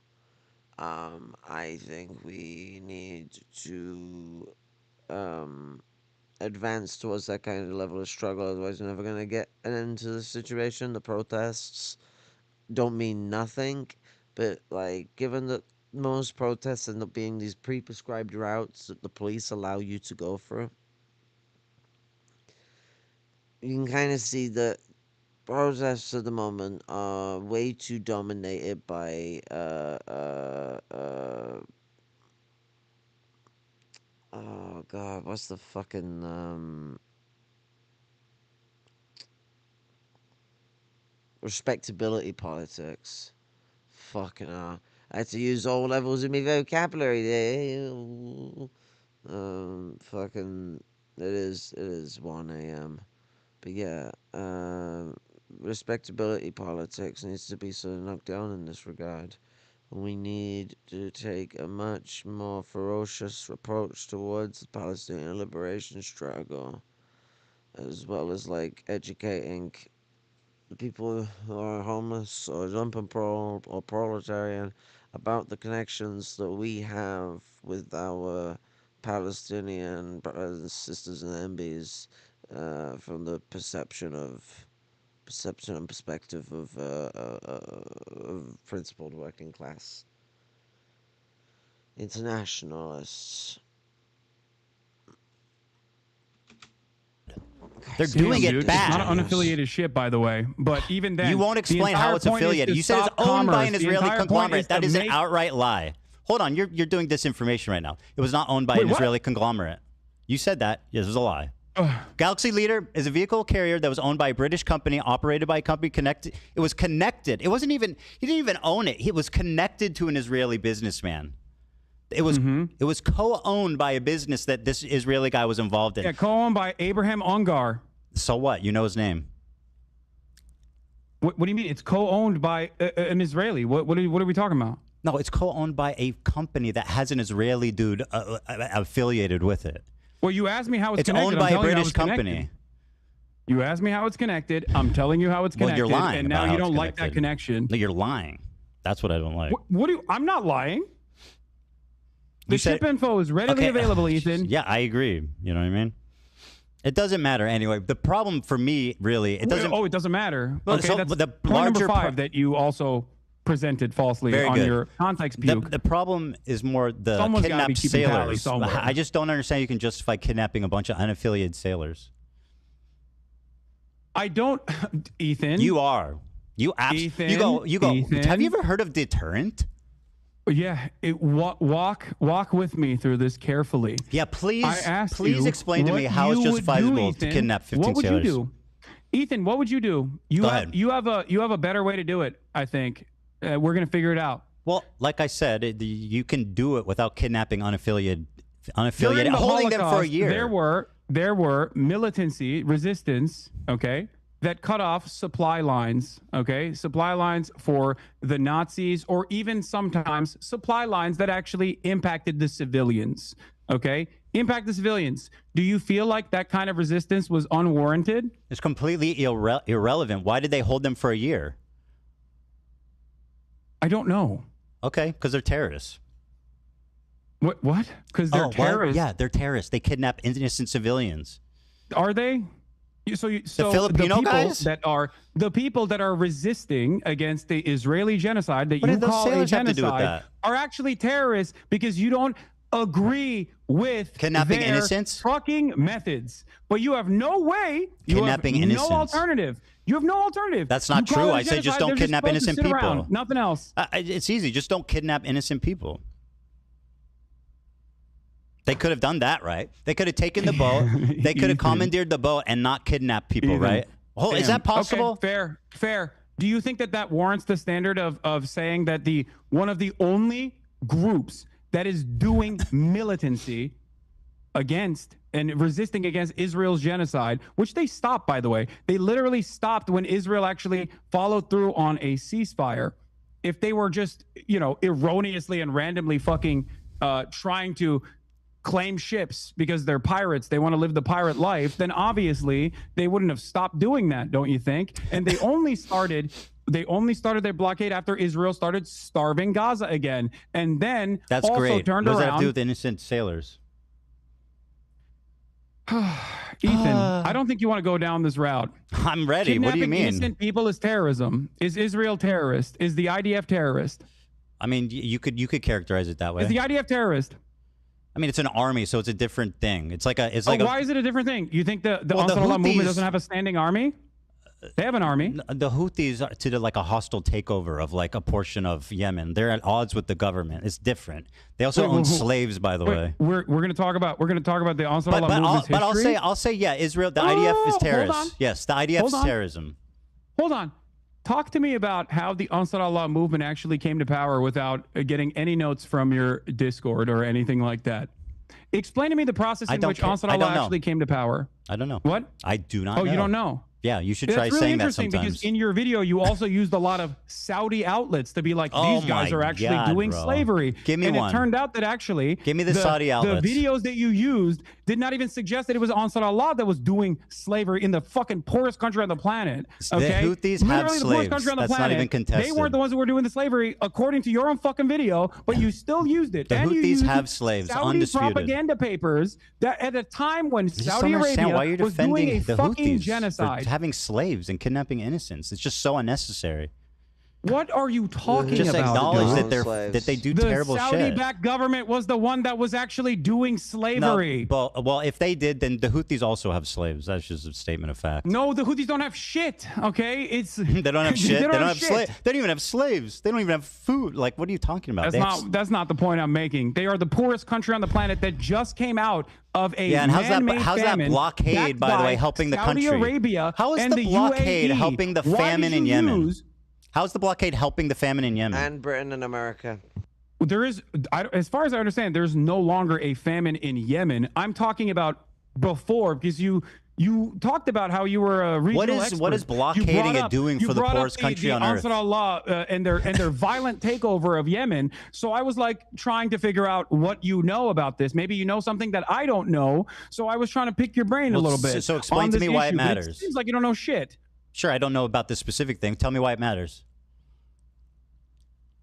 Why it matters? What their blockade? Yeah. Clearly, their blockade is. Their blockade is awesome. Why it matters? How they came to power? Oh, because you used Saudi newspapers in the time when Saudi Arabia, according to Human Rights Watch, Amnesty International, all fucking NGOs, was doing a Western-backed blockade that was killing hundreds of thousands of people, and the headlines that you used in your context cue were from Al Arabiya and numerous other outlets that had their own personal investment in vilifying the Ansar Allah movement. Having said that, of course, I also think that there are plenty to criticize about the Ansar Allah movement. I don't agree with everything that they're fucking doing, as I've said time and time again, like their banner, right? Their banner says "Curse the Jews," which you also presented in your video, except remember when you talked about Norm Finkelstein and how Norm Finkelstein doesn't agree with "From the River to the Sea"? You agree with kidnapping civilians? Can we play the clip of Norm Finkelstein talking about the "Curse the Jews" and how what he thinks about that? Let's do that. Let's pull up the clip of Norm Finkelstein's thoughts. How is that relevant? These actions and the blockade against these. How is that you relevant? used him as a primary source earlier because you thought he's a reputable guy, which I think he I said agree. something that I've said that I've been criticized for. What does that have to do with Dan, every can you other play this take he's clip? taken? It doesn't mean that Can I you play this support that. clip? Like we're aligned with every other take in the world. Dan, can you play this clip real quick? Sorry, this is 50 I don't. seconds. It's irrelevant. I passed it along. It's totally irrelevant. What do you mean it's irrelevant? Because who gives a fuck what he said about it? Wait, what do you mean? You want to talk used about? his, Here, listen. You used his perspective on "From the River to the Sea" to imply that he agrees with you. He does. I want to see if you agree with him on this. Just play it. All right, I'll play it. Thank you. So here, I'm going to play it, okay? And then when this is done, let's move on to something I know we both want to talk about. You claimed, I'm going to play it. I just want to set this up. You claimed that the worst thing I said in the context, puke, is that I wrongfully portrayed Jewish people fleeing from their countries. And I denied the Nakba somehow, which is crazy. So let's talk about that after this clip. Okay, perfect. Yeah, perfect. And by the way, you're not going to scare us. You're not going to. I'll just say up front, we can end on that point. Oh, I can keep going all I'm day sure if you can. want to. Yeah, I know. I know you go to bed tonight in a cool race car bed, but I have family. Okay, kids. no, that's fine. Why are you thinking about what my bedroom looks like? It's kind of weird, man. Yeah. No, you're right. You fucking badass fucking sports car bed. It's a meme. Very odd. Here it is. As long as the people in Gaza are subjected to a genocide, we won't stop. Do you know all the praise that's given to the Danish government because it helped evacuate Jews during World War II? But is there a case where a totally distant people did that for the people of Gaza? If I were to give a Nobel Peace Prize, I would divide it between three. South African delegation. Number two, those doctors who volunteered to go to Gaza, the Doctors Without Borders and others. One doctor, he was Palestinian. Why don't you leave? Because he had the option. He was able to go. He said, I didn't go to medical school for 30 years to abandon my people. He was killed. And the third, it's the Houthis. If genocide is the crime of crimes, the Houthis are the hero of heroes. Yeah, I mean, the first two examples, I definitely agree. I think it's psychotic to give the Houthis a peace prize. That's nuts. Why?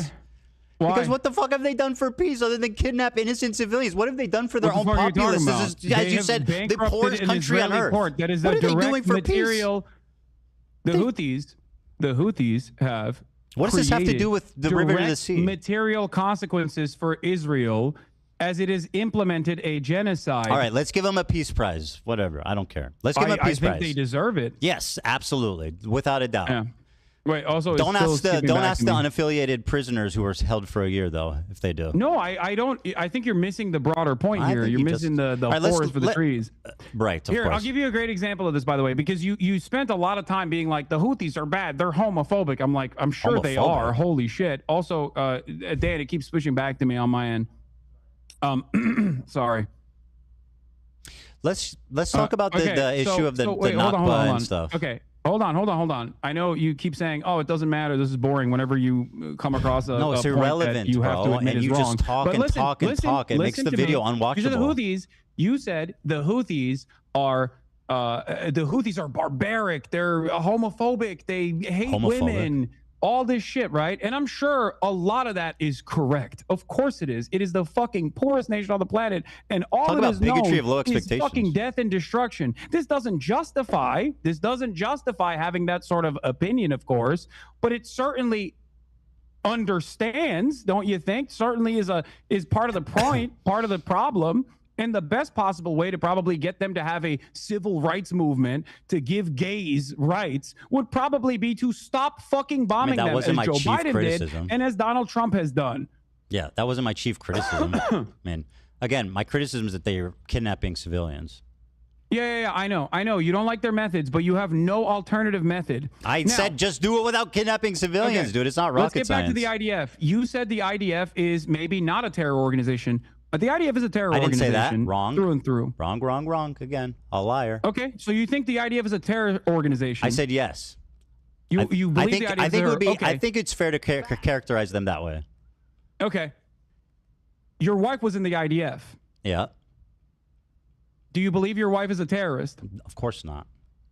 You have considered a 19-year-old Yemeni TikToker who is not even a part of the Al-Houthi family with no Houthi affiliation, but simply a person that says he stands with the Houthis, and I do too, a terrorist over and over again because he has a gun in the second highest gun ownership density per capita. And because he responded to a fucking Instagram comment saying he's a soldier, a dude who doesn't even speak English. Let's watch this. You kept claiming that he was a terrorist over and over again. He is. His name is Rashid al-Haddad. He is not even a fucking Zaidi Shia. He's not even a part of the Houthi family. Let's watch the evidence. His last name would be al-Houthi, not al-Haddad. Okay? Let's watch the evidence. This person, you looked at a 19-year-old fucking teenager who's a TikToker, terrorist, in the poorest country on the planet, who's only known death and destruction, and spent countless fucking hours looking through whatever his social media was to be like, this guy is bad. Let's look at it. Yeah, of course he's fucked up. He lives in goddamn Yemen. Do you know what the bigotry of low expectations is? Like you, dumbass. Do you know what the bigotry of low expectations is? You're saying because he's poor, he hates Jewish people? Let's watch. Ready? No, let me show you. It's not because he's poor that he hates Jewish people. It's because he lives in fucking Yemen. And in that part of the world, the only thing that people see is the dangerous conflation of Zionism and Judaism. I'm sure the Yemenis, the fighter jets that blow up their fucking schools have a Star of David next to them. And when the Palestinians are kidnapped, when they're fucking forced to go through military trial detention, they get fucking Stars of David carved on their heads. Israel is the one that dangerously and falsely claims to be the nation state of Jews. Israel is the one that makes everybody think that this action, all of the action, the genocide that you called a genocide, is actually being done at the behest of Jews. That's not true. Of course, for everyone Israel in that doesn't side claim of the they're fucking doing world, it on when behest they of say Jews. Jew, it's interchangeable with Israel. Many of these people, Do including you think he's like Anne Frank? What? Do you think he's like Anne Frank?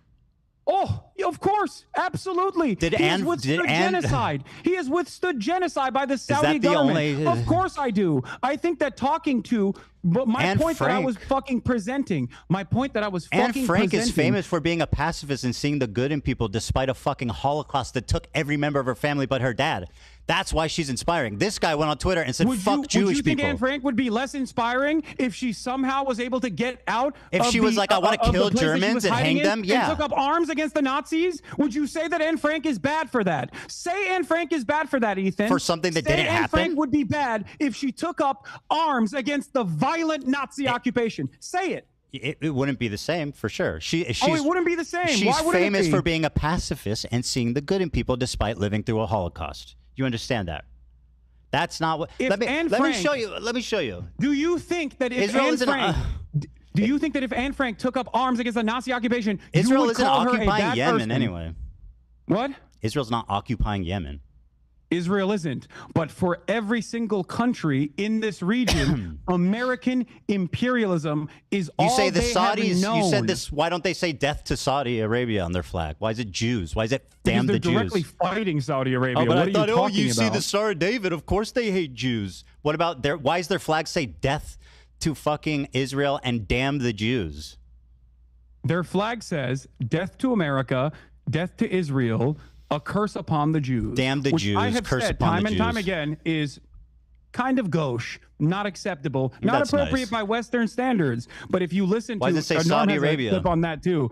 Norm has a clip on that too. Do you want to see? No, Do you wanna see it? let me show you this because you've been You going wanna on hear and on. Norm Finkelstein explain that? No, I want to show you this. Okay, you've been talking and talking and talking and talking. Very good. Let's watch this.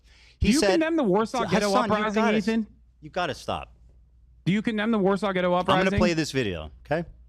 He says, ready for sacrifice. Maybe I read it. Sacrifice and eager for martyrdom. Maybe he's talking about football. Here he is singing a song with the words, do you threaten us with what we are waiting for, son of a Jew? Meaning of Houthi is a title, and it's not something to fear, but for the Jews. They are very afraid of this title. The execution we will carry out on all Zionists, with the lovely depiction of a man impaled through his asshole and out of his mouth with a pike, or how Hassan likes to say it, a pike for a cut. Okay, why would he retweet this article called Houthis use social media to boost global prominence and support? Israel falls. Wait for the new operation in Tel Aviv, the Jaffa drone, which no Israeli defense can stop. The ships we bombed and sank. I know the Red Arrow is supposed to be a cool military Hamas thing. This is a butt plug. Just saying. To every Zionist, I will put this into your stomach. And let me state the obvious. Jew and Zionist is clearly interchangeable to this guy. Okay, but hating Jews doesn't make you a Houthi. Are you a soldier? Yes. That seems pretty definitive. Why did he say yes to are you a soldier? Bro, he doesn't even fucking speak English. You're like, oh, he's a soldier. Wait, even if he is, I'm going to ask you a question very clearly and very deliberately. If Anne Frank, just like Anne Frank, by the way, if Anne Frank if we had the internet during the time of the Holocaust and Anne Frank posted about this is what we're going to do to the Nazis, would your analysis of Anne Frank change even a little bit, even an iota? Yes, of course it would, because she's famous for being a pacifist, not tweeting out death to all Zionists. She's famous for seeing the good in people, not fucking tweeting out that we want to nuke Israel. What do you mean? That one, because I would not give a fuck. I would be loud and proud going, hey, that's what she said. That's what we're going to do to the Nazis. Fuck yeah, girl. So hold on. After watching that compilation, you still agree that he's just like Anne Frank? Did you not hear what I asked you? I'm just summarizing. Yes. Okay, very good. Anne Frank died before she could resist. But if she did, I would never hold that against her. She was fucking killed in a concentration camp, you psychopath. But if she was exterminated with her whole fucking family. Her dad's the only one that survived and recovered her journal. Are you fucking mad? Either, Ethan, right? Would you hold that against her? Would you hold that against I wouldn't Anne hold Frank it against her, but she wouldn't be the same historical figure that said, despite my family being killed in concentration camp and everyone being murdered, I'm still a pacifist that sees the good in people. What the fuck what's so confusing about that? Not kill Zionists, not nuke Israel, not a pike through Zionist assholes. I can't believe we're once again discussing the posts of a dude in Yemen You who really is like to do 19 that. fucking years old. Well, you said he's not a Houthi. No. You mean you went on and on and on and on about how he's just some random fucking innocent kid that you platformed and glazed the fuck up, by the way. Which is, by the way, just terrible journalism. Like you have KFC in Yemen? Is that the fucking best question you have for someone who's apparently surviving a genocide in Yemen, who's been with the crew of kidnapped hostages, who has apparently partied with the captains? That wasn't even correct. You say, is there KFC in Yemen? Are you fucking kidding me? just insane. Here's some clips but hold that you on, haven't besides shown. being like wrong, it's Here's some clips. No, insanely we're going incompetent. clip for clip. We're going clip for clip. We're going clip for clip. Can you please play this? It's from my subreddit. Sure. Give me a sec. Dan's got to pass it to me. Okay, after this, please, we got to move on to the Nakba thing. Yeah. Every single victim of Israeli or American violence has to be a pacifist. Okay, do you want me to watch this? I mean, what the fuck, bro? It's 4 minutes, so I'm not going to watch the whole thing, but I'll watch like a minute or 2 minutes. Okay? طبعا جاتني اسئله كثيره ماذا اذا اليهود قرروا ان يعودوا الى اليمن يعني بنسمح لهم ولا لا ولا طبعا طبيعي يعني احنا اليمنيين نمد ايدينا للسلام يعني اليمن مسموحه لاي شخص يعيش فيها. This is like shot like by a fucking like propagandist. What are you talking about? Like he's all fucking dolled up. He's got makeup on. The lighting is perfect. Yeah, he's like, guys, please, we love the Jews. Give me a break. Our problem is not with the Feeling Jews, like a guys. big man, buddy? Dunking on a fucking 19-year-old living in Yemen? You pick and choose what you think? You pick and choose what you think is appropriate Well, what to do you think show? about all this shit I showed you? Which do you think he believes, this or that? I think he believes both. Oh. This is not. He both at believes odds the Jews with are what our you friends and also we presenting. need to murder them all. The problem is He believes that Jews are our friends and we need to murder them all. Is that correct? The Is that problem what is you're you saying? conflate. You No, he said conflate- Jews. He, in the You tweet, conflate said this is Judaism what we're with going to do to Zionism from Jews. a Western perspective. For them, when they talk about Israel, they sometimes reflect And it that's the as Jews' fault, Jews. right? But That's- listen to and me. you're blaming but the listen to victim. me. Because in that interview that I conducted with him, I asked him about how he felt about Jews, anti-Zionist Jews specifically. I remember. And he said he loves them. That because is such he a does not have lie. You're such a liar. You don't He know said- this person, I Ethan. watched He it. has That's no not what he reason. said, He though. has no He reason said to if they lie. support He's in Palestine, then I fucking like Yemen. them. He could be He dead didn't. by You're now. lying. Why- You're just lying. You're lying about what he said. You're lying. I've seen that interview. You're lying. He didn't Wait, what do say you that. mean? He said if they support Palestine, then that's good. What? That's what he said. It's a fucking materially way different than I love Jews. What the fuck you said? No, you didn't hear you just repeated what Go I ahead. said. What'd you say? I said love, but I think he didn't. I guess he didn't What say did love. he say? Hold on he a said second. like. What did you say he said? I said that I don't care what anyone's background is. I love them. Jew, Christian, Muslim, doesn't matter. If you are against Israel, I love them. That's what I said. That's he has not no what you problem said. with Jews who are pro-Palestine. That's nowhere close to what you said. Dude. Well, you realize you were wrong. You got caught in a lie, so you're revising. It's fine. All right, let's move on to the Nakba thing. Dude, I don't care. We got to move on, Ethan, bro. Ethan, listen to my words very carefully. If he had told me, okay, I hate all Jews unconditionally, I am an anti-Semitic tweet that. person. He did tweet okay, stuff like The that. conversation would go very differently. But even did then, say I that. probably wouldn't be as vicious as He you literally said assume that I on would, social media or you want me to continually. be, because I understand the material conditions and kill all what Jews. plays a role in people's recognition of the world. Nobody what needs their to fear us but upbringing looks Jews, like. he said. I'm going to shove my gun and kill Jews. What? No, he didn't say that. I'll play it again. You want me to play it again? Oh, God. Okay, dude. You just play the fucking clip then. God damn it. Just play the clip. He said Zionist, but play the fucking clip, Ethan. Yeah. I'll play it. Play the clip I sent you without fucking complaining. why- He's too dolled up. Wait, you want me to watch your clip? I thought, no, we're going to watch my clip. No, play the fucking clip I sent you. By the way, is Stop this? being I don't know if so this is. spoiled. I don't know if this music's claimed. By the way, we can. It doesn't. It does fine. matter. It's Unfortunately, most likely you're not on Twitch fucking where claimed. stealing Come on. content is fucking regular, but on YouTube there's standards. Mm-hmm. Yeah. Yeah. God forbid someone might copy strike you, and then their lawyers might demand erroneous. Which you admitted is sometimes warranted. Where's the link Mr. of Fair Use? Mr. Fair Use. Yeah, yeah. Do you know what fair use is? You fucking moron. It's using it fairly. There's a big difference between. No, I know. Fair use is when you get mad at Redditors criticizing you, so you fucking you get Of course your I care about my high-powered attorney to monetization fucking status. sue them. and make demands about how they Does have that do to with fair use, man? release Yeah. information about their All right, about their let me allegiances play to this Reddit. for a minute, and then we'll move on. إلى اليمن فوق رؤوسنا وما في عندنا أي مشكلة وهذه رسالتي إلى اليهود أتمنى أن توصل وطبعا وأشكر الأجانب. This is the most pathetic terrorist propaganda bullshit I have ever seen, and the fact that you actually think this is credible is so hilarious to me. Dude, wow. Let's look, keep it going. man, No, I love look. this. This is great. Let him. All right, just keep playing it. Keep playing it. Yeah. Sorry. I'm trying. I don't know where the audio went. Oh, why was it? Sorry, hold on. We're having. I pulled it back up. Taylor Lorenz tweeted, "What's so crazy is that we tried to nab an interview with Rashad, the Yemeni teen who went viral for WAPO before Hassan the Hun got the scoop.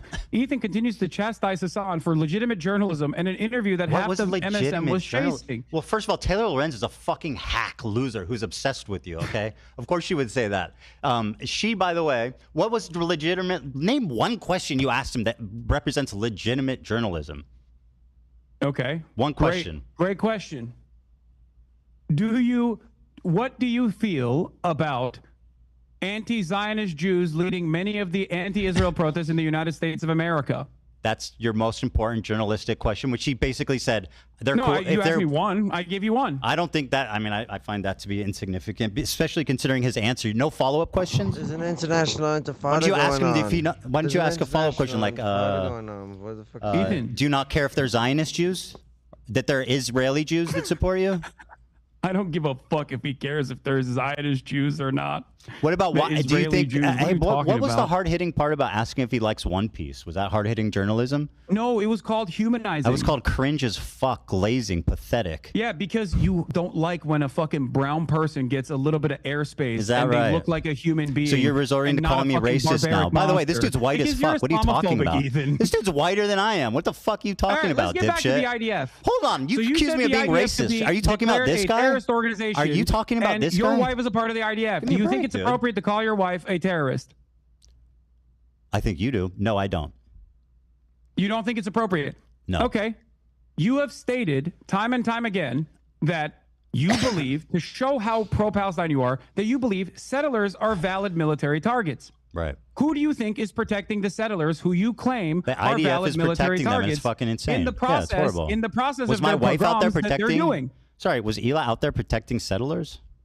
No, she was doing a night raid, as a matter of fact, and I didn't know any of this until recently. For the record, She until was a couple months ago. Yeah, you're gonna She do was the out there Raider of doing Ramallah night snark raids. bullshit. Do Go you on. think- Yeah, your community doesn't harass anyone. She was 18 years old. She went on a ride along to Ramallah for some kind of fucking mission. She stayed in the car, and then they went back, and that's all that happened. She's She 18 years described old, bro. the She's a process secretary. of taking someone hostage. You called him it, by the way. That person was a Palestinian living in Yeah, his maybe- own, living in his own fucking home. And your wife Can they not went commit on crimes? a raid to Ramallah, which you have called a terror city. Yeah, that was There's an old clip. inconsistency here. I don't think Ramallah's a Is your terror wife city. a valid military target in that process? Because you've said that settlers are valid military targets. Do you think your wife is a valid military target? Do you think your She's wife not is a West Bank terrorist, Ethan? settler. She's not a West Bank settler. But she's in the Bad West Bank. Empanada Where's thinks she Ramallah, is. Ethan? Bad Empanada thinks she's valid. Your friends over at Second Thought think that she's a valid target. You Do think you? she's a valid military target? Do you think That's she's a my valid point, military because target? There's inconsistencies Do you here. think she's a valid military target? I do not, as a matter of fact. How great. I don't. All right, Okay. can we please move on to this the Nakba thing? Listen to me. Hassan, listen bro, to you're me. making this unwatchable. Listen to me. Listen to me. Okay. We got to move on. How does this make sense in your mind? You say Israel is doing genocide. She has participated in the kidnapping of a Palestinian in the West Bank. You don't know say who you was hate the kidnapped and West for Bank. what reason. You We don't say you hate the settlers. Well, we don't know who was. Who First of all, protects the settlers, Ethan? Your wife did. Kidnapped. They arrested somebody. We don't know what happened or what they did. Oh, what if he so it fucking was stabbed justifiable. civilians? Do you Doesn't that understand happen? the process in which how people are I'm sorry. arrested Do, in the West Bank, do Ethan? Palestinian terrorists never stab and blow up civilians? They're placed under military detention. They are not actually placed. They do not go through a civil Palestinian court terrorists process. ever They are commit not- violence on civilians that They would are warrant them being not- arrested? They Give me a are fucking not break. in the West Bank. You don't know anything The about this Palestinians that person are or this kidnapped raid. are- in Ramallah, in Okay. Palestinian territory. Your wife was an illegal occupier of a terrorist organization, also known as the Israeli Occupying Force, Ethan. Now, I know That's people not that have how it's also known, but served okay. in the That's what Israeli you call it. Occupying Force, as a matter of fact. I've relied on breaking the By the way, her name is silence, Gila. for I don't know if you example, keep doing in your terms of wife. my Why do you do coverage. that? Why do you keep referring What? to her as my wife? It's bizarre. Okay, Gila, whatever, who Well, cares? it just stop- belies stop some really hyper-focusing on bizarre random thing. shit. It's not Stop random at all. hyper-focusing on It random says a lot. shit. Listen to my words. Bro, Listen to my words. please. It's so I have no exhausting. issue with someone as long as they have recognized their mistakes, as long as they recognize that that was wrong. What I take issue with is consistently defending Israel. You have also participated in the defense of Israel. It makes no sense. You're inconsistent. You say it's a genocide, but people can't resist militarily. You say it's a genocide, but all of the people who are outspoken are vile anti-Semites. Hila was doing Who is mandatory. Hold supposed on. to be able to resist against this genocide? Hold the phone. Do you actually think it's a genocide? Hila was doing mandatory military service. What should she have done? There's numerous options. Yeah. One, religious exemption. Two, refusing to serve. But even then, I don't have a problem with her being socially conditioned into thinking that this is appropriate. I have a problem with what she's saying now. I have a problem What'd with she how say she now that's reflects on wrong? that and doesn't realize that that was an unjustifiable thing to do. Okay, well, Those are listen. real You human can talk to beings that are getting her. kidnapped. Debate about it. I don't know what you're even referring to. Okay. What?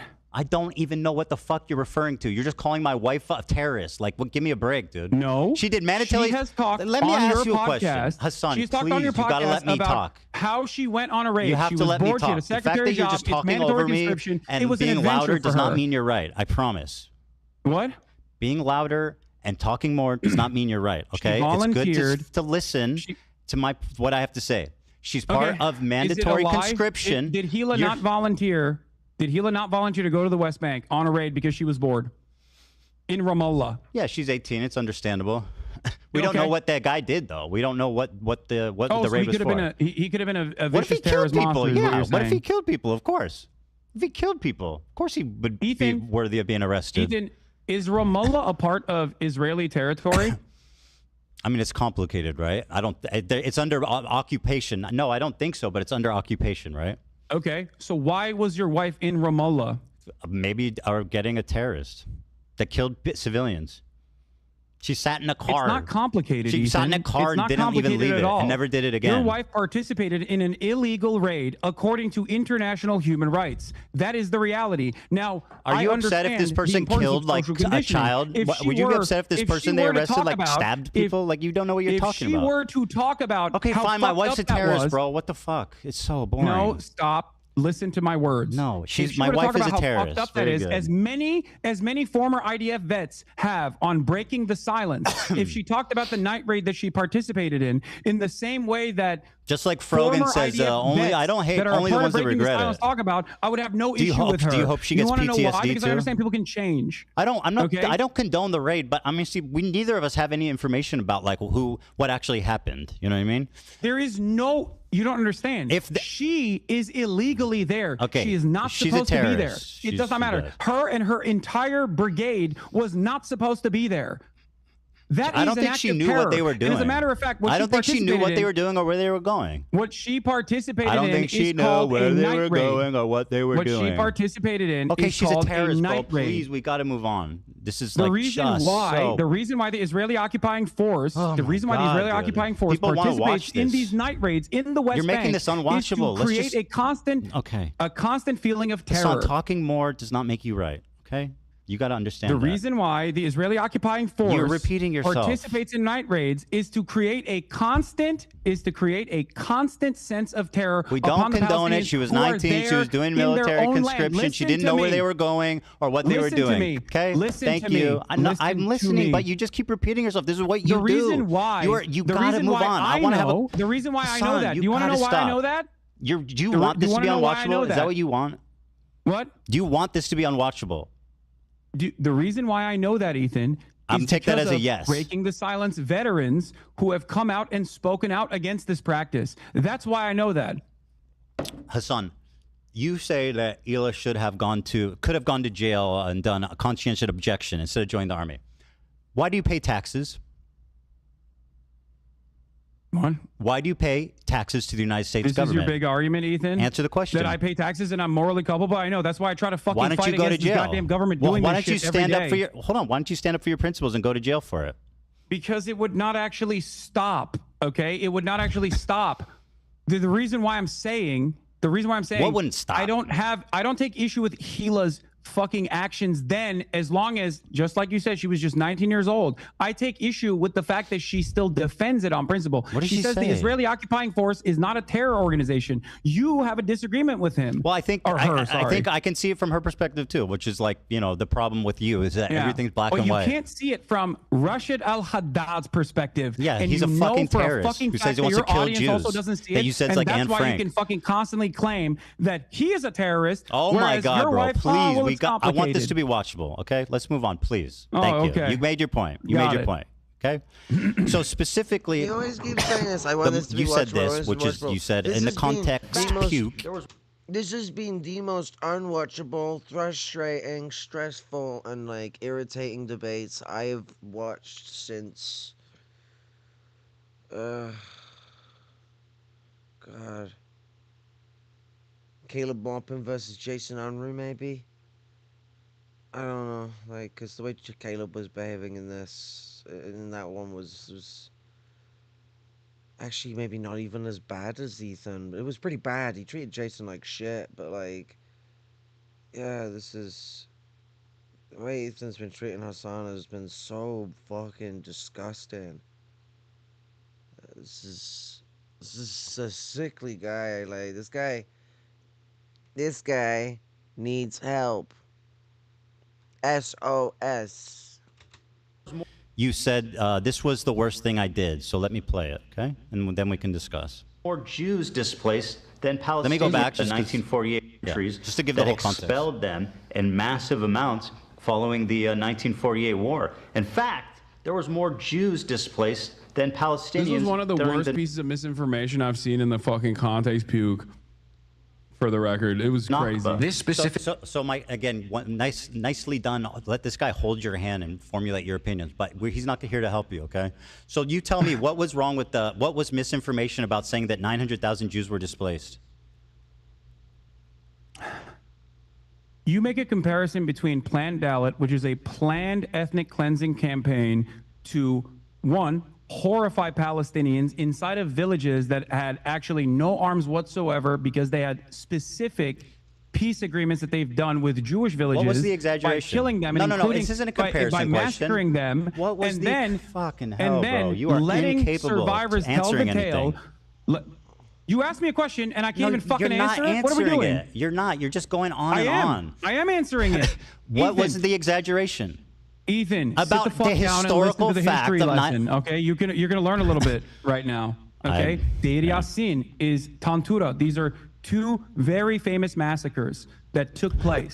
the brigades, the militant brigades, the Zionist brigades that then formed the IDF, including some that personally called themselves terrorists, by the way, Lihi and Irgun, went in and did horrifying mass rape, kidnappings, throwing people in ovens. And then the survivors left to tell the tale. In that process, these brigades would go to each individual city and forcibly ethnically cleanse 750,000 Palestinians. This is known as what the the Nakba. fuck does that have to do with the Jewish refugees? Answer that question. I know what the Nakba is. I don't deny it. Do you think that is even remotely comparable to Jewish people How is it not? leaving sometimes voluntarily Wow. and sometimes because their governments had made How deals many with left voluntarily? either Israel how or many, France. How many of the 900,000 left voluntarily? I don't know the exact number of how many left voluntarily. Take a guess. Do you? Take a guess. I would suspect that a big chunk of them, you're going to say, did not leave voluntarily, but that is not the case. Well, you're Most of lying them and left you're fucking voluntarily, dead Ethan. wrong. Let me. You brought up the fact that I talked about what happened in Iraq. So let me give you a timeline of what happened in Iraq. 1932, they gain independence. 1934, Hebrew is banned. Jews are fired from government positions. 1938, Zionist activity is outlawed. Crimes as trivial as possessing a biblical map of the Holy One will send you to jail.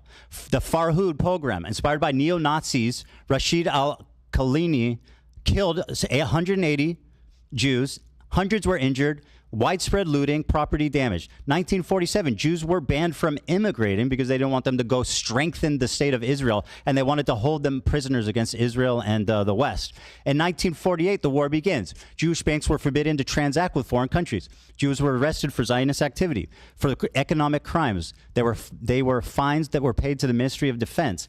In 1949, a month after taking office, the British learned that they were planning to expel the Jews from Iraq before they even left. Does this sound like volunteer? Does this sound voluntary? Does that sound voluntary? Here, I sent you a clip. No. One of the most important scholars on this issue. Oh my God! Is please. an Iraqi Jew by the name of Avi Shleim. Yeah, I love this. Let's listen to him. Okay, let's listen to it. Yeah. Jews were convinced that amazing. Israel had a hand in uprooting them. After the 1948 war, there was mounting popular hostility towards the Jews in Iraq. 5 bombs exploded in Jewish sites. The series of bombs created a panic which led more and more Jews to register to leave the country. I met an elderly friend of my mother's, an Iraqi Jew called Yaakov Karkukli, who had been in the Zionist underground. One member of his group, Yosef Basri, a very, very intelligent Jewish lawyer, and his assistant, Shalom Saleh Shalom, were responsible for 3 out of the 5 bombs. Basri's controller was an Israeli intelligence officer named Max Binet. Let's grant that what he's saying is true and that 3 of the 5 bombs were done by Zionists, right? How does that explain 150,000 people leaving the fucking country? Thousands of years of civilization that have been there, 2,000 years, just picking up and leaving, almost virtually gone. How does that explain that? Why is it that the Israeli government benefited from creating instability and making it seem as though these countries were uninhabitable?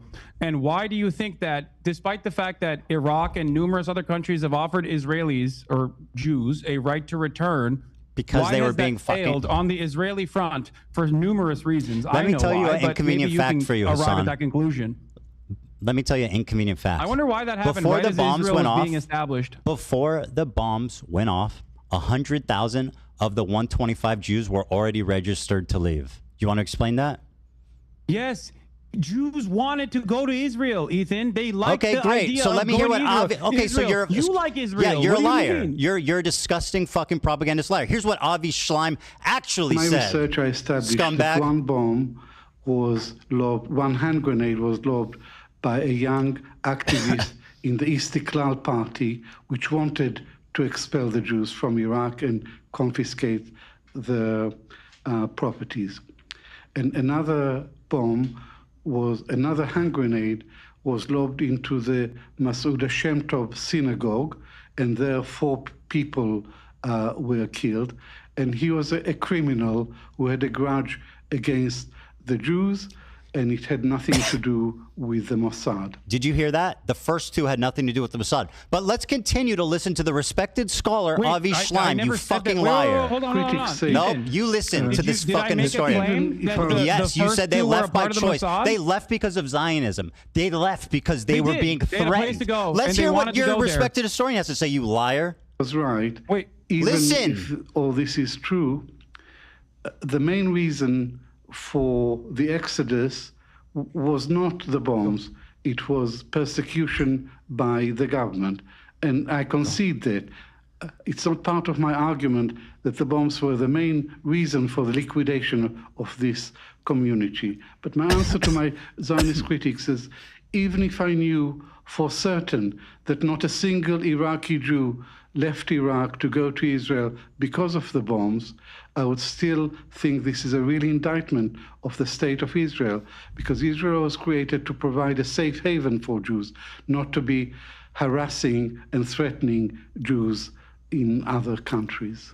By the way, he said, and I'll quote it for you, listen to what he we did not says, leave and then Iraq Schleim because we says were the thing Zionists. that We expresses left the because we were no longer safe. He wrote that in his book, 3 Worlds. Have you read that book? No, I have not read 3 Worlds. Okay, well, you're using a lot of source from it. It's a book that he wrote about his migration. It's not the only book he wrote about this. But go on. Have you read any of the other ones? Yes. Really? Which ones? The book that I'm referencing is from the Iron Wall. 3 Worlds, okay? He writes about his time in Iraq. He writes about Memoirs his of an Arab time Jew. in It's the Israel. newest book, He writes I about his know. time in the UK. In 3 Worlds, he writes about his own family, and he describes their departure from Iraq as traumatic, disorienting, and not voluntary. They were not proud Zionist migrations. They were leaving out of fear. Ethan, he said that himself. Ethan. He said, we did My not friend. leave Iraq because we were Zionists. We left because we were no longer My safe. friend, you are failing to comprehend a very important reason why I brought up Avi Shlaim, by the way. And Yeah, because here's- you think he supports your claim, but he absolutely does not. That's No, why, because you're a fucking first of all, liar. he absolutely Contend does. with what but I said. Hold on. No, let me explain. Contend with what I'm Ethan, saying. He said we did not leave Ethan, Iraq the because we were plan- Zionists. We left because we Ethan. were no longer safe. Do you want to explain what he meant by that? Ethan, Explain what he Ethan, meant by saying Ethan, we didn't leave this is because we not- were this is Zionists. not We the gospel left you because think we it were no is. longer safe. Okay. Explain to me. I can't wait to bring up Avi Shlaim on the broadcast to make you fucking look like a dumbass. I can't Let wait me to. tell you And now something. explain what he means by that. We did not leave Iraq because we were it's Zionists. We not- left because we were no because longer Iraqis safe. are not Palestinian. You fucking moron. You racist piece of shit. What? Because Iraq and the pan-Arabic They nationalist left- movements that arise out of You are Zionist out of your violence mind. is not about Palestinians. Okay, so You what did the cannot make Jews this in Iraq comparison. have to do with Zionists fucking were Israel, the you ones bigot? Who actually fucking You are terrorized the so out of your Palestinians. mind. And then Iraqis. Dude, you screaming and cannot point grandstanding to doesn't mean you're Iraqis or right. Iraqi This is government's pathetic. racism Okay. during the pan-Arabic nationalist movements as a vindication for why, or a comparison as to why Israel had to do the Nakba. Do you think You that? fucking racist piece of shit. Thanks, Hassan. Do you think Iraq? Do you do you want? think all Arabs have one fucking mind? Why Is that the what you fuck think? were the Iraqi Jews leaving Iraq in fear? God, I've been waiting for Of this. course there were Iraqi Jews that left Because Iraq in fear. why? I've never Because said that there why? were no Answer Iraqi the question. Jews that left You want to Iraq call in me fear. racist? Why were Iraqi Jews leaving to go to Israel? Because you're a fucking moron. who That's doesn't why they understand left? They that left Iraq because is I'm a not fucking moron? Palestine, that Arabs are Hassan, not you one-minded. coward. That there You were numerous coward. pan-Arabic Answer nationalist the movements question. You're going to that call were me sparking racist, up but you won't all answer. around the region, Why Ethan. did the Iraqi Jews leave Iraq? There were numerous Because of reasons. Why did the Israeli anti-Semitism. government- They hated Jewish people that had nothing to do with Israel. They were Oh, shut forced the to fuck leave. up, They were dude. chased Shut out. up. They lived there for thousands hated of years. Jewish people. They Yes, had businesses. everyone They had hated homes that they Jewish were people. It's forced to weird. abandon to go to Israel Thousands- because it was the only fucking place they could. Why would Iraqis hate the Jews living there if they had nothing to do with Zionism or Israel? Why? Because settler colonialism That was has already nothing to do taking with them, place you in absolute British fucking Mandate dumbass. Palestine, Ethan. What does that have to do with the Iraqi Jews? Do you think the Aliyahs were happening initially? So it was there. Do you So think you're the Aliyahs blaming were them? Are you happening blaming the in Iraqi one- Jews who had nothing to do with it? What the fuck is your point? You call me I'm racist. not justifying the racism. I'm not justifying it. You're not Yes, you comprehending are. my point. They left I've never justified because the that. Iraq And I've turned also on them after openly 1948. recognized- Ethan, You're materially I have wrong. You're a openly liar. recognized that there were numerous reasons why other countries, I know, hard concept, all Arab, Yeah. they all have the same mindset. I know. Let's go other over them, countries and their genius. pan-Arabic nationalist movements as states Let's were go over being them. designed In Egypt, mostly by Western You want to talk nations. facts? Let's talk facts. Ethan, In you don't Egypt. know. You got fucking a chat GPT summary. Let me explain to Hassan, you so let you can me- fucking not look like a dumbass. Okay. Do you want to listen or do you just want to add hom? No, I want to tell you my perspective. No, you want to this talk. Is supposed That's to be the problem. You an don't want to admonishment listen. of my- You've talked You're supposed plenty. to be attacking my perspective. You called me let racist, bro. clarify The my least you can do is position shut the so you fuck can up and understand. listen to me talk, okay? The Iraqi Jews left because they were in fear of anti-Semitism. They had nothing to do with Israel or Zionism. The Arabs in Iraq, the Iraqis, turned on them because of what happened in the war in 1948. That had nothing to do with them. So if you want to blame the Jews for not their just own anti-Semitism, 1948. you go It's right not ahead. just But that's racism. 1948. Now let's talk about I Egypt. also recognize that. No, you're not. You are absolutely not. In Egypt, 75,000 Jews were displaced. Okay? Following Ethan, anti-Jewish is riots Egypt and bombs in Palestine? Egypt. Is Egypt Palestinians? Is Egypt Palestinians? Is Iraq Palestinians? Why were the Palestinians It's got never nothing to allowed do to with that. return? They were A forced right to go there that by every the single Arab one of these countries. countries have offered the Jews that were expelled or left on their own It's time to listen, voluntarily. Hassan. These are completely separate Nobody's countries. justifying you the are Nakba. packaging them together No, to no make one is a justifying the horrifying Nakba. I'm position. explaining how it's fucking insanely racist to discredit the plight, the running No, you're of fucking racist discrimination. because I don't discredit the plight. But I think I'm you're- not justifying the Nakba. You seem to be justifying why Jews were chased out of their home country. No, I'm not, Ethan. Why'd they leave? I'm not Why'd they justifying leave? that at all. Why'd they think leave? That you think that because you want to drive home a point that Why this did is they leave their anti-Semitic. communities that have You been there are for making- 2,000 years, leaving their money, their You will businesses, never their homes? understand. Why did I they don't think leave? you'll understand. Do you think Iraq is Palestine? Do you think Egypt is Palestine? Nobody's Do you defending the do you Nakba. Do you think that all Arabs are operating on antiquated anti-Semitism? And if your answer is yes, why the fuck did Jews find the Ottoman Empire to be a safe haven for Where's the fucking Ottoman hundreds Empire? of years? Let's talk when about the last when 100 years. Christians That's in great. Yeah, the Western Ottoman Europe Empire was were- great for the Jews. Let's talk about the last 100 years. Let's talk about 1948. Anti-Jewish of course, riots of course, broke out Israel is, after of the course. war. The Ottoman Empire was not. Does he even know that the Ottoman Empire didn't exist in 1948? This is why he wanted to stay away from facts. It's always like, huh? Even did you just say the Ottoman Empire existed in fucking 30 years after they were destroyed by the British Empire? Or Hassan, you need to shut the fuck up and listen, okay? After the war, my God. After the war, okay, in 1948, there was anti-Jewish riots and bombs in Egypt. Why was that? Because of the Jews? The Jews brought it on themselves? Following the establishment of the Israel... I never made that inference. What are you talking about? Of course you did. No, I didn't. I did not make that inference at all. So they left because Zionism. No, Ethan, if you were to listen to my words, and I use them very carefully, even though I get Yes, heated careful, sometimes. Right. Okay? Egypt, Iraq, Morocco, each of these countries where Jews lived in the MENA region all the way to the Levant had different reasons. Some of them were direct pogroms. Lie. Others were You're a liar. were the colonial. You are a tangibly, historically Think proven that, wait, liar. do you think that Jews, and I feel I just said that some of them were because of pogroms. You're not hearing anything I'm saying. You're so conditioned into saying liar The amount that you're that undermining left, your own point. The amount that left because of Zionism was minute. They were chased out. They were forced to Ethan. become Zionists by their oppressors because they had nowhere else to go. In Egypt, following the establishment of Israel in May 1948, Ethan, none of these countries after are Palestine. That is none of an these countries, insanely irrelevant these countries point. Are, a series of bombs Dude, you targeted can't make Jewish a areas in comparison Cairo between a June and planned ethnic September. cleansing campaign They and killed other 70 countries. Jews. That's my point. Injured 200. They confiscated Jewish-owned businesses and synagogues were attacked and destroyed. Okay? Ethan. In 1956, the Suez Crisis. One is direct 1956, violence. when direct planned violence and an extermination campaign. Approximately 25,000 Jews were expelled from Egypt. Falsely misplaced hostility. 25,000 Jews were expelled from other countries. So are you blaming them? You don't understand. Hold on. This, are you and will blaming the never Jews for understand this, I getting? don't think. Are you blaming the Jews for being expelled from Egypt? 25,000 of them. No, Ethan. If Okay. you listen to my words, you would So understand. what is it I exaggerated about? 900,000 Jews were displaced. Because you are making a comparison with different countries. No, I'm not. Versus one singular force that planned an extermination campaign, planned an ethnic cleansing campaign.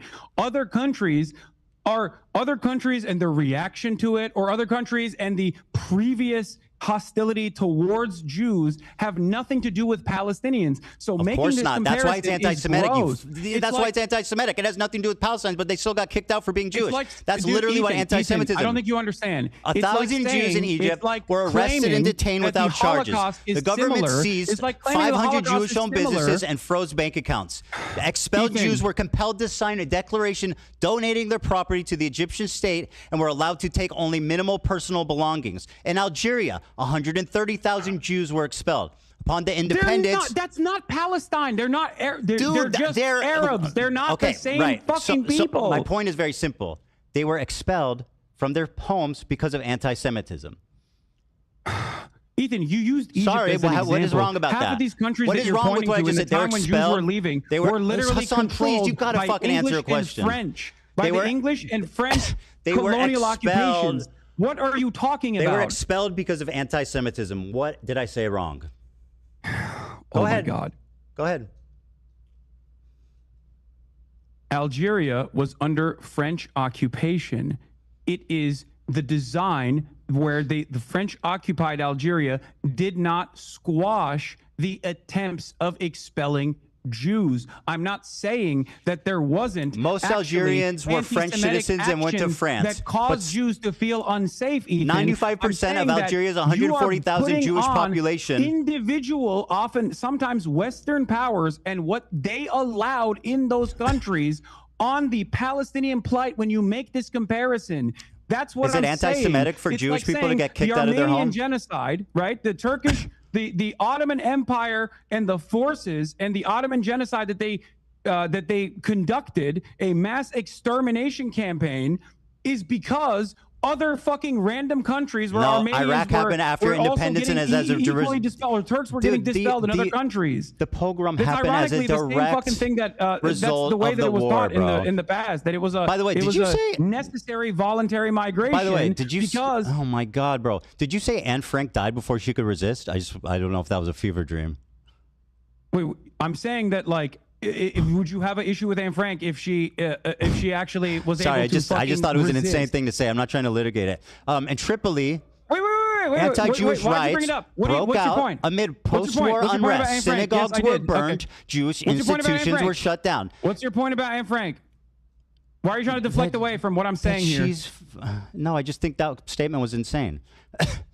The Six-Day War backlash. In 1967, another Israel victory. Jewish communities got mobbed. 6,000 Jews were evacuated. Homes were destroyed. Synagogues were burned. In Morocco, 250,000 Jews were expelled. Anti-Jewish riots broke out in 1948. You'll notice all of these, most of these pogroms are happening in 1948 as a direct result of the war. The Arabs turned on their Jewish populace out of anti-Semitism, period, point blank. June 7 to 8, 1948, in northeastern Morocco, following the declaration of the State of Independence, the State of Israel on May 14, 1948, anti-Jewish riots erupted in the town of Jarada. These towns were significant transit points for Moroccan Jews seeking to immigrate. 47 Jews were killed. Many were injured. Jewish homes and businesses were looted and damaged and destroyed.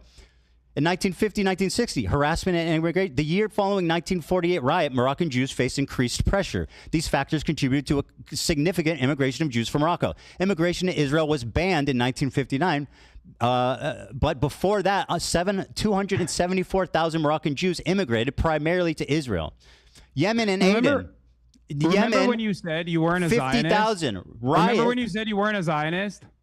These are direct Zionist talking points. This is historical facts, literally spread by your very own Avi Schleim, who, if I'll quote it back to you, said, we didn't leave because we were Zionists. We did not leave because we were Zionists. We left because we were afraid. Appropriate, Ethan. That's the difference. If you asked Avi Schleim whether it is comparable to say the Nakba and the 900,000 Jews that I'm not defending the Nakba. From separate countries, he would laugh at you. Your failure Do you not understand? to acknowledge the trauma of both groups is the reason why you are a radical fucking propagandist liar.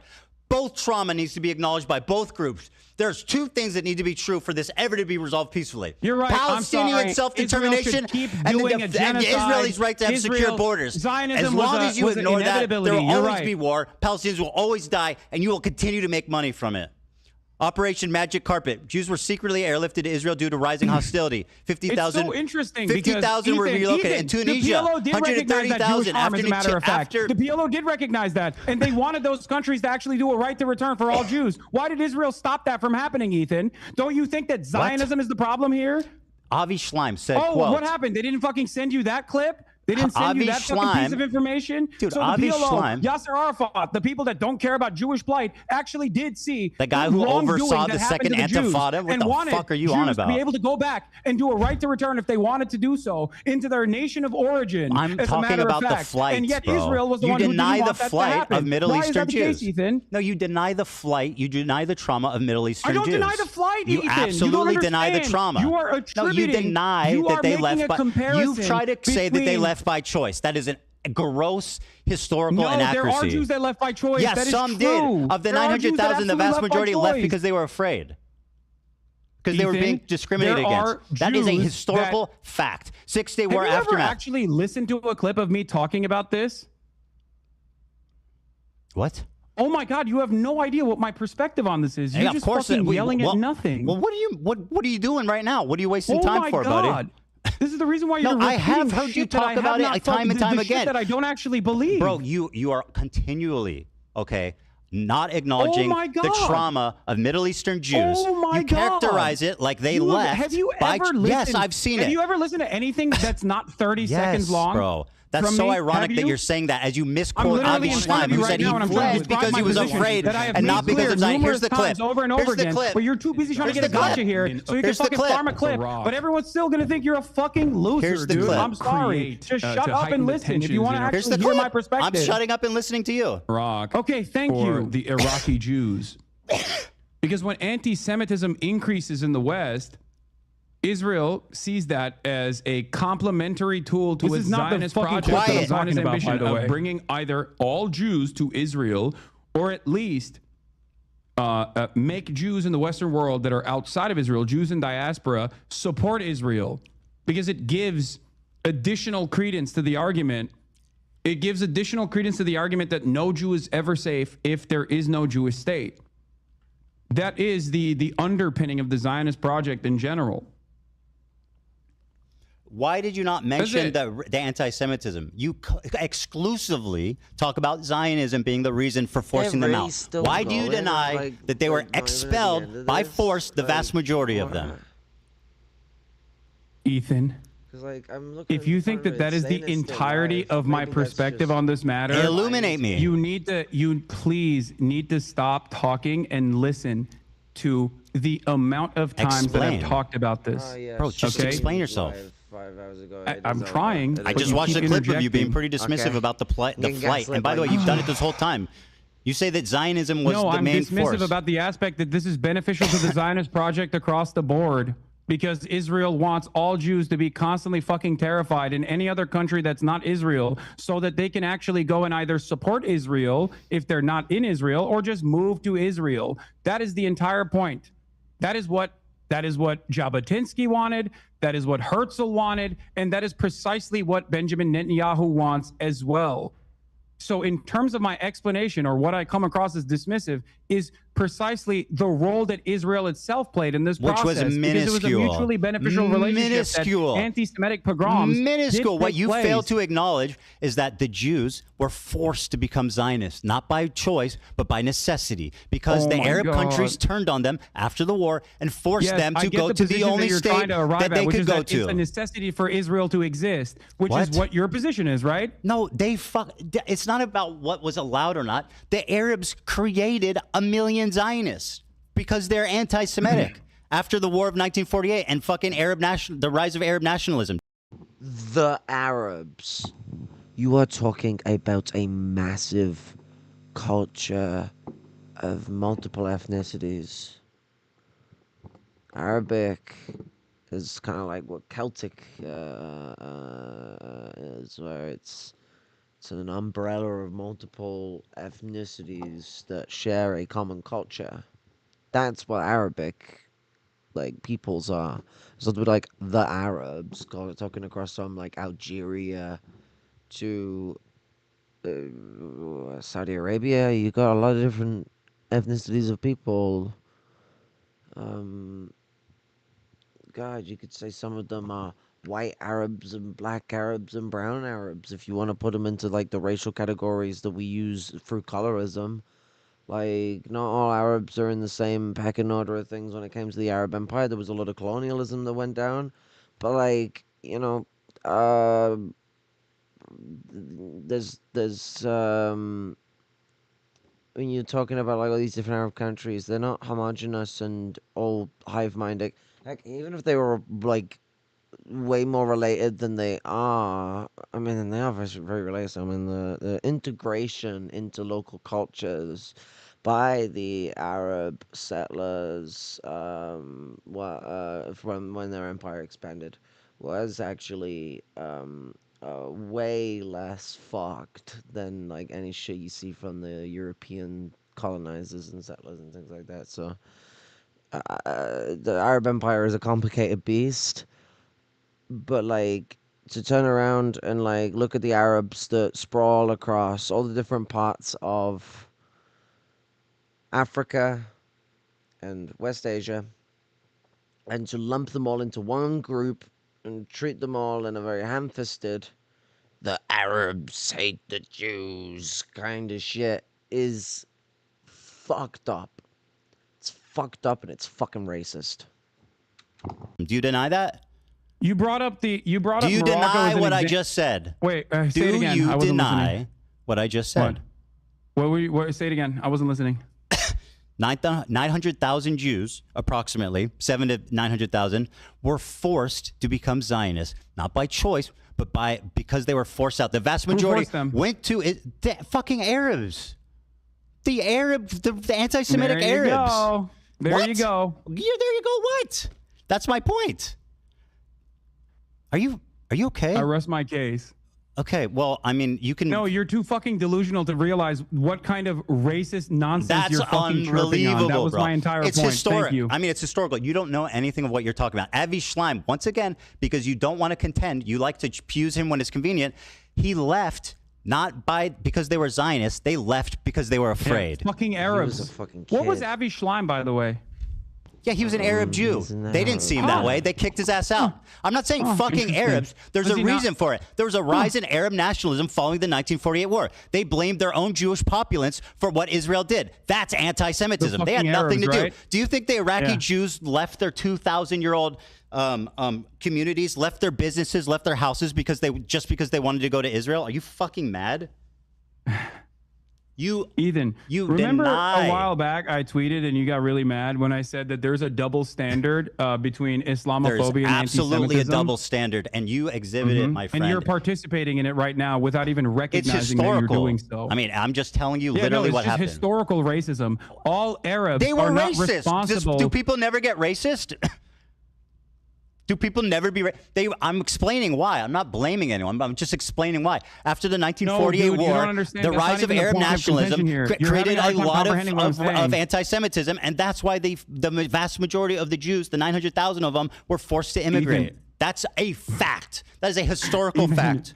Ethan, I'm sorry to say this, and I don't know if your audience gets this as well, but what you just said earlier is not an accurate reflection of history. It's just How do you know pure racism. How do you know that? How do you know that it's not real? shifting the blame over to It the entirety of absolutely Arabs was the blame at of the a time Arabs. when every single one of these Arab countries Absolutely. with Who their else kicked own them out? version of pan-Arabic nationalism. They kicked them half out. of them were already still controlled.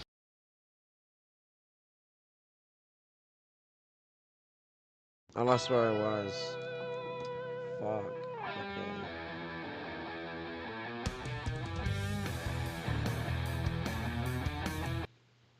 Anti-Semitism. Period. Point blank.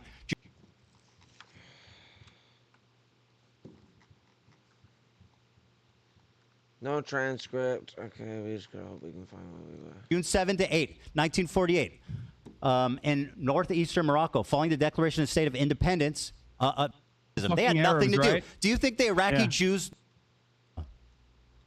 the Egyptian Jews can go back to their homes tomorrow? Absolutely. That is... Or the vast majority of Jews, did they leave because of anti-Semitism or Zionism? The vast majority of Jews, did they leave? Regardless of whether or not they left for Zionism or anti-Semitism or anti-Semitism? Zionist purposes, is not comparable to the Nakba. You're not answering. Did they leave It is because not of anti? comparable to the Nakba. I don't care. That's got nothing to do with what I'm talking about. But that is I'm what not you comparing did. them. And by the way, they're both You made that comparison to say, like, to make it seem as though it was a much larger No, because crime people like that you Jews had to ignore the withstand trauma in of the fact that different you want to countries. tell that people in Israel to go back to where they came from. This is where they're from. They were forced to go to But Israel. They could right now. They could go tomorrow. Really? The Iraqi Jews can go back to their home tomorrow. The Egyptian Jews can go back to their homes tomorrow. Absolutely. That is insane. You are fucking out of your mind. Yes, they can. Okay, They how? absolutely Tell me how. Can. How did They the Jews go absolutely back can. to They their... don't want to, and I understand why they wouldn't want to, because America fucking they want invaded to. and destroyed Iraq. Why but would yes, they could. How? How would What they do you mean, go back and how? reclaim their lost assets, their lost property? There were literally different schemes designed. And by the way, how did they become citizens? At different points throughout this 76-year-long, drawn-out apartheid structure, there were numerous instances where, yes, there was a right to return offered to Jews and even restitution for the homes that they lost in the process. So yes, you're wrong. You simply don't know the facts. You are wrong. You won't say what fact I'm getting wrong. I just told you. Did the vast majority of Jews immigrate to Israel following 1948 because of Zionism or because of anti-Semitism? No. Don't run away from this point. Answer the fucking question. I don't discount anti-Semitism as a direct consequence of pan-Arabic nationalism that took place in numerous countries. Answer the question. I have issues with your comparison. Okay? Who's comparing? You keep saying that. I'm not talking about the Nakba. I'm talking about your unwillingness to recognize Jewish plight. And you brought really that up deliberately to say more Jews were displaced than Palestinians I think that's were. an interesting fact that you clearly don't fucking ever want to mention. You got to talk about things on percentages. Palestinians are one homogenous nation, in the actually the part of the Levant, but they're a colony of the British. But the Palestinians represent one of the three ethnicities that have been created out of the Levantic nation. But you look at it. Look at it this way: Israel just forming and displacing hundreds of thousands of people in the country of this size. This is not the same as being able to go, well, if you add up all the Jewish people from all these different countries, then it adds up to that. Oh yeah, and all these Jewish people are Arabs of the national heritage of the places that they come from, and have had a history of being ethnically integrated into those places. So this is such a false comparison. It's ungodly. Because it really messes up your beautiful little narrative. Why would you? So what? Why did you bring that fact up right after you talked about the 1948 war? Because the point is that two people were traumatized. I think that comparison is disgusting. There was two people that were traumatized. There was two people that were displaced unfairly. It was the Palestinians and it was the Middle Eastern Jews. They both have trauma. You failed to acknowledge one group. You shit on the other one. Unlike you, acknowledge both groups. I acknowledge both groups. You're all lives mattering the Nakba. What? That isn't. That's what you're doing. And you're also attributing. How am I doing that? You're attributing anti-Semitic violence in different countries at the same time following 1948 pan-Arab nationalism. You said that yourself. These 5 Arab countries were defeated in 1948, and they turned super fucking anti-Semitic as a result. They became ultra-nationalist Arabs. It became popular. As Israel declared independence, they said, "Fuck no, we don't want this country here." And yeah, they all became anti-Semitic. That's a historical fact that you denied. You also failed to recognize that Iraqi Jews have been allowed to return to Iraq, and there have been numerous instances where Jews were given an opportunity to return if they wanted to. How many Jews live in Iraq?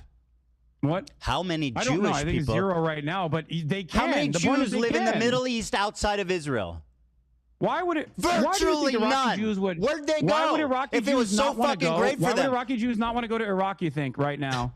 0 Jews, virtually 0 Jews live outside of Israel in the Middle East. Why is that? You don't think that none of them wanted to fucking stay at home?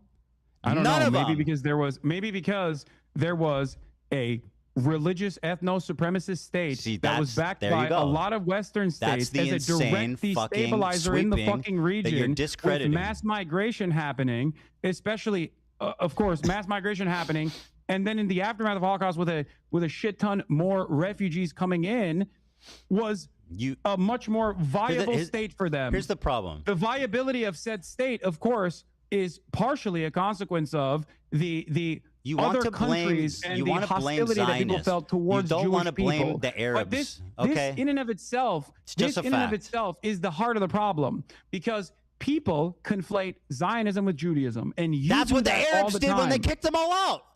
I know, and I don't think it's appropriate. And so why are you blaming the Zionists and not the fucking Arabs for being racist?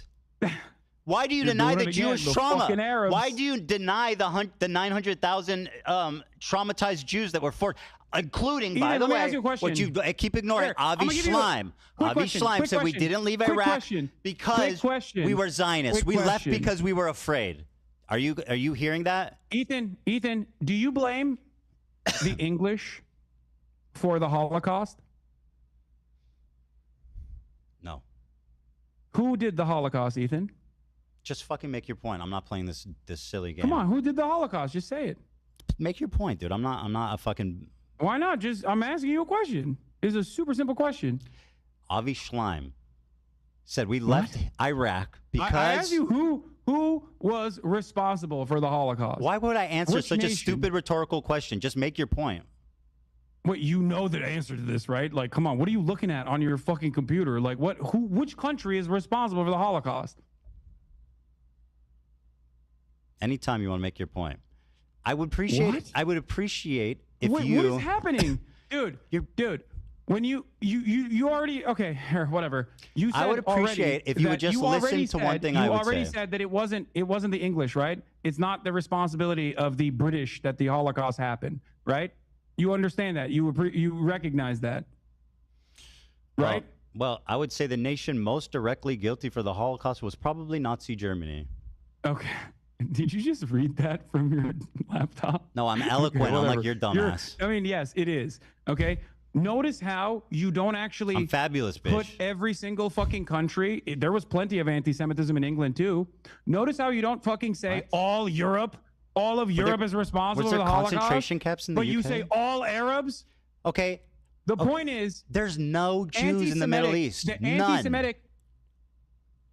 Can you listen to one thing? I have one thing important to say that I really want you just to listen to, okay? Avi Schleim said they did not leave Iraq because they were Zionists. They left because they were afraid. Yes. You are denying his family's trauma. You are blaming his family's trauma on Zionists. Will you talk to him about this? Sure. I mean, he's going to agree with me. I read it from his fucking book. If you're so confident in everything, if you're so confident in all of this, okay, that would be great. All right. Perfect. Okay. So listen. I'll debate all these people instead of you. I have time.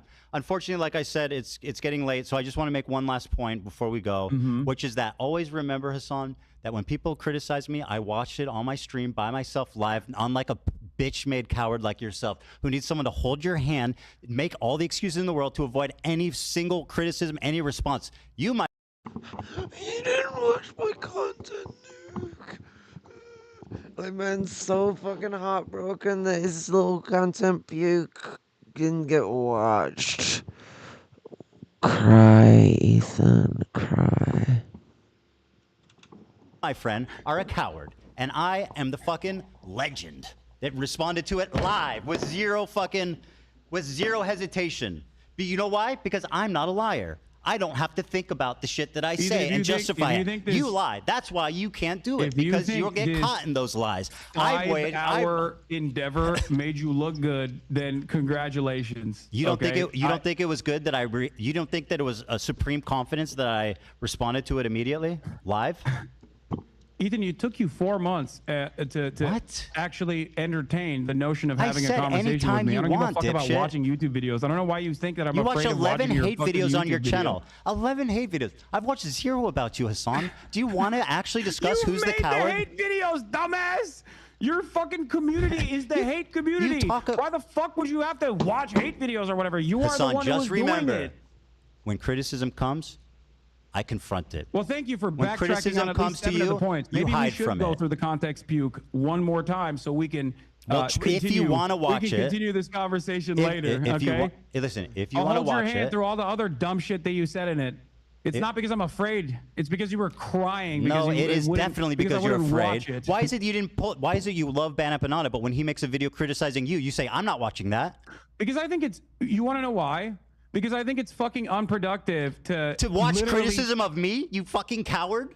What are you saying? Because you're fucking presenting yourself and developing an audience that is literally, without even realizing it, because they are only drama obsessed, without realizing it, they're literally positioning themselves to be pro-Israel, to repeat pro-Israel talking points. Yes, that is the only reason why I started talking about you, because you went on a fucking deplatforming campaign. Why did you not watch Bad Empanada's video about you? You watched all of it. You did 110 Instagram stories on me, Ethan, since January 31st, 2025.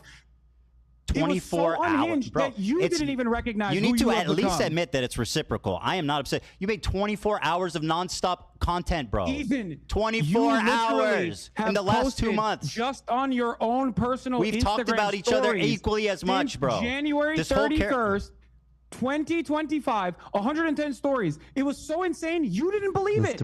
Even if you that's don't even believe your own mania. Hassan, please, for the love of God. Hassan, you talked about me 24 minutes a day, every day, 7 days a week for 60 days. Does that sound fucking reasonable? After you presented yourself as a fucking significant force trying to literally deplatform pro-Palestinian How much time voices. do you think it makes an Instagram story? That's why. And that's you literally. Why didn't you watch a Bad Empanada video about yourself? Your own producers were begging you to stop talking about me, so much so that you had to set up a separate war room where you only talked about me. And that's what happened, right? Because you couldn't shut up about it. Your fans were fucking going, Ethan, we get it. My fans are fine, bro. Don't worry about my fans. And the entire time you frame this as though it's petty fucking drama. It's not petty drama. You are deeply anti-Semitic, hateful, fucking propagandist liar. That took place. And it only took you now to fucking openly say 10 toes down that it is a genocide, but also I've said that consistently for years, liar. Ethan, you don't want anyone to resist against genocide. It is a fucking untenable position. Oh, you mean kidnapping civilians? No You're so pathetic, bro. Please. And you constantly keep smearing me as a fucking anti-Semite at a time when the Trump administration, at a time when the Trump administration is blackbagging people. Yeah, that's bad happening. Don't call me out. That's bad happening. Don't call me out. That's what you're doing. Dude, how do you not understand? Why didn't you watch the Bad Empanada video? That you are playing a formative role when you don't talk about Mahmoud Khalil. Just remember, everybody watching, when you don't talk about the mass starvation of Gaza. By the way, I advocated for Kamala to get elected. What'd you do? I told people to vote for Kamala. What'd you do? Oh. No, seriously. What'd you do? Ethan, did you? Congratulations. Do you think Kamala and Trump would have been equally bad? I won't change anything from Joe Biden's policies. Harris. It's not Joe Biden. It's Kamala Harris. Not only did I go to the DNC, but I actually offered some pretty fucking valuable criticism of the Democratic Party that they didn't listen to, unfortunately. Didn't they kick you out of the DNC? Because they didn't listen to that valuable criticism, they lost. Why have you lied about me voting for Jill Stein, by the way? Can we talk about that? I don't know. Why the fuck do you keep saying I voted for Jill Stein? Who did you vote for? Countless hours shitting on Jill Stein. I said I think you did. Not to vote for Trump. I've said that Donald Trump is significantly worse than Kamala Harris. And I've also, on top of that, called Jill Stein a you didn't endorse over her. and over and over again. But for some weird reason, despite the fact that I voted live, mind you, and you didn't kept say lying who to your for. audience, and you kept lying to your audience. I said and I you think. kept making it seem as though I didn't even fucking vote, or I urged people not to vote. There's never been a moment where I said do not vote. Who did you vote for? I voted for Kamala Harris. You got a problem? No, I got no problem, but I think there's people in your audience that would. You don't have a problem. You don't have a problem. Why with didn't you that. endorse her then? Why the fuck do you keep saying I voted for Jill Stein? I said I think because you didn't say who you voted for. Oh, yeah, you that's think? what I said. It's an opinion. Oh, you think? Oh, you don't give a fuck, dude. It doesn't matter who I vote for anyway. You're out of your fucking mind. I did not endorse Kamala Harris, and I will never endorse Kamala Harris. Voted for her. And I did not endorse Joe Biden. And now Trump's president. You want to know why? Because you want to know why? Trump's building the Riviera in Gaza Strip, and guess what? You fucking love that shit because you get to keep making content about it, and you get to keep making videos, and you guarantee there will never be peace there because you won't acknowledge the trauma of both sides. Two things must always be true, How Hassan. much content have you made about Donald Trump? How much content have you made about fucking Donald Trump? You literally defended his terrorist regime. What the fuck are you talking about? And then you have to apologize because you're an embarrassing figure. You can't fathom. Okay? Listen to me. Listen to me. You can't fathom that somebody says something wrong and comes back and corrects it. And all of the producers or all the people that are giving you fucking talking points is not going to make you come across as smart in this process. Please, for your own mental sanity, stop trying to do this. You are basically brain breaking a shit ton of people into idiotic positions. You clearly don't care about people who have actually voted for Donald Trump, considering your allegiance with people who have literally directly voted for Donald Trump. Who's my allegiance? Okay? Who's my allegiance to? What do you mean? You have fucking Trump supporters that you're friends with. Like Steiny in general. When I have a conversation with him, I'm actually directly fucking addressing some of the Did shit you watch that my he's, interview with him, saying, you like fucking the Nelk Boys and dipshit? That our whatnot. entire conversation was me arguing with him and telling him why Trump's bad and why transphobia is bad. You are insanely You're incompetent. going out. You're playing poker with people who fucking voted You for were Donald just Trump. on You're Nelk's- defending you were just on Asmongold Steiny's and podcast, saying you Asmongold hypocrite. is not actually Trump coded. I spent okay? hours You're shitting doing on all this Steiny. because You- they you- don't. you're just a liar. Asmongold has been a valuable figure shitting on me this entire time, and that's the only reason why you act like he's not that significant of a force. That's it. When did I say that? You will take help from anyone and everyone. And this no and matter it's what all their written by background Destiny, is. right? You claim to care. You claim to care about rape, and you're hyping up a dude who has a segment on a show called Ultimate Rape Review. The reason why you're hyping up that Ultimate dude Rape is Review? because I don't know what the you don't fuck give you're a even fuck. talking All you about. care about is petty drama. This is your only content. Stop doing petty drama content. Shut the fuck up about politics and get back to goofs and gaffes, and it will be fine. People will forget that you have behaved in this way, but you don't want to do that. It's become a fucking personal agenda for you that people don't like you. It must be anti-Semitism. No, they don't like you It's because you don't know what the hallucinations. fuck you're talking about, and you have to be babied by goddamn producers as a 40-year-old adult. That's the reason why people don't like it. That's Very it. good. Very good. Now, why don't you watch Bad Empanadas videos about you? Because he's pro-Palestine, and I don't give a fuck about. He was because he's criticizing you. pro-Palestine, Oh, you're and I such don't a care coward, about the Hassan. difference in It's methods that we have. All right, very good. I'm Because out of my there's no depth. reason I to shouldn't talk divide about the movement. And if you were pro-Palestine, I Despite would you- never talk about you either. That's the real reason. Uh-oh. Can you please contend with the Avi Schleim quote that they left not because of I like Zionism, to but be because they were critical, afraid? you know, Dude, come on, I'm not as unhinged enough. as You Bad have Avi Schleim Empanada, on but the I think show. it's Talk good to be him about critical. it, okay? Okay, sure, Maybe yeah. it'll go You- down exactly like you thought with Sam Seder. How did it go with Sam Seder? I think if anything, Sam kind of embarrassed himself.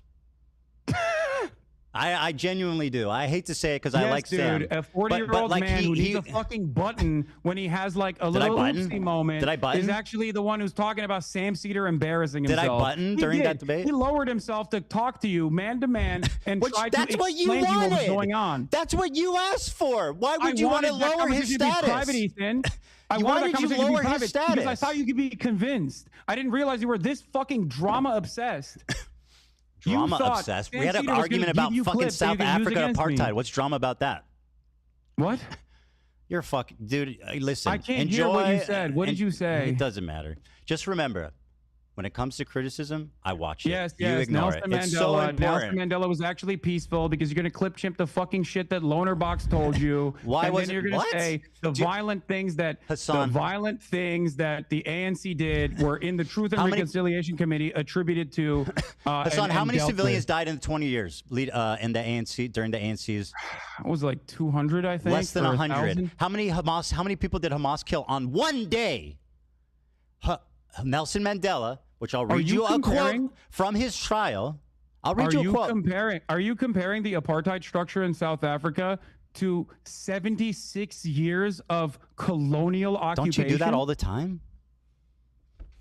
No, the You call it numbers apartheid are all the larger, time. and the militancy has gotten far more radical as a direct consequence of Israel becoming far more radical. Because, as I told you, and you seemingly understood when we first had this conversation after October 7, that the maintenance of an apartheid is an inherently violent endeavor. And as a matter of fact, the resistance to said apartheid is only going to get worse and worse as time moves on. This is precisely the reason You're why the not first talking intifada about was, what I'm was fought talking with about. You're stones, just bringing little random children shit throwing up, rocks, bro. and the second intifada in the aftermath of horrific acts of terror Let me read against you- Palestinians who were at a mosque praying. I The actually have second intifada, facts. as a matter of I fact, have was a fought with historical bombs. quote. I'm not just grandstanding.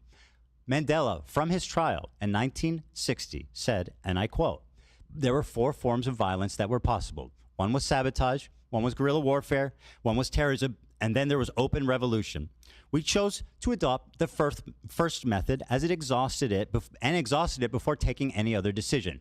In light of our political background, the choice was a logical one. Sabotage did not involve loss of life, and it offered the best hope for future race relations. Bitterness would be kept minimum, and if a policy bore fruit, democratic government could become a reality. This is what we felt at the time, and this is what we said in our manifesto. We have always sought to achieve liberation without bloodshed and civil clash. We hope, even at this late hour, that our first actions will awaken everyone to the realization that the disastrous situation which the nationalist policy is leading. We hope that we will bring the government and its supporters to their senses before it's too late, so that both the government and its policies can be changed before matters reach the desperate state of war. Notice how the end part of that is getting ready for rebellion. Did they? I feel like yeah, because the apartheid structure dissolved as a direct consequence of pressure campaigns and also militancy, which Nelson Mandela not once but twice what's Hamas doing with for the option liberation? of having a sentence commuted, which he refused to do. They said, on principle, Nelson Mandela, bro. if you disavow on violence, principle. He said, "I will not remain in jail because a prisoner can't negotiate. A prisoner can't decide." Yes, that was the first said time. no. And in both times he refused on principle.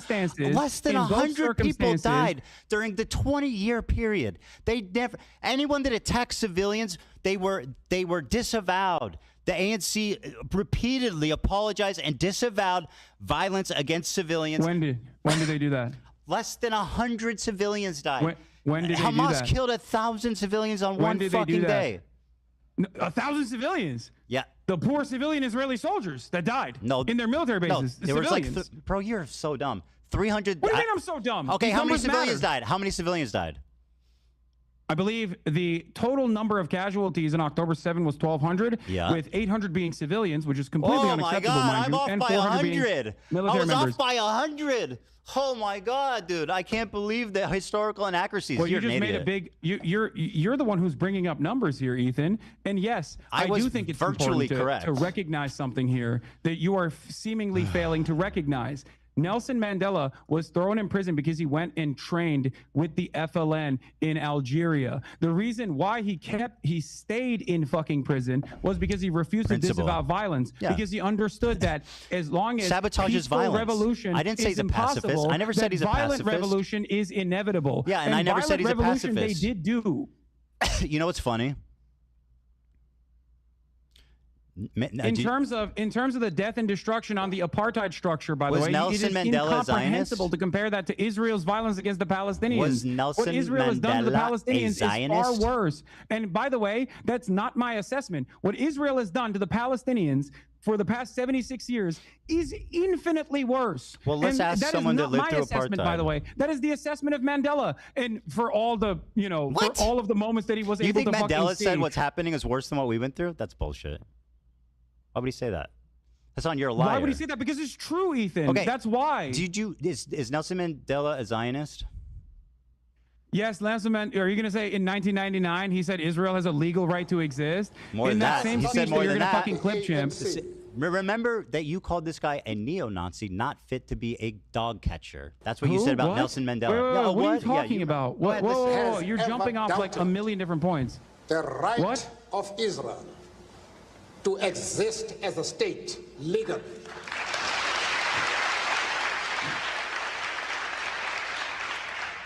We have stood quite openly and firmly for the right of that state to exist within secured borders. You disagree with that statement? Does Israel has a right to exist? Not in the way that it currently does. Within secure borders. Ethan, hold on. Coward. Do you know what he says after that clip? Yeah, that he also thinks that Palestinians also need to be acknowledged, which, by the way, is my fucking point. No, not that. Palestinian Not liberation that. and Israeli borders are two sides of the same coin. Ethan, he didn't just say Palestinians also need to be acknowledged. What'd he say? He says that if peaceful means of coexistence is impossible, then violence is inevitable, Ethan. Why did you clip that out of the fucking clip, chimp, Because that it's you irrelevant. posted, Ethan? Did you saying I clip chimp Nelson Mandela? Yes, you literally did. You cut him out of context. No, because it doesn't he's suit a your fucking Zionist. What do you purpose. mean? Like he's talking Yes, you just philosophically. did. He's talking philosophically. You think it's irrelevant? We're having a conversation about Nelson Mandela and whether or not he actually believes in violence. Whether or not he actually believes in violence. You have said time and time again that he was a peaceful dove. He's never actually done any violence whatsoever. Didn't. There are numerous instances on. Inevitability, a philosophical warning, is not an endorsement. He was speaking as a warning to them, which was apt. Brother, that is insane. What? Nelson Mandela was literally on a terror watch list since 2008. Who gives a fuck? What do you mean who gives a fuck? You like to use the terrorism watch list when you're talking about the Houthis, or you like to use the terrorist watch list when you're talking about Hezbollah. I mean, I gave you Hamas. specific examples of why those organizations are bad. Who do you think that was Who do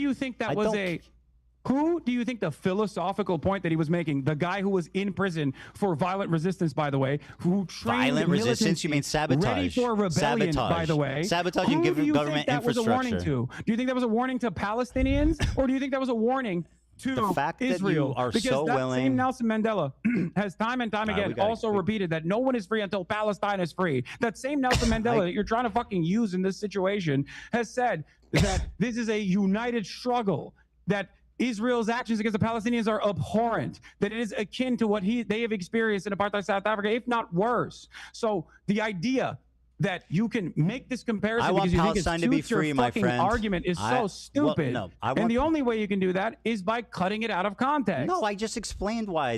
Dude, I want Palestine to be free. But you know what? I don't think Hamas is furthering that goal. I think Hamas is counterproductive. They're making it worse. They're causing it to be inevitable. You refuse Why are they making it worse? You refuse to criticize them, which is pathetic. Unlike Why are they me, making it I'm worse, willing to Ethan? criticize Why are the they making Israeli it government. worse? I'm Why are willing they to come making to it worse? terms with the cruel reality.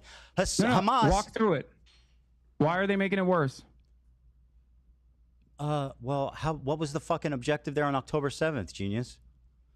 Kidnapping, which, by the way, I don't even agree with, which is an international human rights violation. But kidnapping Israeli soldiers, Israeli civilians, to make to and draw what part about out that was slaughtering fucking families in their homes? Ethan, Their I goal don't was to agree kill with civilians. the tactics. You know this already. We're not relitigating this over and over again. I'm just saying, after Hamas 17 is a bunch years, of fucking 17 months of fucking genocide. Okay. What do you think? What do you think? One day you're gonna watch a video response I make. One day. Probably not. When you apologize for all the fucking harm that you've done. Apologize? Okay. All right. Yeah. Listen. I have the rest of the clip that you clipped, Chimp, by the way, if you want to hear his actual fucking full-fleshed opinions. I'm not hiding from it. I literally acknowledge what he said. I don't care. But so why did you say that he was actually a peaceful resistance type When did I of say guy? that? When the fuck did I say that, you liar? You've said it on numerous occasions, as opposed to you said that on numerous occasions before someone told you, no, actually, here's a better way to massage that narrative. I said he uses violent means such as sabotage. He didn't kill civilians. That's Ethan? what I said. Will you stop talking if I show you numerous instances where you have said Nelson Mandela was peaceful? I'm not gonna. You get those together, okay? I mean, there's. You're gonna do great. You're gonna do great. Yeah, go ahead. Ethan, and grab you literally those. said he was a pacifist. I Sam Seders. never said Nelson Mandela was a pacifist. Ethan, that you is an said it to insane lie. You said it to Sam Seders 2 days ago. So you got to watch that back because you're once again a liar. You have no problem lying. You have no problem saying that I work with the ADL without any evidence. You fucking have no problem discrediting the suffering of Jewish refugees. Nelson Mandela is a pacifist. Okay, well, prove it. And the full quote, by the way, of Nelson Mandela is from when he visited Gaza in 1999 that I was referring to. Choose peace rather than confrontation, except in cases where we cannot move forward. Then, if the only alternative is violence, we will use violence. Yeah. Does that sound like a pacifist to you? I meant that he didn't kill civilians. His approach is would vastly different than what Hamas is doing. Do you think Nelson Mandela would like what the Houthis are doing? I don't know. Let's fucking dig him out of his grave and ask him. That's kind of weird because, I mean, you said he was doing peaceful means of resistance. Do I think Nelson like Mandela would be in sabotage. favor of kidnapping 10 civilians? No, of course not. Yes, he would. 100%. All right, well, while you're busy putting words in a dead man's 100% he would. What are you talking about? Nelson Mandela bombed the fucking church and shit. What are you talking about? Not Nelson Mandela directly in didn't prison, but fuck with civilians, bro. That was his thing. He wanted to be as peaceful as possible because he knew that if he killed and targeted civilians, it would make reunification impossible. You're right. That's Israel's doing a genocide because Palestinians are not resisting Less than in the 100 appropriate ways. civilians died. We read this earlier. Nelson Mandela was fucking fighting in the party for the party to actually fight and take up arms and form a military wing. So this is a complete fucking disgraceful misrepresentation of the whole framework of it all. It's fucking so frustrating. Possible. You're right. That's Israel's doing a genocide because Palestinians are not resisting Less than in the 100 appropriate ways. civilians died in 20-year period. I mean, what do you want more than that? Hamas killed 1,000 or 900. So sorry. 800. But also, I am so 800. You're right. You know what? Well, That's better. It's seemingly important. That's You're the one who's better. bringing up numbers. Now, what you again fail to recognize is, of course, the length. And not only that, but also the resistance against apartheid South Africa included military resistance on top of that. But that's not even my point here, okay? Huh? My point is that the apartheid in South Africa and the resistance against it was a far shorter period with far less casualties on the South African side as opposed to Israel's complete ethnic cleansing campaign that is that has started now, but even before its ethnic cleansing campaign. Well, then don't compare Hamas to Nelson Mandela. Because the situation is far worse, Ethan. Then why because Israel has killed every Nelson Mandela. Israel would have probably killed Nelson Mandela if they had the opportunity to do so. I'm sure, and they would have done everything bad that's ever happened in the world. Wait, do you know why I said that? No, don't look at your laptop. Do you know why I said that? Let me guess. You, I don't. Oh, tell me. No, go ahead. Just throw up a guess. All right, listen. It's 5 o'clock. I'm not doing this. Okay. You you can don't tell wanna me do or this. you cannot. Okay. You want it to? I'll stand here if you want to tell me, but I'm not going to sit here and play rhetorical games. Israel was aligned with South Africa, the apartheid government. Yeah, as I a know. They matter made of nuclear fact. bombs with them. It's horrible. Yeah. What's that have to do with anything? Fuckhead. Yeah. When did I defend that? Well, they're both apartheids, so. Yeah. And when did I deny that? All right, listen, it's 5 o'clock. Like I said, I have a family to go to. I have 3 kids and a wife, and I know that you have a fucking cool-ass race car bed to sleep in, and I hope you enjoy that. And okay, man. Thank you. Have a good one. I hope this was productive. Dan, he needs you more than you need him. Stop babying this man, please. He needs you more than you need him. Stop babying him. Well, I know that's true, but I don't baby him. Come on. Okay. All right. You want to target the crew more? You want to drum up her It's fine. It's fine. I have a tremendous amount of respect for the crew. Hey, they Bad are what Empanada makes the called show AB great. a house slave. What? Bad Empanada called AB a house slave. Yeah, he's wrong. What the fuck do you want? Okay, well, you watch his videos a lot. Why are you bringing up Bad Empanada? Do you think I agree with everything he says? No, of course not. You endorse him. Ethan, all right, I've we gotta endorsed go. his You promote YouTube him all the video time. That's a essays fact. that I agree with, that I think are very well thought out. All right, I don't listen, endorse stop being a his coward and techniques or methods watch some or fair opinions criticism. overall. Please stop being a coward and just watch some criticism. It will prove Yeah. that you are not afraid. This was pretty good. This was pretty productive. You know, having this conversation, having this back and forth. Don't you think? I actually do. I think you exposed yourself deeply a few times here, and I think we'll have to wait and see, obviously, how this pans out. Yeah. But I do think it was productive to show just kind of the blatant, overt, anti-Semitism. Maybe I will watch the Context Puke. Yes, please, and then we can talk maybe about it. Maybe I will watch the Context Puke live, as a matter of fact, please not do. in a cowardly way. I like that this is what it's come to, where having a face-to-face conversation is less.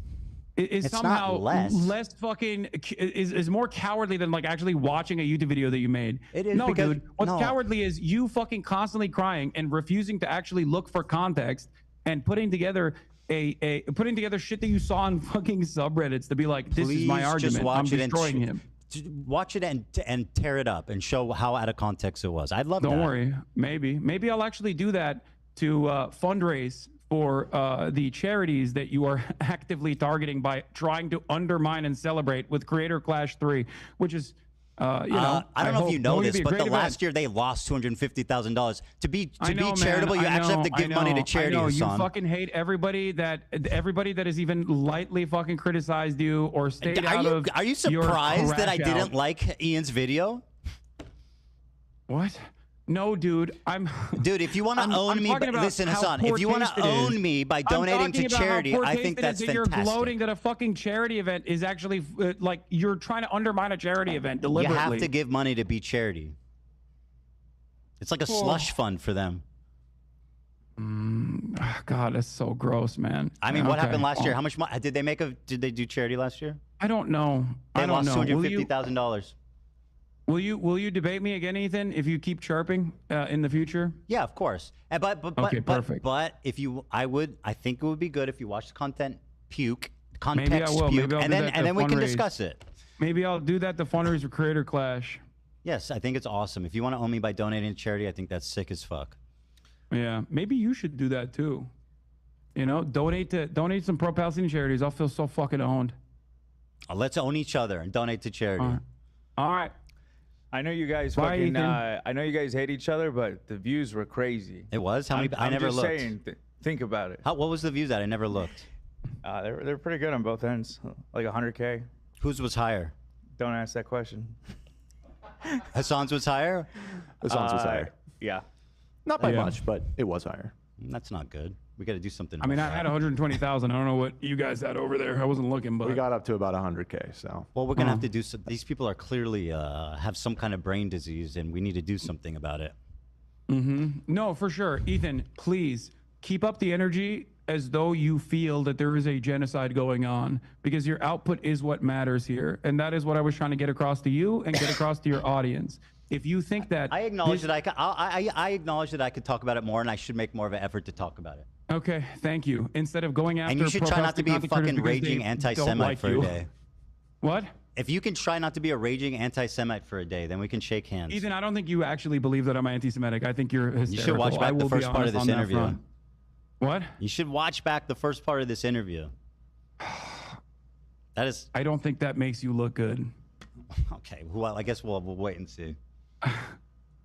Unfortunately, I think your people are going to think it makes you look good, and then everybody else is going to think that might look good. Like, who gives a fuck? At the end of the day, I'm sure. It's not a swastika. It's just the swastika sword. It's not a swastika. It's just the sword that I called the swastika sword. Got it. All right. Have a good night, Hassan. Oh, all right. I gotta go. All right, you too, buddy. You take care, bud. All right. Old friends together at last. Bye, Hassan. Give Kaya our love. Give Kaya our love. Yeah, we all still love Kaya. Oh my God, what a fucking train wreck.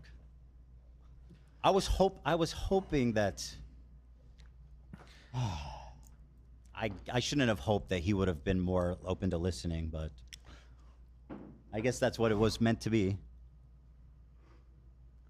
It is what it is. I'm so tired. How long was that going on for? 5 hours. 4 hours and 15 we're going minutes. On 5 hours here. Was I owned?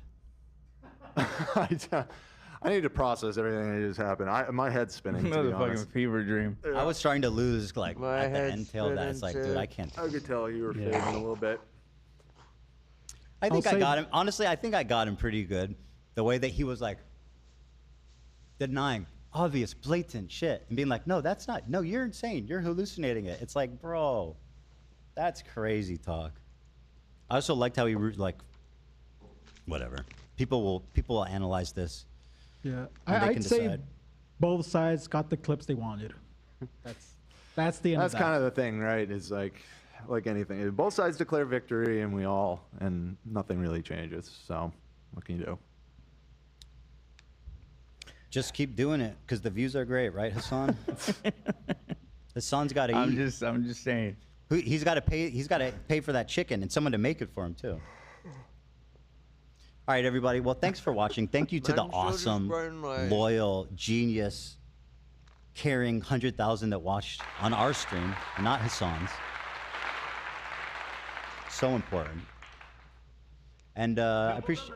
I don't know if that was what y'all wanted, but it is what it is. People are saying I won. Dan won. Would you stop babying me, Dan?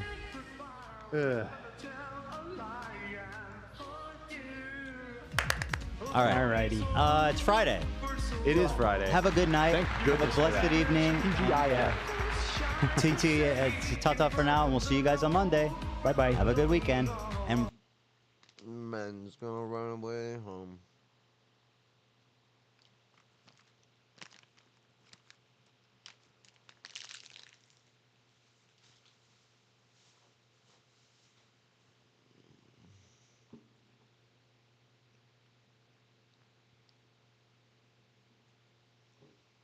Okay, well that was way too long and way too stressful.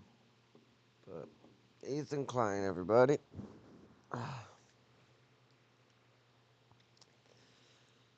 I was expecting it to be a little more like the Sam Seders debate, but I wasn't surprised to find that it was a consideration that it would go down this way.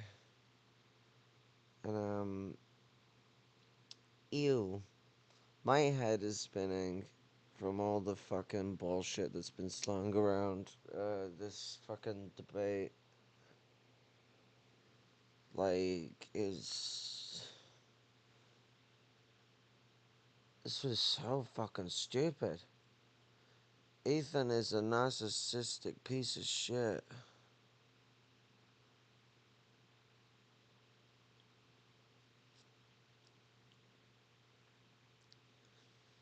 The amount of mischaracterization and gaslighting, just one after the other, throughout this fucking thing. It's been ungodly. It's been absolutely ungodly. And this conviction is like he believes all of his bullshit is fact. Man's got like next level hysteria. He's delusional.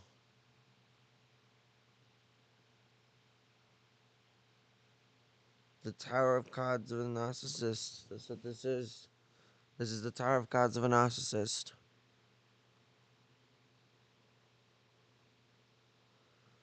I mean, someone was better, but he was still a jackass in that one too. It was just more sane. God, the fucking why is there no bonkers?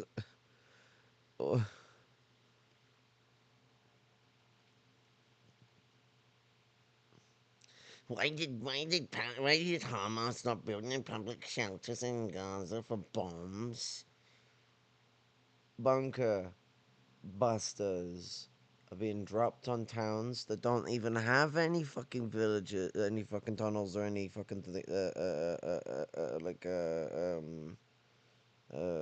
shelters or anything underneath the village, and spanking them with fucking bunker busters. So like, it's the yeah, in terms of debate, I feel yeah. So the bunker busters are just a complete KO on the state of that, and also just like as I mentioned before, you need a permit from Israel to do construction in Palestine. The moment you tell them that I don't need a permit so I can build an underground bomb shelter, it's gonna become a crosshair for an Israeli bomb. The next moment that they can ever fake some violence, they'll drop a bunker buster on it to destroy the actual bunker itself and be like, well, you know, the guy who wanted to kill it raided into that bunker as a way to try and avoid us.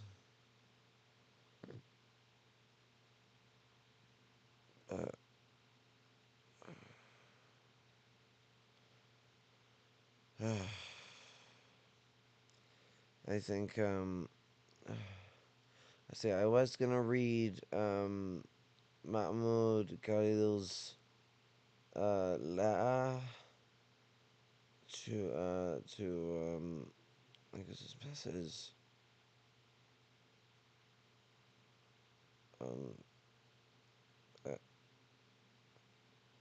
And I still will be reading it, but I am tired and ready to fall asleep.